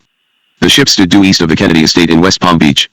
As the Kennedy lowered a launch to the water, a Russian-language translator and 3 officers dressed in navy whites clambered down, set out across the sea. They carried no weapons and climbed to the Marukla's deck. There, escorted by Georgios Kondorigas, the captain, they poked around, schemed the ship's manifest, squinted down into the hold, saw boxes stenciled in Cyrillic script, and did no more. They did not climb down to the hold. At about 9 o'clock a.m., they signaled the Kennedy that the Marukla could proceed, and they returned to their destroyer. The incident played well in the press. The New York Times presented it as scary and dramatic. 5 elsewhere, too, the Kennedy administration was flaunting its toughness. In Norfolk, Admiral Robert L. Dennison told reporters that, despite its lack of natural defenses, the U.S. could safeguard the Guantanamo base. "You must remember," he stated, "that we are not dependent on just the forces there. Out in the Pacific, 30 to 40 miles over Johnson Island, the U.S. government detonated a nuclear device. The blast was so powerful that it was visible even in Hawaii, where observers said they saw a flash that turned from red to green to gray-blue. The explosion had been scheduled, but for later. A source in Washington told the Washington Post that the explosion had been moved up because of the missile crisis to frighten the Russians. Down in Key West, officials announced, the U.S. military buildup was still going on. On the island-like spit of land 3 miles east of the downtown area, trucks were hauling long cigar-shaped objects marked explosives, and taking them behind a protective mound of earth about 30 feet high, late in the afternoon of October 26, soldiers, working in open view on the beach, were busy erecting target-finding radar units. The Pentagon was equipping Key West with anti-airplane missiles. And in Washington, in the State Department auditorium, press officer Lincoln White underlined President Kennedy's point in the Monday night television address that, if the offensive military preparations in Cuba continue, further action will be justified. White's statement had reporters hopping up with questions. Was White saying that Kennedy was going to bomb the missile sites? The response was only, as to specific further steps, that is not my function here. I simply cite to you the gravity of the situation. How grave was the situation? In the 10 o'clock a.m. ExComm meeting, President Kennedy allowed that the quarantine alone was never going to get the missiles out. Only an invasion, he said, would do the job, or some sort of trade. Invasion was clearly an option. Thousands of Marines now were present in Guantanamo, albeit huddling in their ponchos under torrents of rain. 25,000 more Marines were in ships that were positioned all around Cuba. 100,000 more soldiers were stationed in Florida, poised to board more ships. 2 aircraft carriers, the Enterprise and the Independence, were approaching Cuba fast, and officers aboard U.S. cruisers had received instructions about where, along the Cuban coast, they could first fire their guns. As he heard these facts recited in the cabinet room, however, Defense Secretary McNamara must have blanched. Pentagon studies, he informed ExComm, were showing that an invasion of Cuba would lead to heavy casualties. President Kennedy himself then conceded that any invasion would be a very bloody fight. But if not an invasion, then what? Shutting off petroleum products. That might work, the group opined, but would do so slowly, and President Kennedy wanted results fast. Bombing Cuba? The Air Force was ready to launch 3 massive strikes a day, on the first day alone sending down nearly 2,000 bombing sorties. Kennedy, however, was hesitant. With that kind of bombing, he wanted to know, in the end simply outrage the American people? As ExComm adjourned, at about 1 o'clock a.m., JFK seemed to feel boxed in. About all he could do to secure the removal of the missiles from Cuba was to keep on keeping on, maintaining the quarantine and putting on a show of force and, in the shad house, working out a deal. And a deal was in the works. 6A Balding, oldish man of medium height, John A. Scally, diplomatic correspondent for ABC News, was having a busy day. For lunch on October 26, he was reduced to bolting down a bologna sandwich in his State Department press room cubicle. At about 1:30 p.m., however, his telephone rang. The caller was Alexander S. Fomin, a counselor in the Soviet embassy and an acquaintance with whom Scally had had lunch before. Fomin wanted to have lunch again, that very afternoon, right then. Scally protested. There was no way he could get away, he said. Fomin, however, persisted. It's very important, he responded. Meet me at the Occidental in 10 minutes. The restaurant was not far from the State Department, just up on Pennsylvania Avenue. Suspecting that Fomin was KGB, and thus knowledgeable about the Soviet side of the crisis, Scally went. When he walked into the restaurant, he saw that Fomin already was seated, occupying a small table by a wall. Noticing Scally, he rose. Stocky and blonde, Fomin usually looked robust. Now he seemed pale. A waiter came, took orders, left. Fomin spoke, in a whisper. The situation is very serious, he said. Something must be done. He wanted to use Scally as an intermediary between the Soviet embassy and the State Department. The waiter brought the food and left again. Fomin murmured. He thought he knew a way out of the crisis, he said, a way based on a UN speech made several weeks earlier by Cuba's President Osvaldo Dorticos. A trade Cuba's dismantling its weaponry in exchange for Kennedy's making a non-invasion pledge Dorticos had contended, might defuse the Caribbean's tensions. Kennedy, at the time, had ignored the suggestion. But now, Fomin put down his utensils, and looked at Scally intently. Would the U.S. government be interested in a settlement? Fomin queried. He had 3 specific proposals, together they might comprise a deal. 1 under UN supervision, the Soviet Union would dismantle its missiles in Cuba and ship them back home. 2 Castro would pledge that, in the future, he would accept no offensive weapons. 3 Kennedy would pledge that, in the future, he would not invade Cuba. Newsman, Scally hastened to explain, did not necessarily speak for the government. Fomin understood, he only wanted Scally to present the proposal to the proper sources, the higher the better. Scally said he would do his best and Fomin gave him 2 telephone numbers, one at his flat and the other at his embassy desk. Scally could get back to him at any time. Returning straight away to the State Department, Scally typed up a record of the conversation, then hurried upstairs to see Roger Hilsman, the brisk, energetic head of intelligence and research. Hilsman read what Scally had typed, and hurried Scally in turn to see Rusk. Rusk read Scally's piece of paper. From a desk drawer, he extracted another sheet, wrote on it, handed it over to Scally, and said, I want you to go back to this man and tell him this. I have reason to believe Rusk had scrawled, that the USG United States government sees real possibilities in this and supposes that representatives of the 2 governments, Soviet and American, could work this matter out with youth and with each other. My impression is, however, that time is very urgent. Rusk, however, was not finished. Wanting to clear the message with Kennedy, he raced with Scally into the basement garage, and together they went by limousine to the west wing of the White House.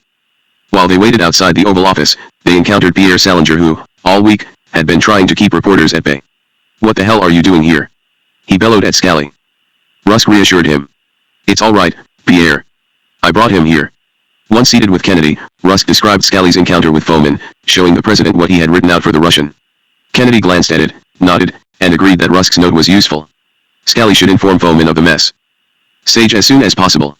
But don't, Kennedy said, use my name.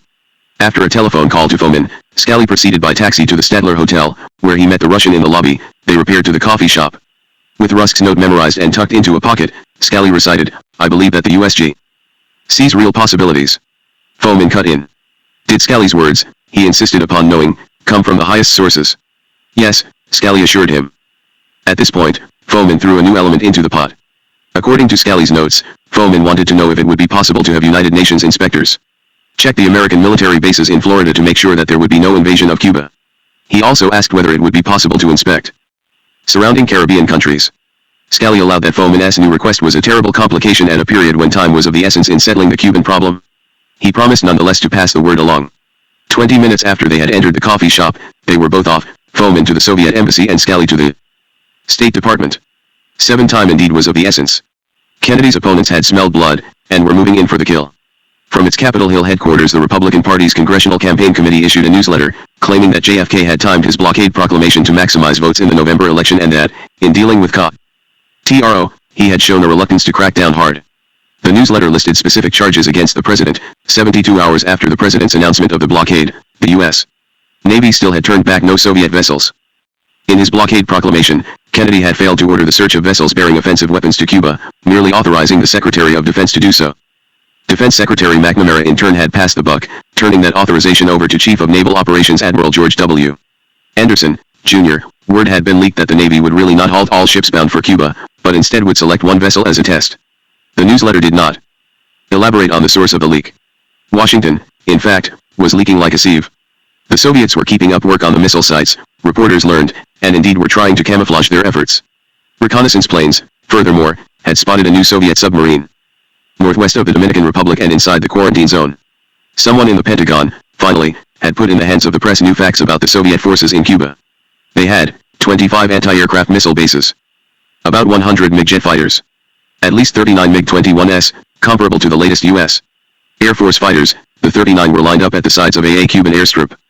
So what was emerging in Washington was political pressure from the Republicans, the Pentagon, and the press alike, pressure on Kennedy to end the missile crisis, to end it fast, and to end it with a victory. Kennedy had to produce. Plenty of proposals were in the works. From Brazil, Ambassador Lincoln Gordon, a calm, chunkily built man who was fluent in Portuguese, forwarded a top-secret suggestion. If Washington was willing, Gordon's cable made clear, Luis Bassian Pinto, Brazil's ambassador in Cuba, would make an offer to Castro. Castro would have to ask the Soviets to take the missiles away. And if he did so, Brazil would make sure that the Organization of American States would condemn a U.S. invasion of Cuba. The U.S. would not risk upsetting hemispheric solidarity by invading a Cuba clearly committed to a peaceful course. If Castro behaved himself, Kennedy would have to do so too.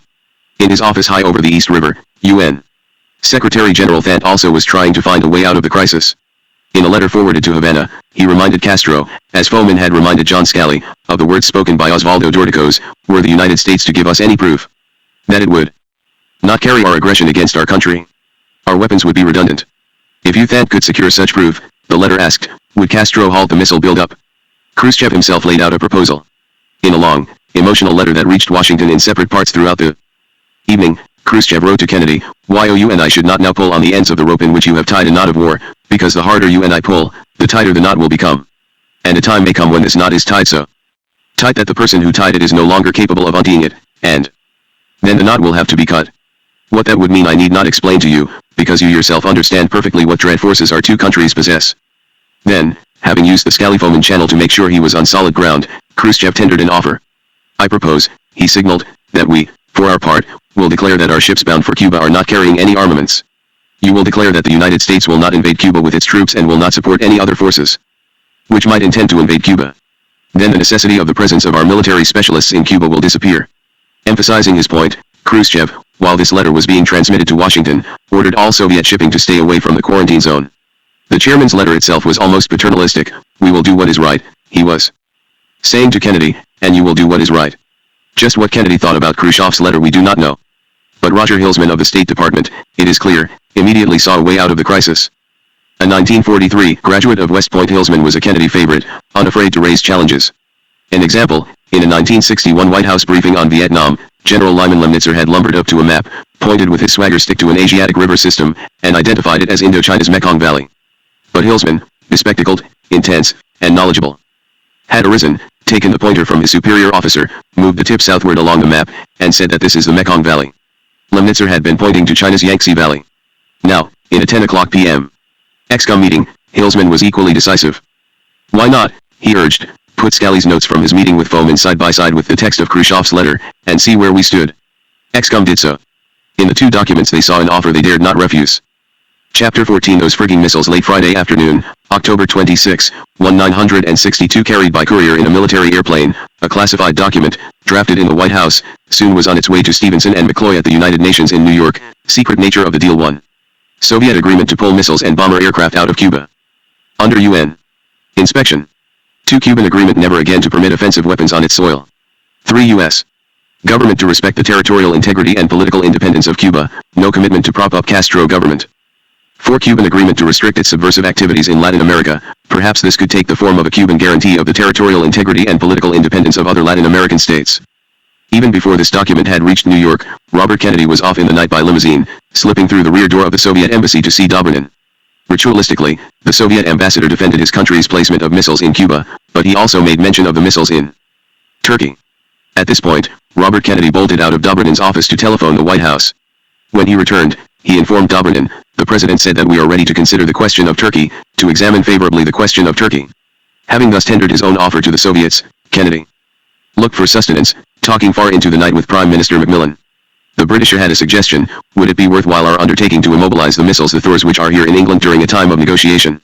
Kennedy was hesitant. President Kennedy, I think that the prospect of a trade of these missiles is still vague. Maybe by tomorrow evening at this time I'll know better. Prime Minister, yes, because of course at this stage any movement by you could produce a result in Berlin which would be very bad for us all. That's the danger now. President Kennedy, well, we are not going to have any problems because Khrushchev is keeping his ships out of there.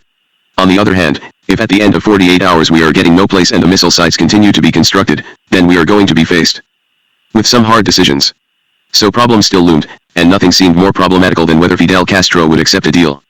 The odds of his doing so were unfavorable, for his embassy in London had just announced the blockade as an act of war.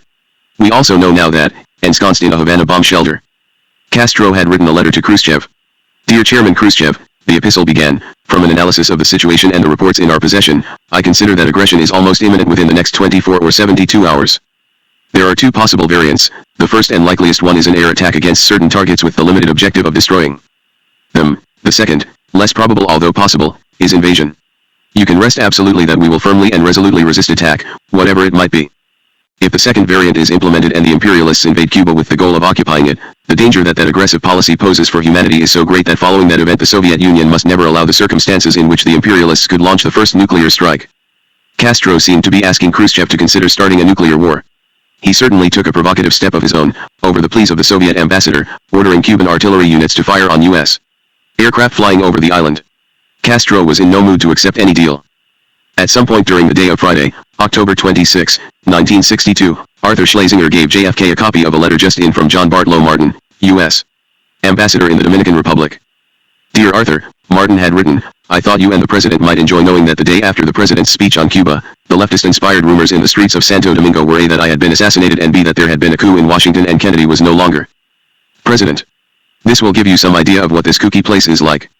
Passing the letter along to President Kennedy, Schlesinger appended a note, I have asked John Martin to supply the missing element in this story, i.e., who took over after the coup in Washington. And also at some point in the day, or in the evening, JFK, discussing the Jupiter missiles in Turkey, lost his cool. According to several accounts, he stormed about the Oval Office, screaming, get those frigging missiles off the board. Saturday morning, October 27, 1962, well before dawn, Washington time, a near riot erupted in Moscow. Hurling stones, bricks, and bottles, about 2,000 Soviet citizens jeered and whistled in front of the fence that guarded the U.S. embassy. Some of the demonstrators, workmen, held up placards that demanded hands off Cuba and away with the blockade. Others, some of them young women, used pocket mirrors to divert the sun's rays and to blind embassy employees who were looking down from the windows. An American reporter moved into the throng. No one harmed him, but they did ask sharp questions. What is this blockade all about? People insisted on knowing. Why don't you leave Cuba alone? Who gives you the right to stop ships on the high seas? One person, a student, admitted to the reporter that Russia might have missiles in Cuba. But just suppose, the youth added, there are a few Soviet bases off the United States. Look at all the United States bases that ring the Soviet Union. Are we not justified in starting a blockade of our own? The demonstration went on for 4 hours. Only then, using loudspeakers, did the police appeal for order. In his Kremlin office not far away, Chairman Khrushchev sat closeted with his generals, poring over maps and deliberating their next move. Hammering out what they would do, Khrushchev wrote, they decided to remove the rockets and warheads if the president would give public assurances that ICA's armed forces would not invade Cuba. We believed, Khrushchev went on, that Kennedy could incite one of the Latin American countries under U.S. influence to attack Cuba. What difference does it make who attacks? They could accumulate a relatively big force to outnumber the armed forces of Fidel Castro.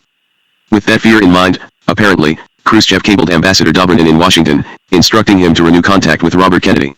For Khrushchev, RFK was the basic intermediary. As Khrushchev and comrades were putting their heads together, a U.S. military transport plane was rising from the runway at Berlin's Tempelhof airport. Hardly had the plane finished its ascent than 2 Soviet MiG fighters appeared from the east. High over the Autobahn, they made 3 passes at the American aircraft. Notified soon thereafter of the incident, Pentagon officials became worried. Were the Soviets, they pondered, planning further to harass air traffic in and out of Berlin? In the center of London, thousands of people took advantage of clear Saturday weather to line the streets around Trafalgar Square. The government had refused permission for a demonstration there, and the base of the Nelson Monument was ringed with barricades and uniformed policemen, their truncheons at the ready as they surveyed the crowds in the side streets.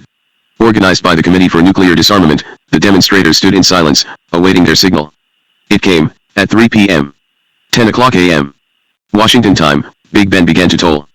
And, almost as one person, the mob, yelling hands off Cuba, pushed into the famous square. Police grappled with demonstrators swung back with fists, policemen threw their own blows, and only the arrival of more policemen, on horseback, prevented a riot. Many of the demonstrators were arrested, but many others slipped away, shouting Grosvenor Square. Grosvenor Square. A column started on the long trek to the American embassy. There, more policemen still were on hand. Fists flew. More persons were arrested, many shrieking, up Fidel Kennedy to hell. Then the demonstration began to peter out. The storm system that for a time had socked in over Cuba and southern Florida had cleared, the breezes were soft for the moment, and the sky hardly contained a cloud. So in a secret base in the interior of Florida, Major Rudolph Anderson, Jr., the CIA pilot, climbed into his U-2 again. It was Anderson's U-2 photographs that, on October 16, 1962, McGeorge Bundy had taken to President Kennedy. Anderson, this time, was heading for eastern Cuba, roughly over Guantanamo. For the CIA had thought that, there, the Soviets might be building a submarine base. This time, however, he would not return with photographs. In fact, he would not return. Washington's weather, too, was clear, and the morning sunshine glittered in the trees. To officials in the White House, however, this particular day Saturday, October 27, 1962 promised to be long and dreary. It was generally agreed, Pierre Salinger was to recall, that we couldn't go beyond Sunday without a further decision. Robert McNamara agreed, the airstrike was ready to go in 48 hours, he stated, if pressed we could have done it in 30 hours. 8,000 or more pickets marched up and down the sidewalk in front of the White House. Some were for Kennedy, but most were against, and 3 Cuban exiles who lived in Washington threw eggs and tomatoes on one group of dissenters. Heaving themselves into their chairs inside the mansion, ex-com members at 10 o'clock a.m. sat down to a day of marathon discussion. Entering the cabinet room, Robert Kennedy was in a most somber mood. He had just received word from FBI Director J. Edgar Hoover that the Soviet mission at the United Nations was preparing to burn its papers, a step usually associated with diplomatic rupture, even with war. Was Hoover's information correct? Was war coming? Having no sure answers, Robert Kennedy took his seat, glaring around the polished table. 15 others were present, Rusk, McNamara, and Bundy, along with Salinger and Lyndon Johnson. Then Douglas Dillon from Treasury, George Ball and U. Alexis Johnson, Latin American Specialist Edward Martin and Llewellyn Thompson, all from State. From Defense, Maxwell Taylor, Roswell Gilpatrick, and Paul Nitze. Theodore Sorensen sat with pencil and paper, ready to take notes. McCone sat with hands folded over the report he soon would deliver. They all, RFK noted, were as hushed as in church. Then President Kennedy, clothed in a dark suit and with his hair freshly brushed, entered the room. The meeting began. McCone led off, flipping past the title page of his latest report, and cited the latest intelligence. As of 6 o'clock a.m., he stated, 6 missile sites in Cuba seemed to be fully operational. That piece of news was bad enough. But, then, Secretary McNamara informed the group that one Soviet tanker, the Grozny, seemed still heading for Cuba. At the moment the vessel was about 600 miles from the quarantine line. Perhaps, interjected George Ball, the Soviets did not know how far the quarantine line extended. Someone ought to tell you that, he recommended, and the Secretary General could tell the Russians. President Kennedy accepted the recommendation. But a question remained, should the U.S. board the Grozny? Now the news turned even worse. At some point between 10:15 and 11 o'clock a.m., Washington time, a U-2 pilot out of Alaska drifted into Siberian airspace, realized where he was, and radioed for a fighter escort to get him back in safety. Even before the escort aircraft armed with air-to-air nuclear missiles could take off from Alaska, however, Soviet MiGs were climbing to intercept the U-2. The U-2 did get away in time. Before word of its escape reached the White House, nonetheless, McNamara lost control. He turned absolutely white, remembered one of the ExCom members, and yelled hysterically, seeming to have lost touch with his senses, "This means war with the Soviet Union." President Kennedy remained quieter, referring to the U-2 pilot. "There is always some son of a bitch," he said, "who doesn't get the word." And then a new letter from Khrushchev flashed into the Situation Room. The time was 1:03 a.m. Stated Khrushchev, "You are disturbed over Cuba. You say that this disturbs you because it is 90 miles by sea from the coast of the United States. But why you have placed destructive rocket weapons, which you call offensive, in Turkey, literally right next to us. I therefore make this proposal: we are willing to remove from Cuba the means which you regard as offensive. Your representatives will make a declaration to the effect that the United States will remove its analogous means from Turkey. And after that, persons entrusted by the United Nations Security Council could inspect on the spot the fulfillment of the pledges made. We will make a statement within the framework of the Security Council to the effect that the Soviet government gives a solemn promise to respect the inviolability of the borders and sovereignty of Turkey, not to make available our territory as a bridgehead for such an invasion, and that it would also restrain those who contemplate committing aggression against Turkey. The United States government will make a similar statement within the framework of the Security Council regarding Cuba." As copies of Khrushchev's newest proposal were passed around the cabinet table, a few of the ExCom members expressed outrage. Some were puzzled, others just thoughtful. For Khrushchev now had toughened his terms. His previous proposal had not mentioned Turkey. Why did he do so now? Someone in the cabinet room suggested that Khrushchev actually had fallen from power and that top Soviet generals had written the letter. Someone else thought that Khrushchev might be trying to buy time, sowing confusion until he could get all his missiles in place. We now know the truth. Khrushchev could propose the Turkish-Cuban missile trade because, the day before, Robert Kennedy had told Anatoly Dobrinin that JFK would examine the Turkish issue favorably. And the Kennedy brothers had kept this offer secret even from the members of ExCom. Why the secrecy? Leaks. Washington was awash with leaks. Someone had leaked the presence of missiles in Cuba to Senator Keating. Lyndon Johnson had leaked the possibility of an invasion of Cuba to the Dallas newspaper. Someone in the Pentagon had leaked information about the true strength of Cuba's defenses to the national papers. And even in ExCom, the president was confronted with real or potential enemies. Vice President Johnson, Director McCone, possibly even General Taylor, and from NATO headquarters near Paris, General Loris Norstad had cabled the White House, denouncing the idea that missiles in Cuba are on the same basis as those in Turkey. Had ExCom realized that Kennedy had offered the Turkey deal, any one of these personages might have gone straight to the press, destroying his career. You can sense the president squirming, even in the transcript of the ExCom tape. JFK, he's Khrushchev got us in a pretty good spot here, because most people will regard this the new letter as not an unreasonable proposal. I'll just tell you that. In fact, in many ways Bundy challenging his own boss, but what most people, Mr. President JFK, I think you are going to find it very difficult to explain why we are going to take hostile military action in Cuba, against those sites. What we've been thinking about, the thing that he's saying is, if you'll get yours out of Turkey, we'll get ours out of Cuba. I think we've got a very tough one here. A tough one indeed. Kennedy could not move backward, he could not tolerate the presence of the missiles in Cuba, not that and remain president. But he could not move forward, so strong were Cuba's defenses that, now, he could hit the island only at the cost of many American lives? So he could only move sideways. He had to give the public the impression that he had won a great victory, but agree in private to Khrushchev's terms, and hope that his political enemies did not find out. Endgame. The Brink 1 noon, October 27, 1962 lunchtime in the White House brought a shock, on the order probably of two Soviet generals in Cuba, Stepan N. Gretko and Leonid S. Garbuz. A Soviet rocket crew fired off a missile and shot down Major Rudolf Anderson and his U-2 spy plane. It crashed in the jungle over eastern Cuba. He must have died immediately. No one in the White House knew who had given the order to fire. But President Kennedy did allow that. We are in an entirely new ballgame. And the Joint Chiefs, who had been clamoring for permission to bomb Cuba, saw their opening. No later than Monday morning, the 29th, unless there is irrefutable evidence that the offensive weapons in Cuba are being dismantled and rendered inoperable, insisted General Maxwell Taylor, the U.S. should start blasting away at Cuba. Soon after lunchtime, Roger Hilsman, who had been at the State Department, rode over to the White House with a message for McGeorge Bundy. As his limousine passed through the Pennsylvania Avenue gate, he noticed a few hundred demonstrators marching up and down the sidewalk. The males in the group wore crew cuts, the females bouffant hairdos. They were Members of a collegiate group, Young Americans for Freedom, and they were holding up signs that said, simply, invade. 2 afternoon war seemed to be closing in fast. A Pentagon press officer announced the loss of the U-2 over Cuba. Then, out of Florida, 6 more U.S. airplanes, low-level reconnaissance aircraft, took off for the island. 2 developed engine trouble, returning to base. The remaining 4, reaching Cuba's shoreline, ran into anti-aircraft fire. 1 plane was hit, barely managing to return to the States. Moving fast, Dean Rusk, who at lunchtime had returned to the State Department, called in John Scali again, giving the reporter a new message for Foman. Scali did Rusk's bidding. Meeting Foman at a table in an empty ballroom of the Statler Hotel, Scali exploded. Why, Scali demanded, had Khrushchev in his newest epistle put the Jupiter deal in writing?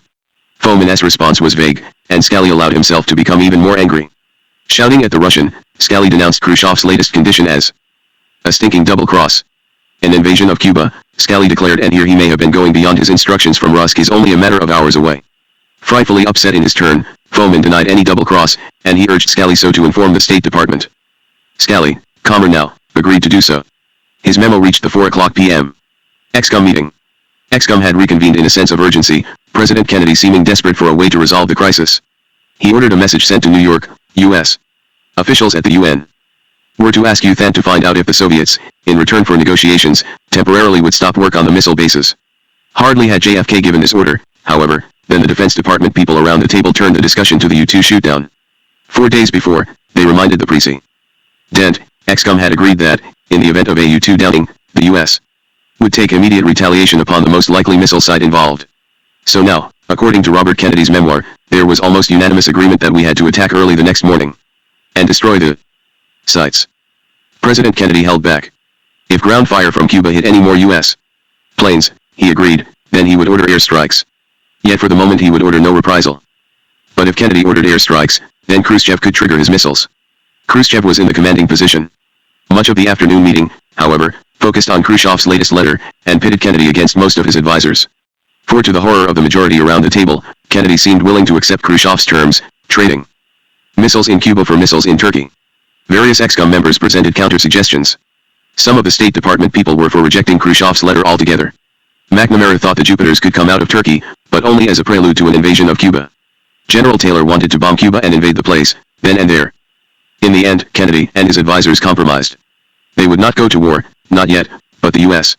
would respond only to Khrushchev's letter of the previous day, making no mention of Turkey. Sorensen and Robert Kennedy left the cabinet room to draft such a response.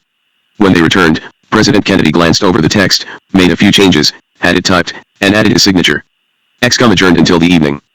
JFK's private response to Khrushchev went, in part, as I read your letter, the key elements of your proposals are as follows. 1. You would agree to remove these weapon systems from Cuba under appropriate United Nations observation and supervision, and undertake, with suitable safeguards, to halt the further introduction of such weapon systems into Cuba.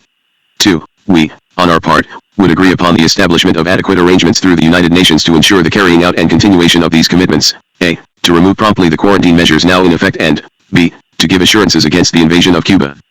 So Khrushchev had realized part of what he wanted. He had deterred an American takeover of Cuba.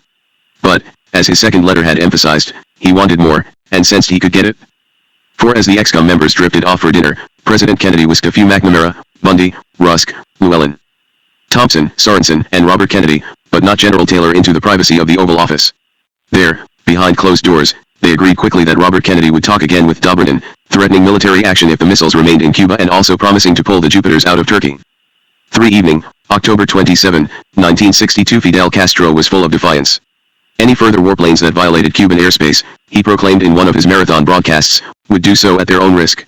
Announcing that he had stretcher-bearer teams in every neighborhood and work center, he declared that Cuban forces are in a state of maximum alert, disposed to defend the sacred rights of the fatherland. But Castro, too, perhaps fearing now that Khrushchev would desert him, was looking for a deal. If the U.S. lifted the blockade, he wrote UTHAN at around 9:00 p.m., he would order work on the missile sites to cease. He also invited the Secretary General to visit the island. At about the time Castro was writing, Anatoly Dobrynin was closeting himself with Robert Kennedy in the Attorney General's office. Outside the Justice Department, the street lamps were on, and Pennsylvania Avenue looked deserted. Of this particularly secretive rendezvous, we have conflicting accounts.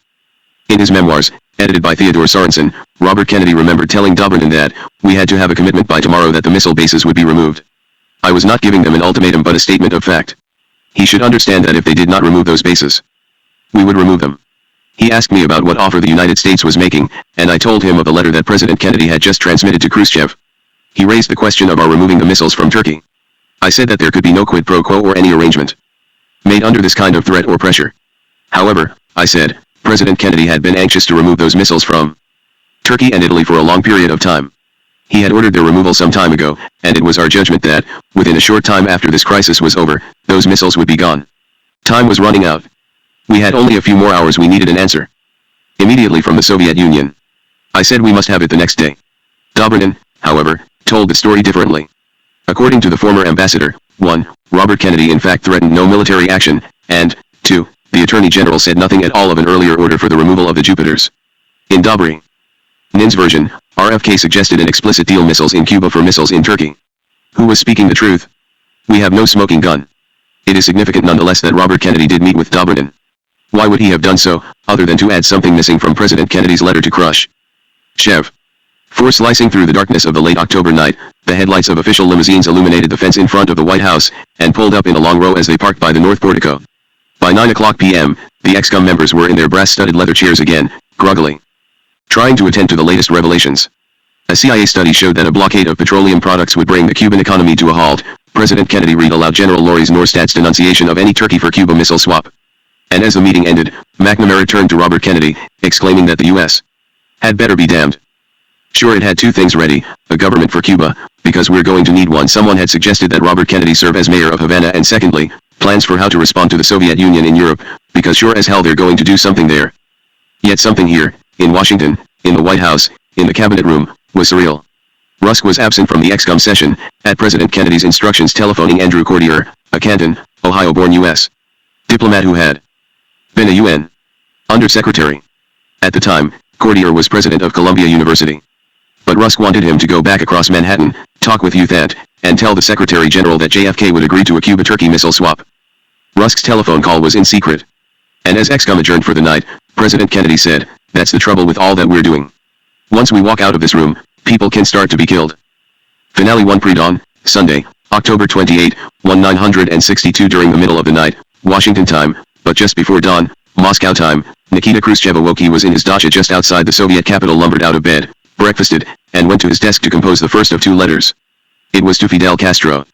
"I would like to recommend to you now," Khrushchev penned, obviously trying to keep the Cuban leader calm, at this moment of change in the crisis, not to be carried away by sentiment and to show firmness. "I must say that I understand your feelings of indignation toward the aggressive actions and violations of elementary norms of international law on the part of the United States.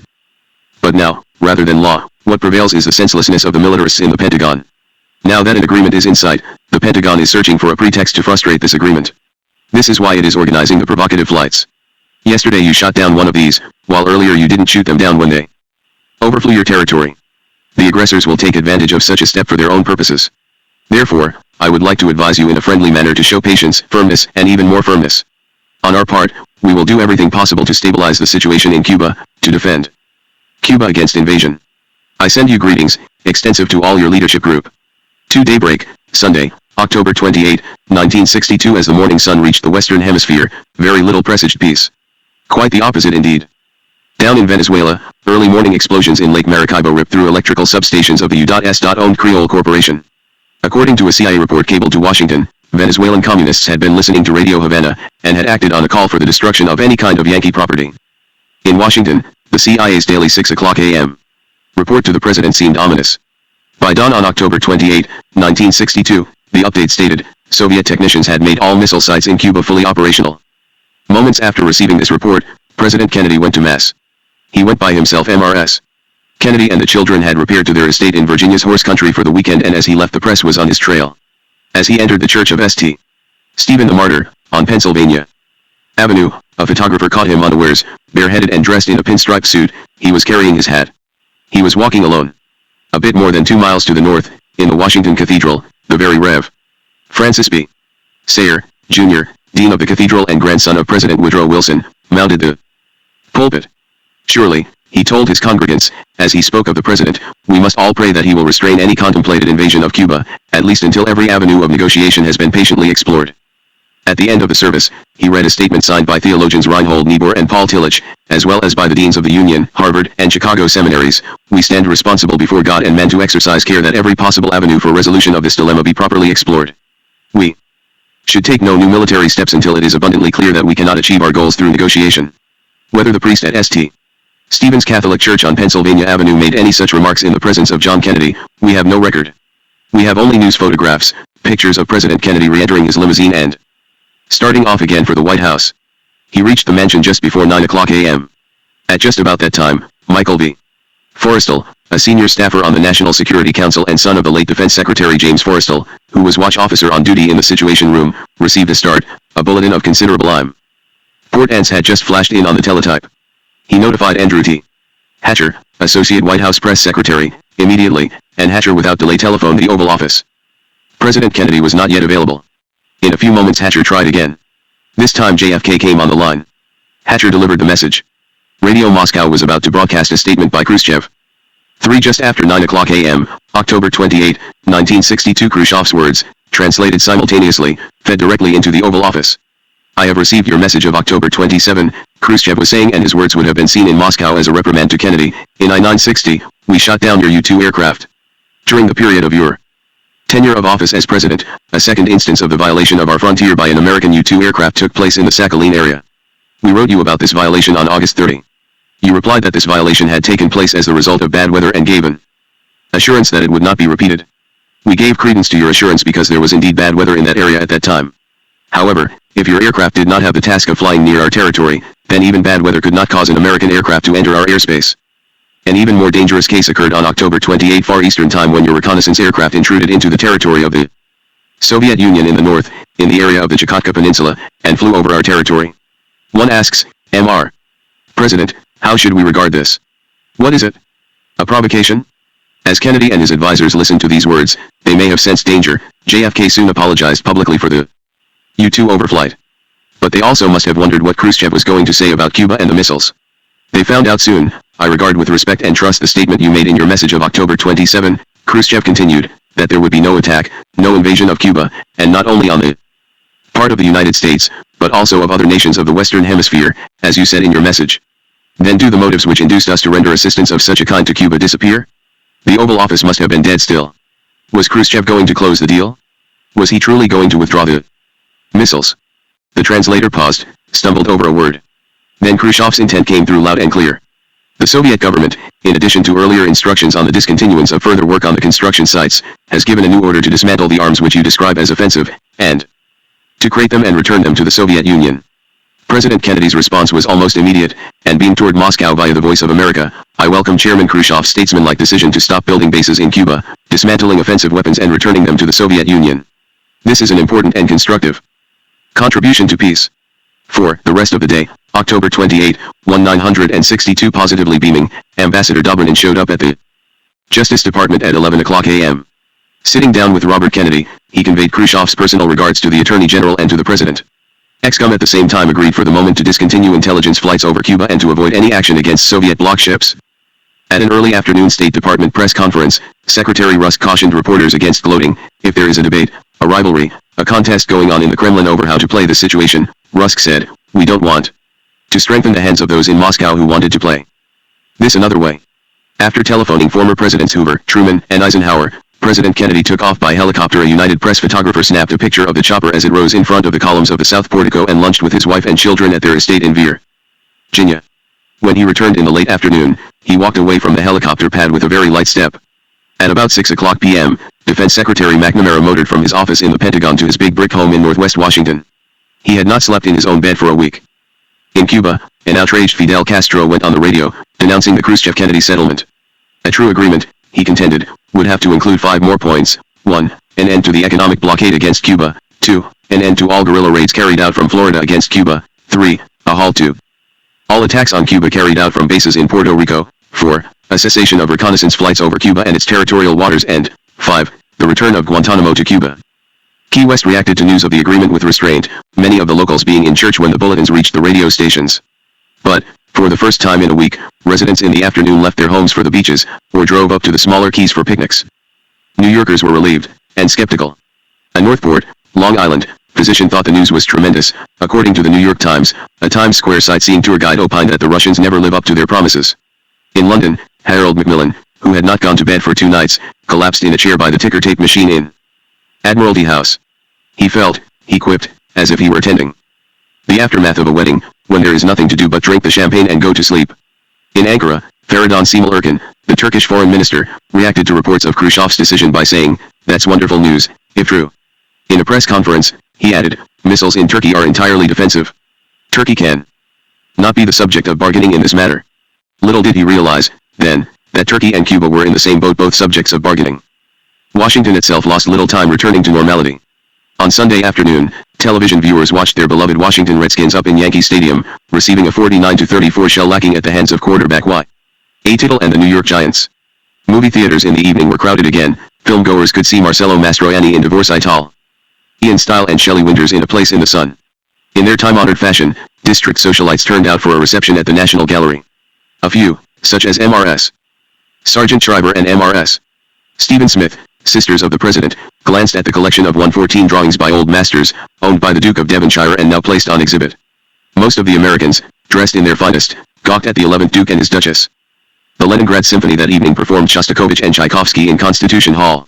The brass section, reported the Washington Post, played with thrilling sonority and the audience rose to its feet in applause. But across the river in the Pentagon, the Joint Chiefs ordered the Atlantic Naval Headquarters in Norfolk to work further on plans for an invasion of Cuba. The chiefs wanted to know specifically if, in the event of an invasion, U.S. forces should use tactical nuclear weapons. Had President Kennedy lived past November 22, 1963, would he have reneged on his deal with Khrushchev? We shall, of course, never know. Washington's weather had turned autumnal. By Tuesday, October 29, 1962, the high was going to be in the 50s only, and throughout most of the morning, downtown was drizzly and cold. But people were feeling a sense of relief. The cooling of the Cuban crisis had sent the financial markets positively sailing. And just after noontime, President Kennedy did what he did best, exercising the art of greeting. In lieu of his wife, who had signaled that she was unavoidably detained at their Virginia estate, he showed up in the state dining room to welcome members of the International Council of the Museum of Modern Art, convened in Washington to sponsor an exhibit at the Corcoran, just down on 17th Street. JFK made the rounds, exuding his usual charm, and then while the guests sipped sherry and toured the Rose Garden, he returned to the Oval Office. While the crisis had eased, it was hardly over. Wanting further intelligence, he ordered 8 low-level reconnaissance flights over the missile sites and learning, angrily, that CIA sabotage missions into Cuba were still going on, he told Director McCone point-blank to terminate operations. And he instructed Secretary McNamara to start pulling the Jupiters out of Turkey. Said John McNaughton, one of McNamara's civilian aides, to a task force of admirals and generals, who were resisting the Turkey part of the deal, "Those missiles are going to be out of their Turkey by April 1 if we have to shoot them out." The Jupiters nonetheless left the Kennedys nervous. Holing up again with Ambassador Dobrynin, who had brought along a letter from Khrushchev. The epistle reiterated the terms of the agreement and included RFK's pledge that the Jupiters would come out of Turkey. Robert Kennedy read the document, then spirited it away to the White House. When he saw Dobrynin the next day, October 30, 1962, the Attorney General insisted that the letter be kept private. The notes RFK wrote out to prepare for his Dobrynin session went as follows: "Red letter, studied it overnight. You asked me about the missile bases in Turkey. I told you they would be out 4 to 5 months. That still holds. You have my word on this and that is sufficient. Take back your letter, reconsider it, and if you feel it is necessary to write letters, then we will also write one which you cannot enjoy. Also, if you should publish any document indicating a deal, then it is off." Early November brought President Kennedy good news. According to the reconnaissance photographs, workers in Cuba were bulldozing the missile sites and trucks were hauling missile equipment into the ports. On November 5, 1962, nevertheless, President Kennedy handed Secretary McNamara a short memorandum, expressing concern that U.S. plans for an invasion of Cuba seemed thin. McNamara in turn told the Joint Chiefs that the Army might need more divisions for an invasion.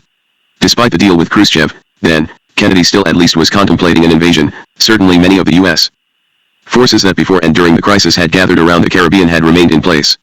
That fact may explain why, early in November 1962, the Soviets granted Castro's wish for the stationing of a Russian combat brigade on the island indefinitely. In the crisp air of the Massachusetts morning, President Kennedy on November 6, 1962, pulled up before the Joy Street police station on Boston's Beacon Hill, near the apartment he still retained as his legal residence, ducked inside, and voted. He was in and out of the polling booth in less than a minute. He had flown up the night before, and he spent the rest of the day with his father on Cape Cod. In the evening, he turned on the television to watch the election reports. The results were gratifying. The Democrats did lose 4 seats in the House, and 2 of Kennedy's choice candidates, Sidney Yates in Illinois and Robert Morgenthau in New York, failed to win.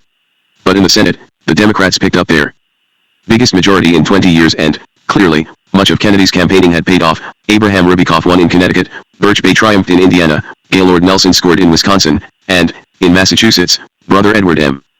Kennedy swept into the Senate on a landslide. Yet JFK must have viewed California's gubernatorial race with a special relish. Incumbent Edmund Brown sent challenger Richard Nixon to ignominious defeat.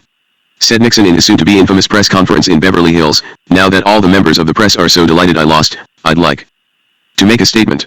In 16 years you've had a lot of opportunity to attack me, and I think I've given as good as I've taken. But just think how much you'll be missing. You won't have Nixon to kick around anymore. Because this is my last press conference." So at least one harsh critic of Kennedy's Cuba policy was finished for the moment. Yet one news item dimmed the Democrats' rejoicing. On November 7, 1962, hospitalized in Manhattan, Eleanor Roosevelt passed away. Her body was taken for burial to the Roosevelt estate at Hyde Park, New York, and laid in the Rose Garden there beside the grave of her husband. With the approach of Thanksgiving, 1962, the Cuban problem seemed to be winding down. Most of the missiles, along with their trailers and erectors, were aboard Soviet ships, steaming back to the Baltic. President Kennedy in response lifted the quarantine. Then, on Christmas Eve, 1962, James Donovan's efforts to negotiate the release of the Bay of Pigs prisoners bore fruit, Castro agreeing to let them go in return for $54 million worth of baby food and medical supplies. In January 1963, Italy and Turkey announced the phase-out of the Jupiters. And late in January 1963, the White House, despite the outrage of gold water Republicans and Cubans in Miami, abolished Operation Mongoose. Just before the turn of the year, however, on December 29, 1962, President Kennedy had flown to the Orange Bowl in Miami to greet the Bay of Pigs veterans. Holding their flag aloft, he had promised, as was widely reported in the news, that they would see their banner fly in the free Havana. And soon attacks on Cuba began anew. In March 1963, Alpha 66 units attacked a Soviet freighter. As it lay anchored off the port of Isabela de Sagua, sank another as it was taking on a load of Cuban sugar, and raided a Soviet infantry camp on the island, wounding 12 Russians. Those raids, according to a counterinsurgency specialist with the Joint Chiefs of Staff, were planned and conducted under the supervision of the CIA. From bases in southern Florida. On April 3, 1963, then, President Kennedy approved a new set of mongoose-like operations, scheduled to get underway on June 19, 1963. Kennedy, to be sure, moved as well along another track. 1963 saw the establishment of the hotline, the direct teletype link between the White House and the Kremlin, and the signing in Moscow of the Limited Nuclear Test Ban Treaty. And on June 10, 1963, speaking at American University, President Kennedy seemed to call for improved relations with the Soviet Union. Above all, he declared, while defending our own vital interests, nuclear powers must avert those confrontations which bring an adversary to a choice of either humiliating retreat or nuclear war. Yet 9 days later JFK renewed his okay of the fresh program of sabotage against Cuba. The program's objective, to nourish a spirit of resistance and disaffection in Cuba which could lead to significant defections and other byproducts of unrest. So in preparation for the fall season, the CIA would prepare numerous raids on Cuba's factories, mines, and ports. Whether Castro himself was a target is uncertain. Sweeping in over the suburban sprawl of Dallas-Fort Worth, Air Force One aligned itself with the main runway of Carswell Air Force Base, descended and landed, and taxied along the tarmac toward the apron in front of the giant General Dynamics plant. There, pulling to a stop before a crowd of hundreds of cheering workers, the pilot allowed the engines to wind down into silence. Then, as soon as the boarding steps were in place, the plane's main door swung open and President Kennedy, waving, appeared at the top of the ramp. Just a year before, shortly after the resolution of the Cuban Missile Crisis, the Kennedy administration had awarded the contract for the TFX fighter plane not to Boeing of Seattle but rather to General Dynamics of Connecticut, Long Island, California, and Texas. The plane was to be assembled in the Fort Worth plant. Led by Henry Jackson, the Democrat from Washington State, however, a U.S. Senate committee had investigated the award process and had turned up the following incriminating points. 1. The military services had favored Boeing, on grounds of quality and price alike, and had done so unanimously. 2. The one and only Pentagon document that had purported to justify the award to General Dynamics was chock full of errors, including a miscalculation of $32 million. 3. One Pentagon Vice Admiral, Robert Peary, had raised questions about the worth of the General Dynamics deal. McNamara had shunted him off to early retirement. 4. When McNamara's office had learned that the Senate investigation was pending, it had panicked. 2 teams of officials had worked around the clock to produce authentic records. 5. As Secretary of the Navy, Fred Korth had retained $160,000 of stock in his Fort Worth bank, General Dynamics banker, and when he finished his tour of duty in Washington, he intended fully to return to the bank. 6. As General Dynamics' own records showed, Deputy Secretary of Defense Gilpatrick, while still a private attorney, had served on the company's board of directors, recruited retiring Air Force personnel to work for the company, and had done legal work for the company billed at more than $100,000.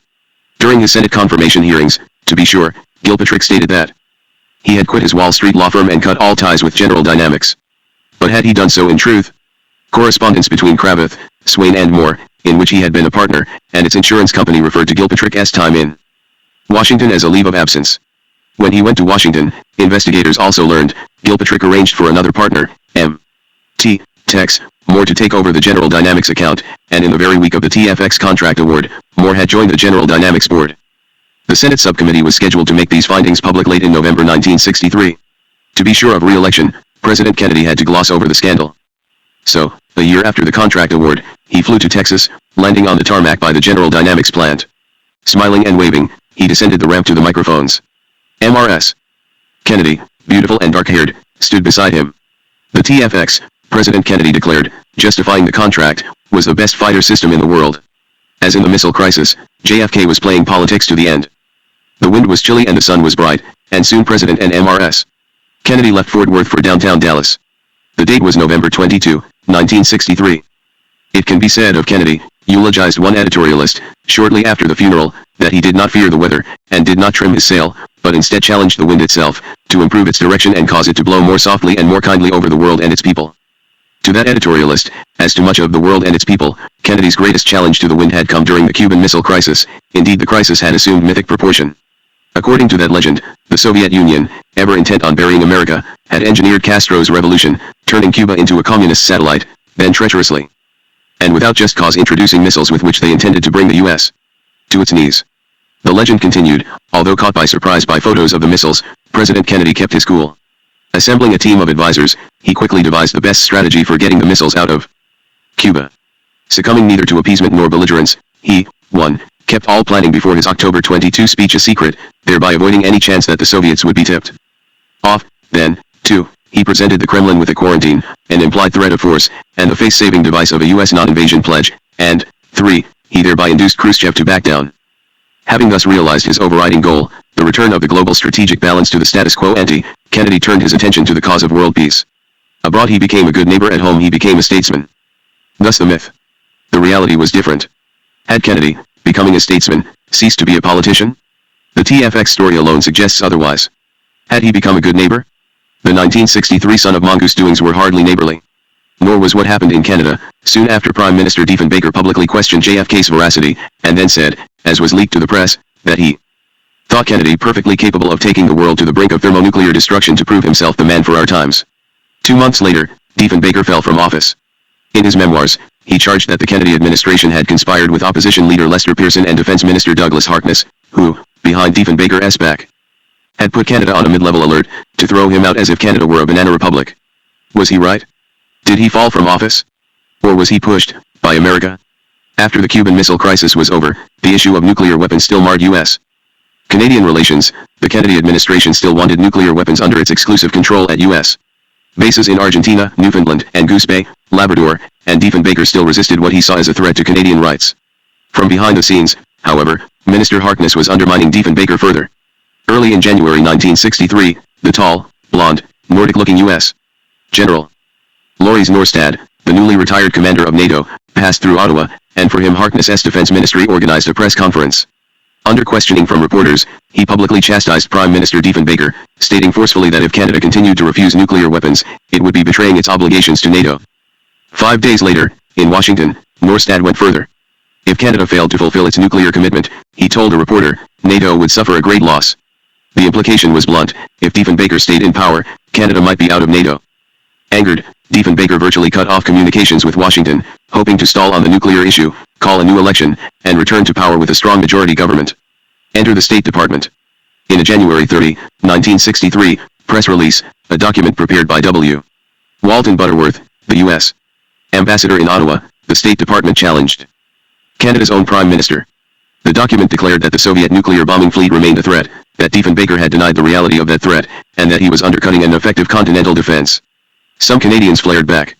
To put it in the bluntest terms, wrote one Ottawa paper, the State Department publicly called Prime Minister Diefenbaker a liar. President Kennedy was being called a bully, among other things. The immediate and general reaction was that Washington had gone too far.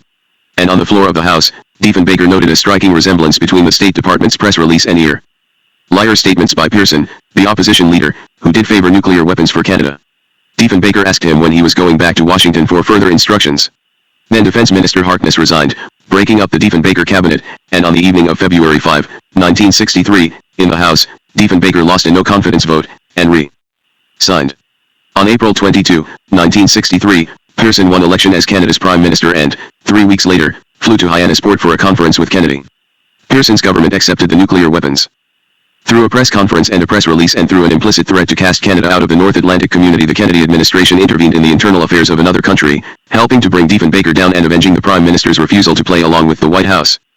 Kennedy wanted to control us, said a Diefenbaker aide. The whole American dream is to control all countries around the United States. It was Kennedy's dream, too. Had Kennedy, as he developed his missile crisis strategy, then risen above concern with his own political interest in being re-elected president? No. When meeting with Excom, of course, he was shrewd enough to stay off the subject of politics. The last thing he needed was to have John McCone or Lyndon Johnson leaking word that JFK had cooked up the whole thing for his own advantage. But McNamara understood. "I'll be quite frank," he said on October 16, 1962. "I don't think there is a military problem here. This is a domestic political problem." For domestic political reasons, Kennedy simply had to stand up to Khrushchev. Had he indeed stood up to Khrushchev? Only in part. Kennedy was able to realize a compromise, trading the non-invasion pledge for the Cuban missile withdrawal, but then having to throw in the Turkish missile withdrawal. No wonder Robert Kennedy was so anxious to suppress written evidence of the Jupiter deal. Had Kennedy, before October 15, 1962, had no idea of the presence of the missiles in Cuba? He would have had to be blind, deaf, and dumb not to know. McCone had shown him the intelligence reports. Had the Soviets deceived JFK about the presence of the missiles? Yes and no. They had promised not to introduce offensive missiles but had left open the option of deploying defensive ones, so the Kremlin did shade the truth. But Khrushchev had made clear, emphatically clear, that he intended to defend Cuba with missiles. Had the Soviet deployment of missiles to Cuba been without just cause? And had Khrushchev intended, with those missiles, to bring the U.S. to its knees? If protecting an ally against invasion was a just cause, then Khrushchev had justice on his side. If Khrushchev wanted to bring the U.S. to its knees, he could have done so just as well from missiles in the Soviet bloc countries as from Cuba. Had Kennedy truly been on the verge of invading Cuba? Nowhere do we find a document bearing his signature and saying, "Invade." What we do find in the archives, however, are plans for an invasion, massive proof of the buildup of an invasion, statements by top-ranking officials that they wanted to provoke Castro into providing a pretext, as with the strike at Guantanamo, and the fact that Operation Mongoose was to give Castro no choice but to provide that pretext. Late in the summer and early in the fall, 1962, we know, the Kennedy brothers were practically violent in their insistence that the Mongoose chieftains get moving. So why the wish to invade Cuba? We might proceed, to use a term much employed in the Kennedy White House, along 3 tracks. First, the Kennedy track. As character molded the JFK presidential campaign, with Joseph Kennedy in the background, intent on victory at all costs and striving to master all relevant factors, so did the campaign mold the Kennedy presidency, with its effort above all else to portray JFK as a leader who could stand up to the Russians. The Kennedy White House, in today's parlance, tried to control the spin, the storyline. But reality intruded. The Bay of Pigs was a failure. Laos was a failure. Vienna was a failure. JFK needed a victory, desperately. He had to regain control, he had to oust Castro. Second, the worldwide track. From Hiroshima and Nagasaki onward, 2 American administrations, those of Presidents Truman and Eisenhower, had sought to perpetuate America's de facto post-war global empire. Herein lay the meaning of the Truman Doctrine, NSC 68, the containment policy, and John Foster Dulles' threat of massive retaliation. Kennedy inherited this legacy of worldwide, or nearly worldwide, dominance, and he had no intention of letting that dominance go to pieces on his watch. So, like his predecessors, he believed that U.S. forces were required, and could prevail, wherever U.S. interests seemed to be threatened, or might be advanced. And down here was Castro, eluding that grasp. Third, the Cuban track. In the imagination of Americans, Cuba throughout the century had been little more than an extension of Florida, the U.S. So we believed had liberated Cuba from Spain, had preserved the right, granted by God, or by the Piat Amendment, which amounted to the same thing to intervene in Cuba, for Cuba's own good, of course, had brought to Cuba the benefits of baseball, tourism, and dollars. And all Cuba had had to do in return was to accept America's de facto control. But Fidel Castro had refused to accept such control. He thus was an outlaw. And, as in the old cowboy movies, you do not negotiate with outlaws. You shoot them down in front of the town saloon. Until the next week's episode, you have brought the bad guys under control. Each of these tracks helps explain why Kennedy's Cuban policy, which grew out of Eisenhower's Cuban policy, which grew out of Eisenhower's Guatemalan policy, evolved into a full-blown effort to invade the island. But the Cuban-American relationship, in the real world, was hardly a B-grade Hollywood cowboy flick. Or, If it was, then Nikita Khrushchev waddled into the theater, pushed his way up to the projection booth, and with a toss of one of his beefy hands, hurled the projector to the floor. The movie The Illusion of Control was over. For Khrushchev had got away with doing the unthinkable, he had deterred American aggression. How? In the background of the Cuban Missile Crisis, always, was the one element of international affairs consistently beyond American control, Berlin. Had Khrushchev made a grab at Berlin, the U.S. could have done little to stop him, or the cost at least would have been sky high. And, recognizing Khrushchev's advantage at Berlin, Kennedy, to get the Soviet missiles out of Cuba, caved in over the U.S. missiles in Turkey. Kennedy's court historians have pretended otherwise, denying that the Jupiters were part of the deal. But they have lost control of the evidence. And the evidence exists in Washington. The National Security Archive, housed in a building next door to the Brookings Institution, just off DuPont Circle on Massachusetts Avenue, has collected all the documents, so far declassified, on the Cuban Missile Crisis. The documents are available for all to see. What they show is this: Khrushchev beat Kennedy in Vienna. And he beat him again in Cuba. In the end, therefore, we confront the lessons of the Cuban Missile Crisis. These lessons fall into two groups, those learned by the Kennedy administration and those learned by America ever since. As the officials of the Kennedy administration rested, then returned to their duties, they shifted their attention from Cuba to Vietnam. To Southeast Asia they applied four principles they had gleaned from the Caribbean. 1. That success in an international crisis was largely a matter of national guts. 2. That the opponent would yield to superior force. 3. That presidential control of force can be suitable, selective, swift, effective, and responsive to the situation's demands. And 4. That crisis management and execution are too dangerous and events move too rapidly for anything but the tightest secrecy. Framed, as it were, as plagues on the walls of the Oval Office, these lessons underlay President Johnson's bombing of Hanoi in 1965 and President Nixon's bombing of Cambodia in 1973. Nearly 2 decades later, in the winter of 1990 to 1991, the United States entered the Persian Gulf War. Justifying that belligerency, Leigh Alpin, Democratic representative from Wisconsin and chairman of the House Committee on Armed Services, wrote in the Washington Post, "The model for President Bush to follow is the Cuban Missile Crisis of 1962. In that crisis, as in this one, the United States sought to restore the status quo ante, no Soviet missiles capable of reaching the United States in Cuba. Then, as now, there was no backing down on the basic demand. The missiles had to go then, and Iraq has to leave Kuwait now.